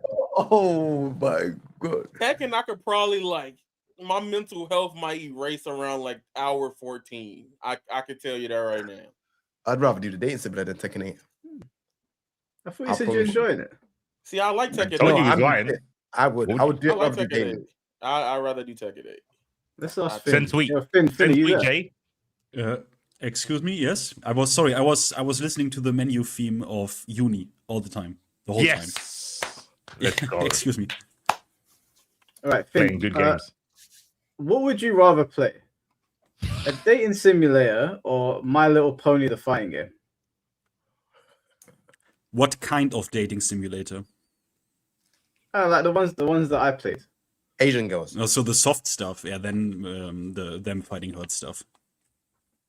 Wait, did you say the soft stuff? Yeah. Wait, so you would want to play the hardcore stuff? Yeah, I mean, the dating sims. Do you mean like this? What did you play? Like Free Hearts or something like that? Yeah, what was it called? Yeah, yeah. That's not even. Come on, like. There's stupid comedy games. I need to watch what your stream was like, bro. What was it like? What was it like? It wasn't that long ago. Yes, C4. Yeah, he Can you just see his face? But I don't understand. Wait, so Finn, what are you saying about those games? What's your stance on them? Well, I'm just saying. No, I'm gonna watch it now. When I do something, right? I commit, right? If I do something, I do it for real, right? Okay. So if I play one of those games, if I were ever to play those games, I would like a game where I go the full mile. You understand what I mean? Finn wants the VR headset and everything, bro. So you're saying the games that I was playing were like tame. They're too tame for you to play. I mean, you could play them on YouTube, so yeah, they were too tame. Damn. I mean, they had some funny story bits. I watched some of them. I watched some of the streams. Wait, hold on. Let me get this straight. So the reason that you would play My Little Pony is because the dating sims are not hardcore enough. Yes. Oh, it's business. That is every fucking toe known to man. He's putting down. I mean, I'm honest. I mean, again, I've watched it on your stream. They have some good story bits here and there that are actually funny, but it's a dating sim. Like, if I were ever to play that, I want to go, the full mile. Like, show me. No. Mike, you've hidden them, bro. I can't even see it, bro. Finn, they're not hidden. Where are they in the playlist? Oh, okay. I do it. Fuck it. Jay, I need you to focus now, bro. Oh, yeah. Yeah, not again, bro. We lost him. We've lost him. He's gone. Jay a gooner. He just don't want to admit it. When are you gonna do one of those again? By the way, I've got a girlfriend, bro. Tekken been out for a whole year plus. But wait. But you played them for the fun, right? They are entertaining, right? I'm buying the game. But like, I don't think locked up in the corner. Hold on. No, I don't. Push block, Mike. Push block. Get out of the corner. Sitting right behind me. Just sitting right here. You should master these dating simulators, right? Because you can do it in real life. So you should. I bet your girlfriend would find them hilarious. Because the girls in the dating simulators are crazy. My girlfriend's not crazy, so me playing those is a net negative. But Finn can play them. I'm too perched for this, bro. I can't. Bro. I can't even. I've had too much drink, you know bro. what? I can't. Damn, 12 hours of that shit. That's insane. But she said. That's Arkham Asylum insane. Like, bro. She said it's okay. You can repay me when you got money. Damn. Is that what these games are like? God damn. Well, ask this guy. I don't know. I'm just saying. Someone in the chat said I'm a goon of destruction. So yeah, what can I do? No, those days. You're not here for foreplay. Finn's not here for foreplay, bro. He wants. I mean, I think those games are funny. I mean, they are funny. They are. It was funny, but my time with those games are done. You can play them, and I don't have to worry because Yaya's gonna lose, and then Jay's gonna lose, and then we could. Every time he says that, it's so funny. He's gonna get cooked. Listen, I remember, certain men were laughing at me on anime games, and they were like, "Oh, you're the Tekken guy. Go back to Tekken." And then what happened? You guys First of all, no. First of all, you know how I felt about Bleach. All right, I was just planning to play that shit. Demon Slayer, you would not hang. Okay. No. Okay, wait, hold on. Let's just stop. First Demon Slayer, when I was playing it, you were not beating me because nobody was touching me on that. Nobody would beat me. My record was immaculate. You had to get someone like Hiliasta to beat me. Oh, okay, Hiliasta beats everybody though. Yeah, you had to get Hiliasta to someone on that level to beat me. Now I don't play it, so probably. Who said Nico Para? Huh? What's that? Might have to put them on the list, bro. Someone said real ones know about Nico Power. I typed it in like a fool. Every time You didn't know that, huh? What's Nico Power? I didn't know until I typed it in. I saw a couple of pictures and I don't want to know. Wait, Who's how do you spell it? Alpha Q Mum. How do you spell it, bro? That's a madness. How do you spell it? Nico Para. Nico. Nico. Yeah, Nico. And said it one more time. Nico. Nico. Let me look this up. Nico Para. What's that? Nico. It's cat. Mate, ears. you're getting put on an FBI watch list. Oh hell no! Why are you Yeah, it's like it's this. see. There's this whole culture about games like this. I think like Sakura. What is it? That's also one of those, right? Sakura Swim Club or some shit. Like there's a whole series about this. They are really big, actually. Like they are really popular. It is what it is. It is what it is. What's it about? Well, let me say it like this. Let me give you the version for normal people. These games, I'm pretty sure they are released on Steam. And let me just say like this, that is not the full version. That version is tamed down so they can even release it on Steam. All right? Right. I hear you. I guess that's all you need to know. I took one look at the artwork and I was like, we're done. We're not gonna. All right, let me read out these remaining super chats and we'll talk about Tekken and then wrap it up. Frostbite, thank you for the 3,000 ARS. City of the Wolves is an excellent game, but it came out after Street Fighter 6 already established itself, and it's competing for the same audience while being an inferior product with little cultural relevance and no room to gain any. I'm an SNK fan, but it's just reality. Yeah, I think coming out after Street Fighter 6, Street Fighter 6 was the worst thing that could have happened to Fatal Fury, other than the fact that people didn't know what it was to begin with. Like I said, I definitely feel like it can. I think this season they can prove themselves if they listen. This is the problem. Like with these fighting games, it's like, for example, Tekken 8. Obviously, we've told them what they could do to make the game better. They haven't listened. It's gone the way how it's gone. Fatal Fury is kind of similar. You know, people have told them what it is. People spoke about the user interface on the game is not good. They can change it in season 2. Might get a whole change. We don't know. But if they don't change it and it goes in season 2, and then they're gonna look and be like, oh, you're not listening. This is just how fighting games are. The only main 2 big things with Fatal Fury that's the issue right now is the user interface and online. Those are the only 2 issues. Other than that, the game is solid. You've got defensive mechanics, you've got offensive mechanics. It plays great. You have Street Fighter characters in. We have a decent roster. There's money to be made. Sick. Like no one else can say anything else other than okay, like, you know, maybe the money side of things. But other than that, the game is a great game. Mr. Mars, thank you for the 199. Nico, let's go bowling. Yeah, I'm not even gonna explore that one. That's probably not. I ain't typing that in. It's probably something to do. Don't do it. Do not. Hey, no, this game is crazy. Oh no, it's from GTA. Nico, let's go bowling. And before the last super chat is Fires Exceed. Thank you for the $5. What do you guys think needs to happen for everyone to view Tekken 8 how they view Tekken 7, or is it too late for that no matter what? Season 4. Season 4? Yeah, they can't establish themselves in season 3. It's too late. You know, Harada's left just before season 3. That can only mean 2 things. That could mean Harada's seen what's gonna come and he knows that it's gonna get a huge backfire. Or it could just be that Harada's taking a break. I think it's a little bit of number 2, but a large part of number 1. I think there's probably something along the way that is gonna probably rub the whole community the wrong way. I don't know what it could be.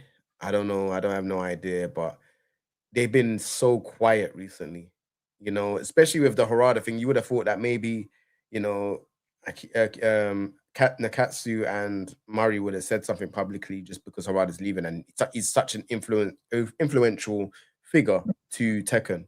But it kind of seemed like, oh yeah, Harada's done this long twit longer post. He's now wrote on his you know, his stuff that he's former a part of Tekken. It just feels weird. There feels like there's just something that they just feel disconnected, bro. I'll be honest, the whole thing feels disconnected. So I think you know what I think? I give you the gambler's version here. What I bet on. I hope that's what I hope. I hope behind the scenes, obviously completely behind the scenes, some major other studio offered Harada big money for a different game to make a different 3D fighting game. Like maybe Virtua Fighter bought him. Who knows? I think it's Virtua Fighter. I've been saying Virtua Fighter makes sense. This is probably the reason why they've been so quiet for so long. I feel like now he's gone. There's going to be some type of transition, because before he said something about along the lines of, I think someone asked him, "Oh yeah, how about bringing a Virtua Fighter character over as a guest character?" And he's like, "Oh, tell them to make Virtua Fighter 6." They're making it. So or DOA, who knows? Like the guy's not even 60. Like you know what I mean? 100%. I reckon, and with his credentials, like he's worked with the biggest fighting game of all time. That's on your resume for 30 years. You've been that guy for the game. You can go. I reckon you could go anywhere at this point. At least in the fighting game space, like anyone would be happy to take Harada. 100%. So it'll be good to know where he's going. Well, speaking of since we're going into Tekken now, now we've already touched on Harada leaving, but for 2025, in terms of the Tekken community, where do you think we are as a community right now? Do you think things are good? Do you think they're fractured? Do you think that we were too negative? Do you think we're on to brighter days? Do you think there's darker days to come? Where are we right now in the Tekken? I could give my honest answer or the sugarcoat answer. Be honest. Be honest, bro. All right. I've muted Tekken on Twitter since Miyari's old, and it's been so beautiful. Twitter is the worst platform to talk about Tekken. And I realized because TikTok, like I could go on TikTok right now, scroll, and there's like, you would think the game is like the biggest shit of all time. Because you scroll on TikTok, and like every other stream is TikTok, is Tekken, Fortnite, Expedition, Tekken, Fortnite, Expedition. And I don't follow them either, right? And the TikTok side seems like it's just happy-go-lucky rainbows and stuff like that. Versus like the comp side, I understand the frustrations with the game because there is a lot of bullshit in Tekken, especially this season. There's a lot of bullshit. Cannot lie to you. However, I do think right now it's more so in a scared, like anxiety-like state because we don't know what the future of the series holds, and we might not know if anything at all to TWT. And I think the big thing about that comes down to what happens next with Tekken. Like Tekken is a game that I believe can come back from the worst of seasons. They had happened in 7 before, right? Like one of the Tekken 7 seasons was really bad, and people came back to the game when they made a better next season. Season 3. Yeah, season 3. I think Tekken as a game can also, I know a lot of people have been frustrated and like they just quit or just started doing other things. Like, for example, I can tell a lot of the OG players do not like Tekken 8 because they're playing other games now. Shout out to Inconsiderate Raccoon.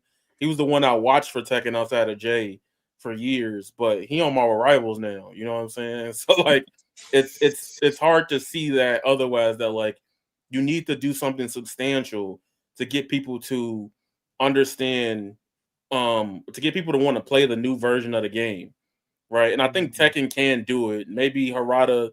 I'm in the optimistic way where like maybe Harada was like, all right, y'all got to do this before I leave for next season.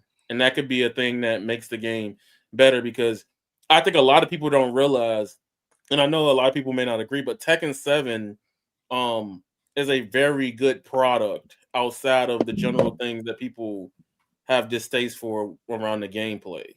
Like the only thing it doesn't have is a world tour like mode. It's just lesser Street Fighter 6 to me. But when you look at the game in terms of like how it's played, the balance and the mechanics, that's where a lot of the issues lie. And then also some talks about like how monetization is handled. But everybody gonna bitch about monetization in any game anyway. Like that's the thing, no matter if it's priced fairly or not. I don't. It's good that you touched on monetization because there's 2 things I want to talk about quickly, just piggybacking off of that. Yeah. The Fight Pass. I just released a video today talking about it. The Fight Pass had something very interesting that I did not know about with Tekken. Now, if you miss out on one fight pass, right, that means that you can never get the item again. Now, the problem with that is, okay, so what happens if I'm a new fan of Tekken and I'm like, oh, okay, I'm just got into season 2, but there's loads of items that I wanted in, like, you know, the fight pass season 1. You can't even buy that, and I feel like they should add it in a way that, okay, a fight pass is get it. Yeah, so fight pass should be like 600 Tekken money for, let's say, for example, for your current pass, yeah.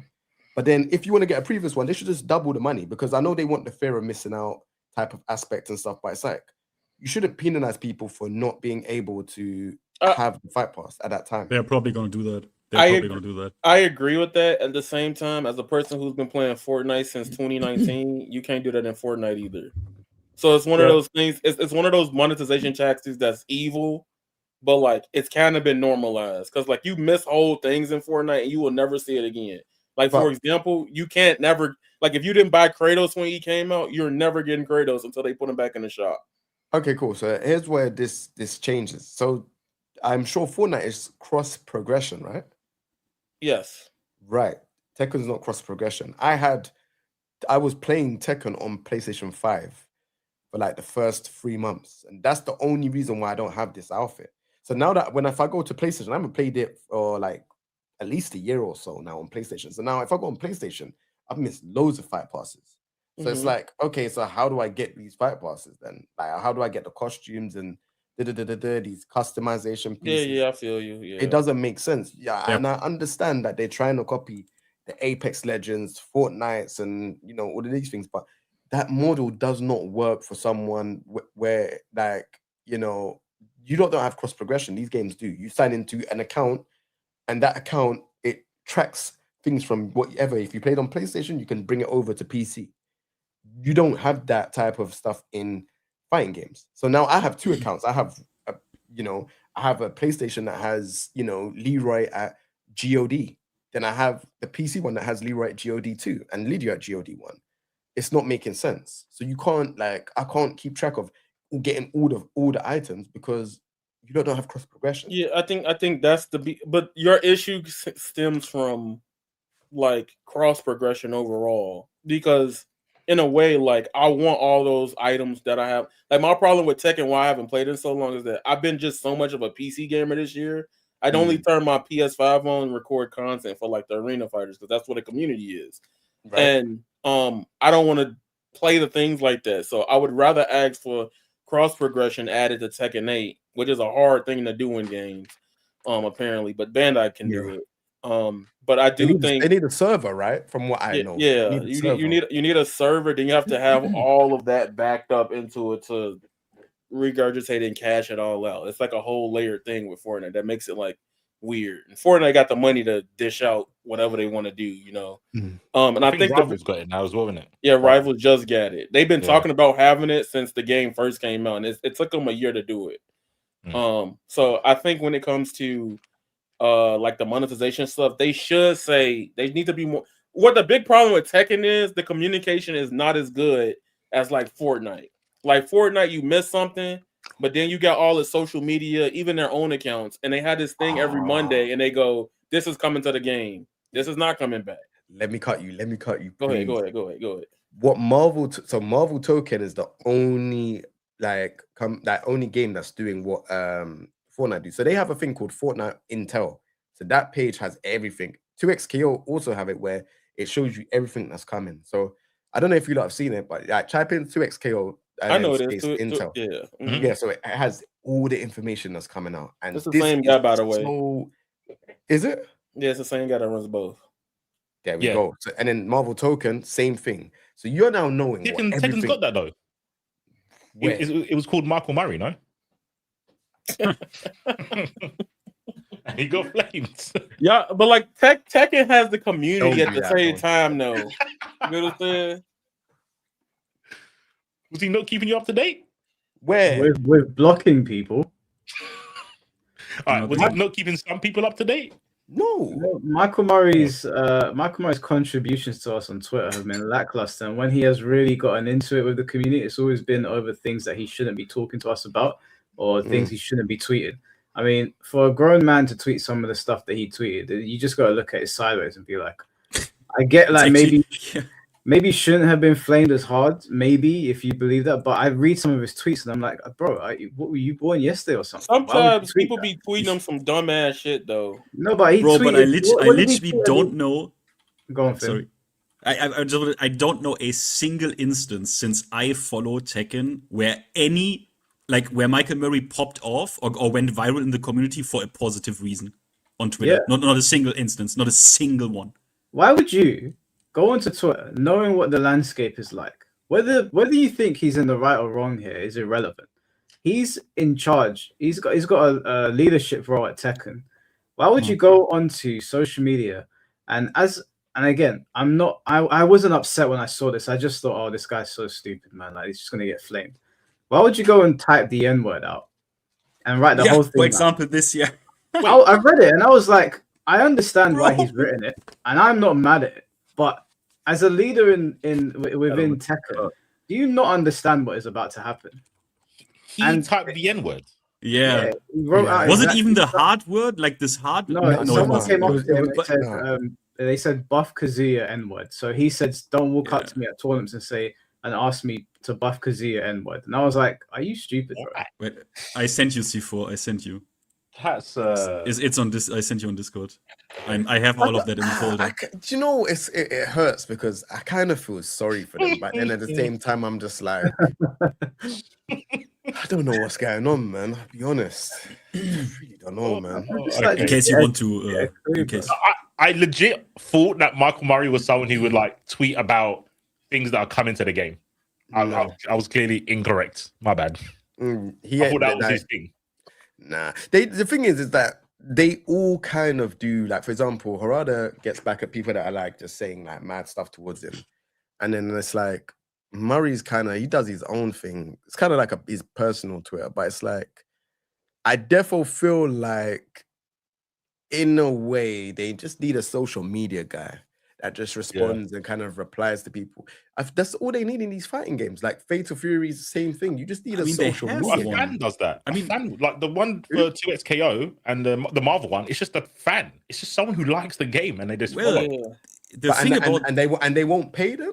Like you've seen the type of stuff they're doing on social media. Like it's night and day, bro. If I had what Riot have, or Sony have, and I'm seeing that there's a guy that's pumping out information consistently, I'm paying them. Oh, you're doing this for me? Make this official. I'll pay you. I'll put you on a payroll. Like it makes no sense to just keep making people do these things by themselves, because this person might move on to somewhere else and someone else might, you know what I'm saying? Bro, I'm seeing it's called 2XKO News or 2XKO Intel. Bro, that page is crazy. The thing is that we have one.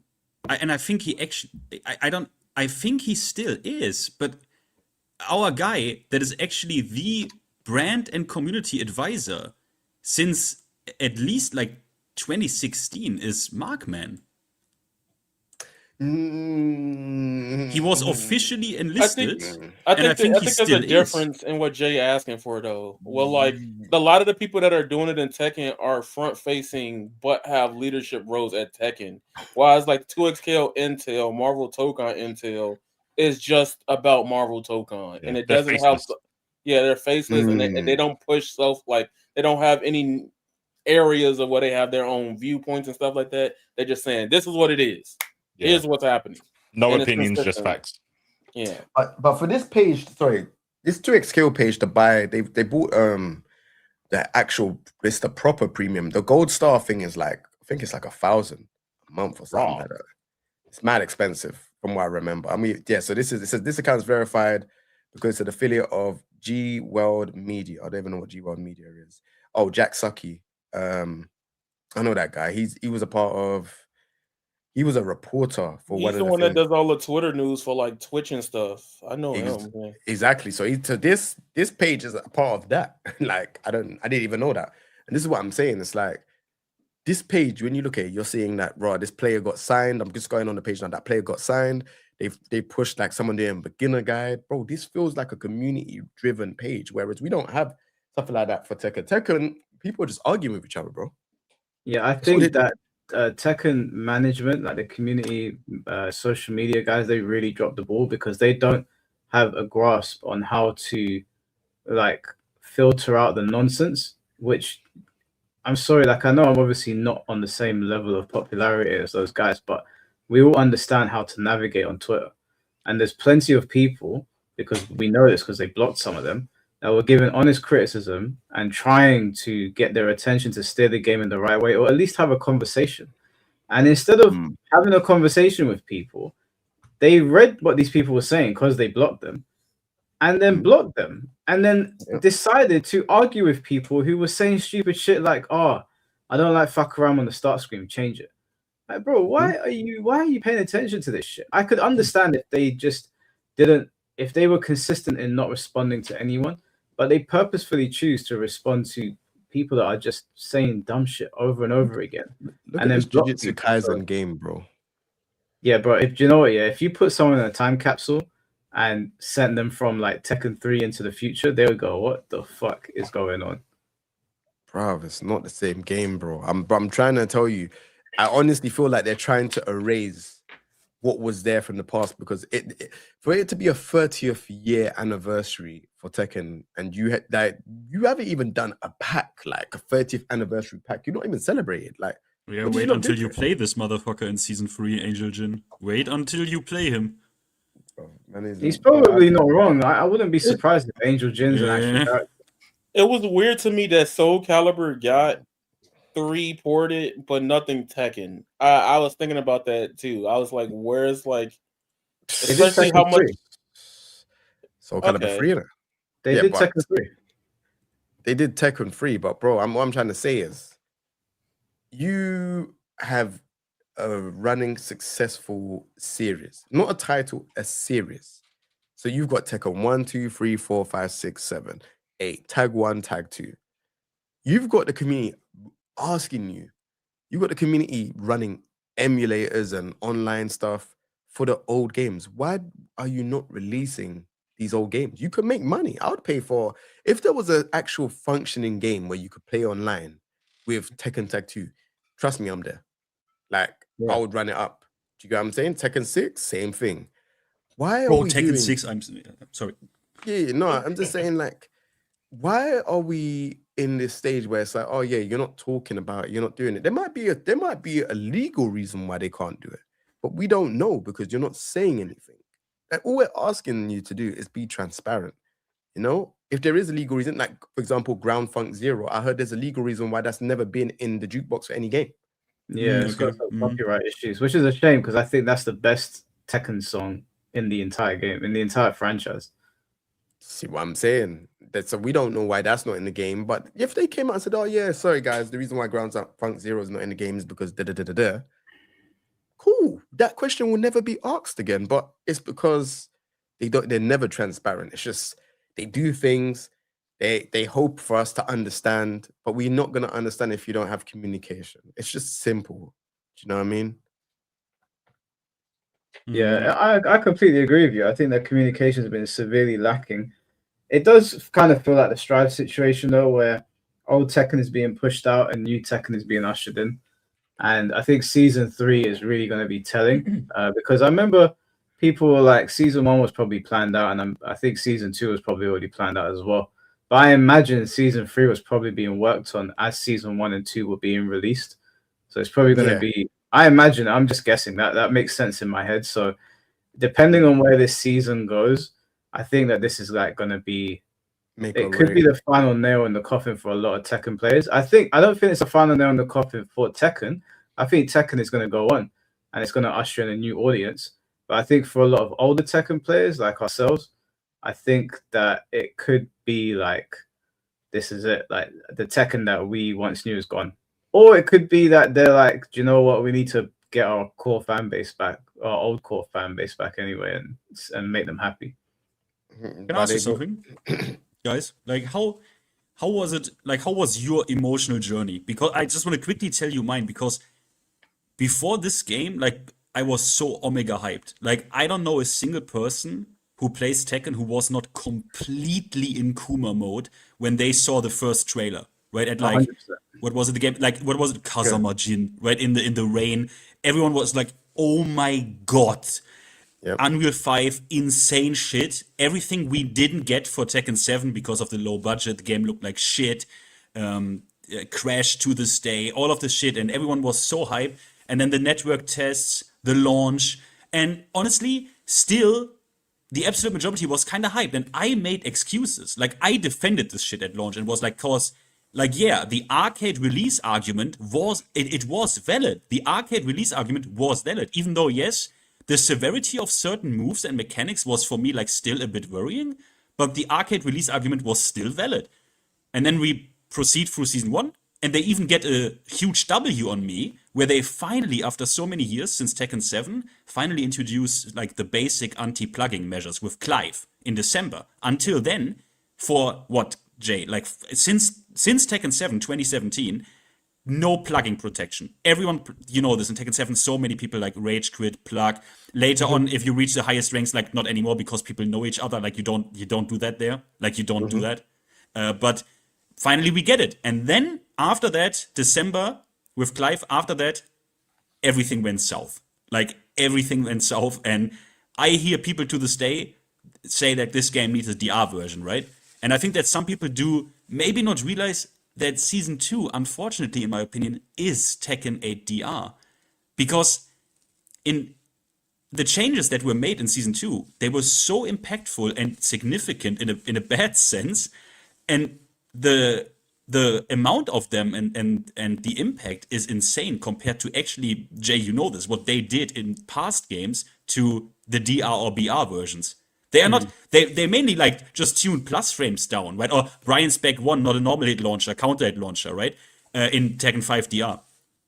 But in Season 2 in Tekken 8, they literally did like way more than they ever did for like a DR or BR version. In like for me in a negative sense, right? Obviously. But like how was your journey, guys? Like how was your when was your point where you was like, maybe I'm worried or maybe I'm not worried? Like how was your But do you want to start? journey? Should we start at the top? I'll start and then Jay. I guess C4, you probably don't really have much to add to your journey with Tekken, right? Well, C4 could say when. I mean, C4, you could say when did it blow up so big that even like you got like super aware of it that shit is going down? Maybe you could say that then. What, going down in a bad way? Yeah, that's the only because way. Suddenly we had VDX on Sagem, right? VDX was after Season 2 on Sagem. That video has 200,000 clicks where he was just fucking vomiting about Season 2. So I think it was when Spaghetti, when Rip was doing those talks, and everyone was saying, "I don't think this is it, Chief." And then he kind of, and what Jay was kind of saying it, and people were like fighting back, and I was like, but no one's really giving him good arguments. They're talking from emotions. I'm gonna wait my turn. Yeah, I mean, yeah, obviously because I didn't play the game, but I've seen people hate on their game. Like I fucking commentate Strive. It's had those things where Wild Assault came into the game and everyone was like, "Oh, this is bad. No one likes it." And then when I used to come on here and talk about, "Oh, what's so bad about chip damage on tech throws?" The visceral dislike for the mechanic, I was like, "Oh, this is very different. This is very different to Strive." Yeah, I apologize for in the legacy mindset. So. I apologize because I was one of that visceral reactions at that time personally towards you. I remember that. I apologize for the visceral aspect of it. No, it was understandable. I get it now. I was only looking through the lens of like, oh, you know, Strive happened. Old people either get with the times or they go back to the old game. And then obviously I didn't realize about how hard it is to play older Tekkens. And it's kind of like you're forced to play the new iteration of the game. So you want the new iteration of the game to keep the legacy. I understand that now. So I understand why you so, you and everyone else, and Mike was like, no, it can't be like that. It's not that easy. I get it now. Yeah, I think for me, like in terms of like an emotional roller coaster for this game, like looking at this scene where Jin and Kazuya are fighting is like what I associate with Tekken, just straight up martial arts, just guys fighting. But a large majority of this game is like they really lent into the anime side of it, and it was really irritating for me to watch people in the community make out like Tekken was always like that. Like Moonsault put up this picture the other day where it had Alex, Roger, Jack, Ogre, and it was like all of these wacky characters. And then it had this guy like absolutely flipping out about Miyagi saying, "Not in my Tekken."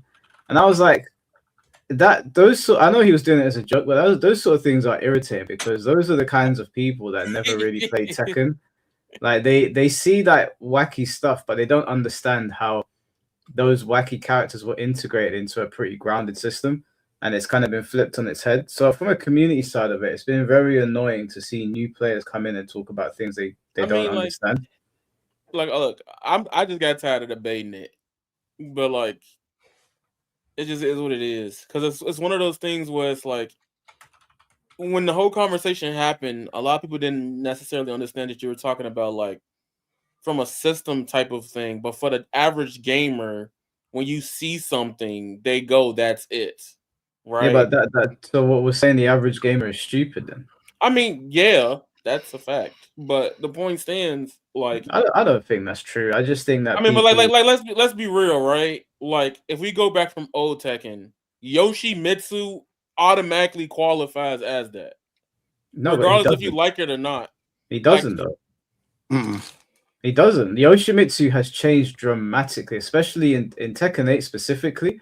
This version of Yoshimitsu has never existed in Tekken. Like the concept of like him spinning and stabbing himself, like that qualifies as that. Yeah, but the anime side of things. You are boiling down what the character was doing to like the simple fact that he stabbed himself when the character itself has completely changed in the balance now. He is the most wacky version of himself by a country mile. The outlandish things that Yoshimitsu used to do were few and far between. And you saw it, you noticed it more with Yoshimitsu because he was the wacky character. The problem is now everyone's the wacky character, but the Yoshimitsu that we had back then is not the Yoshimitsu we got now. So let me ask you this. Now we're here. Let me ask you this because I've never got to ask you this. All right, is your problem with it inherently that they amped up the anime stuff, or you believe there's no anime stuff? No, they amped. Like I've always said, if you look at Tekken on a pie chart, about like 80% of it was very grounded, and then in the cutscenes and in some of the character designs, you had wacky shit. In Tekken 8, it's been flipped on its head now. Now it's 80% wacky, and the grounded nature of it has kind of been put to the back. So everyone knew that Tekken had crazy shit in it. We've always had devils. We had Jin getting shot in the face in Tekken 3, but those things existed in cutscenes. And when you played the devil characters in the story, or you had some of the wacky characters, they were still just doing basic martial arts. Like Alex and Roger were just boxing. The craziest thing that Alex and Roger did was sweep you with their tail, which, to be honest with you, this is why I disagree. But that's just a fact. That's just a fact. But like them being here adds it to it's always anime. That's why I said I disagree. Which is why I asked you earlier on, like, it's your thing is that they ramped up the anime thing a lot more, like the whole basis of it. Because my thing is that, like, for me, seeing Tekken, why I like Tekken, yeah, it had martial arts, but then you got a fucking kangaroo and a dinosaur in it. Nigga, that shit's hard, right? So them leaning more into it is cool to me. But I know for you, that shit's annoying because it changes the fundamentals of what you like Tekken about. Which is why I don't argue about it anymore. But to me, them being in their period still qualifies as the same shit to me from 1997 to 2022. This is the same problem that I have with like new Yakuza fans. They're like, oh, it was always jokey, it was always funny. Yeah, it was, but the main themes in Yakuza were quite serious. Like they had very dark themes, and the main story was normally quite dark. And then the side missions and some of the filler chapters had funny shit in them. But now it's been flipped on its head. Now, majority of the time when I'm playing it, it's funny shit's going on. Like they're always cracking jokes. It's like friendship and family and all this shit. And I'm like, this is you know what it sounds like? You know what it sounds like? It sounds like, which is why I like, even though I don't agree with it, I see it. Because it sounds like MCU versus comic, right? Well, like on Twitter, most people that know the comic, you know, well, let's use Hulk, Incredible Hulk. The MCU Hulk's lame as fuck, right? Like that's how I am. I am on the side, like I think he's lame, but I know there's a whole group of people that's like, wow, that's cool to me, right? Because he's just funny, jokey Hulk. Now, in the same way, it comes off as like, do you like this direction or do you like how the comics was, where they had like a status quo with it? Well, like the MCU, every other moment you do have your serious moments, but in the after Endgame, a lot of the movies, especially Thor, was cracking jokes 24/7 and a serious storyline. So that's why I'm like, I let it slide because I'm like, all right, I can see it from that angle. Yeah, but there's a good balance before. Like when you have something that is quite serious, but then you throw in a bit of comedy, you still keep the serious tone of it. But when you flip it on its head, it becomes something different. So when we're talking about Tekken had wacky characters, but they were implemented into the game in a grounded way. Now you have all characters being wacky. So all these people are like, well, the game was showing this stuff in the cutscene, so it naturally had to go that way. Why? We had 9 Tekken games before that didn't. Why did it have to be this way now? That's a lazy argument. The simple fact of the matter is that they decided to go down a road that maybe old school Tekken players don't like. That's just a simple fact. It's not that it had to be that way. It didn't have to be that way. They just chose for it to be that way. See, that's fair. See, but I don't see it like that, because I find like some of the shit they implemented in this game more appealing to just look at and play, right?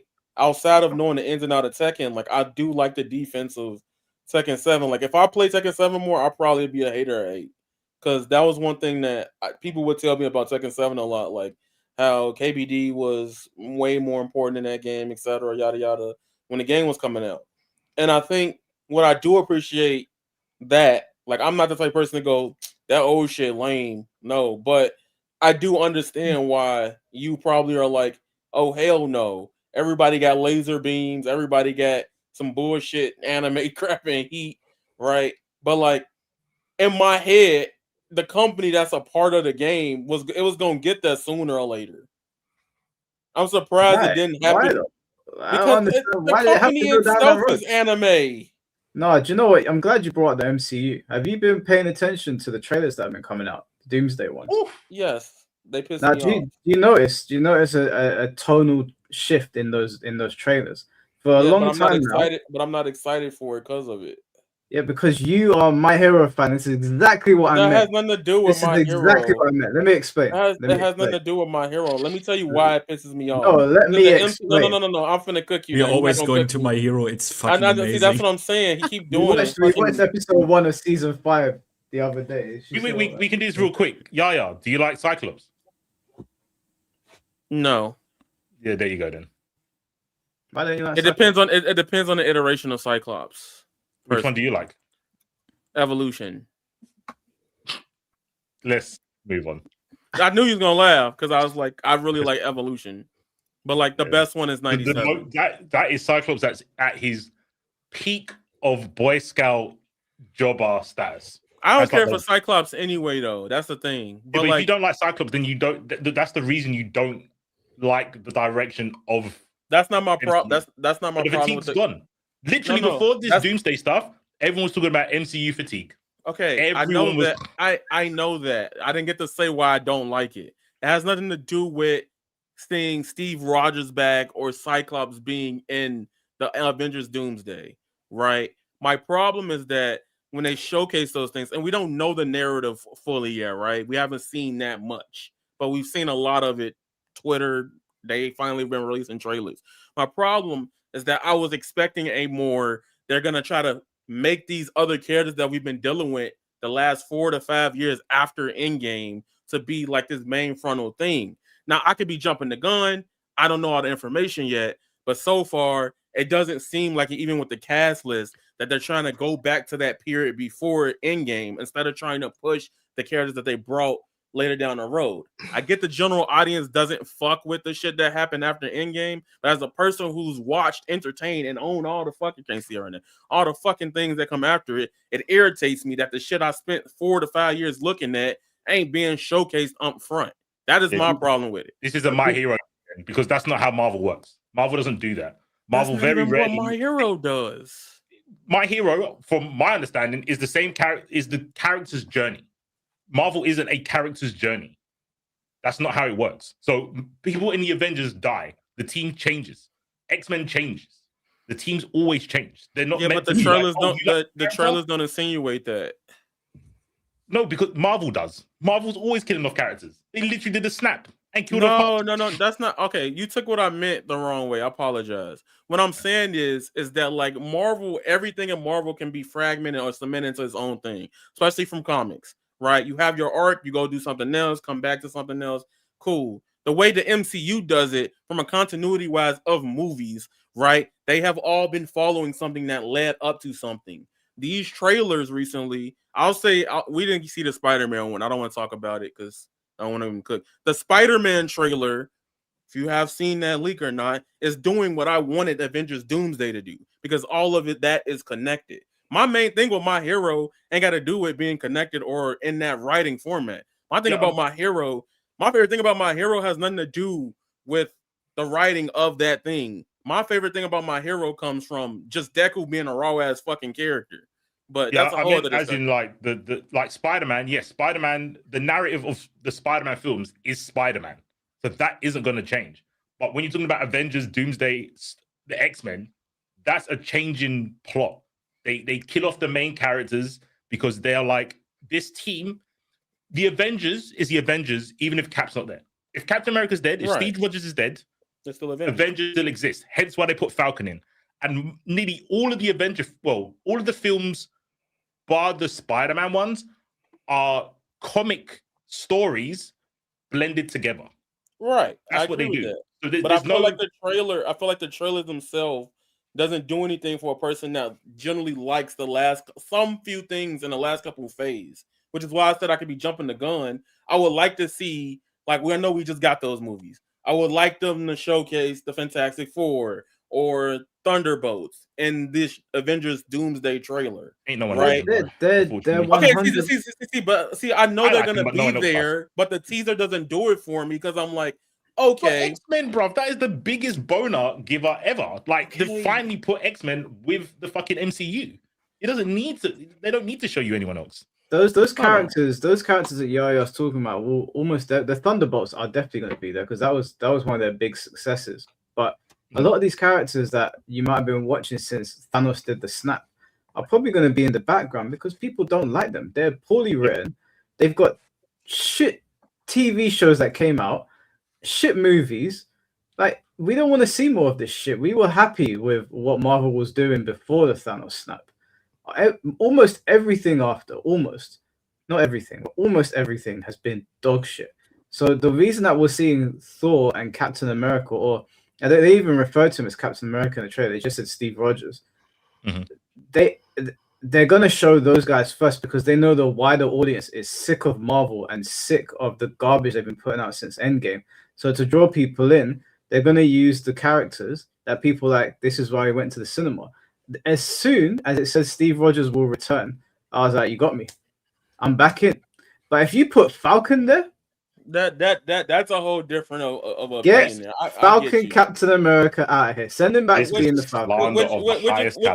Which is why I let it slide, because I understand people are generally going to be hyped when you see fucking Steve Rogers. Like, that's hard. That's fire, right? But as a person who liked a lot of the stuff that they were doing, it annoys me because it feels like, imagine for you, Mike, we watching Bleach, right? And then they build up for 4 years before let's say 1,000-year Blood War didn't exist. You get to 4 years, and then now they show you fucking Byakuya being evil again for some fucking reason, or coming back into the story after building up the last of 4 years of stuff. That's my problem with it. Now I understand it's smart for them to do it because, for example, the Thor teaser, nobody liked that last movie. That shit ass. Why would you show him first? Because people like Thor, but Taika Waititi, or whatever his name is, did wrong by the character in the last film. So people still love the character. The problem with what you're saying is that I would agree if what was being built up was good. The problem is that what has been being built up is actual trash, and the numbers reflect that. That's not just me saying that. People have been tuning out of superhero films in droves. The only time that I really saw people hyped in the last couple of years over a superhero film was the Batman. Other than that, it's been very, even Superman. I mean, People yeah, weren't too big on that. Can I quickly new connect the dots? So, It didn't. I'm pretty sure Man of Steel still outdid it.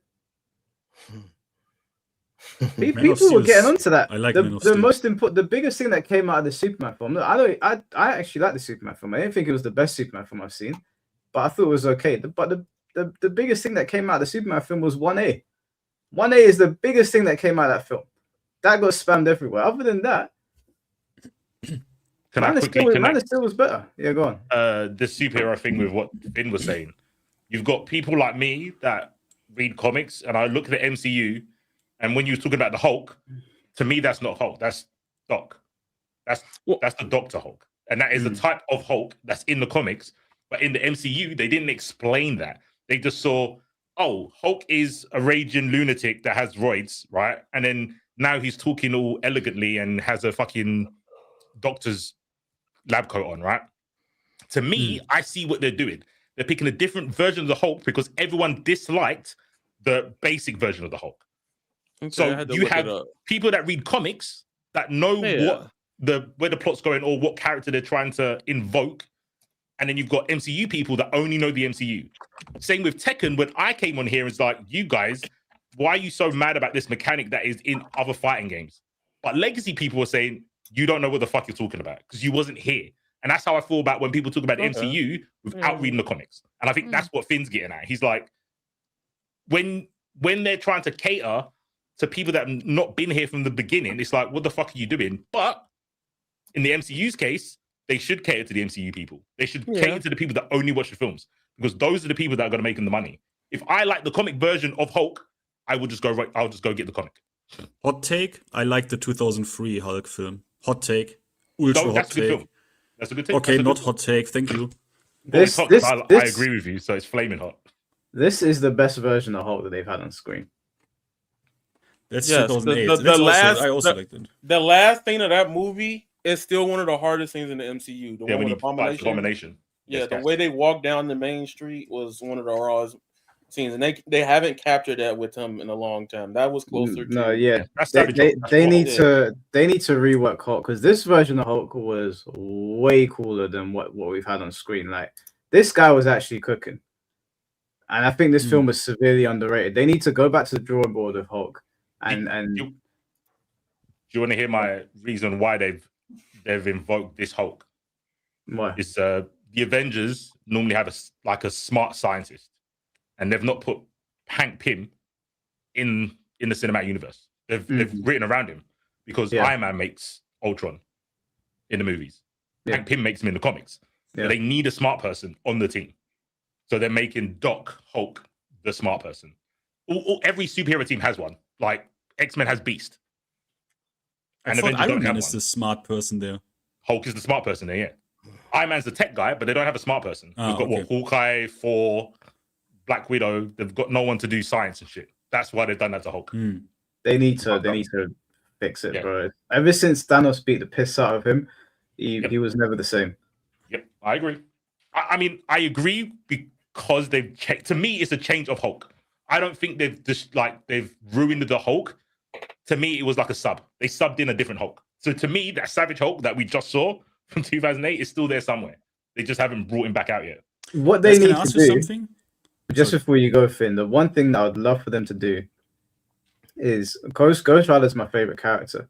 And I loved reading the comic where Ghost Rider and Hulk had a fight. Was it World War Hulk? When he lost his shit. Yeah, you know when they betrayed him and he can't. They sent him off to a planet. Yeah. And he fought Ghost Rider, and it basically leveled the entire city. I need that in a film. I'm not Nicolas Cage Ghost Rider. Like they need to recast Ghost Rider. I like Nicolas Cage, but it turned into a meme, and I didn't want that. They need to recast Ghost Rider and do that fight in the MCU. That needs to happen. I don't know how they're gonna get there, but I need to see that fight because when I read that in the comics, I was like, that was so cool. It could still happen. They kind of had it in for World War Hulk. They showed us a little bit of him. Yeah. Yeah, they did. Yeah. Sorry, Finn, go on. Yeah, obviously, I just wanted to ask a very quick question because you guys all read comics. First of all, Ghost Rider, funny. I love Ghost Rider. I will never forget the scene with Nicolas Cage in front of the mirror when he has these sick abs, and bro, I love Nicolas Cage. I fucking love Nicolas Cage. But I need your opinion on this because I know nothing about the comics, right? But I watched every MCU movie until or including like this Endgame stuff, yeah? My favorite one is Winter Soldier. Is that an L take or is that a good take? No, that's a good take. I think Winter Soldier that's a top 2 movie. Yeah, that aside from superhero films, Winter Soldier is just a great film. Yeah. Yeah, exactly. That's why. Yeah, exactly. I liked it because of that. It's really good, and the action is really good as well because it's like a little bit more grounded, right? A little bit more grounded. They didn't make it just a superhero movie. They made a great movie and a great action movie all around. Together. Yeah, it just happened to have superheroes on. You see on the bridge, like when they're fighting on the bridge, that was top notch, man. That film's got George St. Pierre in it as well, doesn't it? Yes, I think so. The MMA guy. Yeah, he's right at the beginning. He fights Cap. I think so. Yeah. That shit. Yeah. Yeah, but like point stands, I just wanted to say, like, even though like right now that trailer didn't do anything for me personally, I do know that like I know the cast list because they showed you remember the chairs. I don't know if you've been following. Yeah. The chairs who I really like. I really like Shang-Chi. That's who I really like. So when they show him, I'm still gonna see that shit anyway. I don't like the actor that plays Shang-Chi. I don't like the actor, but I like how the movie played out. Like it's that movie has proved to me that all right, there may be some hope if somebody lock in for an anime movie. I don't know, man. Like the choreography in that movie is just good as Kingsman. That's why I really like that movie. The rewriting of like Fu Manchu and all that stuff is okay. That's fair. I get it. It's like, man, just as good as Kingsman. Wait, what was the name? I need to watch this. What was the name? Shang-Chi. It's not as good as Kingsman. Okay, Mike. It's literally the same guy. Like I thought he was going to let that slide, and Mike. No, because it's literally the same guy, and I think it's won a global award for this the choreography in that movie. The choreography in Shang-Chi is good. It's not better than Kingsman. Let me say that. Let's say that. Okay. Yeah. Because I'm thinking about I love Kingsman. I'm thinking about the church scene. I'm like, yeah, nothing's topped that. Yeah. The church scene. Like I might give something in John Wick that credit, but no. And also, Awkwafina was just insufferable in the Shang-Chi film. Oh, I mean, yeah, that's one thing you got to get past. If you don't like you ain't going. I don't even dislike her necessarily. I don't know much about her. She was just irritating in that film. How do you feel about? I know we're having a Marvel talk at this moment, but how do you feel about the last Fantastic Four? Because actually, I did not like it when I went to the theaters, but on Disney Plus they released a director's cut. Love the fucking movie now. Oh, it's on Disney Plus now. Yeah, it's on Disney Plus, and it has all the extra stuff that they cut out from the theatrical cut. Yeah, I didn't watch it. I was meant to see it. I don't know what happened, but that's one of the only MCU. I haven't seen Fantastic Four, and I haven't seen the latest Captain America film, the one where he fights Red Hulk. Those are the two that I haven't seen. Because you're racist and you don't want to see Falcon. Yeah. No, I do, because listen, I'm one of the only people that I can remember that liked Falcon and the Winter Soldier. I actually really enjoyed that. I didn't like the ending with the whole like pep talk, like talking down the police. You don't like Naruto? You don't like that talk no jutsu? I didn't like the way he did it, but I was like, you know what, the show's not bad. I didn't dislike it. I really liked Agent in that show. I thought he carried it. But yeah, I ain't got a problem with Falcon. I just don't want him to be Captain America. I just don't want him to be Cap. My Cap's Steve Rogers. I'm sorry. Even in the comics, like my Cap was Steve Rogers. Taking that KKK check, bro. Oh, okay. Come on, man. Let's not go there. You got that Saudi Marvel check coming through. Remember when you was talking about? I guess it kind of goes to the second thing when you was talking about when they were forcing that gay character in Mortal Kombat, and no one liked it. Kung Jin, yeah. Yeah, I was thinking they do this all the time. Well, they had a period where they did it all the time in comics, and it did work. So I think they can do it in fighting games, like Miles Morales. They literally redid Spider-Man, but a lot of people do though. I'm with you. I don't really care about Spider-Man, to be fair, but so I don't really care about Miles. But people like Miles. Yeah. And he's gay. And they were not shy about showing that. They're like, Miles is gay. Miles Morales. I think his original reception was anyway. Yeah. Then in the Spider-Verse, I didn't know that. They kind of just had fucking amnesia. I forgot. Yeah, he's not gay anymore. He came out of nowhere and said it. Bro, I'm so confused. Miles was gay. Yeah. He was gay originally. And I think originally they put heavy emphasis on him being half Latino, half black. Yep, and I know it's still referenced, but he's mostly seen as a black character now. Yep. Yeah, but you lost me. I thought Miles Morales was a black guy. I didn't even know. They had they basically did a phase where they reworked everyone. That's why you got Jane Foster as Thor. They went, why can't Thor be a woman? Thor's just a title, so a woman can be Thor. That's what they did. This so many characters. Yeah, Miss I Marvel. read it. I read the Thor graphic novel when she became Thor, and I thought the writing in that was piss poor, bro. I don't know about you, but I was not impressed. There was an agenda, but sometimes the agenda can make for a good story. That's what my point was. Like the agenda, even though it's trying to push something, maybe political or just like current times, sometimes it can work. And I think they could do that with fighting games. When has it worked in Marvel? Wait, what are you talking about when they change stuff? When they make radical changes to characters, or like they Miles Morales, because he was garbage when he came out. I think redoing Spider-Man is a big thing. Yeah, Spider-Man, Miles Morales, when he first came out, I hated him. I could not stand Miles Morales. I did not like Miles Morales till like later runs of the comic. Why? Name an agenda with a good story. Literally X-Men, my bro. No, but okay, wait. X-Men is a different story, and I get what you're gonna say. How? Because they always like change things up or whatever. But I feel like the story of the X-Men was one that was. I feel like the writing in X-Men was always done way better than it is now, especially even with what was it called? Name of the comic. I've forgotten its name now. What was it about? Do you remember? I think it might have been Is it House of M? That's the Scarlet Witch one. No, that's the Scarlet Witch one, when she says no more mutants. I think it might have been that one. I need to check. I've got all my comics up there, but whenever I would read the X-Men comics, I never felt like there was an agenda. I felt like they were trying to tell a good story, and it never felt forced. When I read Miles originally, I was like, everything felt like it was around his identity. Like the writing felt like it was really trying to tell you that this man is gay, and he's also Latino, and he's also black. You say it like that? Like what? Bro, no, it's funny. It's just the way how you said it just threw me off, bro. No, you didn't say it with no vindication or nothing. It's the way how you say certain things. It's so monotone. When you say certain things, it just sounds funny, innit? I'm sorry, I've got a monotone voice. I'm not. Yeah, if that's like they said, it felt like it was checking boxes. My thing is like when I asked Tom that question about Kung Jin, I was only asking because I don't have a problem with people putting gay characters into things, but I think there's a way that like you do certain things where it can make people feel like you're trying to make everything about them being gay rather than this is Spider-Man. He happens to be gay. Do you know what I mean? Mm-hmm. Yeah, I don't know. I just didn't like it. When he fought Blackheart, I was like, I wasn't invested in the story because of like what they were doing with the New Avengers at the time, because they had two Avengers groups.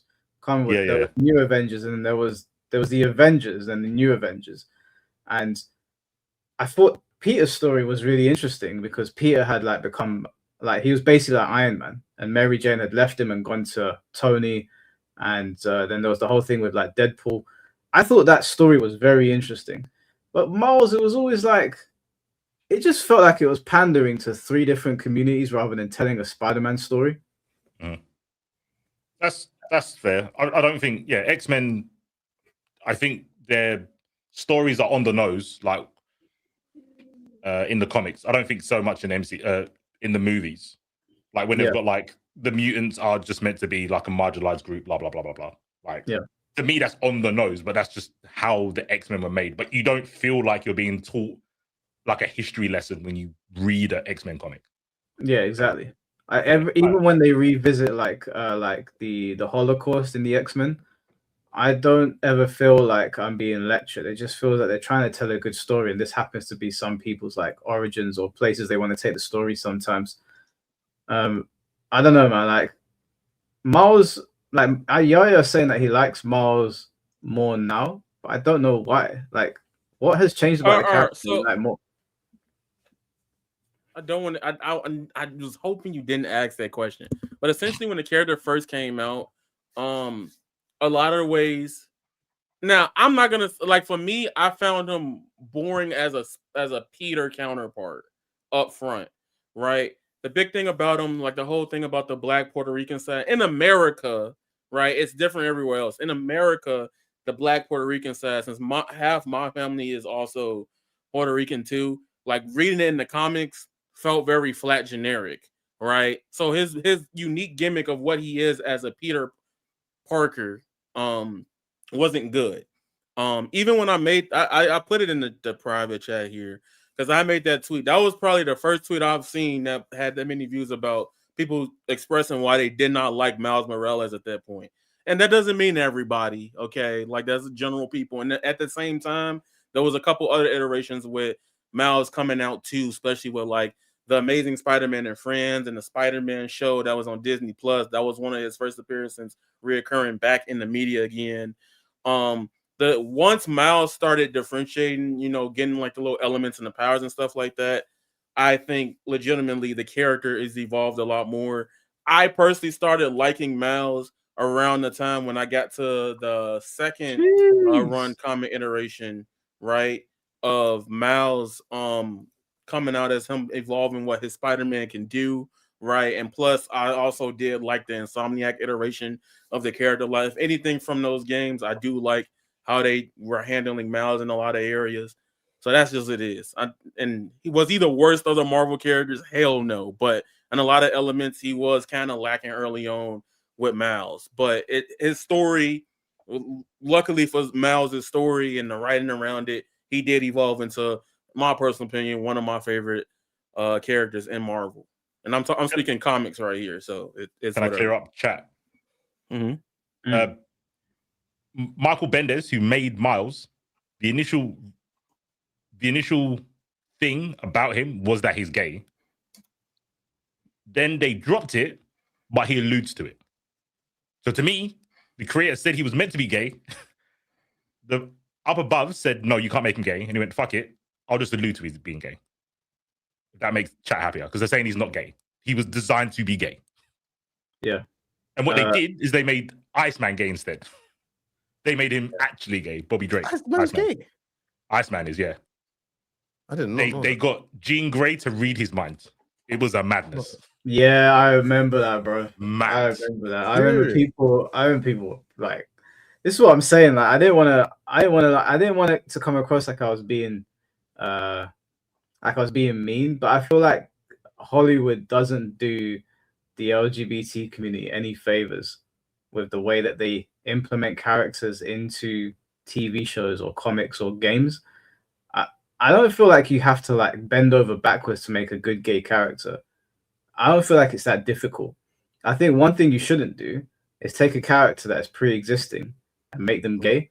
And in Miles's case, you're Spider-Man. So immediately when people hear Spider-Man and then they hear gay attached to it, that's like food for Twitter.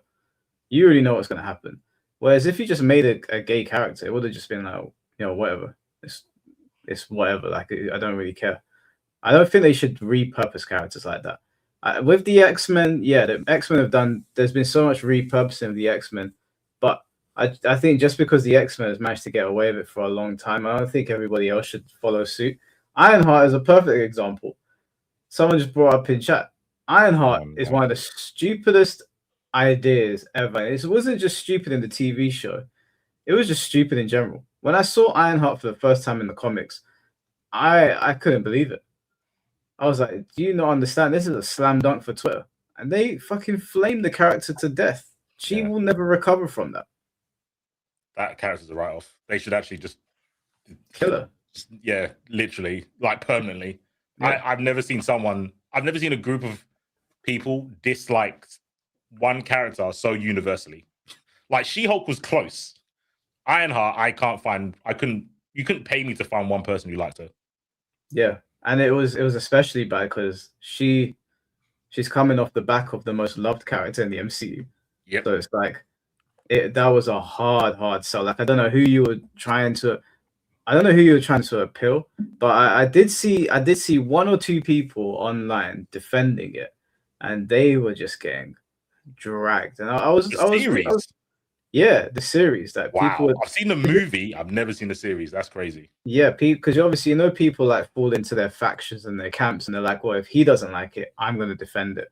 And it's like there was no point. Like anyone that tried to defend Ironheart, they would. And look, if you like it, that's up to you. I'm not going to flame you for like an Ironheart. I will judge you, but I ain't going to flame you. No, real talk. Even before you go, like I just recently watched it like this summer. And I was like, oh, this is kind of okay. And then you get to the last 2 episodes, I'm like, this is dog shit. Complete ass. You didn't think it was dog shit from the get-go? Because you got to realize, for me, one thing about that show that I really appreciate is Chicago as fuck. Like, that's my neighborhood. So actually watching it, like I connected Mike with is those. not impressed for it. I mean, I know he's not, but like those elements is what I liked about it. The character herself was ass. Like, but there's so many shows and movies. Go on, Finn. Are there sorry, just for a normie, like this Ironheart stuff, how do I have to envision this? I've watched like the MCU movies. Like what's the thing? Like black female Iron Man. That alone is it like, how do I say this? You like it? It's a gender swap and a race swap. No, but I mean, because you all say it's like mad shit. So is it like super obvious that I don't know, they are doing this weird stuff where they make her like black and sassy on purpose, and it's like exactly. No, it's not the black and the woman part. It's the sassy like. Oh, you think I can't do it? The whole that's why. So see, she has this one line in episode 1, and I watched in a Discord server with a whole bunch of people, and I had to pause it because I was like, "No, why the fuck would they make her say this?" And she says, "Like, do you think Tony Stark will still be Iron Man without the money and stuff like that?" And I'm like, "Did you watch the first movie when he got out the cave? Like, why would you say that? Like, you literally killed the character in 10 minutes. Like, you literally killed it." I was like, "What the fuck are you talking about?" I know that's like BS. Yeah. They do this a lot. They don't really do it in DC, but in Marvel, they always make a character like the new genius. So the new Hulk, what's his name? Amadeus Cho, he's just meant to be a genius. They do it with Franklin's sister. Can't remember her name. Apparently she's like smarter than Dr. Doom and Reed Richards. I can't remember her name now. Someone in the chat will know. But they just bring out kids that are geniuses, and Ironheart is meant to be like Tony Stark intellect. Just out of nowhere, just a genius. Yeah. So a little bit like, what's the sister called from? You remember like the boys season 3, the like sister whatever she's called, like she but as Iron Man, yeah. So like a little bit. Way more annoying though. Way more annoying. Okay. The one from the boys was arrogant, but she had a reason to be arrogant. Yeah. Ironheart has no reason to be arrogant because she's fuck all without the iron suit. If you catch her on roads, she's getting smoked. But the chick from the boys has powers. She's always strapped up. This is the reason why the MCU and the Russo brothers are probably not going to pay much attention to what has been coming out in the last couple of years. And if they know what's good for them, they won't. I really, really hope. I know we've gotten so off topic from Tekken, but I really, really hope that Doomsday is the beginning of them going back to what people liked. I don't care if you bring back the old actors at this point. You've put so much shit out there, and for me to try and keep up with Marvel, it's just like it's impossible now, and most of it is really bad.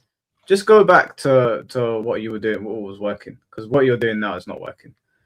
And for the love of God, please do not like recast characters and have them replace characters and do gender swaps. It doesn't work. Just make a new character. and we'll keep it moving. I'm not mad at it. We'll bring the X-Men in. The X-Men will sort the situation up. They will save it, just like 2X Curve was going to save the FGC. X-Men will save the MCU. Yeah, well, one of those is true. The other one, who? Raise your hand if you don't like Deadpool or Wolverine. I like Deadpool. Bro, I really Everyone does, bro. I really like them. You have to. I feel you're not allowed to talk about not liking either of those two characters.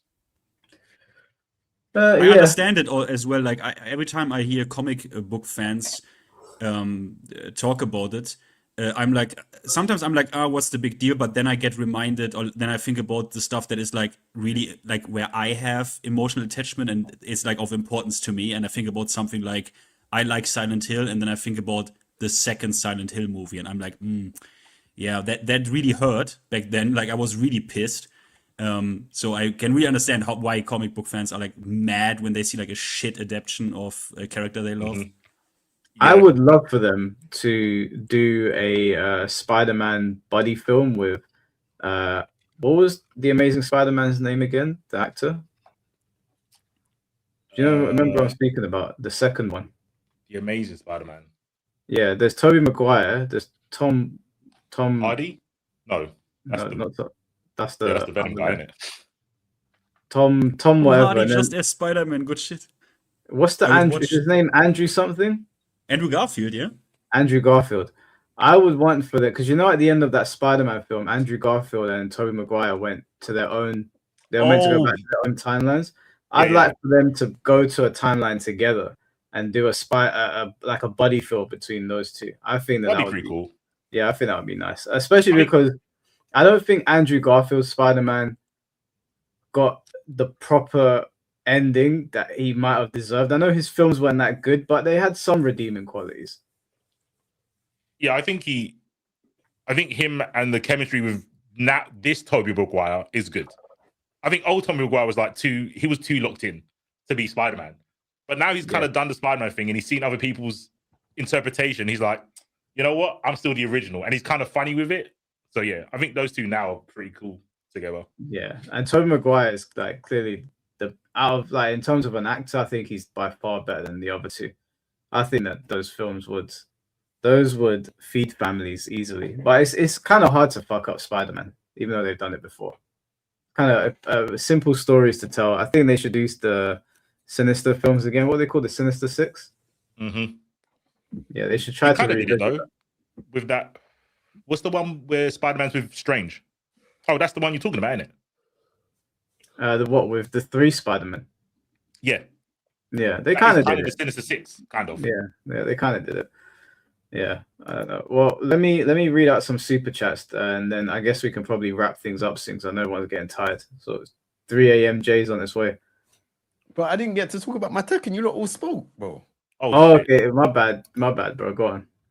Wow, that was a very patient wait, Jay. Yeah. No, you did. I was hella patient, bro.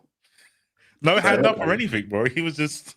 Nah, I knew you lot was getting passionate about it. That's why I just kept quiet. I was like, nah, you know what, this is good. You lot talk about it. But I forgot. Finn, what was the question again, bro? I kind of forgot now. Your emotional journey. The trailer, release, the patches. I think. All right, now I remember now. All right, so I think when I first saw it, I was super excited. I didn't even know it was gonna happen on the PlayStation State of Play. It just happened. They released it. Excited. I was like, yeah, we're finally getting like a new Tekken. Tekken 7 was on its last legs. They added like the wall stagger stuff and all of that. So it was on the last legs. So I was just like, all right, cool. I can't wait. Content was doing good. Anticipation was extremely high. The game looked really, really good. The game came out. I think the thing that made me happy was the game. The game itself is actually pretty cool. I'm not gonna lie. Like the story mode, I think is good. The fight pass has a lot of the stuff that's in Tekken 8 right now has potential. So the fight pass has potential. The shop has potential. Fight Lounge has potential. The Tekken Ball had potential. It has potential. It's just the balancing, which is like on the below potential side. It's like you've waited 2 years for a game to be balanced. You should have like learned your lesson from the first season where people are saying the game is bad. Now, Mike, I'm gonna send you something that I would want you to put up just so that I can kind of talk about it just moving forward. I'd send it to your Twitter. And oh, okay. Yeah, so yeah. I just work with that Mike. Where did he go? That's what I was How did thinking. Mike delete himself? No idea. Are we still in the stream? Oh, yeah. Okay, you're back. My bad. I pressed the backspace button. Yeah, no. So like, my thing is that when the game has come out and I knew about the balance, even I think Dragonov's QCF4, like keeping you close and being +7 was like the start of, hey, I don't like this game. And whereas you spoke earlier about, talking up about the game, I'm gonna be honest. There was a lot of creators that were talking positive about the game, and they were acting as if the game was okay, when it was clear as day the game wasn't. It had a lot of issues. The game had a lot of issues. Twitter was the space for that. Everyone was talking about stuff that was happening all the time. And I feel like people wasn't talking up because growth was good on their side for maybe streams, content, whatever. No one likes someone that complains about something that they like. And, I've never done that before. With Tekken 7, when it first came out, I was super excited. I really enjoyed it. And I was making guides. The channel was growing crazy. But then, obviously, Tekken 8 was a different approach. And the different approach wasn't because, I wanted to be like, hey, look at me, I want to be different. The different approach is because I can clearly see from someone that's been playing the game for many years that frames were a problem. Certain things hitting, interactions were a problem. It was always to do with balancing. Tekken 8 is a great game in terms of the stuff that it has. Story mode, the fight pass could do work. How much is the fight pass, Jay? I don't know. It's like Tekken. It's Tekken money. It's like 600, but it's in-game currency. Okay. But I think it's like £4 or something like that. Yeah. Okay. That's all right. So it's not bad, but the items in the fight pass are not good. They're not even worth talking about. Most of them, completely. Like there's ones that I've missed out. Like for example, the karate gi with like where anyone could wear it. I've missed that, so now I don't get it again. But like other than that, like most of the stuff they're not really worth talking about. Oh, and Armor King's dress costume. That one's really sick. But yeah, other than that, nothing's really worth talking about. Yeah, so they have a lot of huge potential. It's just the balancing that was always a problem. Now, when I spoke about Clive, because this was for a hot minute while I was talking about the game being not that great. And yeah, we can say that the growth of my channel wasn't as good when Tekken 8 was out, which is cool, not a problem. But I would rather be honest, and I have, as you can see here, I would rather be honest about something and tell you, yeah, there's problems with the game. Then be like, oh, hey, you know what? This game's great. Hey, man, I've got some guides for you. Hey, I've got this. I thought because then I'm lying to you. You can then see in my streams. There's no point in me making YouTube videos acting like, oh yeah, I love the game. Then on my stream you can see I'm pissed.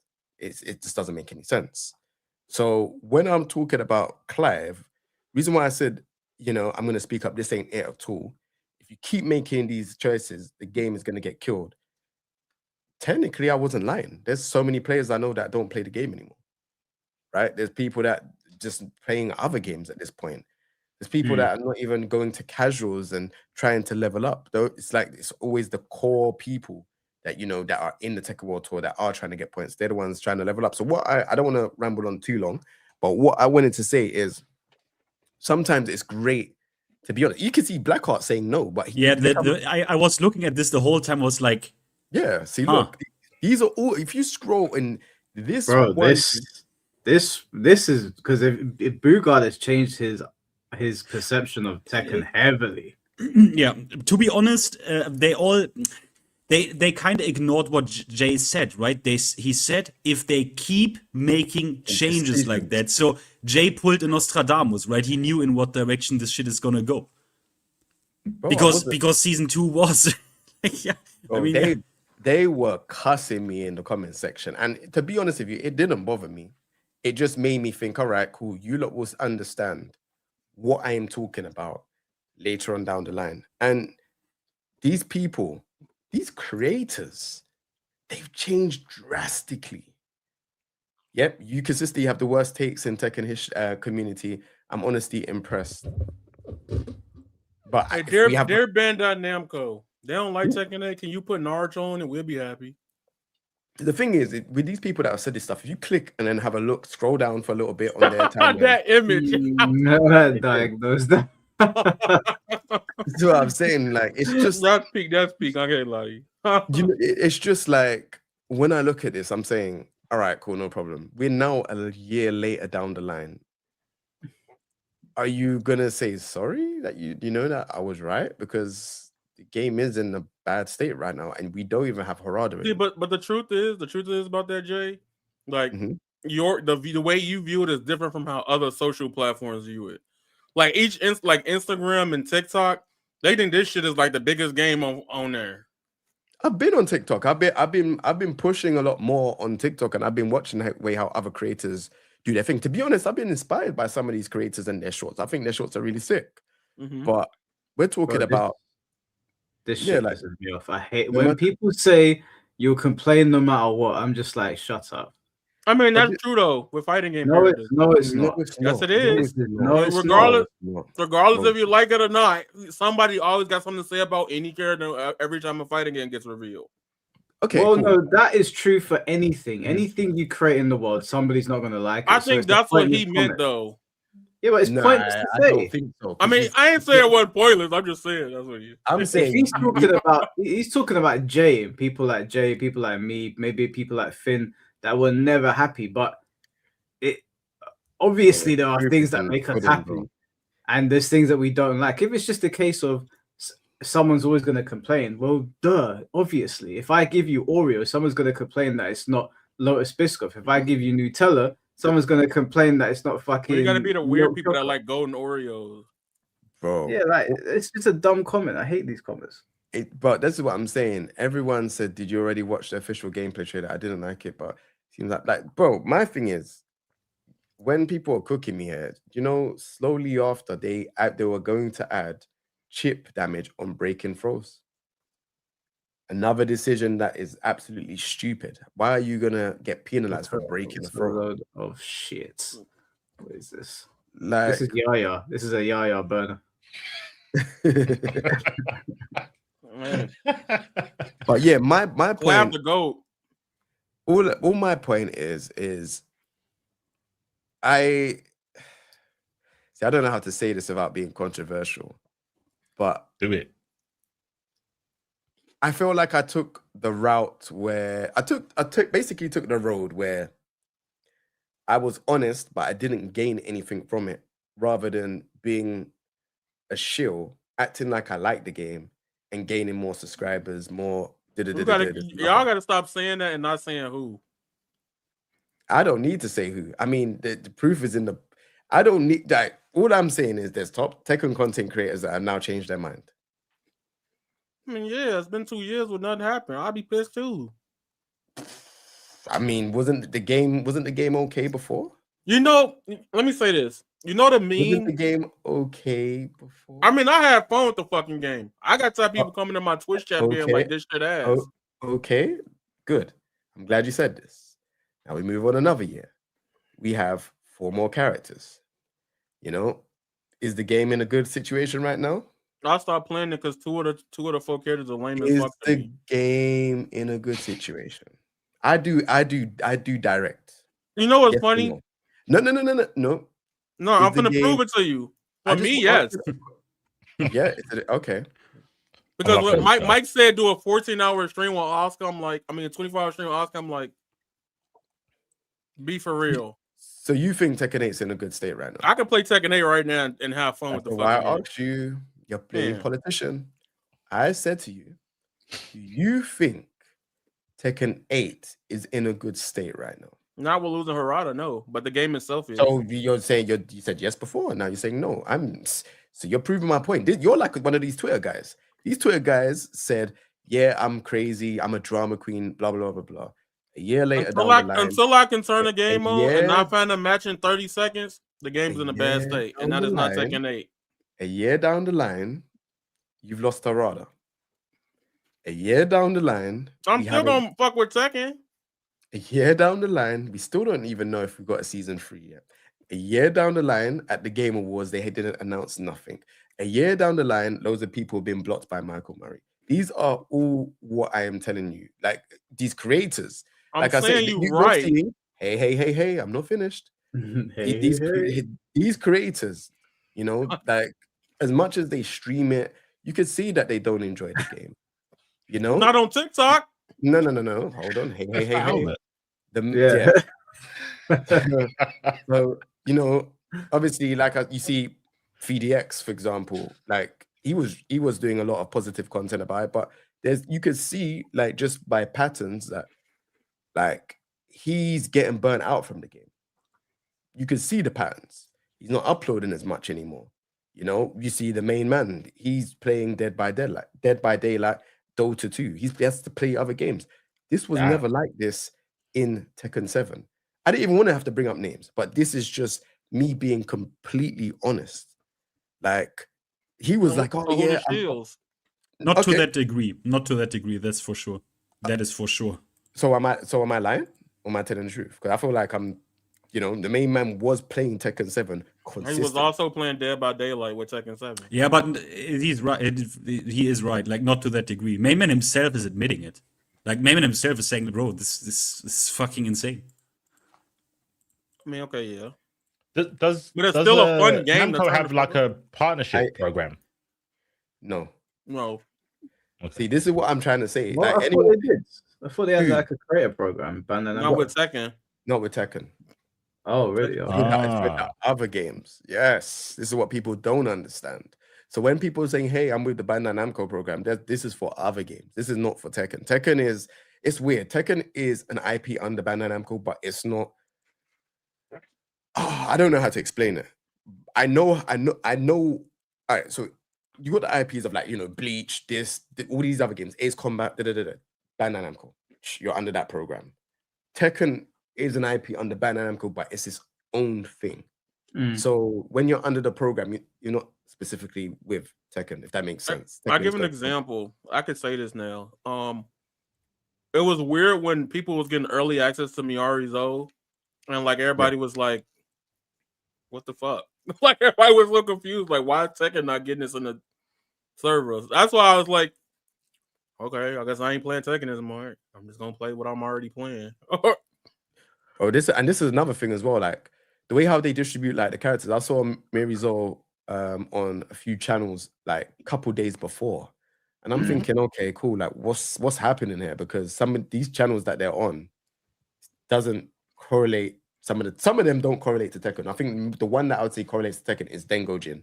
But there was like some other channels in like, you know, Japan and that had Mary Zo and doing all of this stuff and explaining stuff. And I'm like, well, what's happening? They're trying to appeal to like new people. This whole thing with them trying to appeal to new people, I don't think I'm not saying it's wrong, but I feel like they go about it the wrong way. So I remember I'm with you as well. Like I saw Mary Zo popping up on random channels and I was like, who the fuck are these guys? And I'd go through their channels. There's nothing on there, bro. It's like random games. I'm like, why is Mary Zo on this channel? Bro, they've been playing Mary Zo a week or two before the release. And I'm sitting there and I'm like, it's constantly a slap in the face. Let's take myself out of the equation.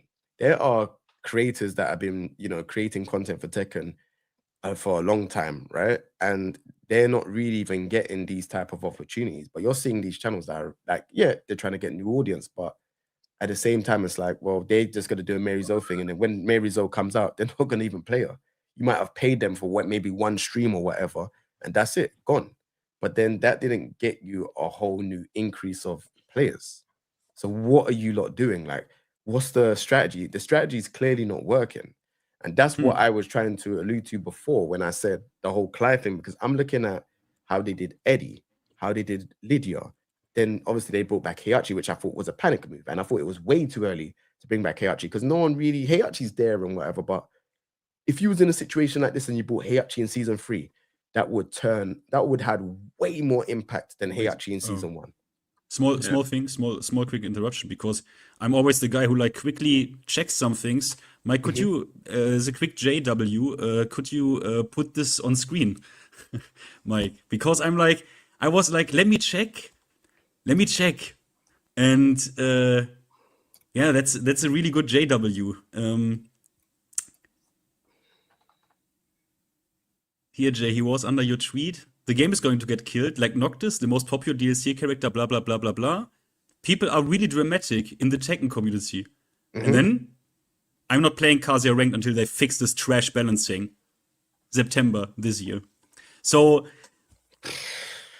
Bro, you don't even have to say no more, Finn. Finn, I see this so common on Twitter. Like, it's like people forget what they say. And that's why I look at it and I'm just like, you've said this, and look, he had 310 likes, you know, probably from his friends in his Discord groups and whatever. Damn. It doesn't matter to me. It's kind of like pointless because, you know, a couple months later, you're now saying you're not playing ranked because a character needs to be fixed. So then technically what I said when I say they need to fix the game is the same thing. When did he tweet that? He tweeted when he tweeted the first one is December. No, reply the to first Jay. one, the second one. The second one is September 26th. This year. Now go see if he played Tekken right after that. Because that could of course he did. That could be a salt tweet. They all do. They all do. So I don't think that's a gotcha like y'all think it is. Of course it is. No, of course it doesn't matter. It doesn't matter if it's salt or not. Like it literally doesn't matter. Like he's not salty. He's salty for a reason. Here's what he did. This guy is a good player, by the way. Phone. Like this guy is a legit good player. Man, Jay, man. Okay, I guess. No one's forced you to send that. Yeah, you're right. You have unlocked your phone, tapped it in, you sent it, and you want the whole interweb to know that you want Kazuya to be fixed. What I'm trying to say here is I'm happy that I didn't play sheep just because, you know, I could have got extra engagement, extra subs, this, that, and the other. I'm happy that I kept honest to what I said, despite anything, despite me being a Tekken fan, despite me being on the commercial trailer, despite me doing anything. I feel like now that people are looking at it, they're like thinking, oh, okay. Like maybe they might not remember what I've said, but I've been saying the game needs to be fixed. Do you get what I'm saying? I've been saying this.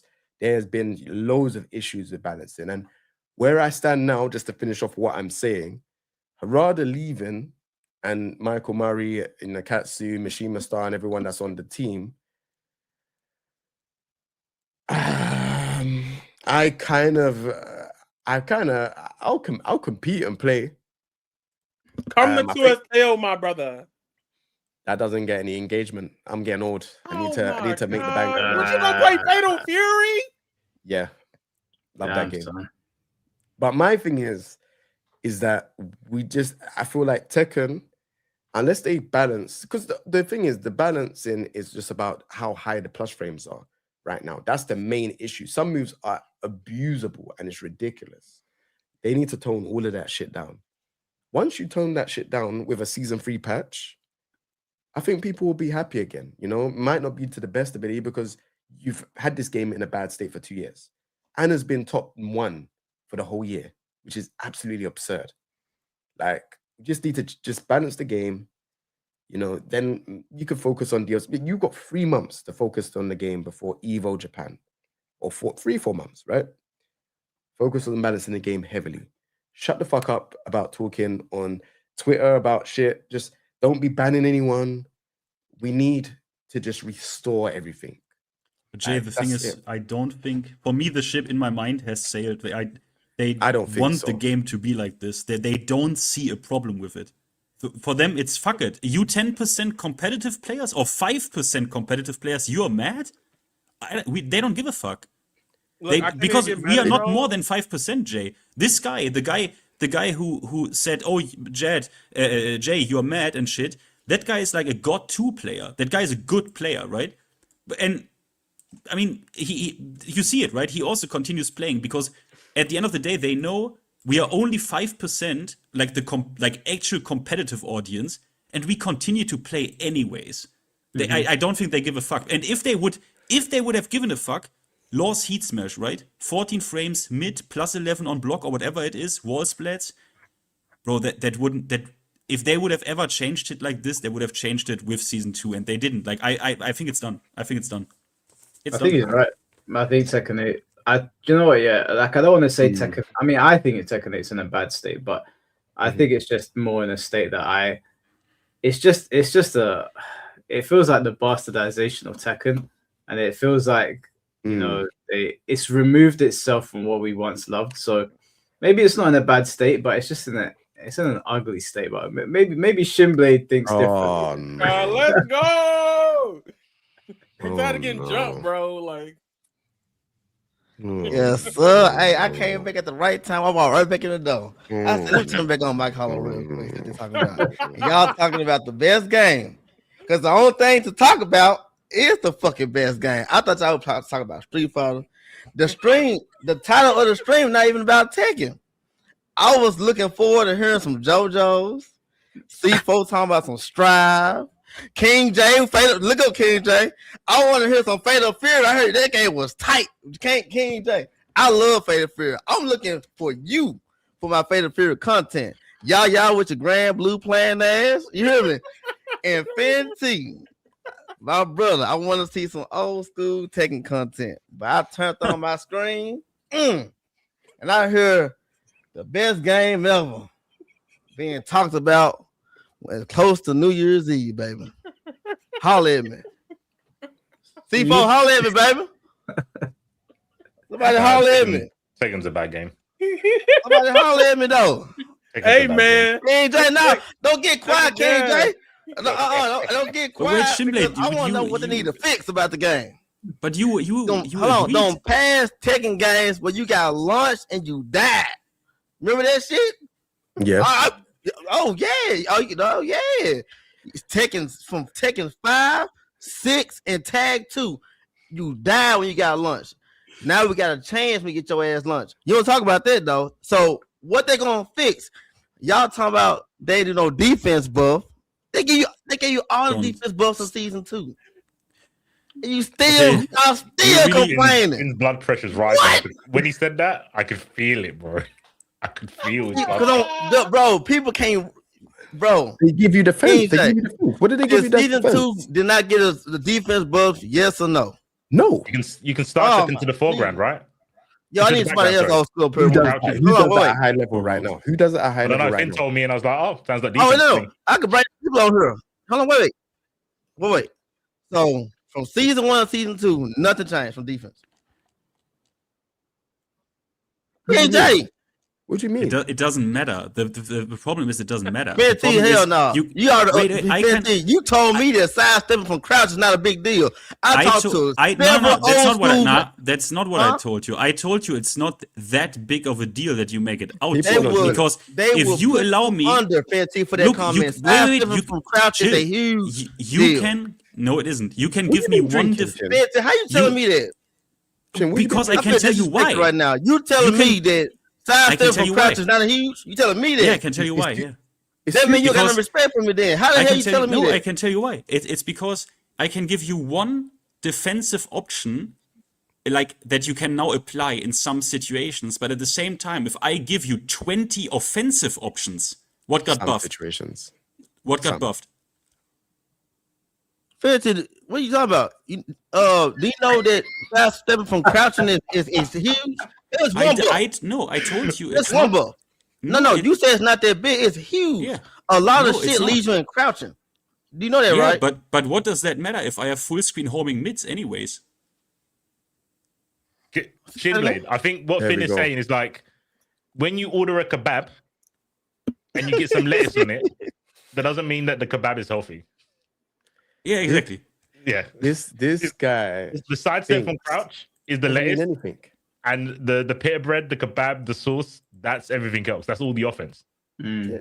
It's not in these situations where people are dying, right? Like it's not about these situations where I agree with you. There are some, for example, in the Ling matchup, right? There are certain things where it's actually really beneficial that I can sidestep in both directions from crouch. I agree with you. But that's not why you're dying. You're dying while Hachi is doing a heat smash into your ass on block, and then you're guessing for game. Because in Warrior Instinct, you can't even do anything about this shit. You have to literally guess between wall splat, 60 damage, or 100 damage if you duck, and you are dead. Fancy, With I'm Anna- under the impression that you have not played other Tekkens for real. Bro, look, if you... I have. Fancy, you said you died when King Jae agreed with me. When you got launched in the other game, you don't literally die. died. No, Like you it was, literally- no, it you was, literally it wasn't don't no die. kind of getting up and I'm finna fight back. Like you You fucking don't have died. to dramatize. You don't have to dramatize the older Tekkens. Do you get a lot of damage? Yeah, you get, bro. You You die- get like, more. Look, you die. wait. No, you don't. I am always fair Oh. about the game. I'm super fair about Tekken 7 and 8. In Tekken 7, for example, I don't believe the combo damage is any issue in Tekken 8. The combo damage is not an issue, but many people say that. I think that's completely wrong. In Tekken 7, to this day, when Jin launches you, you eat 100 damage, non-recoverable. Non-recoverable, 100. Ooh. So, I'm always honest. And last time when we on this, you agreed with all 4 changes that I proposed. You said all 4 of those changes would make the game better. So how can you say the game is like super sick? If I can just... Yes, I do agree that he needs to instantly send you in that flying state. I don't want any mid. For example, yeah. Heat. I don't want any mid heat launchers like rocket launcher or whatever your move is that leads to a launcher. Yeah, like those are the changes I'm saying that's going to complete it. Like I said, we're going to season 3, and I'm banking on. I'm hoping for it, but let's not do this conversation because we did this last time. I have a better question for you. I have a question for you. Go ahead. What do you think of the Tekken community in 2025? Oh man, that was a loaded ass question, bro. It will be honest here today. It's kind of mixed, like how y'all said how TikTok is literally another world of Tekken. I don't know if you guys ever see it, but Tekken is literally loves like a motherfucker over there. Then you got Twitter. Can I ask you about TikTok quickly? Because I don't know if you guys believe this, but isn't it seen by a lot of people in our age range as like a brain rot app? So is that the app that you're using to defend Tekken? That logic doesn't apply. TikTok is the brain rot app. Hold on, no, wait, Twitter. So you use Twitter. So Twitter is not a brain rot app. I'm not saying Twitter's not. I'm saying TikTok is. Every app has the same shit as TikTok now. Everything brain rot. Yeah. So we all. Okay, so I'll say it's all brain rot then. So TikTok is still brain rot. Twitter is too. Twitter is the main source of Tekken hate. I'm not saying it's not. I'm just saying that TikTokers for a long time have been seen as brain rot content creators, right? So those are the people that you're using as a defense for Tekken. We can't say that about them though, Mike. You can't do that. I'm not saying it. I'm saying that that's how TikTok is being perceived, right? No, I mean, you know what? Shin, you was right. I that never was a thought loaded of calling question. out by itself that people in there are brain rot. I never thought of saying some shit like that. Oh, that's just that's what I've heard. That's what I've heard. I heard that your government was trying to ban it because it was like rotting everyone's brains or some shit. This is fucked up. This is actually evil. Okay. No, you and Yo-Yo keep using TikTok as a defense, but TikTok's you guys use Twitter as a defense. No, I'm making popcorn. Shut the hell up trying to use that government shit. I heard that shit from the other room. Shut the hell up, bro. It's dumb. Isn't that what happened? Am I wrong? TikTok is nowhere near as bad as Twitter. Yeah, I'm not on TikTok. All I know is the attention span on TikTok is 13 seconds max. And I'm not a TikToker, so I can't say yes to that. I just became a TikToker. Thank you for the rose. Thank you for the rose. You hear me? Oh hell. Follow my TikTok TV, man. Thank you for the roses, baby. Talk to him. At the right, Fancy. I want like 50 roses for you, baby. You hear me? What was that? Fire. Yeah, come back, baby. No, God, is she still doing that? I don't know, but I don't know. Actually, no. TikTok is worse than Twitter. There ain't no way, bro. Now I remember the people on TikTok. That is omega brain rot. I like TikTok better though than Twitter right now. You like Thanks for the Roses? Thank you for the roses, baby. Thank you. I ain't streamed on it yet, but like in terms of like the content, like the people are more nicer on Twitter. Bro, they're saying the TikTok, same words like 10 times in like 5 seconds. How is that not brain rot? Thank you for the rose. Thank you for the rose. Thank you. Nah, I can't, man. People have asked me for so long to stream on Twitter, on TikTok. I just said I can't do it. I don't even know how I would integrate it. But Mike, it's 6, 7 yeah. That hair gonna get you a lot of subs, baby. I'm good. I wish one day. It's amazing, I wish one day I could understand Shinblade about Tekken 8. I wish one day that I can understand. Shinblade, is it +6? You gotta look at me as I've been through all of the mud.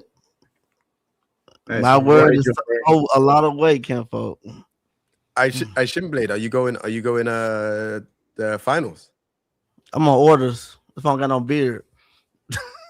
What did you? Are you going to the finals? Tekken World Tour finals? No, I said I'm on orders. I can't leave my city. Okay. Yeah. So what, Shinblade? Are you like Ice? Are you rounding people up? That's crazy. No, they're afraid of us like we're Ice, but we're not Ice. Like we got people that they be running from us and shit. Like, bro, we just here we just protecting the streets. We're gonna see Shinblade on some crazy. People understand they're afraid of the military. Can they leave? They are literally trying to get us to get out the city. Why are you guys there again? Because the city is apparently in a state of emergency, like the fucking video game or some shit. Where is it? What, in Memphis? Mm-hmm. I watched a Tyler Oliveira video today about Portland and how it's just they've decriminalized all drugs there, so people are just there. People. Oh, it has gotten better. It got way better. It looked like zombies were walking around. Yo, Mike, listen, bro. When you go in a gas station to just get a drink, somebody will be behind you with a mask on and a fucking AK in their hand, waiting in line behind you. That's how bad it was here. And I just stopped going to gas stations altogether. I just Wait, are you allowed? I go to the big ones only, like any like little store, like people walking around with guns and shit like that around here. Are you allowed to like with the guns? I get in certain states in America, but are you allowed to wear a mask while wearing a gun? That's the thing. No, I don't know. Okay, they were carrying big guns though, Fenton. Not no concealed carry shit. They was carrying that shit around like it was freely. So that's why they got like 800 of us here. 800, damn. Yeah, let me see if it was the right video that I was talking about. It was I investigated the country that legalized all drugs. Yeah, it was. I think it was Portland. They can just do that. Yeah, like. Yeah. Do you mean with all drugs? You mean like I can literally just I can go into the front of a police officer and just get like put heroin in my arm? Bro, look at this shit. Look. This is Portland, Oregon, the city that decriminalized every drug. Me after playing Tekken 8. Bro, I can't even play the rest of this video. This video is crazy. I couldn't believe what I was seeing. Wait. Let it play a little bit. Let me just see the start again. I just need to see the start again, please. I need to see the start, bro. Let me see the start again, bro. Please. This is the start, bro. Y'all sound like me with Smash Ultimate when it came out. That's why it's funny to me. Just the start, bro. Just the start. You don't need to play the rest. Yeah, I know Portland's not a country, Doc Max. I was reading the name of it. I know it's not. I know it's a state. That's me after a ranked session, bro. Portland, Oregon. This is Portland, Oregon. That's how I look. Decriminalized every drug. This is Portugal, the country that also decriminalized every drug, but with insanely different results. What is the difference between Portugal's decriminalization and Portland's? Well, wait, what the fuck is going on? Turn that shit off, man. I thought that's like Skid Row shit, right? Bro, I watch American documentaries on like your different states, and I don't know how much they're like sensationalizing things, but some of the things in this video are genuinely like worrying. And I watched a film yesterday called Civil War. It had Kirsten Dunst when the reporters were going around. They were war reporters where they take pictures of different war zones, and they were taking pictures of America in a civil war. And I was watching Tyler's videos, and I was like, these guys are fucking heading for a civil war, bro. Like, it just feels like your states are like crumbling one by one. Apparently, like 37 of your states have there's serious like fentanyl drug overdoses or some shit like that. Yeah. I was like, what the hell is going on? Man just said, yeah, just calmly, bro. Because I mean, where's Shinblade gone? The military gone. Go ahead, bro. You can't talk. I can't say nothing. I'm gonna eat my popcorn. But it's like I see it every day. Like walking outside, that stuff you see in that video is sad, but like that shit's real. That shit's real. Like people on the streets in tents, like crouched over. Is that shit?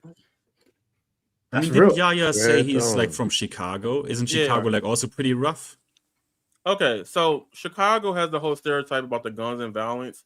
Yes, it can be violent, but there's states that's obviously worse. Like, especially traveling to women living there for a little. Like Detroit, Florida's horrible. I don't give a fuck nobody say. And that's only certain parts of Florida. I'm like Daytona, that experience, I'm never going back to Daytona. That's why I was like, I told you, Bailey, I was like, I'm never coming back until you move this place. That was my first like actual racist encounter. Like, is Daytona a racist? Oh, Daytona. What happened? Listen, bro, Foxy went there once and said he probably won't go back. So if you ever been to CEO, right? There's like the way their streets are, it's just like an open area or something like that. And across the street, the hotel's right there. There's a 7-Eleven. And like we didn't have water. So I was like, all right, fuck it. I'm gonna be the one to go get the water and carry it. It's a car for like a truck. I guess rednecks, but they was all in the car looking at me carrying the water across the street. And they was like, what is this? Now, mind you, I was 2 times bigger than I was at the time. So look at this fat, hard R, and they just talking to me on the other side of the street. Now, mind you, at that time, like literally, I knew it was something up when I got off the plane because in one of the shots I saw a Confederate flag. That's when I was tripped out about going to Florida. I was like, what the fuck is this? Bro, I thought that's only movie scenes, but it's like real. No, that's real. Like that's in their shops and shit, right? Like they have in the shops. Just have Confederate flags and tops and stuff in the shops. And he's like, are you around from here, you fat hard R? Now, mind you, at that time, what the fuck? No, like literally, people they was talking to me like that, and it's funny, like in retro, and no, because literally, I'm walking across the street, but I'm looking because I don't want to show like I'm a bitch, because like I don't want them to come after me or nothing like that. Because I've never had an interaction like this.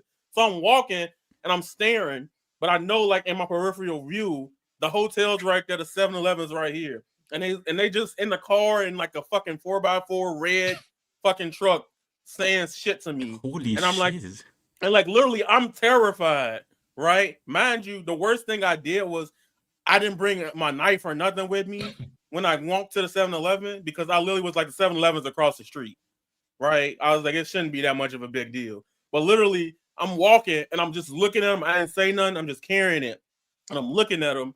And I know the police, right? I see the police car on the other end of the 7-Eleven not giving a fuck, right? So I'm like, oh, fuck. So I'm like, let me get it. As soon as I got to the front door, like the little door that comes apart, I ran the fuck upstairs. And I told everybody, I was like, if we go out anywhere this weekend, we going in groups. Fuck that. I'm not doing that. I told them like people were saying like the venue is fine. Being in the venue is calm. It's when you leave the venue, it's a madness. Right, I never thought this shit is real. Like you're telling me, like if I go there, suddenly I go around the corner and there's like American History X shit happening. Yeah, like that's insane, bro. Finn, I know someone who was white that got abused because they had an English accent. Mm-hmm. They wouldn't serve him. Really? They wouldn't serve him at the. What the fuck is going on? Yeah, they wouldn't serve him because he had an English accent. Fully white. Florida need to be raised. Like they need to be sent to the shadow realm. I don't fuck with Florida, and I ain't even all of them. But once the next year, I went to I think it was Orlando. Beautiful, fucking beautiful time. Like see Otaku, beautiful time. But where's this place? What is this place called? Daytona. Yeah, I wanted to go the first year was there. I didn't know any better. I kind of thought what Finn thought was like, oh, it's only in the movies. It's not like that IRL. But everyone who went there was saying, no, like legit, you can't go. I was like, what do you mean I can't go, bro? It can't be that bad. And then everyone told me the stories. Maybe they were lying. It worked because everyone told me a same similar lie, bro. Like they were like, no, it's bad. You go into the shops and they're selling Confederate flag merchandise. I think I just showed you. It's a long day for you if I go. So I was like, it's not that deep, bro. Yeah, got roll I back. thought Daytona is like this, like sick.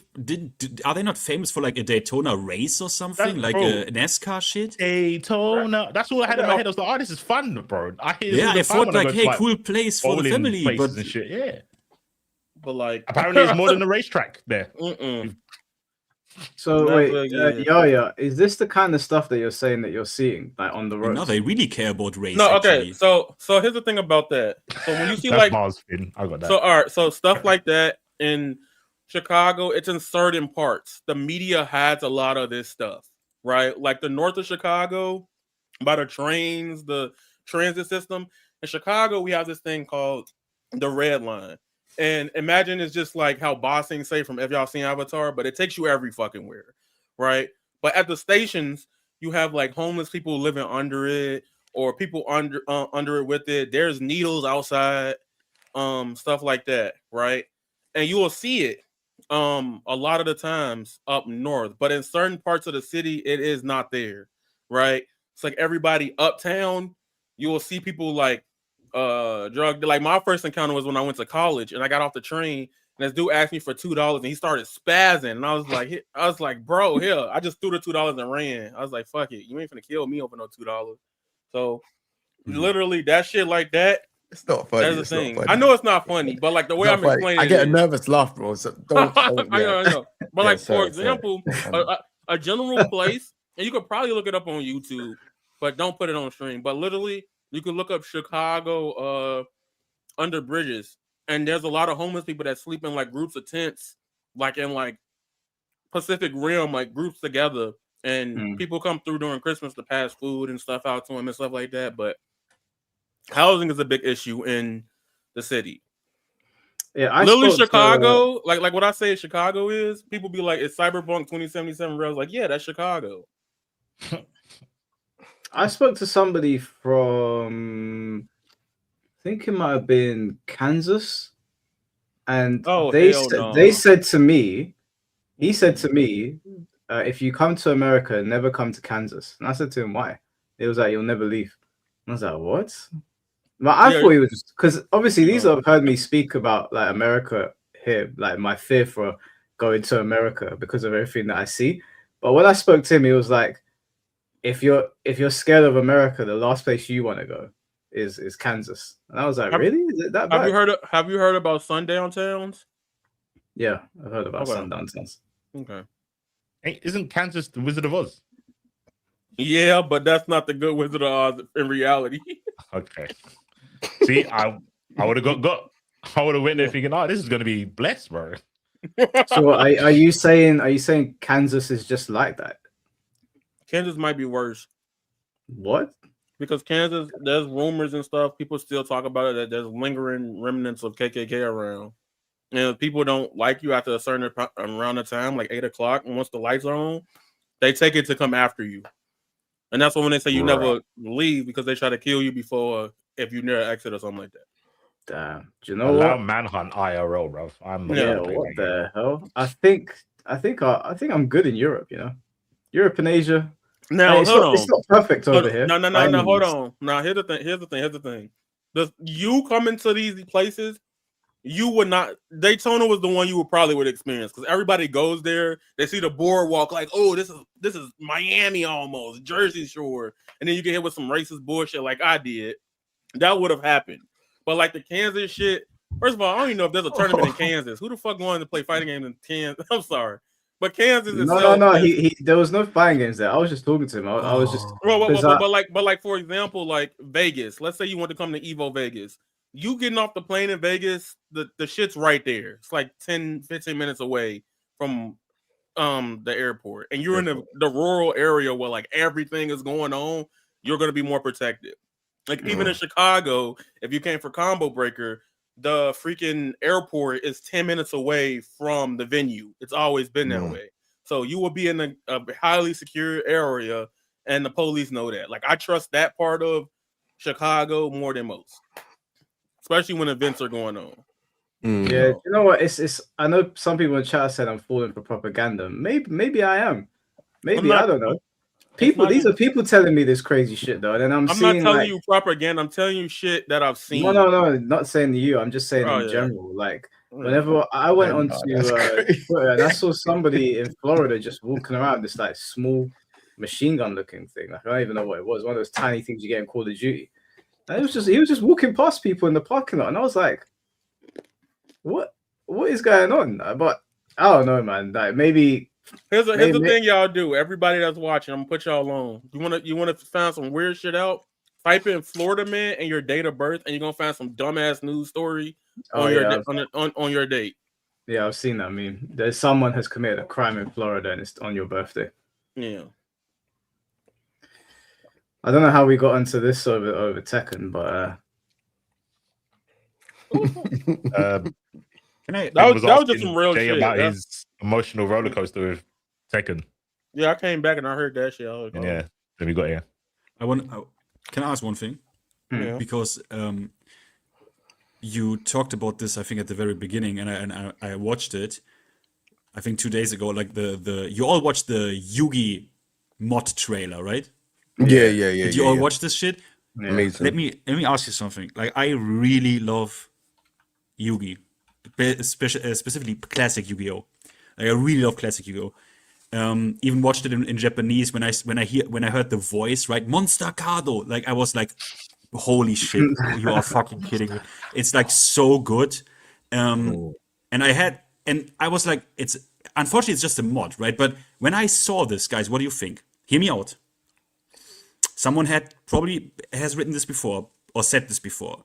But what if Konami took that concept, went to Arc System and said, how about you make us a fighting game like this with the characters and their moves are the cards, like in the mod?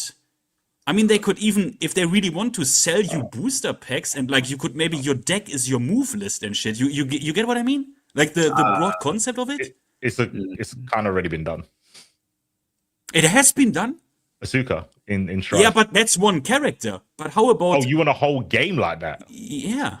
Ain't no one playing that shit, bro. Yeah, I think that idea is better off. Like if it's like a Shonen Jump game and they do it in that style, and Yugi is on the roster, it'll go over very well. If it's just a Yu-Gi-Oh game as a fighting game, I don't think it would go over well. I know the concept sounds cool, but I think if you had Yugi mixed in with Goku and Kira and Gintama and whoever else, I think that would go over well. But just Yu-Gi-Oh characters, like people, it's going to be Yu-Gi-Oh versus Pegasus, Yugi versus Pegasus the whole time. Yeah, but their main cards are like because Yugi isn't fighting, right? Like Dark Magician is fighting. Yeah, mainly. So, but how cool would it be to have Yugi and Dark Magician? Wouldn't it be sick? Think about it. You have Pegasus and he used like the toon stuff, right? Like, come on, wouldn't this be mega sick? I'd rather see Gashio Kuta fighting game, to be honest. You really don't think this could work? No, not as a Yu-Gi-Oh game. I think it would be a cool concept. I think you overestimate the amount of time people would put into it. I think the concept's cool and people will look at it, but for people to learn a game with that many intricacies, like cards and stuff, most people don't like games like that.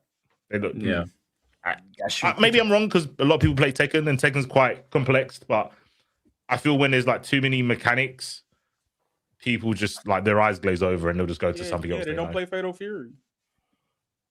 I don't think Fatal Fury's got many mechanics. It's got difficult mechanics, like just frame blocks and all that sort of stuff. I was trying to be funny. You're right, but that's like regular people can't do that. Like regular fighting game people can't do that. They have to learn to get the timing down. Yeah. I just think people they don't see the. It would have to change the gimmick, like the whole card thing with the Yugi DBFZ mod that we've had. I love it, but I know for a game design today, they would change it fundamentally. Like it would be like a whole like different type of assist or some type of gimmick or something that rotates through it. Like if it was a Shonen Jump fighter, hell yeah. Like I hate Jump Force, right? I hate it with a passion. I almost deleted everything because of Jump Force. That's how much I hated that game. I'm not even trolling. But at the time, it had Bleach, it had Hunter x Hunter, it had Yu-Gi-Oh characters. So I played it just because my characters. Yeah, the roster was very, very sick in Jump Force, which was the only thing that was good about that game. Yeah, I do think that concept with that particular character would be awesome in a fighting game, but I would not isolate it to a Yu-Gi-Oh fighting game.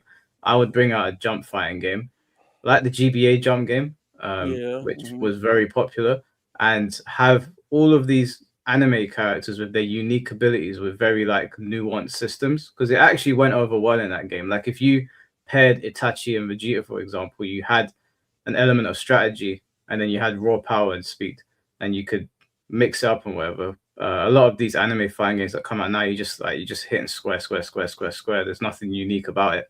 You're just picking your favorite character and then running through the motions. So they could do that, but I wouldn't do it as a standalone Yu-Gi-Oh fighting game. Yeah. Okay. Well, I think we've covered everything. I'm just gonna go over the super chats now because there were some questions, and then I guess we'll probably wrap it up unless anybody else has anything they want to talk about. No, I'm good, man. I've got a question for Finn after the super chats. You can ask it now because there's quite a lot. Oh, Finn, are you gonna play Enkidu? I played, the first thing I did was I played through the whole tutorial. So, and that took quite some time. And I have some question for you that we need to do like tomorrow or something. Yeah, cool. I'm down. And tomorrow is New Year's Eve. What am I talking? Like, whatever. Sorry. Oh, shit. For uni, I'll do it. But yeah. Whenever you next jump on. Yep. What, can you play Unist? What, me or Finn? Yeah, he. And he's my source. I play Unist, yeah. Let's play it. You don't want to play me, bro. Stop it, man. Stop it. Okay, yeah. I'm down to play. Like, as long as people are playing. I haven't played for a while, but I can play. I can play the game. Do you know how to do the so obviously I've got Street Fighter Cross Tekken, yeah? Mm-hmm. You know how to do the thing to get it online? What, Uni 2's online? No, Street Fighter Cross Tekken. Oh, Cross Tekken. I've got the game on Steam. Jay Miller asked me this like 4 days ago. This is mad random. Because I asked him. I said to him that I want to play the game. So this is why it's a full circle, because I'm actually pretty good at the game. So, but I can't. Basically, the problem is that when I try to, I've got the game, but it tries to log me on to the Windows Live. Yeah, you've got to go through like Xbox, not Windows. There's a way around it. Unist? I'll find you the video. Bruv, if you can, I can get that game. No, Cross Tekken. I can get that game loaded, and man can play online. I will stream. I've had a dream of doing like a wait, yo, because this is important. C4, if you can play that game, we can play. He's good. He's really good at the game, as far as I know. We can play. Man, I play Law and Heihachi. We can play. Okay. I love that game. Like Heihachi? I play Law and Heihachi in the game. Yeah, Heihachi's pretty. He's got terrible mobility, but he's kind of cool in Cross Tekken. Oh, Cross Tekken. I thought you said Unist. I was like Heihachi. Oh yeah, no, we went from Unist to Cross Tekken. Yeah. Can I bring my boys? Yeah, I can bring Jammers and them a lot. Bro, yeah.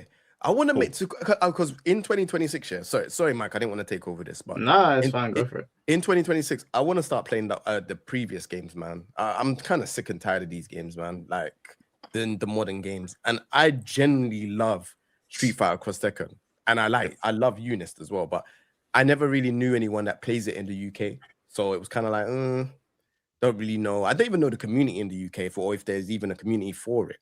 But they're cool. There's no drama. That's not what I'm saying. I just don't know who the players are. Yeah, like, we've got like one of the top players, like in general, not even like in like Europe. Mo Sin, he used to stream it a lot. He used to go to FedEx. He's from London. What's this FedEx that you talk about? Because I only know the delivery service. It's wait, nah. Did I say something wrong, Mike? Yeah, that's what, that's what it's named after. It was a FedEx building. Oh, and then the guy bought it, and then he just put stuff. It's still there. It's called Free Play City now. I know where that is. That's in the okay. So that was where FedEx was. Yeah, they just called it. They called it Free Play City, and they got all the like DDR stuff and Pachenko, I think it's called. Yeah, so that's what we used to play. Is there no tournaments now happening there? Because there was before. I know that was when Elf was. They used to do Gutter Trash. I think they still do ST tournaments, and maybe Third Strike. But ST? that's it. Yeah, Super Turbo. Bro, huh? Why is no one doing like tournaments there anymore? I moved out of London, so that's why I stopped doing it. Someone needs to rise up the tournament scene, man, because that venue was all right. The only thing that wasn't great with was the toilets, but that's about it. You said toilets like there was more than one, bro. Well, it was definitely there was two, and then one didn't work, and then they had to make it unisex. Yeah. Yep. Yeah. I don't know why that's funny, but it was funny. But it was mad. It was actually mad. I was like, this place is so sick. They would have like tables with like the setups and stuff. Mm-hmm. I don't know why, but they thought it was a good idea to have candles on the table instead of putting lights on. Candles, my lord. Yep. Candles, you've literally got monitor, console, wire, candle, bro. Candles. Like, what a bunch of melts. Are they serious? Just imagine if a wire just went on it. That is done. That's mad. They thought they were in the Ministry of Darkness or something. That's crazy. I loved it there, bro. It was a good time. Before I read the super chats here, I just want to make it clear on Thursday, C4 is on comms. Oh, Jay, Yaya, Mario Kart. Yeah, I got it here. So I got the Yeah, I re-downloaded it, so I relying on both of them. Yeah. Man got it. Man's ready. Mario Kart. He about to get cooked. He got to do some stupid shit. So Shinblade, you got Mario. Which one you talking about now? We're gonna play 8 and World. The way you sang that was funny. We used to be cussing each other out like sailors with their music playing. You bitch ass mother. What the fuck you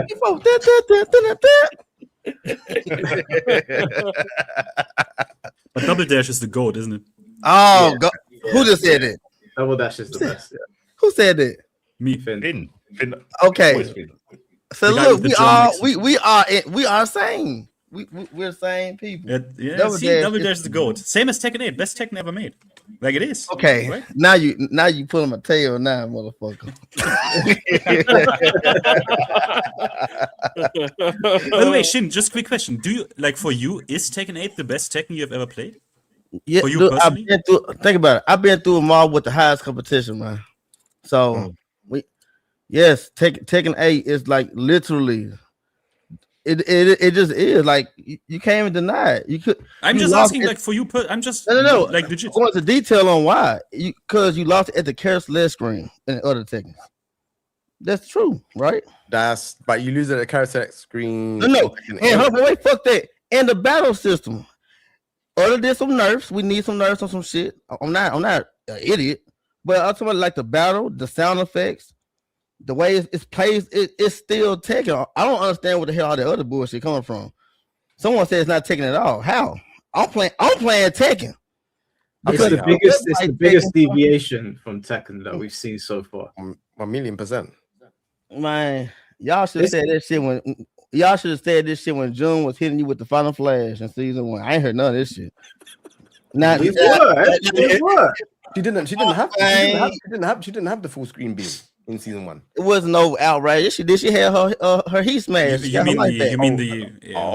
talking about the beam. The Kamehameha. Oh, the big bang. The thing is, the Kamehameha was already bad, but the final flash is like even worse. You hear me? So we've been in the anime, not Mirror's no canon to me. Tekken is anime. Like compared to June, Mirror's don't got a fucking beam. Bro, do you remember that? Do you remember Devil Jim flying across the screen for his heat smash? You talking about Psycho Crusher? You talking about Bison? You talking about Bison? I'm talking about. You talking about the boss of the game having a Now- Psycho Crusher? See, you don't look at shit like that. I do. No, Psycho I called Crusher it. for the I boss? called it. I called it. Psycho Can the Crusher. boss get a Psycho Crusher, King Jae? Not in Tekken. Not in Tekken though. Yeah, what the hell? What y'all played 7, right? You was okay with not just throwing the store full screen at your ass and wall sticking you? Oh yeah. No. Okay, then we're gonna be okay with Devil Jin using his wings and doing the Psycho Crusher. Ain't that right, King Jae? I wasn't. We weren't cool with. I didn't like Noctis. I hated Noctis. You play Mardo though. You can't be talking. But you. Wait, no. Wait. Marduk is. Wait. Why? What is the problem with Marduk? The nigga's anime is shit. Oh hell no, bro. What does Marduk do that's anime? Is Shinbei talking about power level here or about the character aesthetics? Power level. I'm fucking crying. What is anime about Marduk? He's fucking Bill Goldberg. What is anime about him? So I'm saying, I'm waiting for an answer. I want to know. I mean, even Marduk's rage drive is just a tackle. And like, yeah, the crazy thing he does is what you say, 15? when he grabs you out of the sky. Bro, wait, Shinbei, I'm not talking about that if he launches you with like, what is it, forward 4, 1+2. If he launches you with that on counter, that you literally die. Like in Tekken 7, you actually die. Right there, you are correct. If he's in rage and he counter hits you with that, you are literally dead. He does like 90% if the rage drive connects at the end. But that's the power level, right? The power level, okay, we can talk about. But in terms of aesthetics, like that's just a mount, right? That's just literally a technique, an actual mount. But you know that what's anime? They broke his stats. You play the other Tekken game, his shit wasn't even like that. And the fact he got spit up his tackle wasn't only at Tekken 4. His tackle now is compared to Tekken 4 shit. That shit was fucking broken Tekken 7. This shit, that window to break that shit was small as hell. Hold on, and it also sped up his 1-2. 1+2 was easy to see. Yeah, but 1+2 was easy to see, but then 1 and 2 option, man, come on now. Yeah, 1 and 2 is a mix. 1+2, but that's balancing. But Mike, we're not talking about like balancing. And by the way, Marduk never won like any significant, insane super majors, right? I just want to be clear about that. Can I say something though? It's not in your favor, Mike. I'm sorry, but the one time I actually used Marduk is the one time I beat Super Akuma in the tournament. This isn't my favor though, because no one said Marduk's not strong. One time, Marduk is strong. No, that's not what we're saying though. We're not saying Marduk's not strong. They said he's anime. How is Marduk anime? I need the answer. He's more TODs, anime, right? I remember people saying he had TODs. Like he doesn't have a real. No, it's not real. It's not real. You can break a throw. You go like when he picks you up off the floor, you can break with 1 or 2. Wait, are we getting the strength of the character confused with his aesthetic?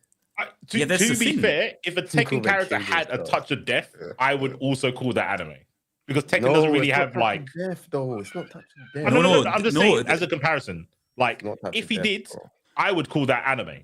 If a character in Tekken could kill you with 1 touch. The only character in Tekken 7 who has a legitimate touch of death still remaining, that's very, very situational, is Akuma. But he has that. But I mean that's Akuma. Yeah, that is anime. But wait, Shinblade, you need to answer this. You need to answer to Mike. You need to answer this. Here right now. It was Yaya that said it. Yaya said it. Yeah, the way he plays, the way he looks is anime. No, the way he looks like Goldberg. Shinblade, I got a new character, you know. No, wait, we're not moving from this. We're not moving from this. I'm not here right now. Please, Brian. Lydia. You already played Lydia. You broke. No, but my Lydia is. It's good. Right, way stronger. Jay doesn't hate the anime of Tekken. Way stronger. I don't think he hates the anime of Tekken. He played with Geese. He played Lydia to Tsunade. He thought I didn't see that video. Like, bro, play Geese. I watch my if you watch my clips with Lydia, I'm telling you, this character is it's the Tekken 8 version of Geese. Lydia is crazy. She's super crazy, especially with the 3 stacks. Guys, she's like fucking Tekken 5. Stop moving the conversation. We're not coming off this. I need a concrete answer. We're gonna move past it because I don't feel like doing it. You got it. I was wrong. Guy, you could. Yeah, I was wrong. I'll let you have it. Wrong. That's correct. Fucking That's Marduk fine. lovers, bro. No, it's not about Marduk lovers. You compared an anime character like Noctis to Marduk. I did not compare Noctis to nothing. I'm talking about Marduk himself. Yeah, Marduk is not anime. I like Tekken 8 now, Shinblade. He's anime. He like Baki or some shit, man. Dude, that dude was not real on the screen. Baki, he made me quit Tekken 7, bro. Ain't no kids made me quit the goddamn game. Only King and just that learn motherfucker. to break tackle, bro.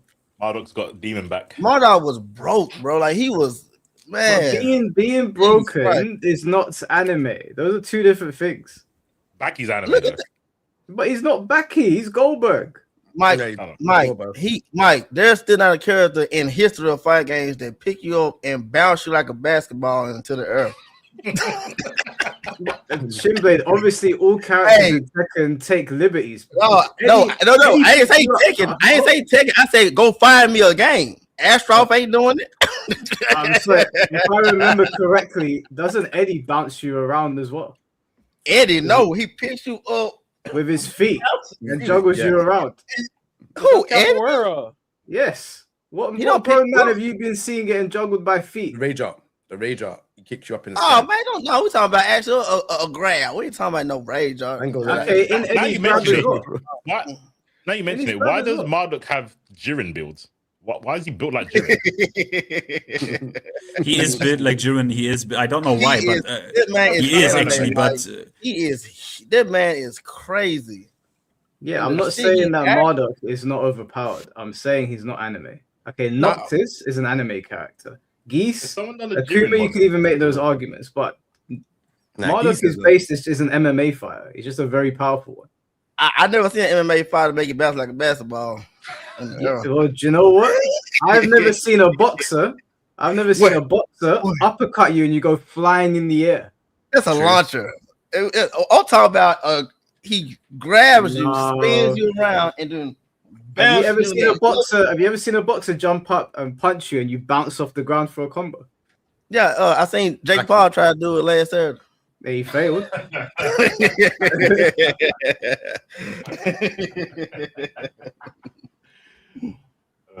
Did you guys see what happened to Anthony Joshua? Yeah, bro.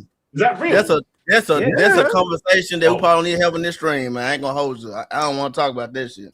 That's crazy. I should never mention Jake Paul name. You know, I'm sorry. Someone earlier said they should put Jake Paul in Tekken, and I actually thought that would make sense if they put like a famous person in Tekken, like an actual real person. What's the other guy name? The bald head guy, the famous bald head guy, Andrew Tate. Oh man, that shit. Y'all want the game to die, huh? Yeah, that was. I was about to say. Yo, the game gonna die real good. Hey, at the right, King Jae. They put a DJ and a soccer player in Fatal Free. What happened, King Jae? Talk to him. Okay, you want me to tell you? Yeah. They have more prize money than they have. Yeah, do it again. Do the dance. Do the dance, y'all. Do it again. What they do? They put the most famous soccer player in the fighting game. He thought they were gonna sell, did it? Oh, it's only 143 people. It's 143 people online right now. Can I ask you a question? Has Tekken ever had 500,000 for the prize pot for Tekken World Tour? Yeah, they got some money now. They got some money. They rustled out some money together. And still only 100 people. Me and you can play King of Fire right now, and we could possibly make that cut. You want to do it, King Jae? We could possibly make top 8. You changed my life. Listen, I was at DreamHack. They said, "Why you never put Shinblade?" And he like, "Dude, you beat like 4 of these people on the stage, just qualifying for top 8 and top 16." I was like, "Damn, I feel like an idiot playing Tekken right now," and I'm looking at people I could beat. Yeah, you should. Let's put Julian. You must not like money. Shinblade must not like money. Just put Julian in the game. I got you. That's all. Yes, y'all. Me, you must be brothers. I said if Julia comes to Tekken 8, I'm gonna start playing because I know that shit gonna be some Julia and Marduk. No. I play cross Tekken. I play in cross Tekken. I play Ryu and Christy. What is your problem with what is your problem with Julia? Huh? Why? This motherfucker plays Christy. Fucking Guna, bro. I like Julia a lot, by the way. I hope she comes for season 3. But I got a Guna that's more Guna than Yaya though. I don't think there's one that's more than. Oh, yo, my we main made team in Gojo. Cross Ticket was Listen. Ogre and Dudley. Gojo's a goon. Oh no, Yeah, yeah, bro. His name's Goon. His name's Goonjo. Oh, He made Gojo bow down when we invited him to the chat. This guy made Gojo like say I give up. We call Gojo Goku, but this guy is Master Roshi. You hear me? Swear. Nah, you lot are crazy. Nah, you know what? Take a name, man. Put Julie in that band. Come on, do it for me. No, put Michelle. Bring Michelle. I'll take Michelle. Cool, shit. But They're not bringing back Michelle. I think those are like Tekken. They're basically Tekken 2 characters, man. Michelle, they're relics now. Yeah, Michelle, Bruce, Bake, Wang. Them characters are not coming back. If anything, they're just gonna like maybe use their moves and add it to different characters. You want an extra 100 hours, band? Put Eliza back in the game. I got you. Oh hell no. I don't want Eliza. I like the meter. So I know y'all don't like that.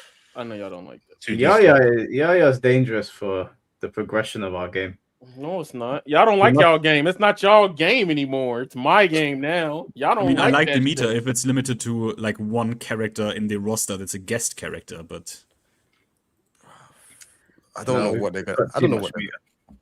Yeah, I don't know what they're gonna do with Tekken 8, man. I'm gonna lie. Like all it is the balancing, bet stages. Like, but I just feel like they always use this. Oh yeah, it costs lots of money. That's their argument, and it's like, bro, no one asked for Mary Zoe, bro. No one asked for that character. Do you know what I'm saying? Yeah, sure. Who asked for Mary Zoe? We asked for ancient ogre. Hold on, wait. You can't say who asked for Mary Zoe when a lot of people in that base was complaining that Tekken doesn't have new characters. that's true. Dude, I was one of them, and I didn't ask for Reina, and I like Reina. I didn't ask for Reina, but I'm just saying a lot of people like the big thing with Tekken is Tekken when they drop DLC characters, they have regurgitated some characters. So I think it's good for them to actually like create new characters for Tekken. Yeah, okay, that's fine. That's fine. Creating new characters is okay, but we asked for ancient ogre and they turned him into a little girl. Oh my god, stop being old, bro. Like, I'm not old.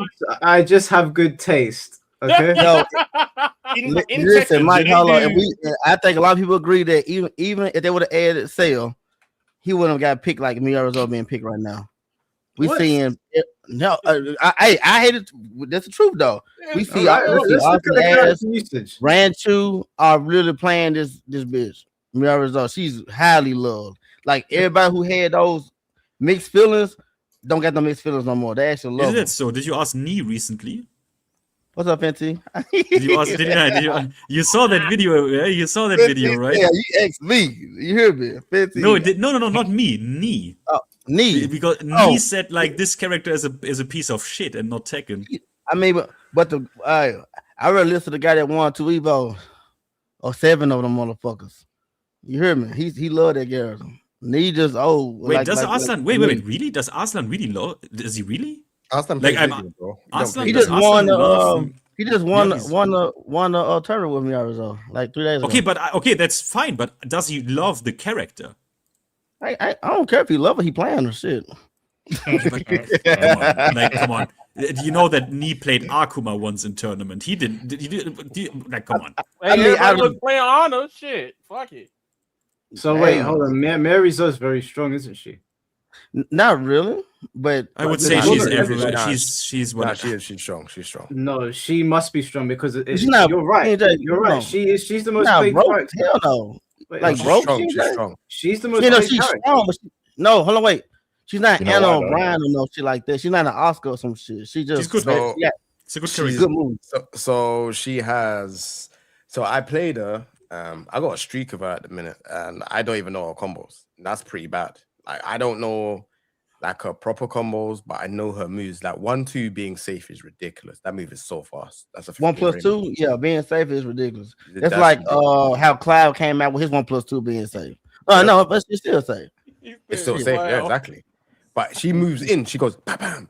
But the only thing is that if you're sidewalking, that you can sidewalk it in it. But the thing is, she's highly side. Like she's super sidewalkable though. Like you can answer to either side she's missing. But except for the shit that tricks. Yep. That's what I'm saying. Like, and even like down three is the tail spin, the low, ridiculous. Really good move. Minus 14, yes, but like the move is real solid. The character is good. It looks fun watching her. I'm gonna be honest with you. I don't like it in my Tekken, but I can appreciate the design. Right? If I see Kaiser running up literally on Oki 4 times in a row, doing Bubba stance where she goes on the staff, and then doing Hell Sweep in someone's ass, like I enjoy that. Like you go King. Does he have a backswing blow? Even I forgot. Kaiser loves backswing blows. Does she have a backswing blow? I forgot about that. No, right? No. Not to my knowledge. I don't remember having a backswing blow. But she's very 50-50 base, man. She's really annoying. Really annoying to deal with. And sometimes like her side step is really good. Like I think it's above average. Really down with that character, man. We should have got an ancient ogre. We're gonna get many more characters like that, bro. This is a start. Hold on, Bro, we're gonna get characters like this. Like, I don't know about pole dancers, but many characters with like weapons and just like, yeah, she just seems weird, bro. I'm gonna lie. She's not really a Tekken character, but at this point, nothing is gonna shatter my expectations on the game. It's kind of like whatever happens at this point. Yeah. Well, I'm gonna read out the super chats now, and there's some questions in here. Tom, thanks for the $5. After everything that went down in season 2 and Harada leaving, any hope for Tekken 8 returning to form in season 3 is slim to none. Only the new will matter for now. Yeah, I agree. Yeah. Well, I still want to hold out hope. There's a little part of me that wants to hold out hope because I've been playing Tekken all my life. I want it to return to normalcy, but you're probably right. Harada was probably like the last thing anchoring the game to some, I don't know, something that could be good. Y'all talk about Tekken like Star Wars. It fucking is, bro. Bro, to some people, it's like. I mean, what would happen if suddenly Hunter x Hunter would be like complete dog shit, and like saying, someone, imagine it, yeah. Someone else takes over Hunter x Hunter. Just imagine it, and it's literally like you would hate it. Like think of it. Just think about it. Wait. How would you not? You know what this is? I feel this with Token. I don't want them to make changes for people that like Yaya, who doesn't care about the game, and they make changes for people like Yaya for them to not play the game. I think that's what they're doing with Tekken. But my thing is that I've said if people generally like the game, don't look at me. That's why I'm like, I get where you're coming from though. But like, let me read the super chat because this was dumb as fuck. He said that's like saying DBZ was always goofy nonsense with transformation because the gag characters rarely exist. Sorry, Yaya, but you sound mad stupid. Motherfucker, Dragon Ball Z always had. Go to the next super chat. I ain't even gonna address it. No, hold on. I mean, like what? Dragon Ball Z might have not been the best example. However, I understand Dragon Ball. Yeah, his sentiments stick though. Like even though you like what Tekken has done to the characters, everyone that was saying that Tekken is already like this, you agree that is false, right? I agree. Tekken's anime. Yes. No. Okay, wait, hold on. We're not moving on until we iron this out now. Oh my god, man! I don't agree. I don't agree. All right, no, man, I don't agree. You don't agree with me, or you don't agree with me? No, see, you're trying to make me keep going on. I'm trying to move the fuck on, man. No, I agree with you. Anyway. I agree with you. I agree with you. Just move on. God damn it. That's fine. Why do you agree with me? You tapped out. Oh my god, man. Why do you agree with me? Look, man, I don't know. That's fine. I'm gonna just start saying I don't know in 2026, bro. Fuck it. Joel, thank you for the $5. They're doing the right thing, bringing in the status quo Cyclops, not the singer crap we saw for years. Yeah, that's funny. That's funny. Cyclops used to sing. Cyclops? No one ain't ready. They just need to. I think they need to tread careful water with Cyclops because his public perception is not great right now. Why? No, really? No, I think he's having his go. I think since '97 he's been going up. No, well, I'm gonna say for people that don't read comics, I don't think his perception is great. I don't think the X-Men films did a good job in showing off how good Cyclops is as a character. So I think the Avengers film needs to tread carefully, because if they do anything even close to what those films did, they're gonna want to write him off again. So I hope they do Cyclops justice, because he is a good character. I think they're gonna make Cyclops not the Boy Scout. I think they're gonna do something where he is mad about Charles and Eric, Magneto, Professor X teaming up, because that's what you see in the trailer. Yeah, I think Cyclops is gonna be mad that they're teaming up. I hope so. I really hope so. Joel, thank you for the $5. Yeah, everything they did after Endgame was crap, and Disney is course correcting. Simple. I don't 100% agree with everything after Endgame being crap. There's some diamonds in the rough outside of Endgame. Some of the give us 3 diamonds. Okay. Oh my god. Loki season 1 and 2, Thunderbolts. Okay. You don't think Loki? You said you can't disagree with Loki. He knows. No. Okay. Well, season 1 I thought was okay. I thought it was all right. I didn't like some of the writing in it. I don't like some of the writing around Loki's character as of late. He's turned into too much of a goofball, and I don't think it's funny. I didn't watch season 2 because of that. So I don't think season 1 did enough to make me want to watch season 2. Okay. I didn't like how he was basically relegated to being a dumbass like Thor, and his female counterpart was like the brains, and she knew exactly what to do. I was like, Loki's like cunning and he's smart, and why is he an idiot now? He just turned into an idiot in the show. So I didn't like the writing in that. I'm gonna ask the question this then. Did you like either WandaVision or Black Panther 2? I don't like Black Panther 2. WandaVision I thought was all right. I didn't think it was too bad. Have you seen Moon Knight? I think no, Moon I didn't watch. Moon Knight's great. Yeah, Moon Knight is fucking. I'd already tapped out at that point. I didn't say Moon Knight because I hear a lot of people apparently for some like it's very close to what I know of Moon Knight before I watched the TV show. I think Moon Knight is great. Do you know why I didn't watch Moon Knight? I really like Moon Knight in the comics. Like I think he's a really interesting character. So after I tapped out, I was like, I'm not watching this. They're gonna do something to Moon Knight. It's gonna piss me off. If you're saying it's good, I'll check it out. But you're saying Loki was really good, and Loki ended good. I think. I think it ended really good. Do you think they mishandled his character at all? I think they had to do the goofy Loki in the beginning. What can I say without spoiling it? I'm not gonna you watch see it, different versions, not different versions. You know what we was talking about the Hulk and fucking in the MCU where they made him like savage and then smart. Yeah, they did that with Loki. They showed all the different types of Lokis, like the cunning Loki, the Joker Loki, the evil Loki, blah blah blah. So is Loki restored by the end of season 2? No comment. No spoilers. It's all right. But they show different personalities of Loki through the one Loki. They don't just bring in different Lokis. But like you said, the first season, he's just the funny guy. And then the female Loki is kind of like the smart one. It doesn't stay like that. Okay. Yeah, because that's why I didn't watch season 2, because I was like, why is he a goofball? Like he's just turned into Thor. So I was like, I've had enough. It doesn't stay like that. But you should watch Moon Knight. Moon Knight's pretty faithful to the comics. Okay. I'll watch it then. Where are we?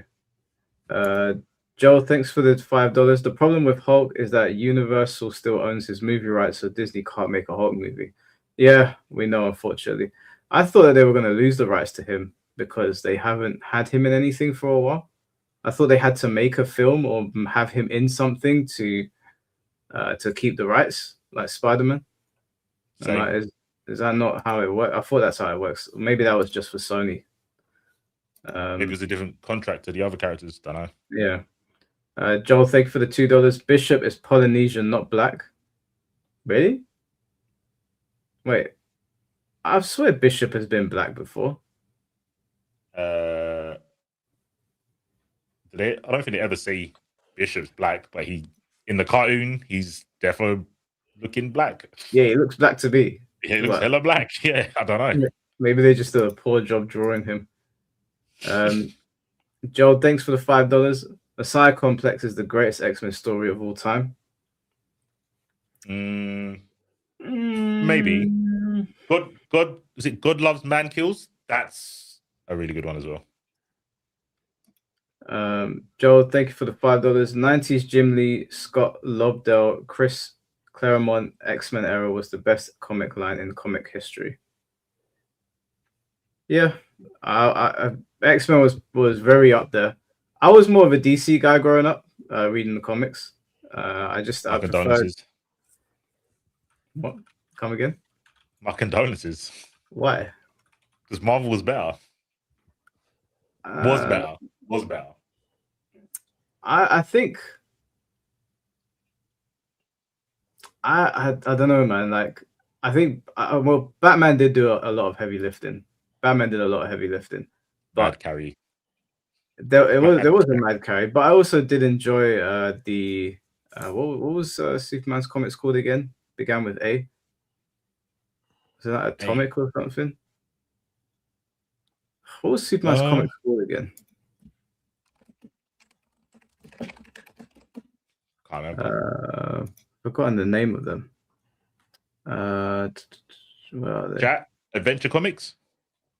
No, it wasn't that. It wasn't Adventure Comics. It was something else. Action Comics. Action Comics. Right. Yeah, Action Comics. Yeah, I did enjoy Superman stories a lot. My favorite Superman stories are the ones where he's not fighting. I remember there was one that I read where this girl wanted to like take her own life, and he ended up speaking to her for like a bunch of panels, and it was a really, really cool story. And I was like, the best Superman stories are ones where he's like not breaking the planet, because he can easily beat most people. So I think it's more interesting when they find ways to tell a story about him doing that. But yeah, Marvel was pretty up in the 90s, but Marvel as of late, I don't know, man. They're not cooking like they used to. Go on. I was going to say, what do you mean, like the comics or the cartoons or the movies? The cartoon films, I think they're pretty good. The cartoon movies for DC and Marvel have been pretty consistent. Yeah. The shows have not been good for Marvel. The comics, when I fell off, which was like maybe 2 years ago now, they weren't cooking at all. Like it was a hard read a lot of the time. I don't know if Disney, things have gone better. When Disney got it was a bit all over the place. Yeah. Not wrong. The rebranding of the Avengers and the stories they were trying to tell, I just didn't like it at all. Some of them weren't too bad. Like I think Peter's stories were all right, but for the most part, I was just like, man, this is shit. I really didn't like. I enjoyed WandaVision when I first picked up the comic or Vision, whatever it was called, and after a while, it just fell off. It fell off hard, like most of them. Maybe it's better now though. Mr. Mars, thank you for the $5. For me, I only liked Mars because of Spider-Verse and Insomniac. His comics got a really rough start, but they eventually got better over time. Yeah, and then did you continue reading C4? Nah, Spider-Man's not really my thing. Okay. Yeah, I had to look at it just because it was a new Spider-Man, but yeah, it wasn't enough. Mr. Jamie, thank you for the $1.99. Wow, Nintendo lost 20% of stock value this month. Why? Does anyone know? No idea. Nintendo loses 20. Oh shit! Just to let you lot know, Game is closing. Is Game closing down everywhere? Where it's like 20% now off of everything. Game is closing down. It might not be everywhere actually. I don't know. I need It should, bro. It's time to pack it in. Yeah, Game basically 20% off everything is as soon as 2026 it closes on the 6th. Like this is I don't know if this is all brands. I think that's your one because Fraser goes to your one as well. Okay, so yeah. So that might be my one. Yeah, because he texted me and he said to me that they've got One Piece cards 20% off. So that's probably the same branch. Yeah. So yeah. They live in my area, yeah. So that's probably it then. But yeah, bro, I wish I had like just a stack of money, bro. I would have bought some consoles and that shit, bro. Because 20% off of consoles is not bad. I'd probably go and buy some One Piece cards. Those are up in value, boy. Yeah, they have that. They will definitely have that. They're like it's 20% off everything, bro. bro. Like before it was 20% off of stuff that wasn't consoles and stuff. But I remember that they said that once it hits the 1st of January, then it's gonna be like off of everything, which is quite mad in my opinion.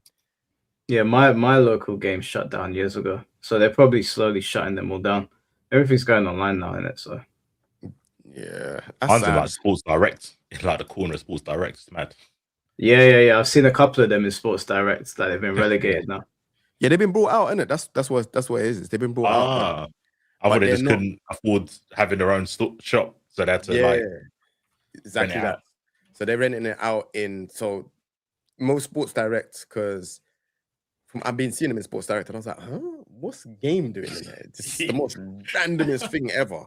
But yeah, they're in there. Because I was thinking, nah, I must be getting crazy, because I saw the Game like logo on the shop, and I was thinking, nah, but yeah, they'll eventually phase out completely, in my opinion, because obviously when you buy games, it's all online, or you've got shops online that have discounts. Bro. Steam killed them. Yeah. Do you remember Game Station? Yep. Yeah. Game Station was the one, man. I loved Game Station. Edgelord. They were just better, man. They had better employees, better service, better games, better deals. They hosted tournaments for the FGC. True, that is actually true. They did used to do that. Yeah, and they would do it at midnight. CEX. Yeah, they would do it at midnight, bro. Like they'd tell everyone, come to the store at midnight. We'll open the store. We'll run a Street Fighter tournament at midnight. It was sick. Game Station was goated. Do you know one shop that's never going to close down? CEX. Yeah, CEX is it. They make too much money. Bro, they make way too much money. And once you do, like say for example, if you sell stuff here, and you think, oh yeah, the cash amount ain't that great, you're gonna go for voucher. Then you're in the ecosystem. It's mad, bro. Like, and I see the most cheapest lenses, cameras, So I will probably sell some, have a voucher, and think, okay, you know what? I want to get a camera lens. Then I end up getting a camera lens, because the camera lenses are cheaper to buy there than you would buy in a shop for second hand. Yeah. Bro, you know why though, right? Say that one again. You know why? I don't really get it, no. It's I used to work there, and so you could clearly tell if someone robbed it. Okay, yeah. So they'll take any amount because it's like, well, it's 100% profit. I didn't pay for it. They pay for it. Yeah. You know, I used to work in a CEX warehouse as well a long time. All three of us used to work in CEX. That's crazy. Eons ago, bro. I don't know if I can say this without getting in trouble, but CEX will not go out of business because they buy things at dirt cheap. Like I'm talking Blackberries for pennies or phones, and they sell them at like not a bad price, but decent price for us. But for them, it's like they made 600% profit on this shit. Like it's ridiculous. Oh, they'll give you like £7 to £10 for old BlackBerry, and they'll sell it for like £70. Yeah. Something the profit margin is mad. The profit margin is a madness. It's crazy. But it's like obviously CX is one of them things. Is that if you can't be bothered to use like eBay or something like that and take pictures and send it, and all that stuff, and you just want money right now and there and then, that's the best place, and there's no other place like it. So that's why everyone's just in the ecosystem. Bro, it's easy cash in hand, bro. The easiest, bro. They're not checking shit. Well, when I worked there, they weren't checking shit.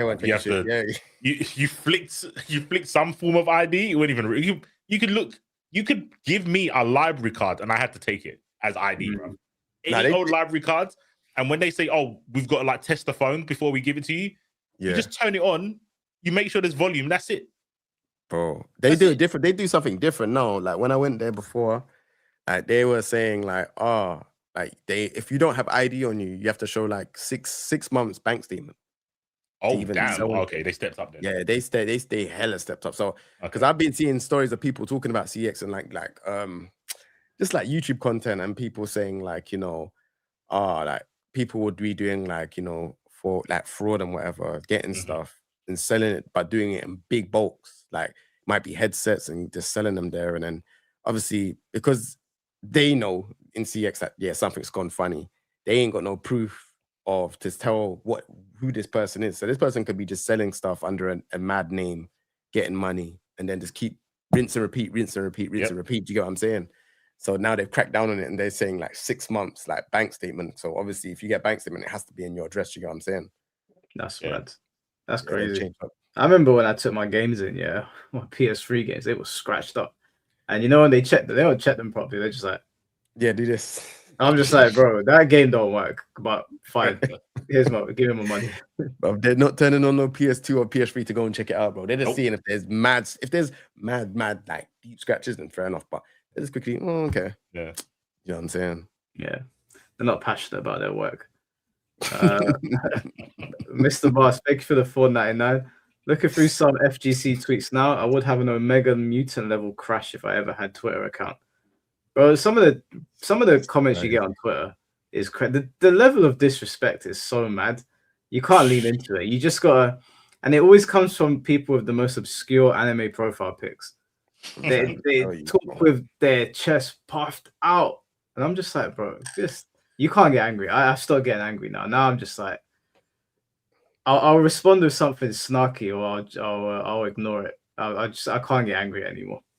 The one thing about like Twitter that I've realized, is the moment. So I don't judge characters on Twitter no more. Because before I'd be like, oh yeah, this character, I think this character's broken, or this is or this move is this. No matter whether I'm right or wrong, they're still gonna chat shit. So now what I do is I don't even talk about it. I'll only do it in a YouTube video. But then on Twitter, I'll just post clips now. I just post clips, or I just talk about stuff, but I don't ever give any opinions about characters anymore, because I just know it just goes left. It always goes left. But again, people can think it's engagement, but at the same time, it's just like, I just can't be asked. I'd rather just do it in a video. Yeah, some of the things that we put up to talk about, like when I put up the discussion about the big three, after a while, I was just like, I just can't bother to have this conversation anymore. Like the way people respond to you, it's like we can't have a conversation. You've already tried to tread on my toes with the way you've spoken to me, and now you want to sit and talk to me. It's not gonna happen. So I read the comments and I was like, I can't bother. I'll talk about it on stream.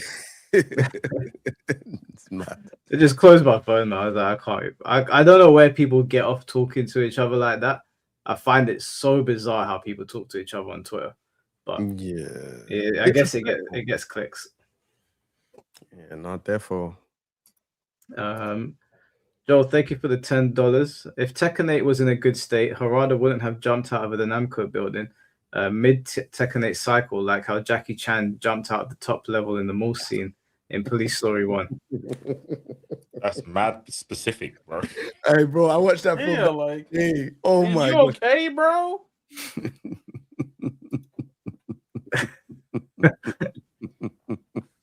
That was crazy specific. Bro, oh my gosh. I don't think Harada left because the game was doing poorly. I think it was because of his health and because his friend passed away. It probably like started to eat away at him.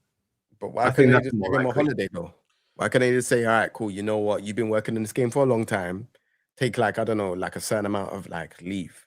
Do you get what I'm saying? Yeah, but he probably was. He might have just been like, I want to go. I've been there for however long. I want to go. At the end of the day, we will never really know, right? It could be like the whole Itagaki stuff that he just said, you know what? Just fuck it, right? Like it could be that he was just like, you know what?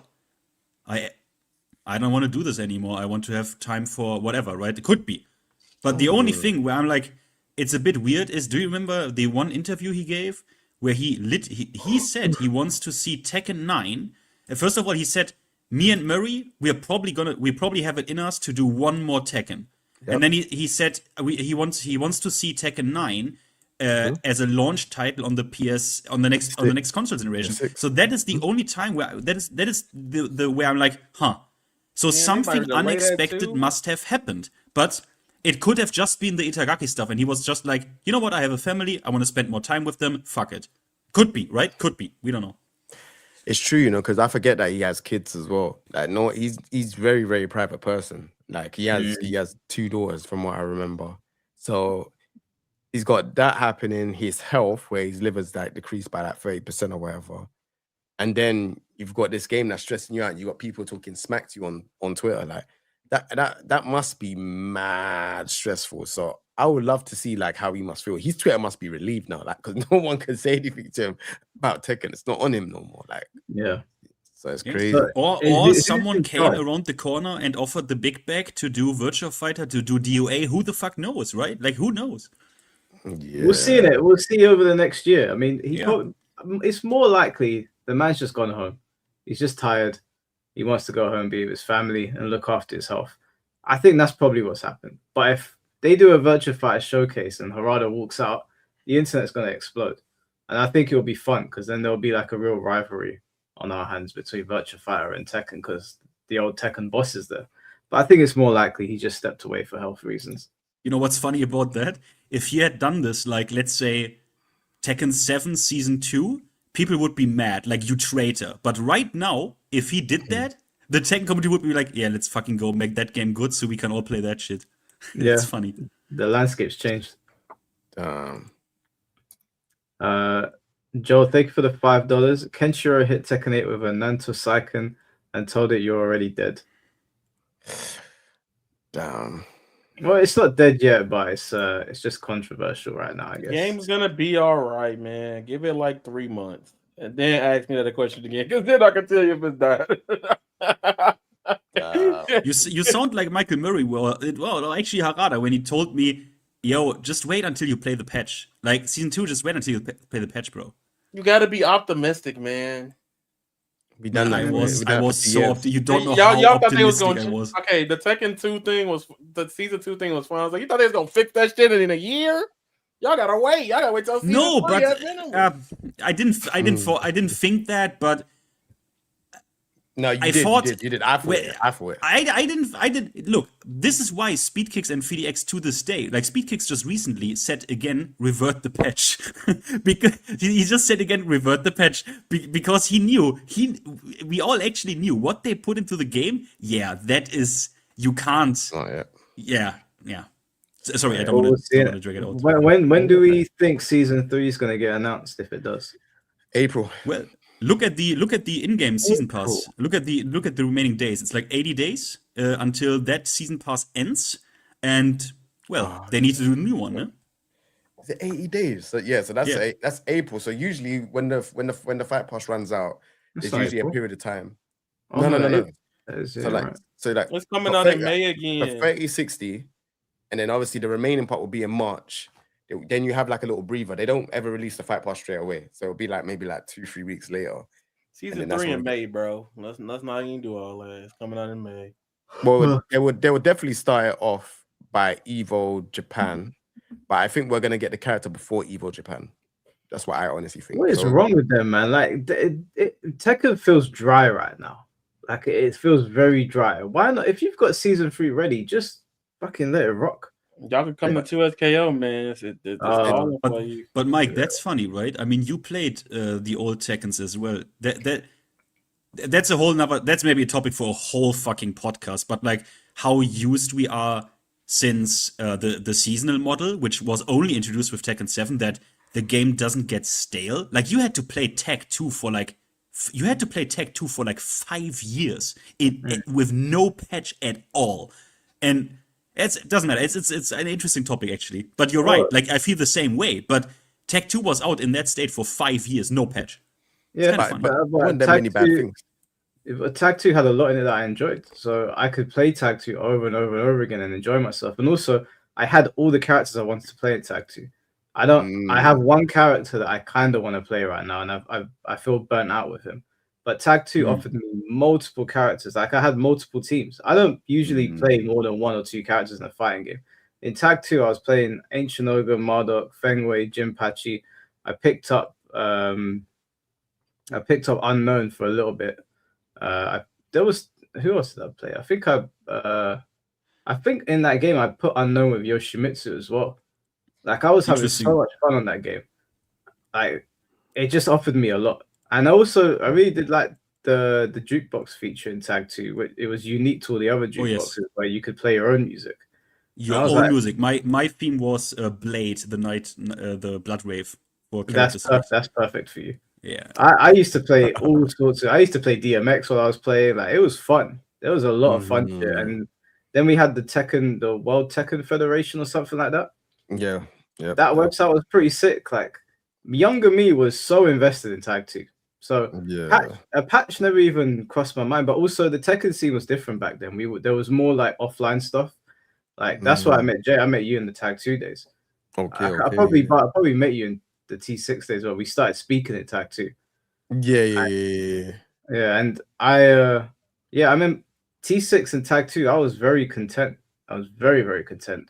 Tekken 7, I was happy throughout Tekken 7. Like I probably wouldn't have liked it as much if they didn't continuously patch it, but I wasn't really like clamoring for a patch in Tekken 7. I was just kind of enjoying myself.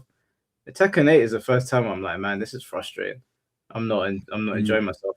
Patch the game. Do something different. So that's like you can play JoJo's right now. Play JoJo's. I'll play JoJo's all day. Yep, you'll play Tag 2 all by yourself, even in the current time. I'll play JoJo's with Mike. I could put you in a time machine, Mike. You're gonna be playing tag by your goddamn self back in the day, man. That game. Oh no, that game died. That game was held by the restrooms. No, not in the UK. Not in the UK. Yeah, I'll play it. I heard you want to play Tag 2. Oh, you do? Oh, go over there. Oh, where? I couldn't find it on I couldn't find it on Smash GG. Y'all got Tag 2 here? Yeah, right by the restrooms over there. Y'all was melty blooding. Melty blood, man. Come on, game died quicker. That game died so goddamn quick. Anything's popularity has nothing to do with like quality in gameplay, in my opinion. Wait, hold on, wait. If Tekken 8 was so bad, wouldn't it be dead? Quality has the popularity of a thing has nothing to do with its popularity. Tekken Tag 2 is like the most Tekken game of all time. Tag 2. But it also came out 1 year before the new consoles. It gave you everything you wanted in Tag 2. And you know what happens when you give everybody everything you want? Dead. So the solution is to give us not what we want. No, I love Tag 2 home. I love Tag 2 now. Can you play Tag 2? Yeah, I beat your ass in Tag 2 too, Jay. You couldn't beat my ass in Tag 2. Jay. Gamryu and Bob, you couldn't beat my Jay, ass. Steve and Nina. Doesn't matter. Gamryu put Jay, I would beat your ass. No, Jay, I was the truth. No, I Jay. Well, Gamryu and Bob. Do you know Steve kills Gamryu? But not Bob. Down 4-2 count it all day. Yeah, you thought about that real nice.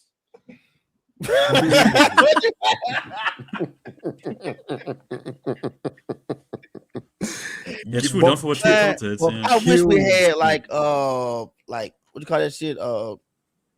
Remaster. Good connection shit when GGPO or whatever the fuck the shit on with Tag 2. I would love to get in your ass, Jay. You can play it right now if you want. I almost cried saying this shit. Bro, I almost cried. Y'all heard how I said it? My damn voice like cracked when I said but I would beat the brakes off your ass. I would beat the sleeves off your ass, King Jae, Tag 2. You think on me?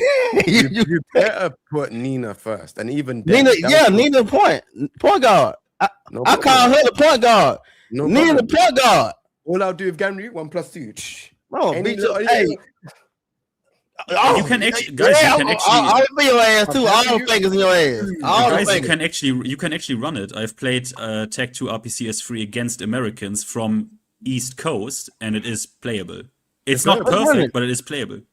Okay, yeah. Hey, Finn, let's do it.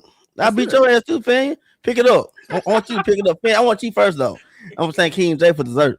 You hear me? Hey, I want Finn first, King Jae for dessert. I would love to beat both y'all ass. Good. I run solo Heihachi though. Have fun. No. You don't always get what you want, right? You gotta play Tag 2, man. If I run solo Steve, that shit broke as hell. If I run a solo Bob, is Steve's Down Forward 2 is homing in Tag 2, right? I can't remember. It has to be, right? No, Tekken 7. Tekken 7 made it is homing in Tekken 6. It has to be homing in Tekken 7 as well, right? It has to be homing in Tekken 7. It wasn't homing. Tekken 7 season 1 and 2, but Tag 2, I don't think it was homing. I just think it was really good. You know what? You finish this. I check it out right now. Okay. Look at your the point him is, later having ass. the point is that in the UK we enjoyed tag 2. We had fun. We held tournaments. We didn't know who the fuck the UK was. Hey, the UK didn't have Twitch then. The world don't revolve around America, Shibblade. I hate to break it to you. UK didn't come out to Tekken 7. Tell the truth. You guys were playing tag 2 in the toilets. We're not the ones that are in the wrong toilets. You hear me? Starscream came over in Tech 2. I know. Starscream came over in Tech 2. I missed Starscream. I remember when Marge went to Paris and beat y'all ass. He did. I was there.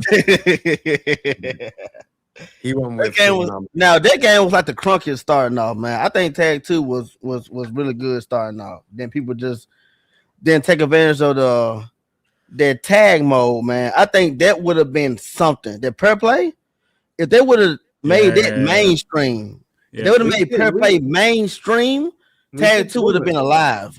Huh? We did. Do you remember we had that big UK tournament for Tag 2, and it was actual 2v2. Like you had to actually have a team, a partner.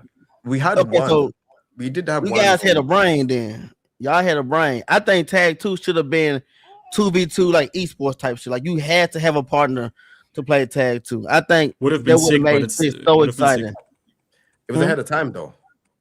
It was ahead of its time, and people didn't even. Only Poke Chop held the tournament here in America for that shit. The problem is you couldn't do it online. You could only do pair play like offline. If they would release this game now and you could play online with another guy live, that would be sick. Yeah, well, we ain't getting that shit. Yeah. I feel like with Tekken, you just get the bottom of the pot, boy. Whether you cook rice and that little mush that's stuck on the bottom of the pot. I mean, although everyone else gets the nice part, the fluffy part of the rice, you're not getting that. I mean, but you guys played DOA, right? Like, just add in season 3, just add a bare bones tag mode to Tekken 8. That would up the game. Like, I would play this with my friends all time in ranked. Like, ranked mode, just tag, like just a bare bones tag mode, like DOA had. They ain't gonna do it, too good. They won't do that. We're cooked, bro. We're cooked. Anyway, fuck off. Down forward 2 from Steve is homing in Tech 2. You are kidding. How did you not win everything with that shit? Man, Steve was not, man, bro. Play with Steve. Oh, there was no Steve plus winning in Tag 2. Yeah, but why not? It's still a content launcher. How did you not win? Nah, Steve Mashimas was like the gods of that game. Mashimas, dude, you had to live in a Tag 2. Like, bro, you wasn't playing on top tier. Yeah, but you have down forward 2 counter hit launcher homing. Save, bro. That shit was not saving your ass from no motherfuckers. Yeah. Skill issue. Straight up skill issue. Mashimas were top tier. Yeah, but which Mishima players did you have in NA? Where the few? Especially Cody. You had a couple. Yeah, we had a couple. Okay, yeah, you had Cody. Speed Kicks also used Jin, right? Running Black used Jin. He was really good. We had Running Black. He was one of the fucking legend killers. I actually lost to him at final round for top 8. Was Ace Unlimited was around, right? Around the time. Ace Unlimited was a factor. He actually won a major before. There we go. Yeah, Ace Unlimited. Yeah, like those Mashimas and Kazan. Yo, they like ran that fucking game. Bro. What was Kane's team? Did Kane play like Lily Heihachi or something? Lily Devagin, right? Lily Devagin. Okay. So Lily Devagin. Okay, sorry. I don't want to. Sorry. Devagin was ridiculous. You love your history, fan, and I appreciate that. Yeah, that was ridiculous. But what I'm saying is that, boy, when it comes to Tag 2, a game requires skill, and it's not a mashing game. You can't just do Lionheart. Steve doesn't have that. Look at you! I'm gonna beat the brakes off your ass. You talking about Lionheart, man? Fuck that. Hey, I'm saying you took Lionheart. Yo, that last set you took it away from me. Remember? And I had to remember I was a good player. And I had to beat your ass. Remember, hey, I said, you know what? Let me start using Lionheart. He keeps fucking me up for using that. I want to play you again. I want to play you with my Lydia. I'm gonna beat your ass again. Oh, hold on now. Space opportunity. Cool. I want to play Lydia right now. You guys gonna do the beef set, yeah? Nah. If you've got your level, I'm not doing that. No. I just want to. Hey, listen. I won a money match holding him yesterday. You're not safe. Nah, you're not safe. You're not safe. You're not safe. You're not safe. You're not safe. Come on, no. You don't want the embarrassment. You don't want me to hold my. Bro, you don't want me to I hold wanna the do baby. this to you because there's gonna be. Yeah, do that, please. Thank you. Wait, let me finish reading these super chats and then we can run it. I've got a PlayStation here. I can put a lobby up so everyone can watch. Let's do it like a first to three. Before you go to the next one, I'm going to shoot off. Come to Africa one, Mike. Hello, Africa Alright, one. Come on, Africa one. One set, Shinblade. C4, say again. I've got work in a bit, so I'm going to shoot off. All right, bro. I appreciate you being here, and appreciate all the stuff you've done for the channel this year. It does mean a lot, and I think everyone here appreciates you. Yeah, everybody loves C4. Bigger Kuma Bees ass. What, bro? I don't want any smoke. Leave me alone, man. Yeah, no problem, man. It's been a pleasure. Been fun. Being on the stream. I'm glad not everyone hates me anymore. I still think Tekken's shit, but yeah, as long as people don't hate me. Wait, what did you say? Tekken's a great game. Tekken 8 is shit. Okay, yeah, I'll go with that then. Okay. Tekken 8 is shit. Yeah, I'll follow the crowd. Sorry, Shin. All right, bro. Well, I appreciate you being here. I guess I'll see you next year. Indeed. Take it easy, guys. In a bit. In a bit, man. See you when uni. Finn. See you when uni. Yeah. Why not? Yeah. All right. Let me finish off reading these super chats and then we'll run this beef set. Fighters XC, thank you for the $5. Shinblade versus Finn is like the scene at the end of the one with Jet Li where he's fighting clones for eternity. Finn, I put on Inglorious Bastards the other day, and we were watching it, and I said we were like, yeah, because my girl watches the streams. She said that you're her favorite character, reoccurring character on the podcast. Oh, that's and I said to her, there's a character that Finn reminds me of. His name, I think it's General Hans in Inglorious Bastards, and I was like, that's Finn T right there. That's how he interrogates people in the Tekken community. He lets them tell him what he already knows, and then makes him too smart for his own good. Ethnic Weed, thank you for the $5. Good day, guys. My question is, would Tekken 8 be the game we have today if Tekken Cross Street Fighter came out instead? Feels like they missed the window for experimentation. That should have been more anime. Y'all have hated it. Oh god. Yeah, Jim was doing fucking Big Bang attacks too. Hell, Jen already doing a Benimaru flash kick. You hear me? Y'all talking about something? The game was already anime. You know who Benimaru is? King Jae. Maori Gamer Dude, thank you for the $2. Oh no, yeah, T8 is my game. Yeah, there is one, right? There is already one. Sie halten Staatsfeinde bei sich versteckt, nicht wahr? That was a Hans Lander quote. He was already, my mode got activated. Maori Gamer Dude, thank you for the $5. To this day, I'd say the best JL film, Justice League film is Justice League: The New Frontier. That's a good movie. That is a very good movie. Is that one of those animated ones? Yeah. I like the Apocalypse film. I think the Apocalypse was crazy. Mike, super random question, Mike. Mortal Kombat Legends, right? The animated movie. I really liked it. Is there another one like this? Yeah, there is. There's 3 of them. 4 of them now, actually. Yeah. Oh, are they all good? No. Let me check her out of profile. I gotta cry. Is Legends good, or am I just do I have bad taste? Legends was okay. Okay. I think they're all right. I wouldn't say they're particularly good. I think they're okay. Right. Maori Gamer Dude, thank you for the $5. Bro, seeing Harada's profile say former, boy, I'm glad I got to meet him before he retired. Yeah, it's sad seeing his profile say former now. It is. But all good things come to an end. Broken vegans still have beef sets. I don't know. Are any of you vegan? I was vegetarian for a time, which is obvious. I shouldn't say this because a certain Austrian painter also was vegetarian. Like, I don't want to fuel the stereotype. Oh dear. For last super chat, Mr. Mars, thank you for the $20. The comics for Moon Knight are great, but the show is mid. It definitely effed up his personalities by making Steven a goofy ball, and make Jake an evil personality for whatever reason. They at least got Mark right.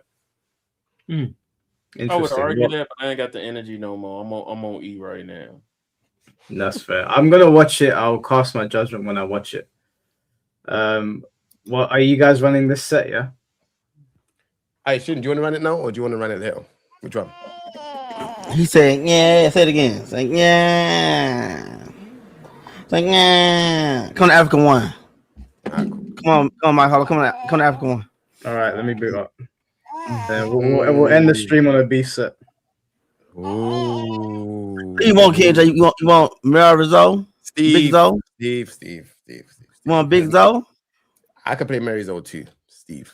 You can't play Mira like me though. Steve, I'm not being tricked into this, Steve.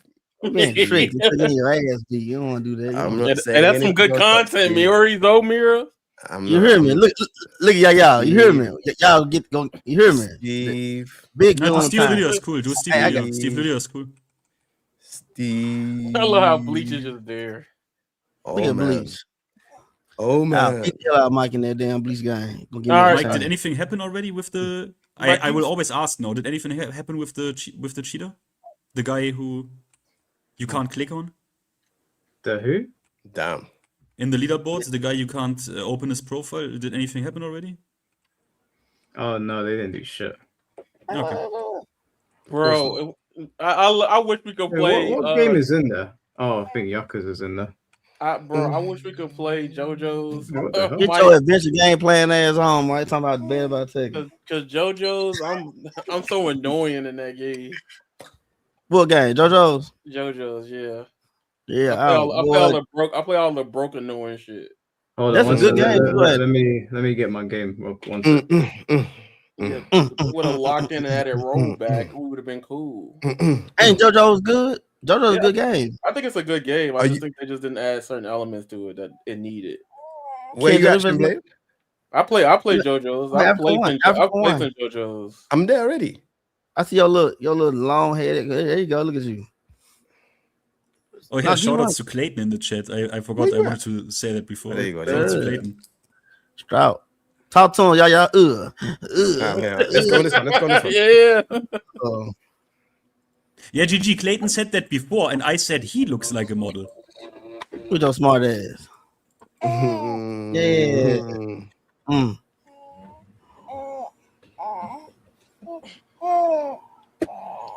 And he finna fight Jay with the baby in the hand. Is crazy. I'm finna beat the brakes off his ass. Dude, I won a money match. The baby was kicking my hand. I still won. You hear me? You can't have a skill, King. The game needs fixing. No, you just need to get good, motherfucker. What's wrong with y'all? Game needs fixing. What needs fixing? Get through the heat. Get through the heat and beat your opponent ass. Get through the heat and beat their ass. Everything's still taking, right? Right? Don't. Hey, if Jay lose this, man. Jay, you better win. He ain't finna win. Say he ain't finna win. Streamblade, where am I going? Oh, Africa 1. No, all right, Mario Gamer, dude. Thank you for the donation, bro. Enjoy yourself. We'll catch you soon. Wait, that's Mahi. Wait, that's where he lives? Africa 1. Fan T, I say you too smart for your own good. He lives in Mahi, bro.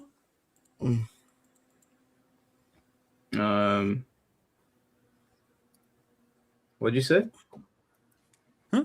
I'm about to dip because I'm about I think. Yeah. In Hawaii. Yo, it's only a first to 3. It's only a first to 3. All right, I'll stay. I thought y'all was gonna do like a first to 10. No run backs. No run backs. No run back. But it's late anyways. It's fine. We're gonna get first to 3. King Jae, you play Tekken. What time is right now? Nigga, boy, you know I be looking at you. You be boy. No, this ain't late for you. This not even a bit late for your ass. Your ass was smiling playing Tekken. That yesterday like around 12, 1 o'clock my time. Yeah, look, I be catching y'all motherfucking Tekken 8 lovers. Come on now, you can't hide. You better pray off. Y'all love this Jay love the game low key. Y'all, all of them love the game. The right fancy. I know Jay love the game. They love it. They just want to be perfect. They want her to be thick and skinny at the same time. Guess what? You can't have it like that. You gotta come with a little fumple on it. It can't be skinny. Ain't no BBLs around here. Fenty, King Jae, Mike. Ain't that right, y'all? Ain't no BBLs around here. Ain't no BBLs allowed. Ain't no BBLs, man. Shin, you can't say that to me and Yaya, because me and Finn, because Finn plays Tekken 6 and I play Bleach. Finn loves Tekken 8 though. Ain't that right, Finn? Finn loves Rhino. Finn showed me his Rhino pillow. I mean, I only played in season 2. I only played to GOD. King Jae, pick Leroy. You pick this bitch. I'm picking Zoe. Bro, what you mean? Stop, bro, you know I was gonna pick Leroy. Okay, this fine. You better win this first game though, or I'm going to Zoe. Look at this bitch. Mahi means work in Zealand? What is the word? Maori. Okay.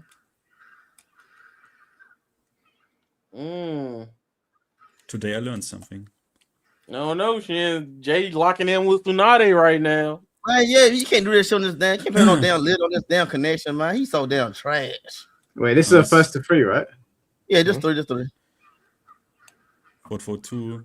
You really did that, bro? You're a scrub, Shinblade. Sometimes, holy shit.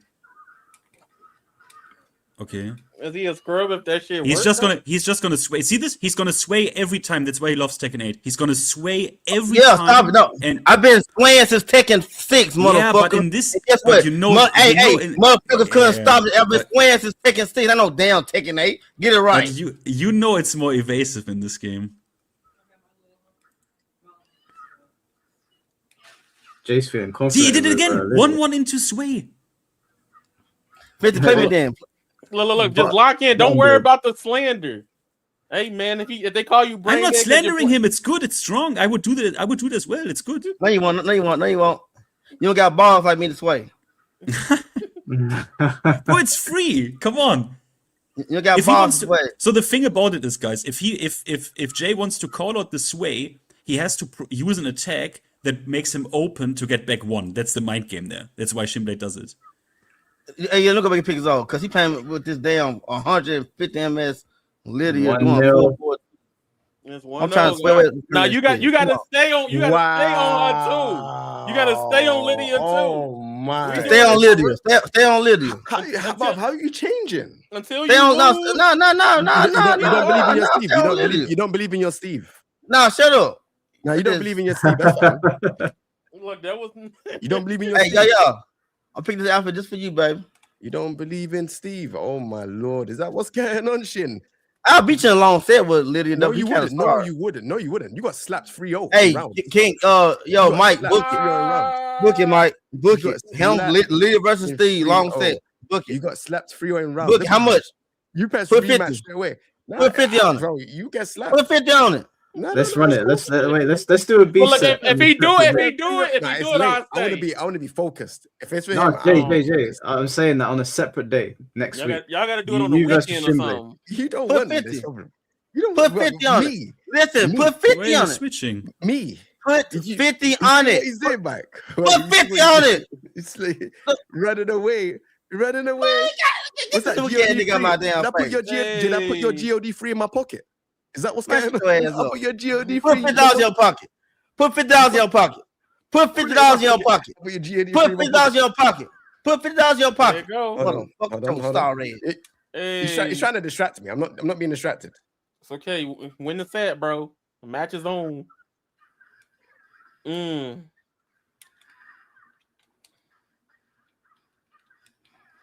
Okay. Well, he running out. You ain't gonna grab me on this fucking connection. You so damn. What do you want me to? Oh, so I can't grab now. Is that what you're saying? Shut your stop. No, just box. Don't let him distract you. Don't let him distract you. This is what he does. He's just distracting me. Run the set. Don't let the distractions get you. You got Tsunade out here. Tsunade locked in. You gotta be like Tsunade. Nice down forward 2. Don't know why they did another character with a safe down forward 2, considering it doesn't matter. Stop. Fight King Jae. Fight King Jae. Oh, he didn't punish Scrub. Scrub. It's -10. It's -10. Atlanta, it's -10. At the right, scrub. Scrub, call him a scrub again. I know you talking to me. Talking to me. No, I mean whoever didn't punish. Get up, King Jae. Get your weak ass up. That's guaranteed.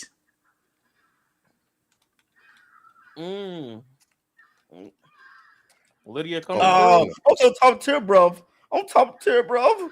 I suck, bro. Enjoy it. Come here, bitch.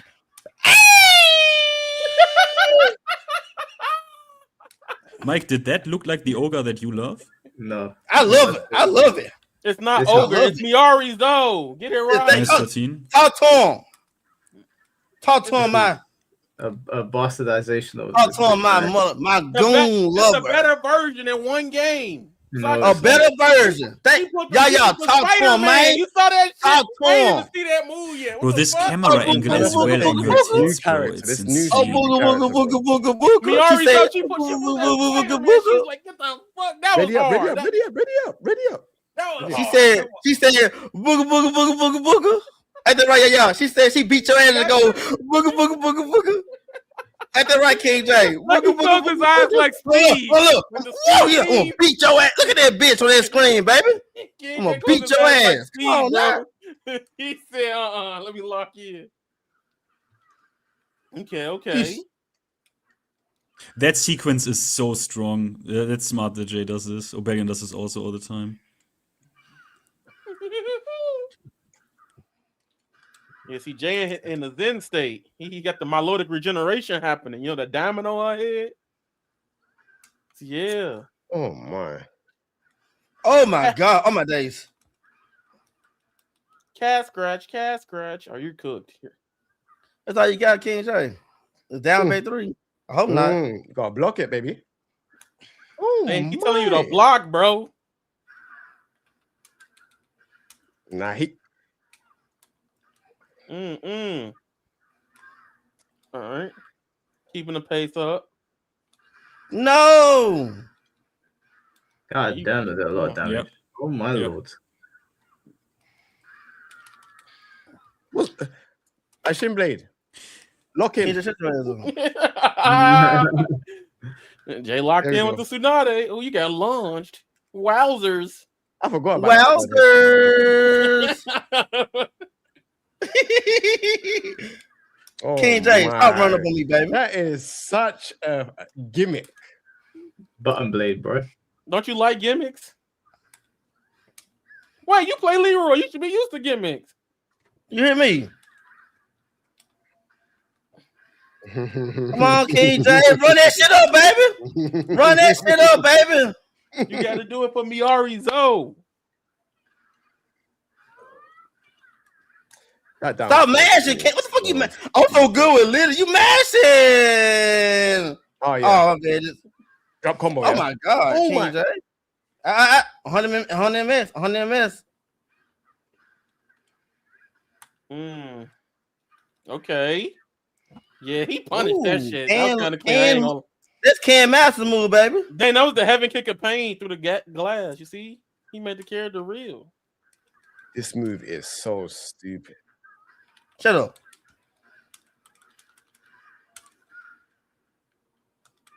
Oh, I love that fucking move. That shit was so wrong. Oh. All right, it's 1-1. 2-1. 2-1. Oh, 2-1. I lock in, man. Lock in. No, 1-1. No, 1-1. No, it's not 1-1. Lock in. No, it's 2-1. Lock in. Lock in. It's 2-1. It's 2-1. Lock in. What are you gonna do? Down for 2 by a go on. Shut up, man. Oh. Let them know what time it is. You gotta do it for Miari Zoe. What? Well, in the air he go. You see that? I like to move it. That's the lemur. Yeah. Nah.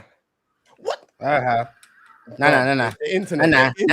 Shut your ass up. Nah. The internet saved you, bro. Nah.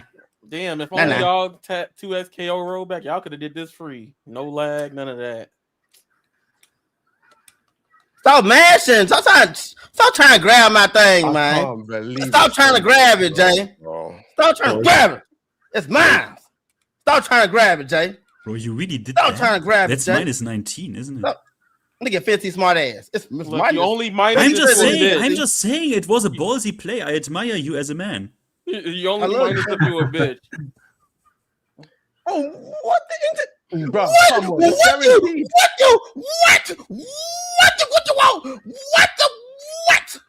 At the right. I know why you like this game so much. You sound like Wow! What? And that shit looks like Crash Bandicoot, bro. It's like crazy. That's Madagascar, man. That's fire. That's not hype. Oh, wrong move. Look at the. I know what you was trying to go for. He's trying to go. He fucked that shit up completely.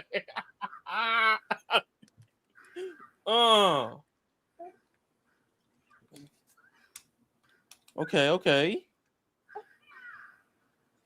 Come on, Jay. For the You garbage. Got no guards after you get launched. You can't do that, man. I mean, I don't got no trust on this yellow bar shit, though. Come on, Jay. Oh. Guess for game. Okay, guess for game again. Oh, okay, punish, nice. What? Nice duck on the mid. Oh, that is robbed. He let himself get robbed. Is this gonna be the comeback? Just a hop kick. All right. Oh my god! Again. Is that launch? Okay. Come on, King Jae. Jay, this is it. He charged on that. You can't lose this, bro. Lock in. Can't lose this, man. For the Miari's though. Oh my. Oh no! Oh shit! Guna.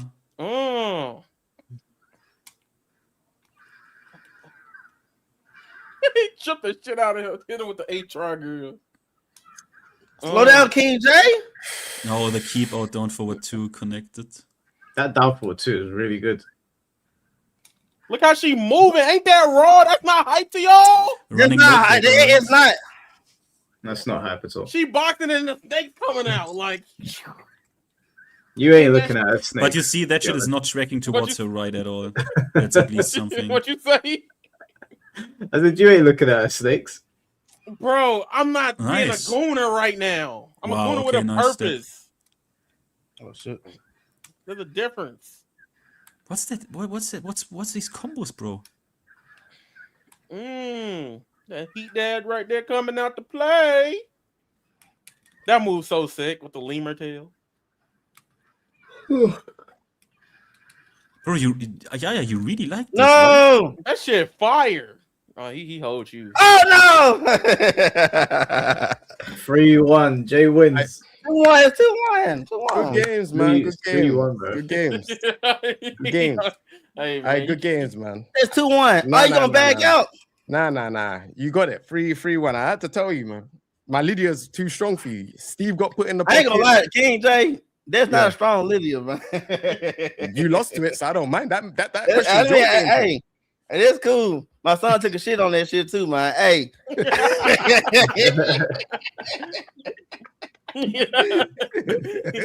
He saw the Lydia punch and had to take a shit for real. Hey, TJ, I wouldn't fight my Steve with that type of Lydia, though. I wouldn't do that.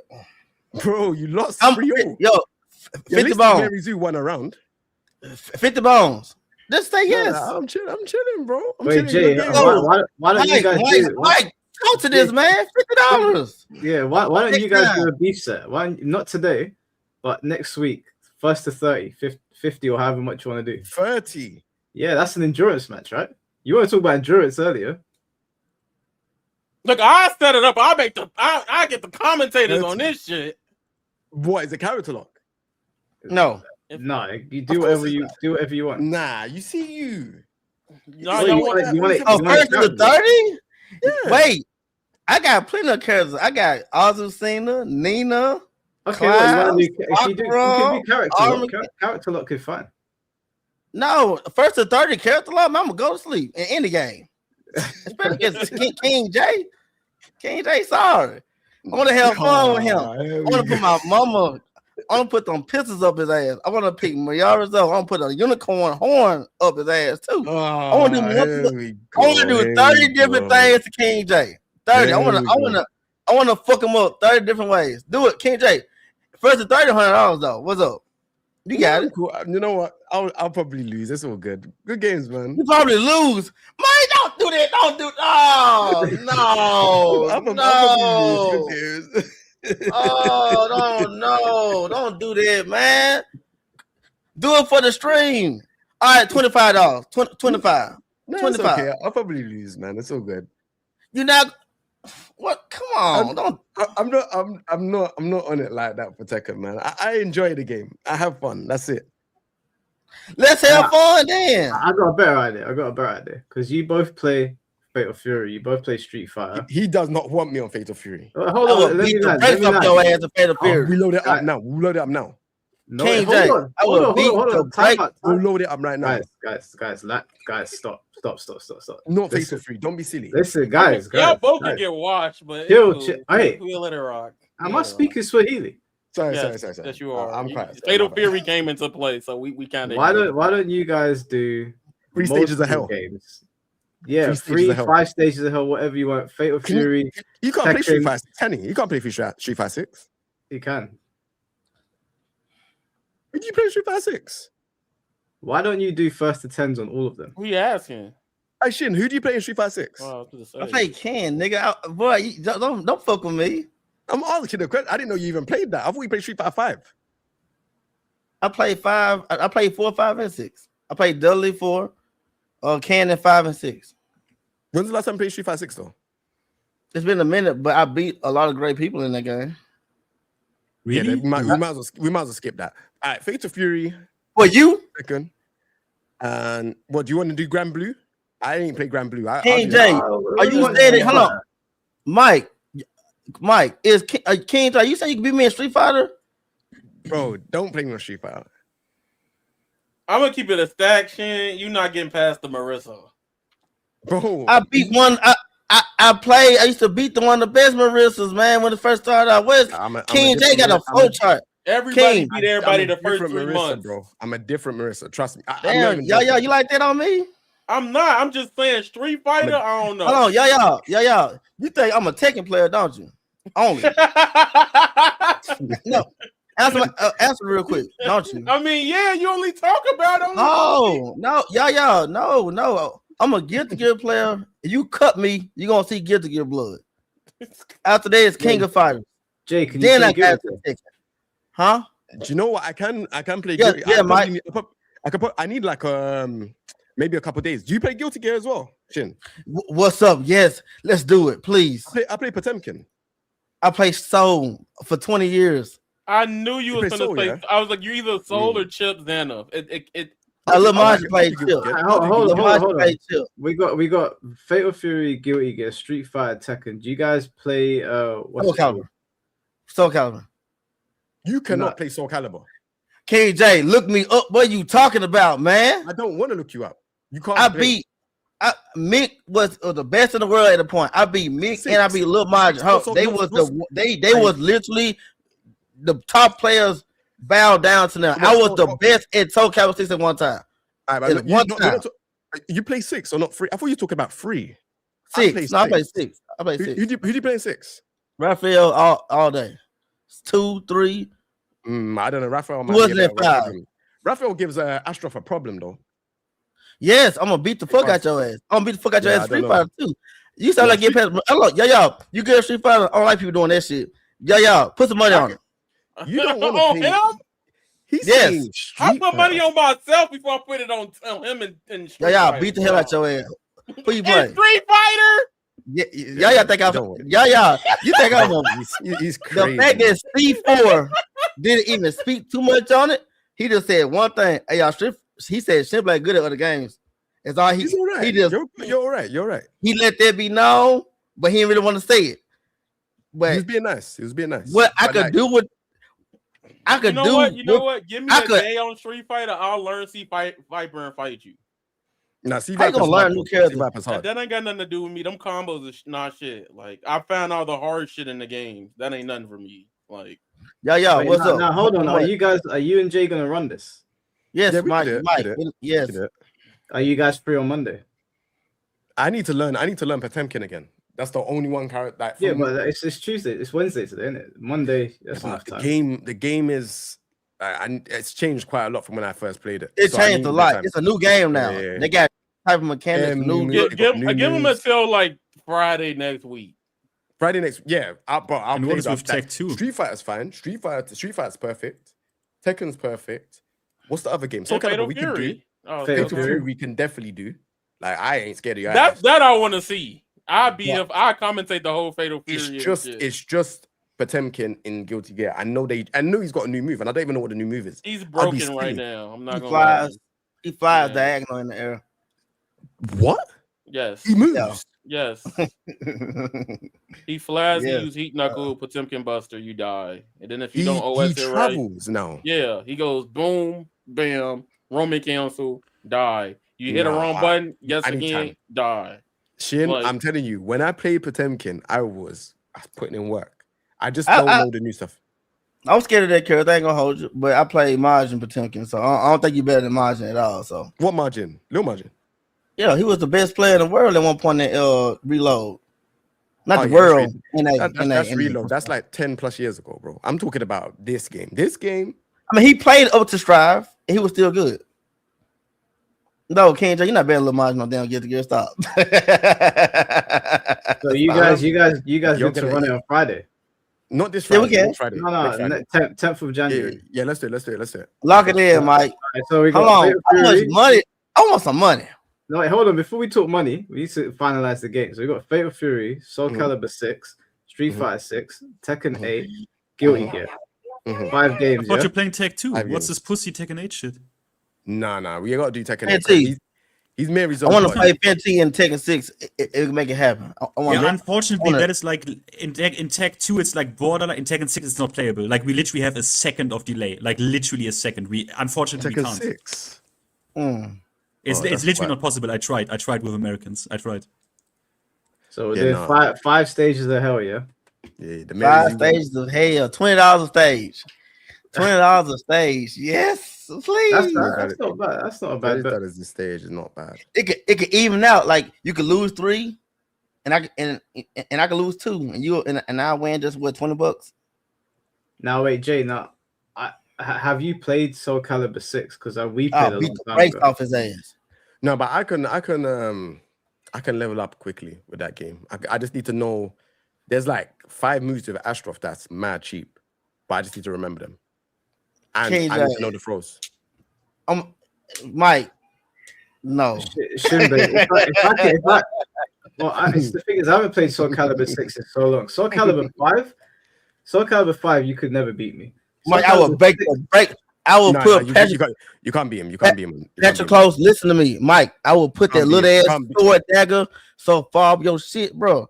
You can't beat him. Listen to me. I had the best Soul Calibur players around me. What are we talking about? I was with the best. No. We had the best Soul Calibur players. We had the best, and we played them. We beat them. Yeah, you can't beat. You can't touch. Did that mean it wasn't the best then? No, Europe was better than the States at Soul Calibur. We were better than you, bro. We were, bro. Keith was the best player in the world. We had him over here. He was in France. I fought Kayane multiple times to get his top 8. Can you even play overseas in Soul Calibur 6, or is that netcode unplayable? It's gonna be rough. I'm not gonna lie. Like, it should be okay. I played some Americans. It was all right. But I can help you practice on Soul Calibur 6, but I stopped playing that ages ago. Soul Calibur 5 was like my forte. Yeah, now let's get some games in still for Soul Calibur 6. I actually want to play, and I just need to remember some of the stuff. But like, I just know that Astroth has the throw where he throws you up and then you can do something. I can't remember half of this stuff. Like, it's not can't remember 3/4 of it, but I know that if I played for 4 hours solid, I'll remember. Yeah. If we could get Soul Calibur 5 working, I would money match Shinbei £100. Easy on Soul Calibur 5. Yes, I would. On Soul Calibur 5. Don't play him on Soul Calibur 5, bro. I'm trying to help you. He play Mike. I'll go. He plays Algo. Don't play. Y'all, look, bro, y'all can't talk about Tekken 8 no more in y'all life. Y'all motherfuckers play the cheapest thing in the game. Like, y'all don't play a regular character. That's true. I play Algo. Who plays? Who the fuck even know who the fuck that is right now? I bet no one know who the fuck Al Gold is. Not an original Soul Calibur player. That's the boss of the goddamn game. Hey, I play Al Gold. Mike, who do you like in Soul Calibur, Mike? Who did you like as a little boy? Who did you like? What in like Soul Calibur 3? Soul Calibur, Soul Edge. Who was your Soul Calibur character? My first one was Nightmare. Play Nightmare again versus me. I'm pretty sure everybody knows who the fuck Nightmare is. Play Nightmare. Hold on. This ain't about if people know who my character is. This is about I will destroy you. No. I'm saying play who you like. That's who I like. Al Gold's my favorite character. He's clearly a cheap ass character. He does a cheap ass character. I gotta go, y'all. Y'all take these, baby. See y'all. He actually plays Algo still. I know he actually plays Algo, but I want him to play his favorite character. Play Nightmare. It's his favorite character. That's my favorite character.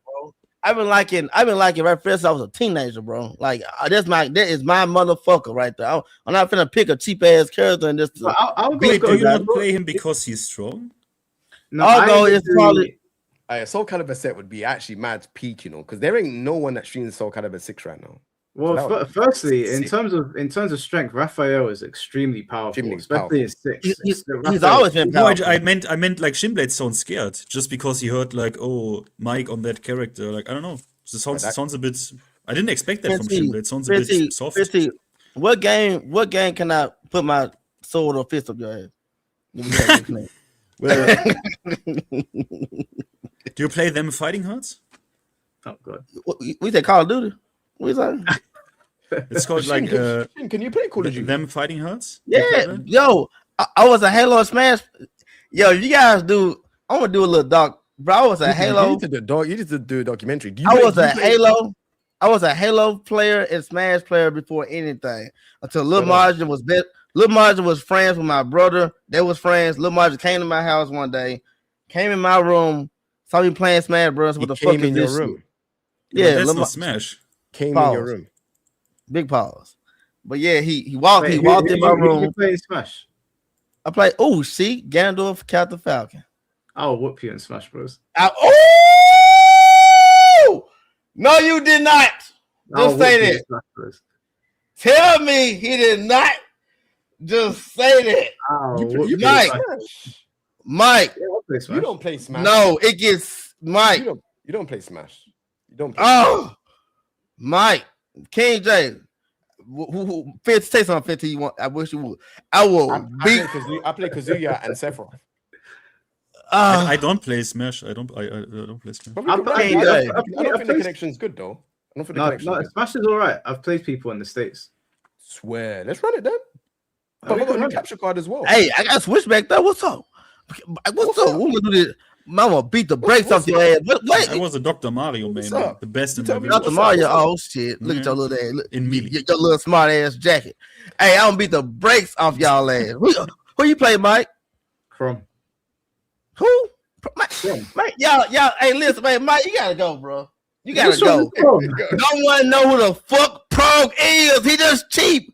Yo, listen, y'all. Hey, I just learned, Mike, I know who you are completely. Wait, you don't even know what character you like cheap shit. You like cheap shit.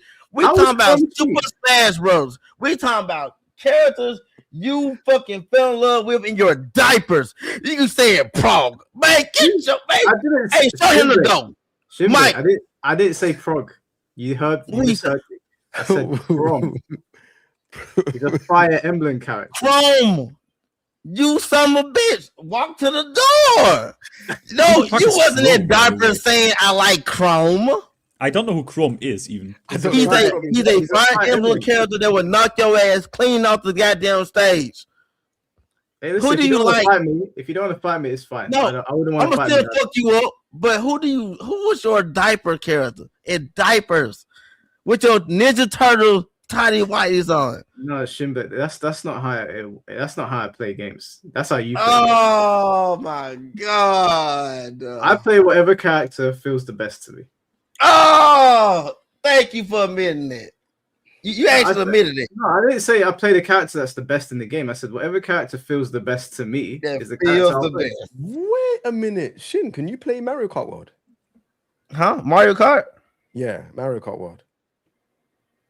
You asked me, can I press hold R2 and throw turtles at you? Are you asking me, can I hold the R2 button and throw? I'm just asking. I said R2. What console do you play Mario Kart? It's playing on PlayStation 17. Or something, Now, can we run that? Yeah, we're doing it on Thursday. We're doing it on Thursday. Yeah. We need to switch 2 for that. Yeah, you need to switch 2. Yeah. I got to switch 2, but I mean, if you got Mario Kart 8, if you want to run it, I'll buy Mario Kart 8 tomorrow. I gotta go steal my son's shit. Yeah, we're gonna run Mario Kart 8 on Thursday as well. Okay. Jimbe, listen. Okay, I know you think you're the dog's bollocks, but you're not on these games, bro. I have to go to all games. If you want to run Soul Calibur 5, $100, we can run that. Bro, don't do it. We can run that. I'm trying to save you. No, the fact you said I'll go, I'm not gonna do it. You gotta play. You say Nightmare, I'll fuck with you. I don't know if you could win against his Nightmare though. To be fair, why not? I'll go. He's cheap. He's cheap. He's not even the strongest character. Thank you, King Jae. Thank you for the assist. Like, thank you. Wait, hold on. He's not the strongest character in the game though. But he's cheap as fuck though. Like he's not the strongest character though. So you're kind of a pussy for that, bro. Who do you play in that game, Shimblade? Patrick Close. Raphael not in the game. Is that cheap as well? Stop. Which Patroclus do you play? Not the cheap one. Not the Sasuke one. Okay, I was about to flave you. That's the strongest. Yeah, I play the regular style of Patrick Close. Yeah, run it. I used to fight Patroclus all the time. People would fight me all the time. That's a strong character. That's a strong character. He's strong. He's review of the game. He's basic as fuck. Stop. You're kind of sorry then. If you're scared of him playing that character, you're kind of sorry, bro. I'll be honest. I will fight you with anybody with Raphael. That's my character. That's who I represent. Raphael. To be fair, you can talk to me because you know Astroff struggles against Raphael. I know he struggles. Why'd you beat me with Astroff? It's hard. And he probably beat you with him because he was playing actively. I don't play actively on Soul Calibur. Me neither. So we're gonna be on the sorry. We're gonna be slaw together. We can hold hands together, be slaw. You see this guy? This guy, you pick and win, you pick and choose your battles, and you choose them wisely. No, I don't. Yeah, you do. See how he's backed away from the money match, $100, bro. I'll still fuck you up in Bleach, Mike. What the fuck we talking about? I wait for you to give me the game, and I'm gonna learn it. And I'm gonna put Kenpachi rusty ass sword up your damn backside. What the fuck we talking about? You want it on PlayStation? I don't run from shit. No, it's Steam. But it's not crossplay. Oh, that's your fault. That's you being sorry. Oh, you ain't got PlayStation. I got PS5 back there, but that has not been. You want me to show you my PS5? No, it's in a closet. Listen, I'll buy you Bleach if you turn on your PS5. I think I mean more. How about you buy it on Steam and I buy it on Steam? What we got buy it on PlayStation for? Because my PC will shit the bed. You can play it on your PlayStation. Oh my god, I don't even play on PlayStation. So I'll buy you Bleach. I'll buy you Bleach right now if you agree to a $200 money match. No. Okay, I would do it if you agree to a King of Fighters 15 money match then. I don't even know how to play King of Fighters. Bro, that's not even what? Yeah, he doesn't play King of Fighters. I don't play SNK. I mean, I know the basics of it, but I'm not a King of Fighters player. What you play? King of Fighters? Huh? I'm surprised. You could play King of Fighters. I won regionals here. Who played over the regionals? I played Kyo, Iori, K Dash. I played Geese. I played the fucking huh? And you want to get onto me for Algo? Bro, come on, bro. Mike, it came out 15. He's one of the best. You just said it yourself. You're making the argument for us. Yeah, you're making it for us. You play top tier characters. No, I've been playing them since I was in my diapers, though. Those are my characters. Bro. Put it to bed, man. Wait, Shimblade, hold on. Shimblade, right now, Kenpachi, you were gonna pick Kenpachi and Bleach. He's You one told of me. the strongest You characters told in me. the game now. You told me he's what? They One of the patched him. He's one of the strongest in the game now. He's like top 5 now. Like he's supposed to be. And I need Yeah. you to pick the weakest character in the game. No, I'm picking Renji. You pick Kenpachi, and I'll beat you for $200. Okay, we gotta match that though. We gotta run it back in one of my games $200. We have Why to. didn't you play Soul Calibur 6? Both of you two play Soul Calibur 6. You should play Soul Calibur 6, Mike. What's up? You want to do $200 on Soul Calibur 6? Who you play? The fucking sword master guy? As well. Oh fuck it! I'm sorry. I scared now you don't want to play me. This motherfucker right here, bro. Mike, Mike, I don't like you no more, man. Hey, you don't got no grit. Shimblade, I just want to make something clear. You and G6, are gonna owe me $500 each. You're the person who be hustling people on the street with fucking 4 cars in your hand. You're that motherfucker.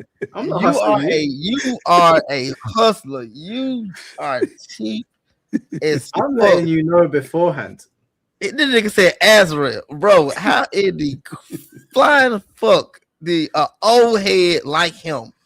That's not a character for us old heads. Nightmare is very good in Soul Calibur 6. Very good. He probably do a top 4. So you don't want to fight me though? Play Nightmare. Play your favorite character, bro. That's my favorite character in Soul Calibur 6. I love it when he's like a Beyblade and he knocks you off the stage. Yes, of course. Oh, that does madness. Wait, hold on, Shimblade. You're gonna owe me $500 because of the Tekken 8 bet that we made, where Tekken 8's not gonna make the same sales as Tekken 7 by 2030 January. That market selling shit. 12 million sold, only 1,000 people online. Come on, y'all. It doesn't matter. What that video at? What that video at, King Jae, Mike? Hello, Fenty. Moon Salt Slayer. What that video at? How can a game sell 12 million, only 1,400 people online? The fuck we talking about? What do you mean? Bro, you do realize that you do realize that Best Buy bought like 80 million of them. Tekken 8 hasn't even hit like 4 million yet.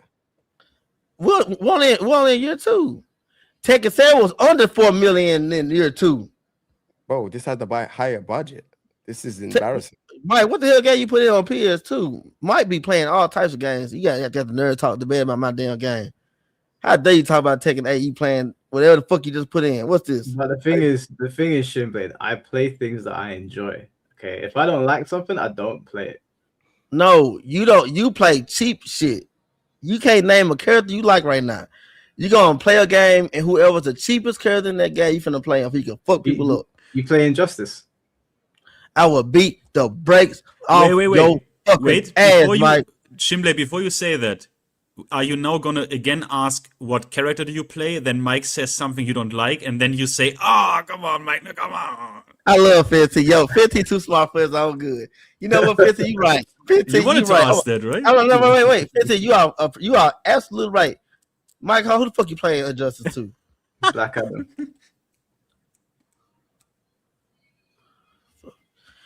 Damn, that's a little much. Had to pick to beat me in the grand final. I played Deadshot. Of course, you played Deadshot, you scrub. I like Fresh Prince of Bel-Air. I like Will Smith, even though they're the same character, but I thought it was at one time. What the fuck is this? That's Soul Calibur 3. You don't know Soul Calibur? It's 3. I'll beat you in this as well. Raphael was good in this too. You know, Shimblade don't want no smoke whatsoever. So you've backed off on Rebirth of Souls. You've backed off on Soul Calibur 5. I ain't pick up on Rebirth of Souls. It's cool, man. All right, go get your PS5.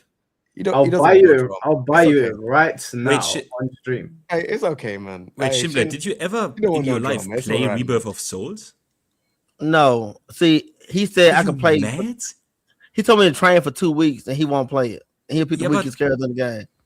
But on the flip side, we also said you had to play me in one of my games too for the same bet, so we can even it out. Yeah, you said Soul Calibur 6. I said sure. No, you did not.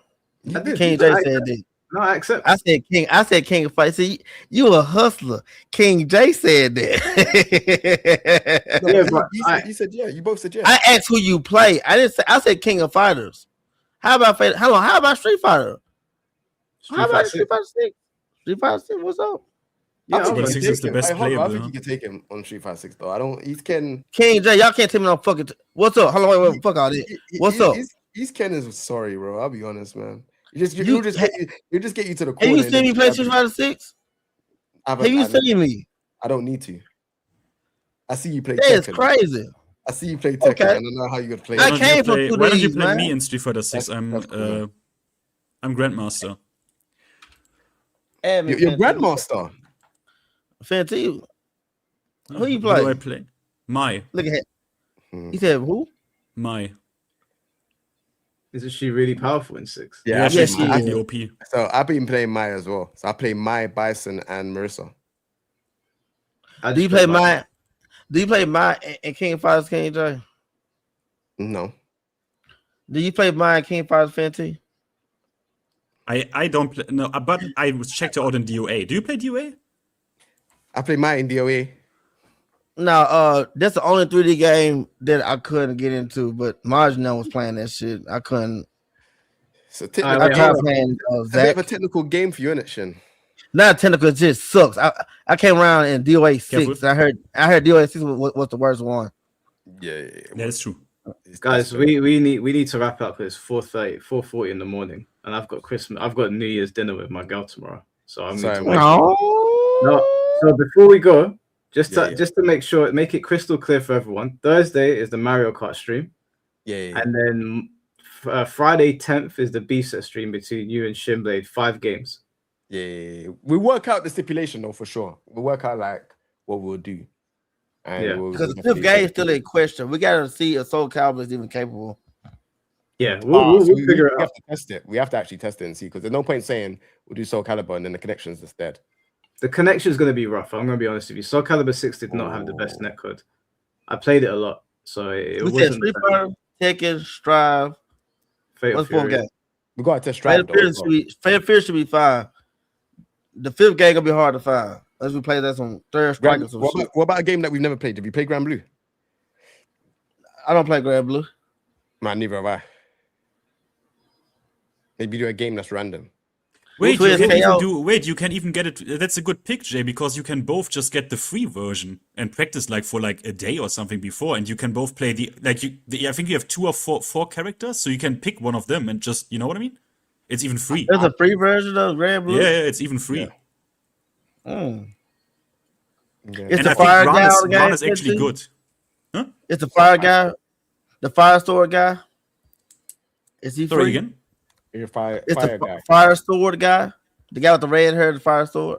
It's rotating. It's rotating. So I don't know. Oh, it's like DOA. Yeah. That's a good idea for any game. I think every fighting game should have a free version and rotate the characters. Yeah, that makes sense. Even if it's just like arcade and practice, and you're good. Yes. Didn't work for DOA though. DOA had me to a sidestep. Yeah, but DOA 5 also had core fighters, and but hey, that game had no lobbies even. So yeah. Oh shit, didn't. On PC. On PC. That's actually bad. Yeah. Wait, you grandmaster. Yo, 50. Add me on Street Fighter real quick. Let me see what you talking about. Let me see. Can I uppercut your ass? No, I'm just lying. I'm not even playing mine. I just wanted to say your reaction. I played Cammy. I didn't even play mine. I want to see this shit, but Grandmaster. I want to see how good I can put that flame kick in your shit. You hear me? Did you even? How long is it that you played Street Fighter 6? For from release, always the Tekken 8 came out. I was playing every day. I was. How much time do you have? I have like 800 hours. How much time do you have? Oh, I have way more than that. What do I have for Street Fighter? How do you have so much time to play that shit? I don't get, man. Yo, my time is very limited, bro. I got 300. I wish I was younger. These young cats these days are so lucky. They got so much shit. They got your little Roblox and Street and all this bullshit. Fortnite. How much time do you have, Shimblade, in Street Fighter 6? You said 800 hours? Yeah. Are you sure? Yeah, I have 800. I have 335. Yeah, I made like 200 or something. How the fuck you got 800 hours? How the fuck is that even possible? Well, to be TBH, 600 of those is literally practice mode because I lapped in that. Like I lapped the whole base roster. I knew Fancy. That's why I like it. I know, like every time you play a game, you put on a long white lab coat or some shit, and you just sit down and you just dissect shit with your lab coat on, don't you? I mean, you know that Shinrai kicks of Ken and you need to lap. You need to lap. Perfect parry. I think I've already got like 100 hours on it.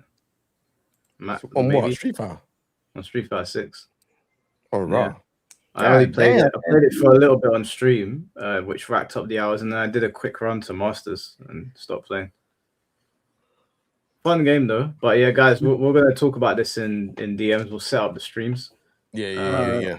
We need to get some sleep. Man, take it easy. Shinblade, you got your ass kicked. So good. Yeah, I love it. I love getting my ass kicked. If I can come back and kick it harder. Yeah, but your mirrors you got put in my pocket. Your Steve got put in my pocket. Nice, lovely jubbly. I love you guys. Happy New Year, guys. Appreciate you all. Take it easy. You guys soon. See you on Thursday. See you. All right, guys. Well, that's the stream. I just want to say quickly before everyone goes, obviously, thank you for the donations again. It's always greatly appreciated. But I just wanted to say thank you for making the channel what it is in 2025. This is obviously the last stream of the year. I appreciate all of you. Appreciate every single one of you. Hope you've enjoyed the content on here. I've definitely enjoyed your company. And we're just going to keep, I ain't got no New Year's resolutions. We'll just keep the train going and see where it goes from there. So the next stream is going to be a Mario Kart Beast Set stream. Didn't think that was going to happen, but that should be fun. I'm going to have to put Yaya and King Jae in their place. But I'm going to go get some sleep, wake up, enjoy New Year's Eve dinner with my missus. And then I'll see you guys on Thursday. So Happy New Year, everyone. Take care of yourselves. Appreciate you all as always. And I'll see you on Thursday.